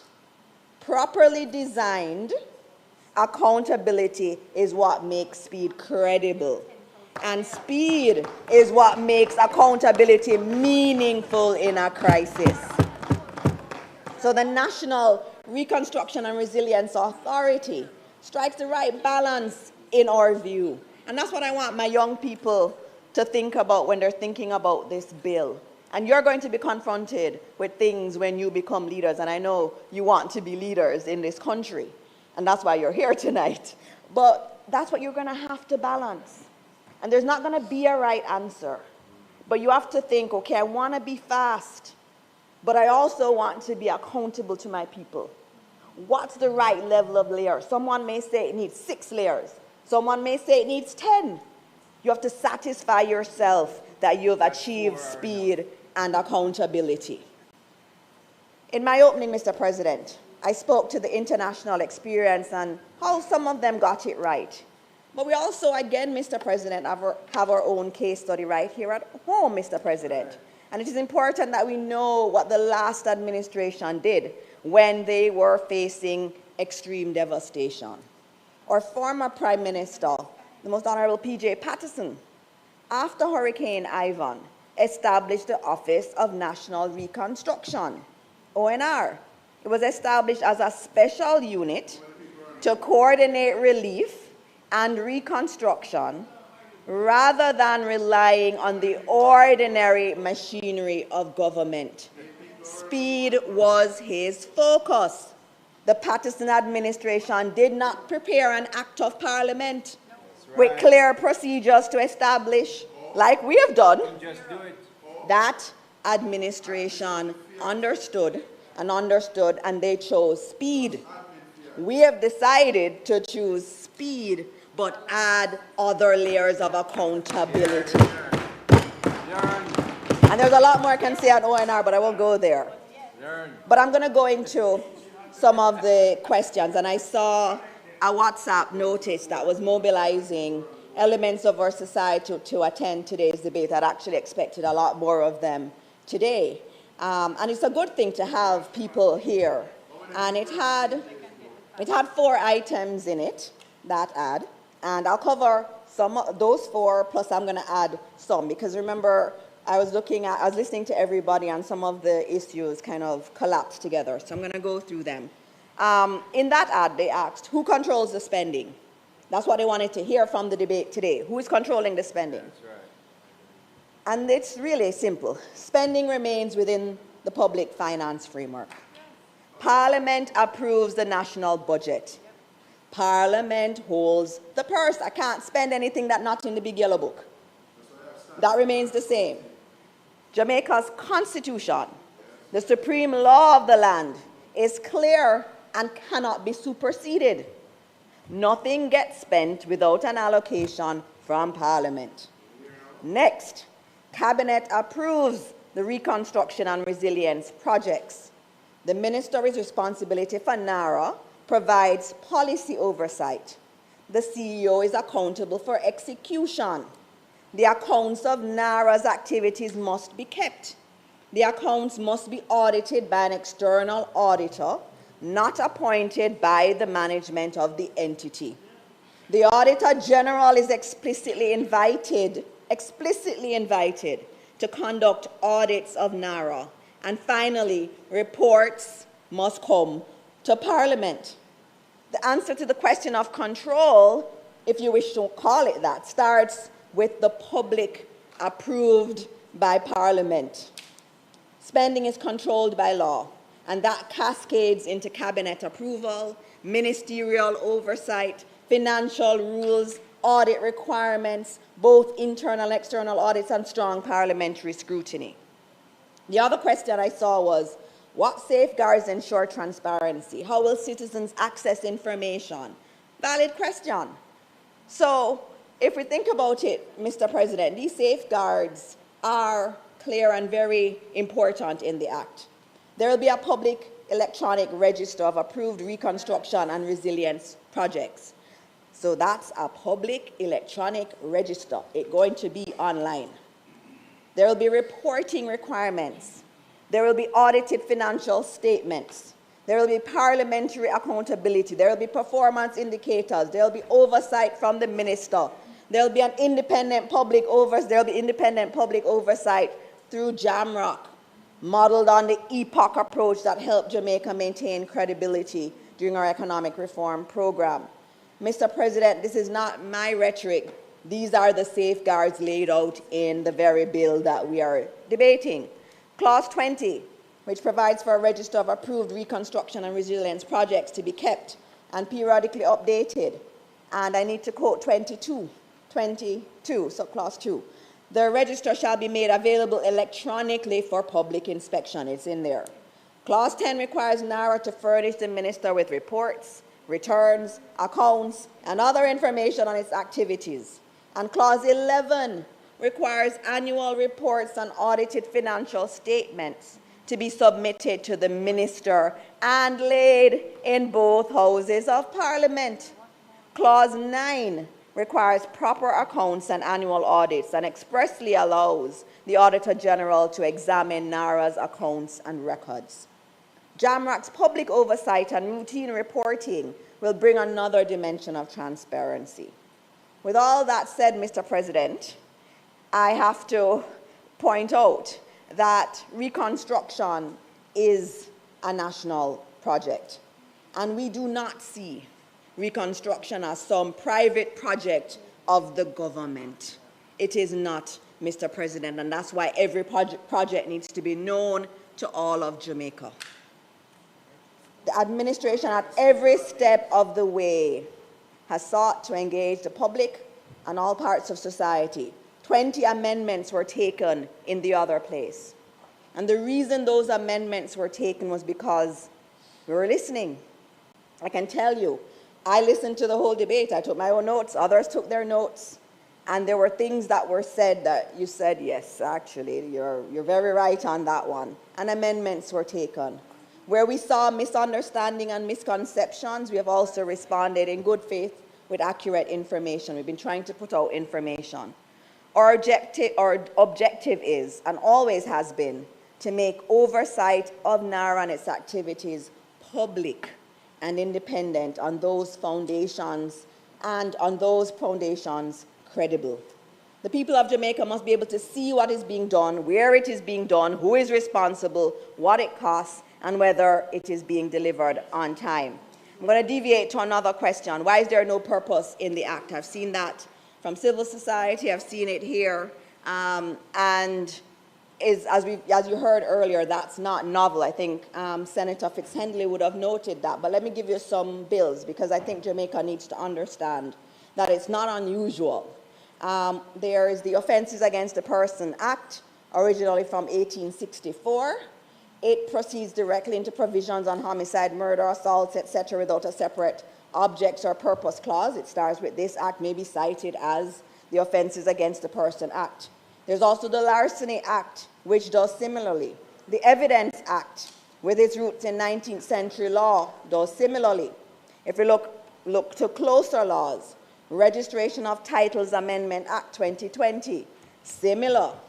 Wildlife Protection Amendment Act of 2025, short title, this act may be cited as the Wildlife Protection Amendment Act 2025 and shall be read and construed as one with the Wildlife Protection Act. And it focuses on specific amendments. And then you also have some other acts. I had asked the legal team to send through examples of different acts where you have the purpose that is missing. And so that's not unique. Some of the concerns, Mr. President, have been raised have been really about challenging executive power. You felt that as a subtext of a lot of the arguments. But I'd like to remind all of Jamaica that executive power, like every other power in the Constitution, is legitimate authority granted by the Constitution. What we see in law is a manifesto of that original, or manifestation of that original authority. Law enforcement, administrative action, all of that flows from executive power. And cabinet is the custodian of the executive authority. The cabinet is enshrined in our Constitution, and it is in fact the principal instrument of policy, read section 69, and is responsible for the control of the direction of government. Cabinet is not some nebulous gathering. The cabinet is the highest level of leadership in government. The buck stops at cabinet. The accountability that cabinet allows is unparalleled. It is therefore good that so much of NARA's activities are approved by this body called cabinet, as this is precisely what would be required for a crisis of this magnitude. The other question that has come up in different ways is the lack of a sunset clause. And guess what? I had a similar question. And I had to go to the legal team. Why we don't just write that it ends in 5 years' time? Because that's what the intent is. And the Prime Minister has said he sees this as a 5-year project. And I kept saying, so why don't we just write it into the bill? And they were able to explain to me that the bill contains a dissolution framework in Part 4. Clause 29 provides for dissolution of the authority. Clauses 30 to 33 provide for savings of agreements, transfer of money, devolution of assets and liabilities, and transfer of official records. Clause 35 states that the Act continues in force only until the day after the day of dissolution. So, before the Act can cease to be in force, NARA has to be wound up. NARA is going to have assets, so it has to be wound up. The transitional arrangements in Part 4 achieve that. Part 4 gives effect to the winding up of the authority. And they've taken a lot of time explaining to me that if we had included 4 or 5 year period, for example, at the end of the period, the authority would cease to exist on that exact date. And that would not facilitate the transition that winding up of the authority provides under Part 4. I heard a lovely question, and I note that Senator Professor Morris isn't here. He had brought up persons with disabilities, and it's one that I always agree with him on. It's a passion of mine, persons with disabilities or special needs. And in the education rebuild that we're doing, we're actually building in that element. So we're building ramps, chairlifts, et al. And I think it's important that we do have that conversation around how we better incorporate. And I know Senator Sinclair has noted that in the Disabilities Act, it is a requirement for commercial buildings to have these accommodations in place. And so that will be done. And I know from the schools, we are actually doing so right now. There was a question about land tenure, which is a very good one. And I think when you talk to a lot of people in Westmoreland, that question comes up a lot, and especially right after the hurricane. We'll be approaching, and I'm going to quote from the Prime Minister. This is what he said. We will approach the problem in Westmoreland with the necessary sensitivity and passion to ensure that every citizen of Jamaica, thank you, has a fair chance, a fair opportunity to get access to land. That was what our Prime Minister said. I'm going to send it to you. The objective of the government is to give, this is another quote, the objective of the government is to give you ownership of land that is secure, land that can be lived on in a sustainable way, and land that forms part of the planned area of the government. And he was speaking in relation to the hurricane. So the Prime Minister has made a commitment. And one of the things about us with commitments is that we have a track record of carrying out our commitments. You saw it in the lovely achievements booklet. Yes. So after all, when it comes to land titles, the Andrew Holness-led administration has delivered. The ministry, led by the Prime Minister, has advanced land tenure security through the issuance of more than 23,400 land titles under the National Land Titling Program, with more than half of them issued between 2021 and 2025 under the new systematic land titling system. So when the Prime Minister says this is a priority in Westmoreland, for example, it is already a priority of this government, and we're going to extend the work that we're doing there. I won't go into the disclosures because I know that was dealt with before. There was a question about PIMS, and I'll get to that a little bit later. Just going back through the questions and just picking up the main ones, Mr. President. All right, there was one that I got yesterday, and everybody is sending in their comments, which is a good thing. And I think the umbrella group of churches sent in theirs. And they were asking what assurance can be given that affected communities will still have meaningful access to due process, environmental protection, and judicial review. NARA acts on legal processes. Clause 17.4 requires NARA in developing and monitoring projects, programs, and plans to hold consultations with persons affected or likely to be affected by a project, and our team has said that multiple times. Clause 18.1a requires programs to be developed in consultation with relevant persons, and Clause 19.1a requires plans to be prepared in consultation with relevant persons. That is consultation. Obviously, that's consultation, and so it is in the bill. On environmental protection, Clause 19.3 requires project development to prioritize climate and disaster resilience. Vulnerable areas and solutions informed by wind, rainfall, groundwater flow, surface water flow, and natural hazard impacts. So the environment is expressly discussed in the bill. Mr. President, judicial review is guaranteed under the Constitution. This bill or any other ordinary piece of legislation passed by the Parliament can never supersede the protections in the Constitution. So nothing in this bill expressly removes the supervisory jurisdiction of the courts. Nothing in this bill could. Why fast-track this authority? Why are we fast-tracking it? Why are we moving so quickly? Because delay means a child remains out of a proper classroom. Delay means a farmer cannot get produce to market. Delay means a family remains in unsafe housing. Delay means a community remains cut off when heavy rains come. Delay means workers lose opportunities. Delays ultimately means Jamaica pays more for the same project later.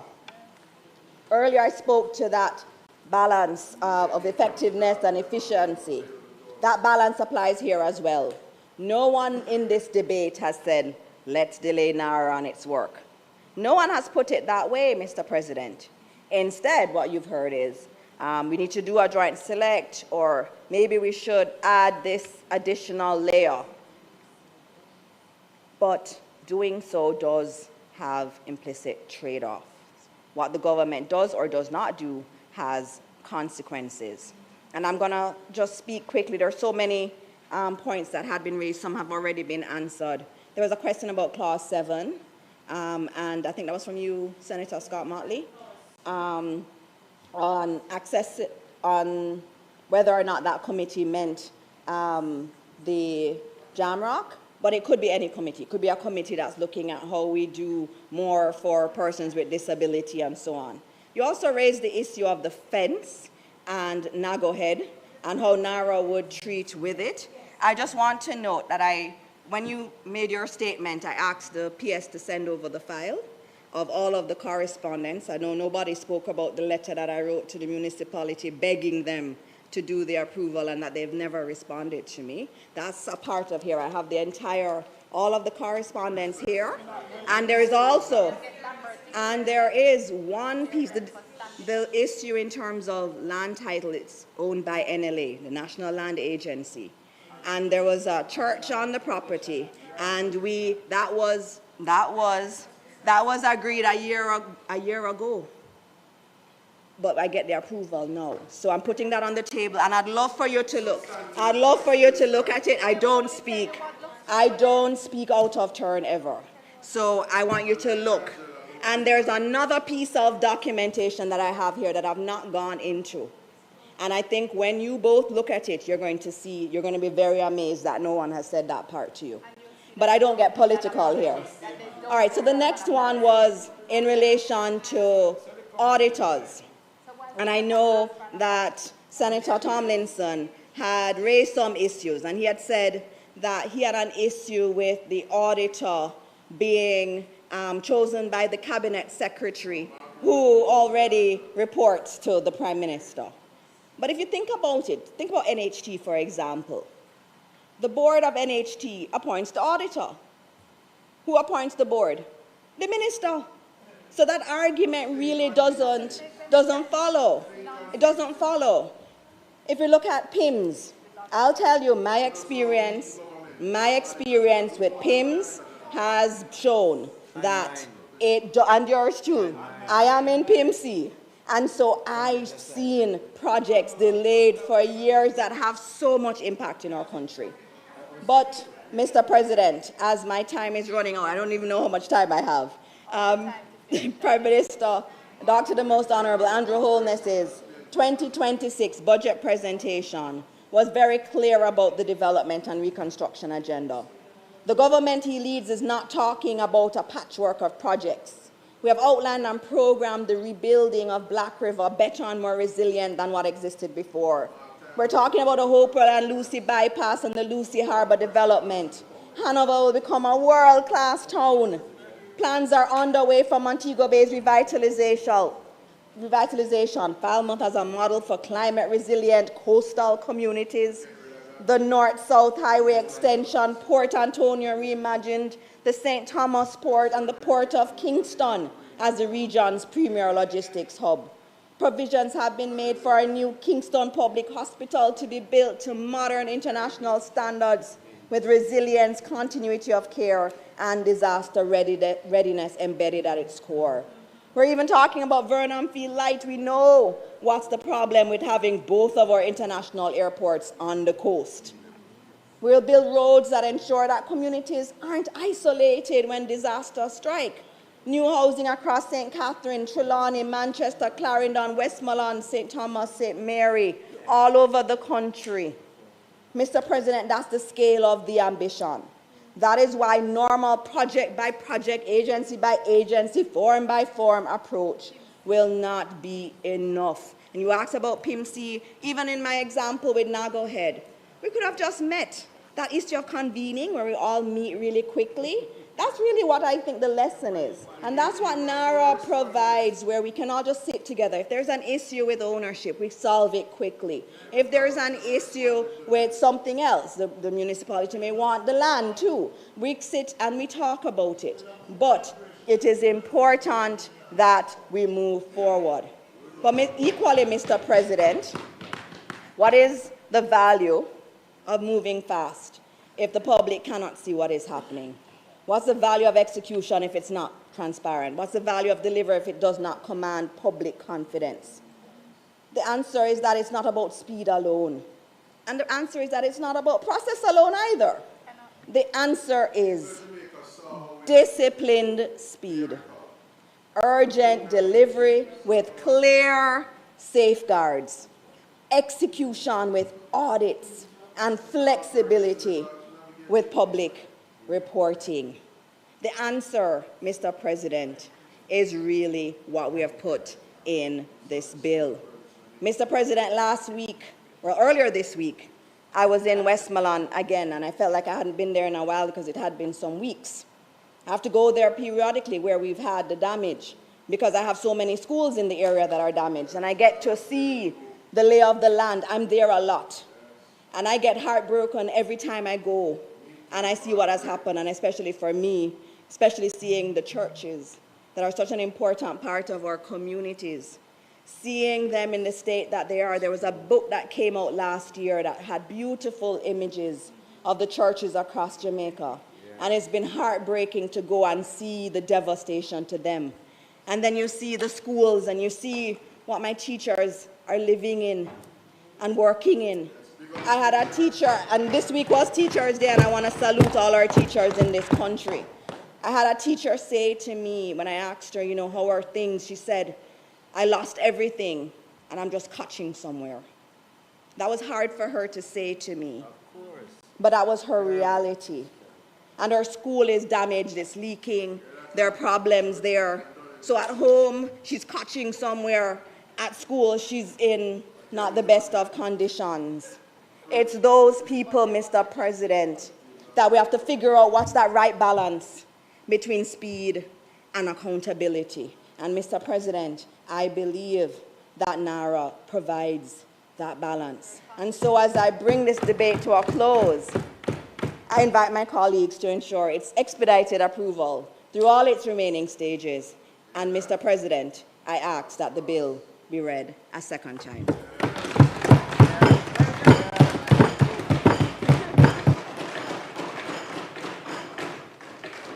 Thank you, Minister. The question is that the bill be read for a second time. Those in favor? Against?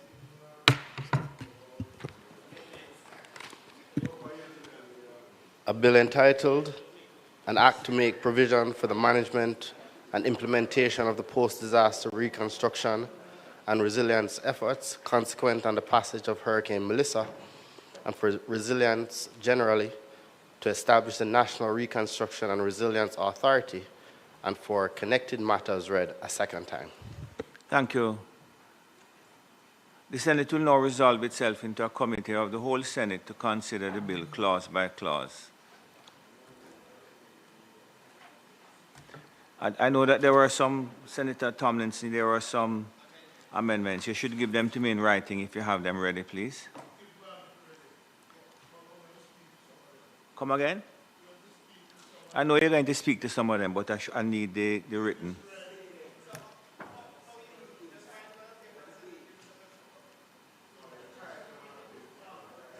Copies of the proposed amendment on which notice has not been given shall be handed to the chairman in writing. That's all I'm saying. It's just to speed up the process. I'm not trying to trick you, Okay. I'm going to put clause 1. Those in favor? Against? The ayes have it. I put clause 2. Those in favor? Against? Ayes have it. I put clause 3. Those in favor?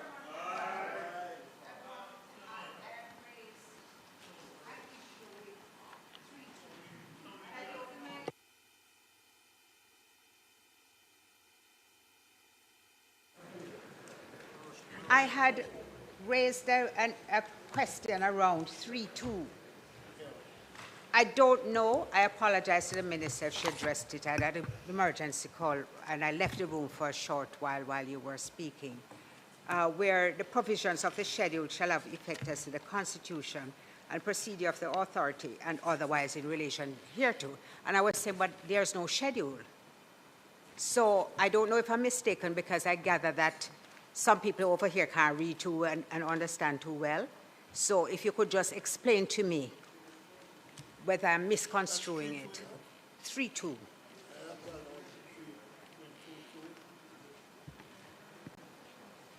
The only schedule I see, Minister, is that relating to the CEO. That's correct. There's only one schedule that's there. So what are you, should this be there then?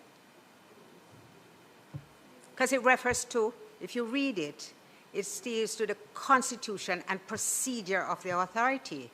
That could never be confined to the CEO.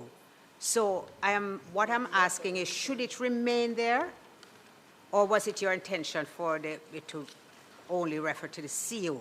Was that what you were?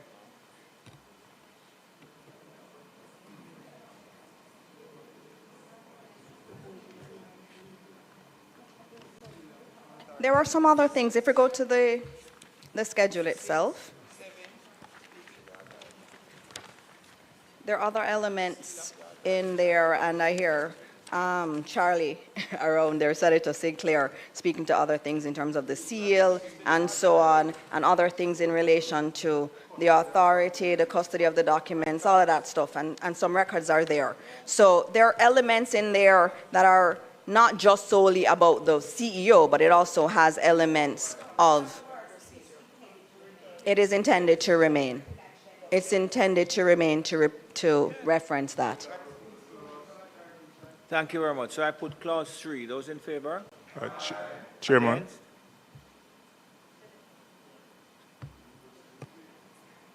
Go ahead, Senator Ferguson. Thank you, Chairman. I'm proposing, Chairman, to replace clause 3 and have the existing clause 3 become clause 4 and add a new clause that's meant to deal with the objects of the act. You have to speak a bit clearer for me. Sorry. You have your proposal in writing?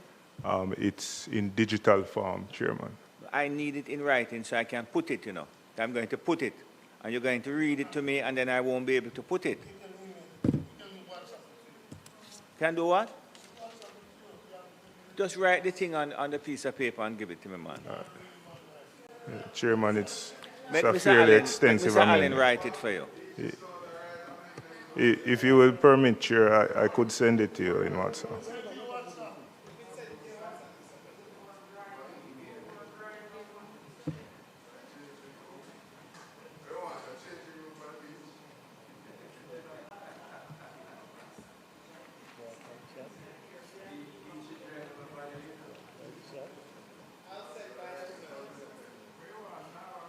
Look, let me explain something to you. I want the thing in writing, you know, Mr. Ferguson. Just write the thing, brethren.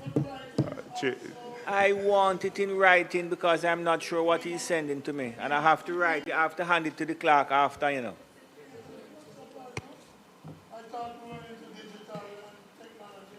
Mr. Chairman, you know, I know you have sometimes been liberal with us, and I think we're in a very disciplined period right now. There is a rule. There is a rule about how amendments are handled in committee. And so if there are amendments that are that are to be considered, I would expect that the rule would be followed, that they'd be put in writing, but also they'd be shared with us because we have to vote on them. I know that it's never been like that, Senator Scott Motley. That's exactly the point I'm making. Look here, please. Hello, please. I would appreciate if it would just be directed through me. I've indicated, based on the practice in the Senate, that I get the proposal in writing because the clerk is going to need it. Once I get the proposal in writing, I will read it to the members of the Senate. You're going to understand it because I'm going to read it slowly and with clarity, and then we are going to vote on it. Simple. I did say, you know, I said, write the thing out from before lunch. I said, write it, make me get it so we can deal with it.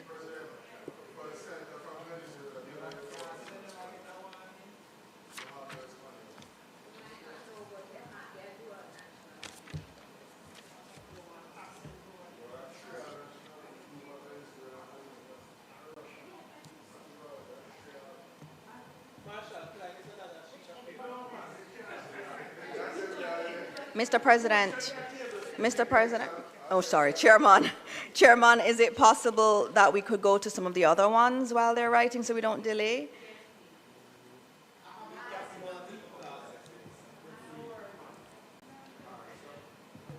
What the senator is proposing, you know, is a adjustment for 3 to 4. That's all, Mr. Ferguson? That's correct. So and let me just deal with it. May I go ahead? Oh, okay. All right. Still writing, Chairman.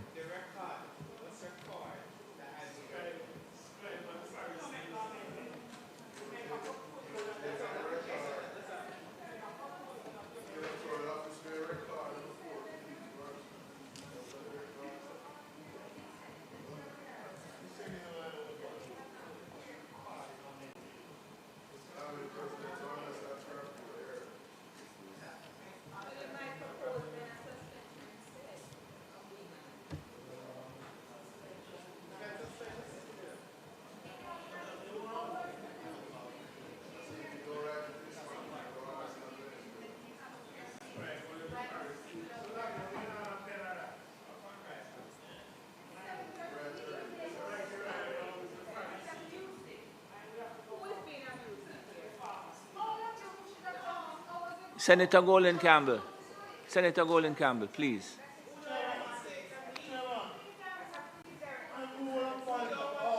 Come. Mr. Ferguson, come now, man. I'm writing, Mr. Chairman.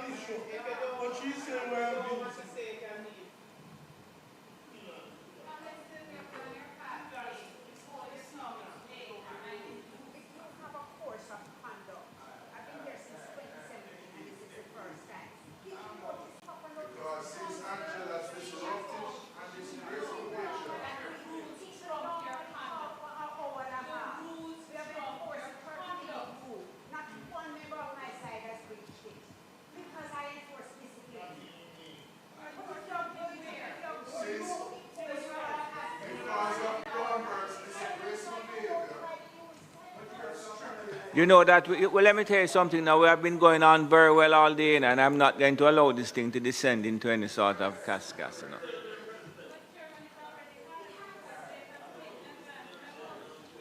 I am not prepared to accept that anybody has taken advantage of me.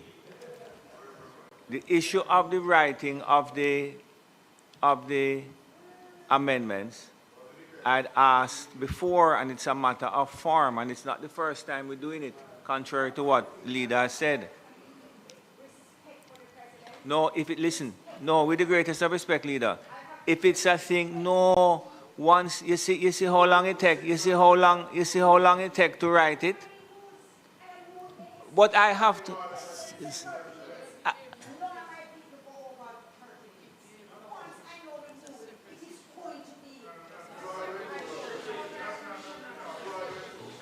come, Mr. Ferguson, let's go.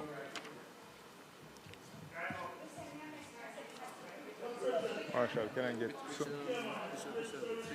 Yeah, 3. Can I get somebody to print something for me? Okay. Okay, yes. If none of the documents we have received are in handwriting, and if we are going to type something and transmit to you, that ought to meet the same standard. All right, no problem. Right? It's just that I have to read the document. Yeah, and so what we propose. I have it here now. Senator Ferguson. Senator Ferguson has a amendment to 3. So I'm going to ask him to read the amendment. Senator Ferguson, go ahead, please. Sure, Chairman. Please. Thank you. Chairman, I'm proposing to replace 3 with a clause to insert objects of act. The clause should read, the objects of this act are to establish a time-bound statutory framework for the efficient, coordinated, and transparent management of post-Hurricane Melissa reconstruction and resilience efforts, including the rebuilding of affected communities, the development of climate resilience infrastructure, improved land use planning, and the facilitation of public-private partnership investments that directly support reconstruction, resilience, and sustainable national development. Thank you very much. Has everybody heard the proposed amendment? Those in favor? Those in favor? Aye. Against? Against? The ayes have. The noes have it. The noes have it. So I put now clause 3. Those in favor? Against? We are at clause 4. I put clause. 1 minute. For 4? Okay. Okay, so Senator, you will notice that the clerk's office has taken the proposed amendment and is making a note in the book, whatever book that is. So, what is this now, Senator Tomlinson?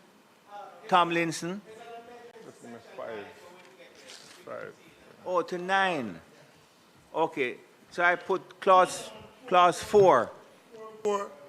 There's a concern I have that I want to clarify, because that could lead to an amendment. 4.4 says, the authority shall, if lawful. I thought everything that the authority was going to be doing is lawful. Is this necessary here? Or does it indicate that you may be doing some things that are not It doesn't hurt. lawful? Doesn't hurt. Minister? Doesn't hurt. We're going to keep it as is. I put clause 4. Those in favor? Aye. Against?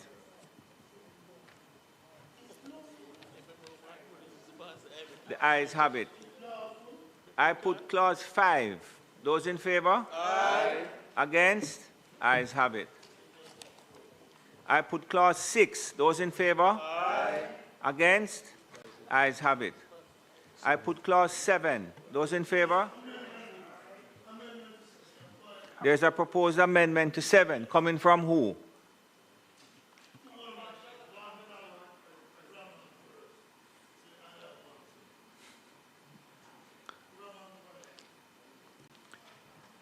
Yes, Senator Small Ferguson has a proposed amendment to 7. Minister, will you listen carefully, please? Chairman, could you engage my mic, please? Oh, of course. Thank you very much, Chairman. Chairman, in clause 7.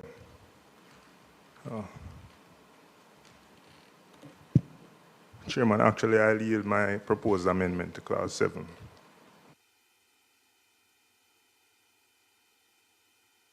Put mine then. I propose that the word, after appointed a committee, that the word committee be deleted and replaced with the word board. Okay, members would have heard that. It's pretty simple. Those in favor? No. Against? I'm sorry. I'm asking again. The proposed amendment is to replace the word committee with board. Those in favor? No. Those in favor? Those against? The noes have it. So I put clause 7. Those in favor? Against? Ayes have it. I put clause 8. Those in favor? Against? Ayes have it. I put clause 9, and there's an amendment to clause 9. Who was the person that made this proposal? Oh, fine. Would you like to read your proposed amendment? Thank you, Mr. President. I propose that we amend clause 9.1, and it should read, the authority shall keep proper accounts and other records in relation to its functions and shall prepare annually a statement of accounts in accordance with generally accepted accounting principles promulgated from time to time by the Institute of Chartered Accountants of Jamaica. Such accounts shall be audited annually by an auditor appointed by the Auditor General, and a statement of the accounts so audited shall form part of the annual report submitted pursuant to Section 11. Thank you very much, Senator Tomlinson. Members would have heard the proposed amendment. Those in favor? But listen to what I'm saying, man. Those in favor? Against? The noes have it. So I put clause 9. Those in favor? Against? Ayes have it. I put clause 10. Those in favor? Against? The ayes have it. There is a proposed amendment to 11.3. I thought it was you, Mr. Tomlinson? Senator Small Ferguson. Thank you very much, Chairman. In relation to clause 11, I am proposing, Chairman, that in 11.3, the phrase within 11.3, within a reasonable time, be struck and be replaced with no later than 6 months after the end of each financial year. Members would have heard the proposed amendment from Senator Small Ferguson in relation to clause 11.3. Listen carefully, you know. Those in favor? Aye. Against? No. The noes have it. I put clause 11. Those in favor? Aye. Against? The ayes have it. I put clause 12.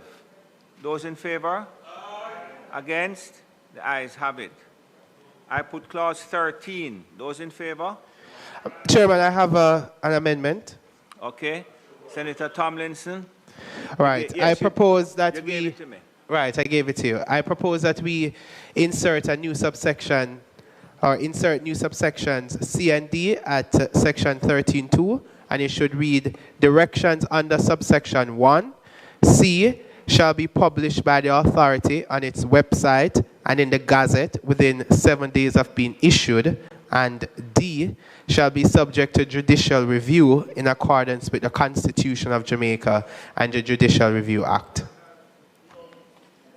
Okay, that is a proposed amendment to 13 by Senator Tomlinson, and you have heard it. You want me to read it again, or you have heard it? Okay, so I put the amendment proposed by Clause Tomlinson, proposed by Senator Tomlinson to clause 13. Those in favor?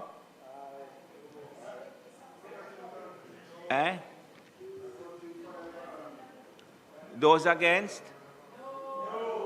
So the noes have it. Senator Small Ferguson, you also had an amendment to 13?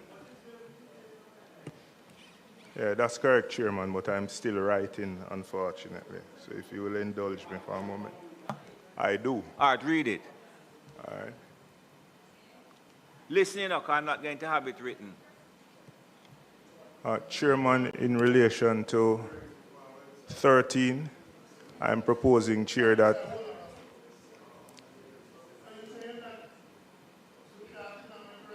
no, he's going to write it for me, but he's going to write it after.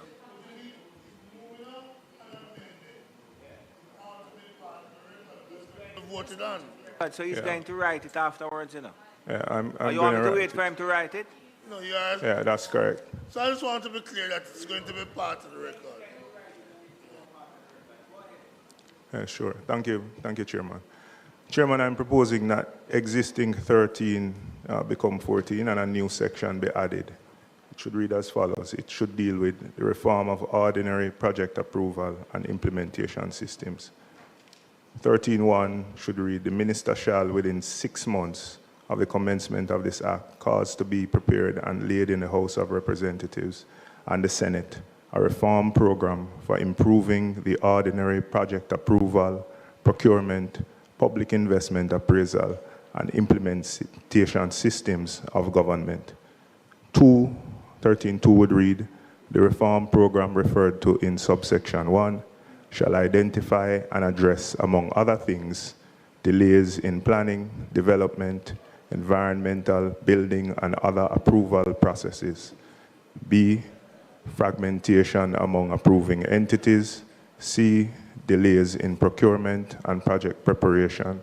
D, delays in public investment appraisal. E, capacity gaps across ministries, departments, and agencies. And F, reforms required to enable the ordinary machinery of government to execute projects more efficiently.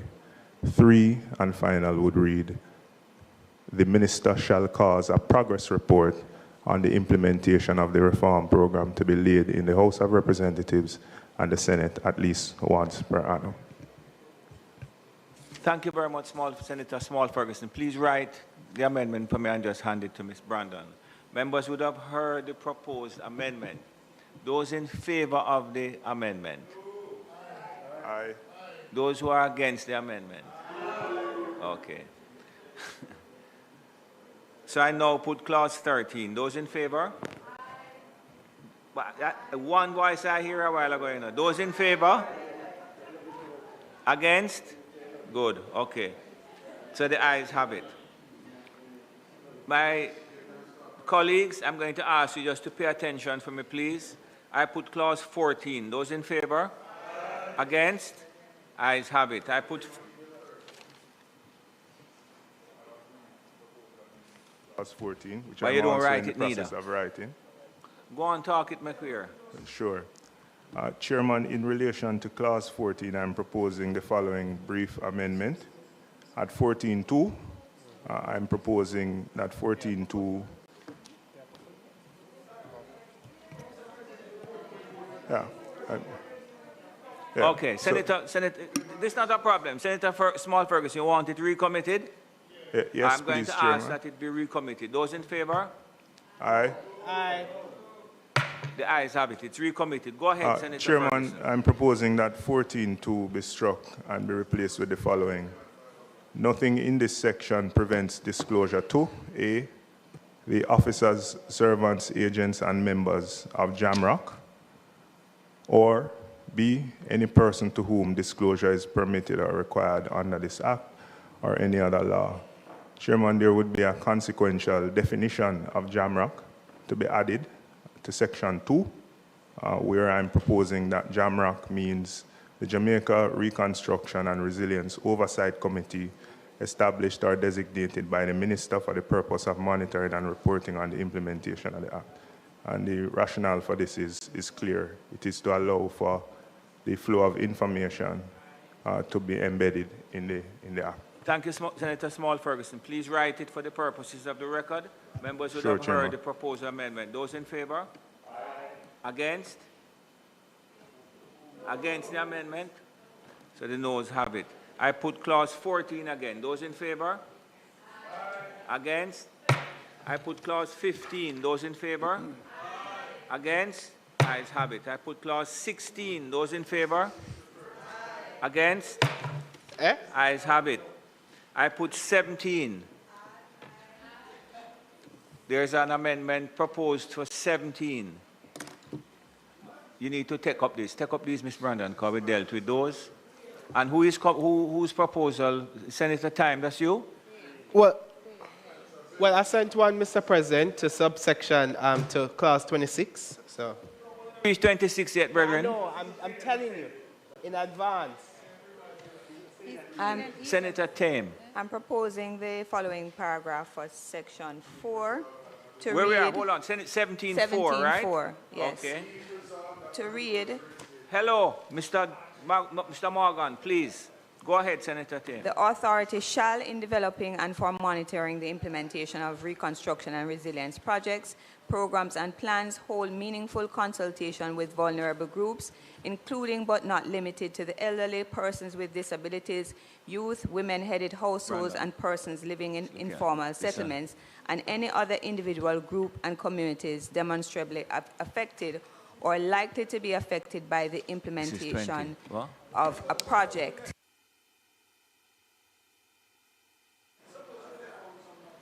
As well as special groups with customary land rights, such as the Maroons. Consultations shall be 1, documented, 2, time-bound, 3, conducted concurrently with technical assessments, and 4, accompanied by a public response explaining how feedback was incorporated and why it was not. Thank you very much. Members would have heard that proposed amendment. Anybody need to hear it again? Those in favor of the amendment put by Senator Time? Those in favor? Those against? So the noes have it. So I now put section, clause 17. Those in favor? Against? I put clause 18. Those in favor? Against? I put clause 19. Those in favor? Yes, hang on. I think you gave me something for 19. Senator Time has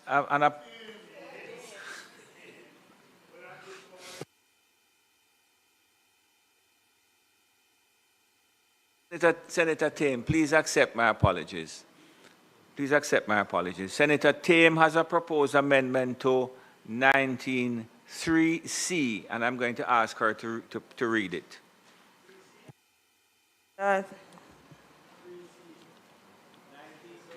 3C, solutions that we should add shall be supported by an evidence-based environmental hazard or resilience assessment prescribed by regulation carried out in accordance with Jamaica's comprehensive disaster risk management policy and internationally accepted definitions including the Sendai Framework for Disaster Risk Reduction. Every such assessment shall be published on the register maintained under Section 20. Thank you very much, Senator. Members would have heard the proposal from Senator Tame. Those in favor of the proposed amendment to 19.3c, those against? Those have it. I put clause 19. Those in favor? Against? Ayes have it. I put clause 20. Those in favor? Against? Ayes have it. I put 21. Those in favor? Against? Ayes have it. I put 22. Those in favor? Against? Ayes have it. I put 23. Those in favor?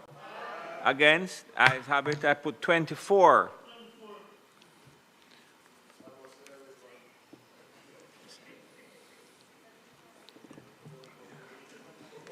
Senator Brown. Yeah. I'm raising the issue here. Firstly, for some clarification. Very well. Which Minister, will allow for Minister, proposal. please pay attention to Senator It appeared Brown. to me that the minister would have been the ones who, through cabinet, sanctioned All right, so Brandon, 25 now. 24, sanctioned the particular project. And then in the end, it is the minister, not an impartial tribunal, who's going to be approving it. And so the question I'm asking, and you could check with your legal people, is whether or not the minister in making that approval doesn't become a judge in his own cause and therefore make this a subject of potential attack on the grounds of natural justice. And I'm raising that for clarification because that might very well fashion the amendment I proposed. That's 24, in 24 you're dealing with, right? Yeah. Okay. My amendment would be, if what I'm saying is so, the potential for natural justice challenge, relax. The minister's part of cabinet. Senator Brown don't finish his presentation yet. Right. I want some clarification, but I'm not going for... But him don't finish yet, Senator Golden Campbell. Chairman, will you allow me to just make an intervention? I was asking him if he could repeat the first part of what he said because I did not hear if he's talking about an application on the 24. So I'm just asking for that clarification so I can Brown, understand you don't have to what get he's miserably saying. into the last year, you know. Answer what Senator Golden Campbell is asking. I will answer, yeah. What I'm saying, essentially it is the minister through cabinet that identified the project. And then the matter comes through NARA asking for the minister step in. And the minister then steps in and approves. And I'm asking whether the principle of natural justice, that no man should be a judge in his own cause, is being violated here and therefore potentially subject to be struck down by the court. And my proposal would be that the minister operates through an independent tribunal who would review and be the step-in approach. Okay, hold on, 1 minute, please. Let the minister respond, and then if the minister's response to you is not to your liking, then you can put an amendment. Okay, good. Go ahead, Minister, please. Yeah, thank you very much, Mr. President. And I've been looking at the clause and trying to figure out where that distinction Where the unease is coming from. In relation to the minister and cabinet are two distinct entities. And so in terms of the view of this side, the projects are approved by cabinet and then it goes through the process of NARA and then it has all of those areas that have been highlighted in the bill that speak to how you can give directives and so on, and what you have to do prior to there ever even being a recommendation to the minister for step-in order. So it's two separate things. So right now we don't see the challenge that you've seen in terms of that challenge. That's why I asked for legal opinion, because... Mr. Chairman, might I assist if you could permit me, please? Because the two things are two very different things. Cabinet is approving a list of projects. They are not approving the projects for building, planning, those kinds of purposes. Once those projects are approved and they're going through the approval process of an approving entity, whether that is a municipal corporation or any other entity, when that entity does not act, does not make a decision in a timely fashion, then the step-in provisions under 24 can be triggered. And in that case, the minister is still not making a decision in terms of the approval necessarily, but speeding up the process according to what has transpired along the way. Minister, I think that's 1 minute. I think the minister had something to say, and then you can make a determination. I'm sorry, yes, and he can make a determination at that point. You're quite. 24(1)(a) speaks to approve. So the minister making the approval there. And I don't buy the story that cabinet and the minister is separate. The case of BITU versus Bank of Jamaica, Johnson, deal to the issue of natural justice. And I'm saying it's a matter I believe is worthy of the 6 lawyers on the government side and the government lawyers looking at it so that we do not violate the principle of natural justice. I expect that if it has reached here, a number of lawyers have already looked yes, at it. So I would put clause 24. Those in favor? 24. Clause 24. Those in favor? Aye. Against? Now, 25 has a number of amendments. That's 25. Yes, I have something for you here, you know. And Senator Brown is proposing the amendment in relation to 25.3. Would you please indicate what it is? 25.3. Senator Brown, go ahead, please. Yeah. Essentially, at 25.1, we agree on the limit. And then the same parliament that agrees on the limit then says the minister can change it tomorrow without coming back to the parliamentary process that creates this legislation, because the change will be by order, and an order cannot be amended. So I believe if we remove this and the minister wishes to alter the clause, the limit, that it come back through ordinary legislation. Yes. So the parliament gets a chance. So Senator Brown is proposing that that's clause 25.3 be deleted. Those in favor? No. The noes have it. Mr. Chairman, Mr. Chairman, Mr. Chairman, Mr. Chairman. 1 minute.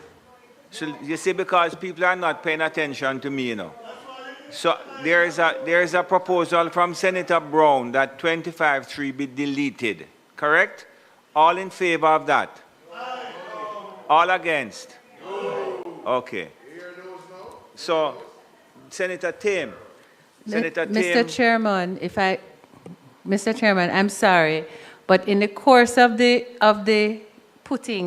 explanation of this on the part of Senator Brown, for the clarity of those listening, that 25.3, and it is not that Parliament is required to approve 15 million but then the minister can by order, because by virtue of 25.3 being in the legislation, Parliament is in fact approving that the minister has the authority. It is a delegated authority from Parliament that is acting at subsection 3. Thank you, Senator Golden Campbell. The minister had made that clear in her opening.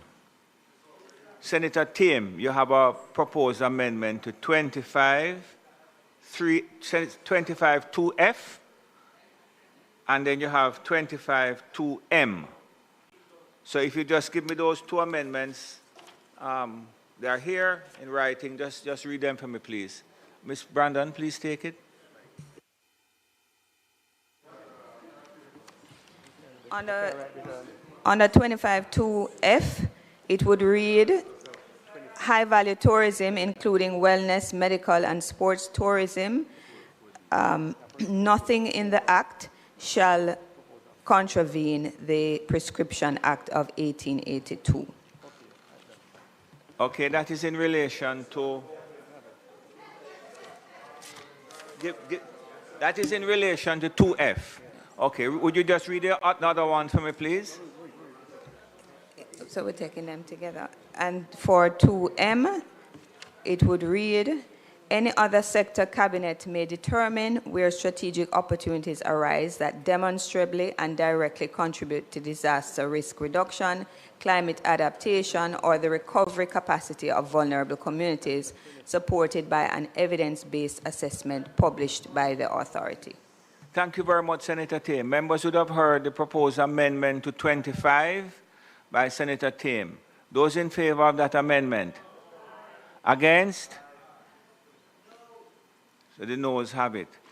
So I now put section 25. Those in favor? Against? 26. There is an amendment proposed. Whose is this, Miss Brandon? Who is this?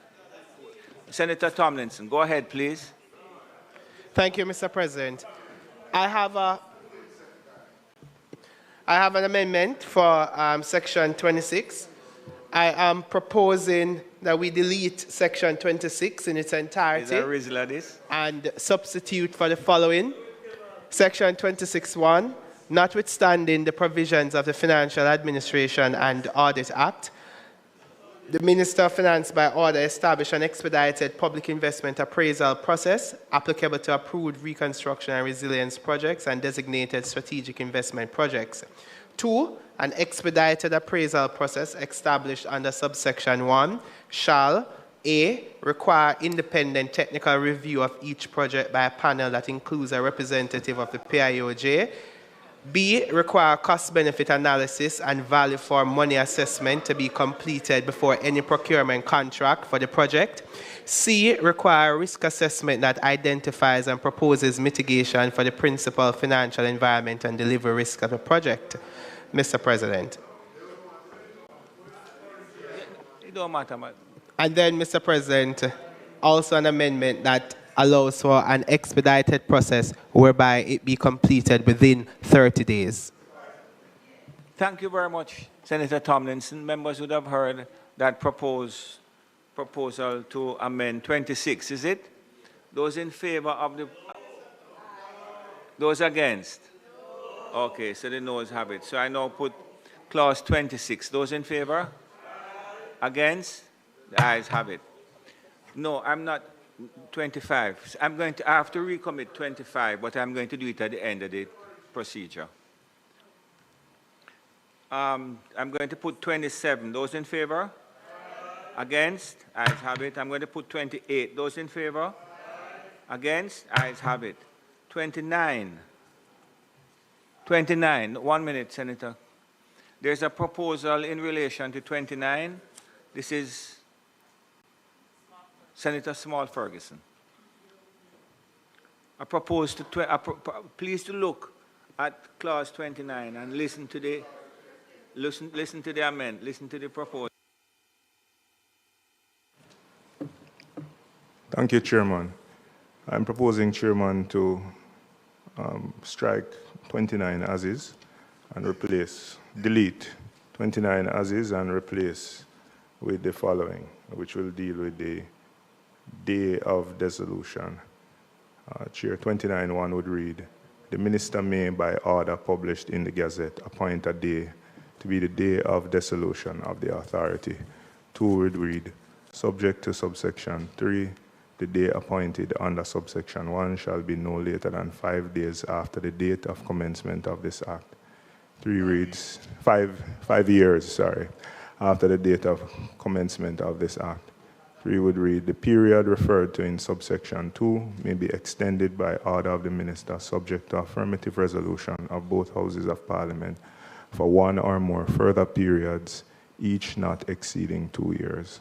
4 would read, an order under subsection 3 shall not be made unless the minister has, not less than 60 days before the expiration of the period, then enforce cause to be laid in the House of Representatives and the Senate a report stating, A, the reasons why the continued operations of the authority is necessary, B, the extent to which the objects of this act have been achieved, C, the status of approved reconstruction and resilience projects.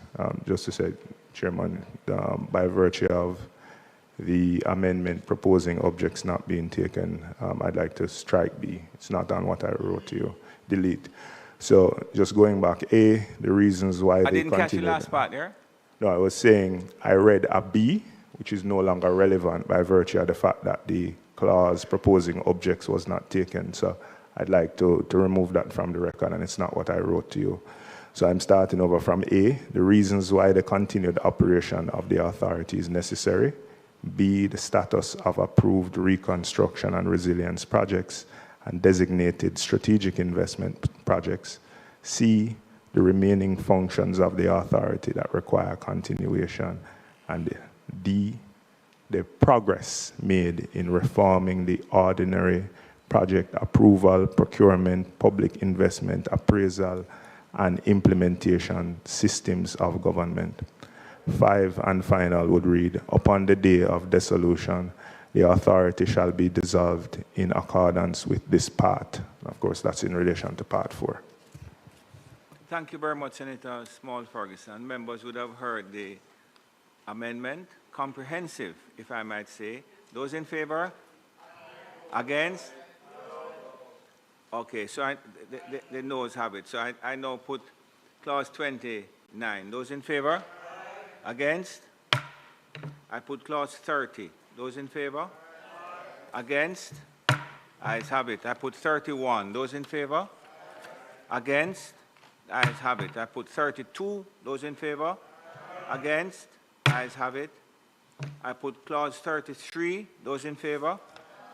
Against? Ayes have it. I put clause 34. Those in favor? Against? Ayes have it. I put clause 35. Those in favor? Against? Ayes have it.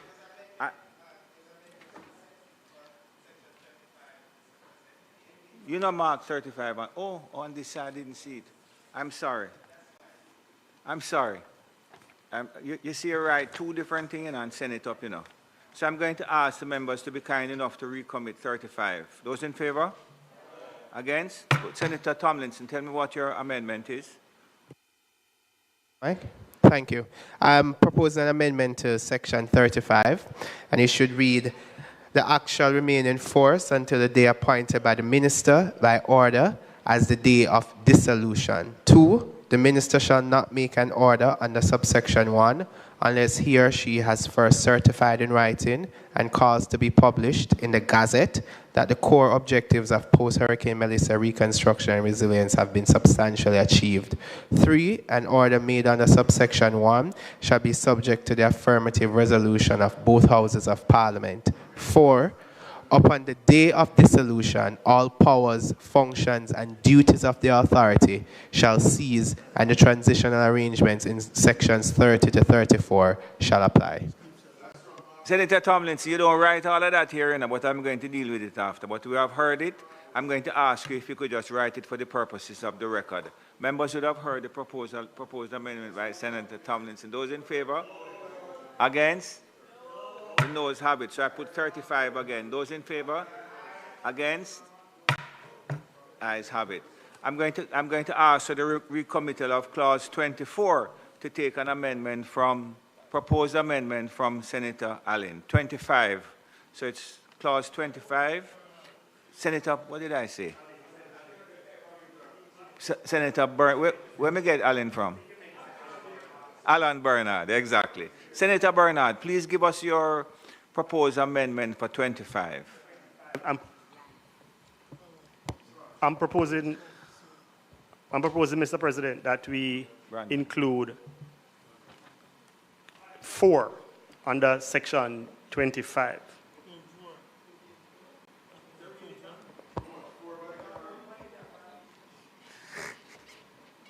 Don't be distracted, man. Nothing in this act shall extinguish, limit, or prejudice the explicit and unqualified rights of any person or community to A, appeal, B, seek judicial review, C, pursue constitutional relief, or D, commence civil proceedings in relation to any decision, directive, approval, program, plan, project, designation, or step in order made under this act affecting customary, public, or prescriptive rights. No expedited process established under this act shall operate to deny or restrict access to the courts. Thank you very much, Senator Bernard. Members should have heard the proposed amendment to 25. Those in favor? Aye. Against?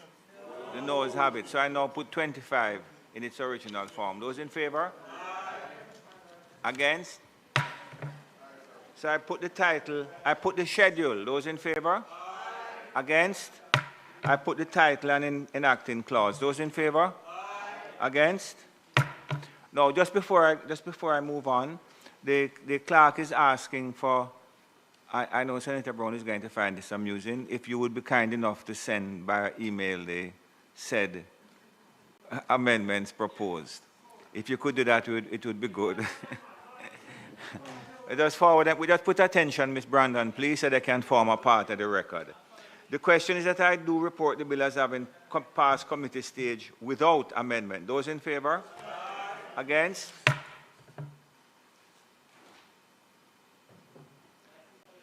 I do report the bill as having passed committee stage without amendment. Minister?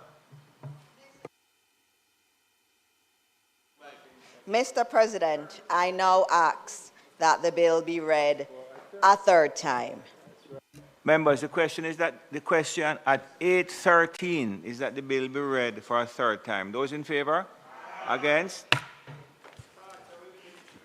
An act to make provision for the management and implementation of the post-disaster reconstruction and resilience efforts consequent on the passage of Hurricane Melissa and for resilience generally, to establish the National Reconstruction and Resilience Authority and for connected matters read a third time and passed.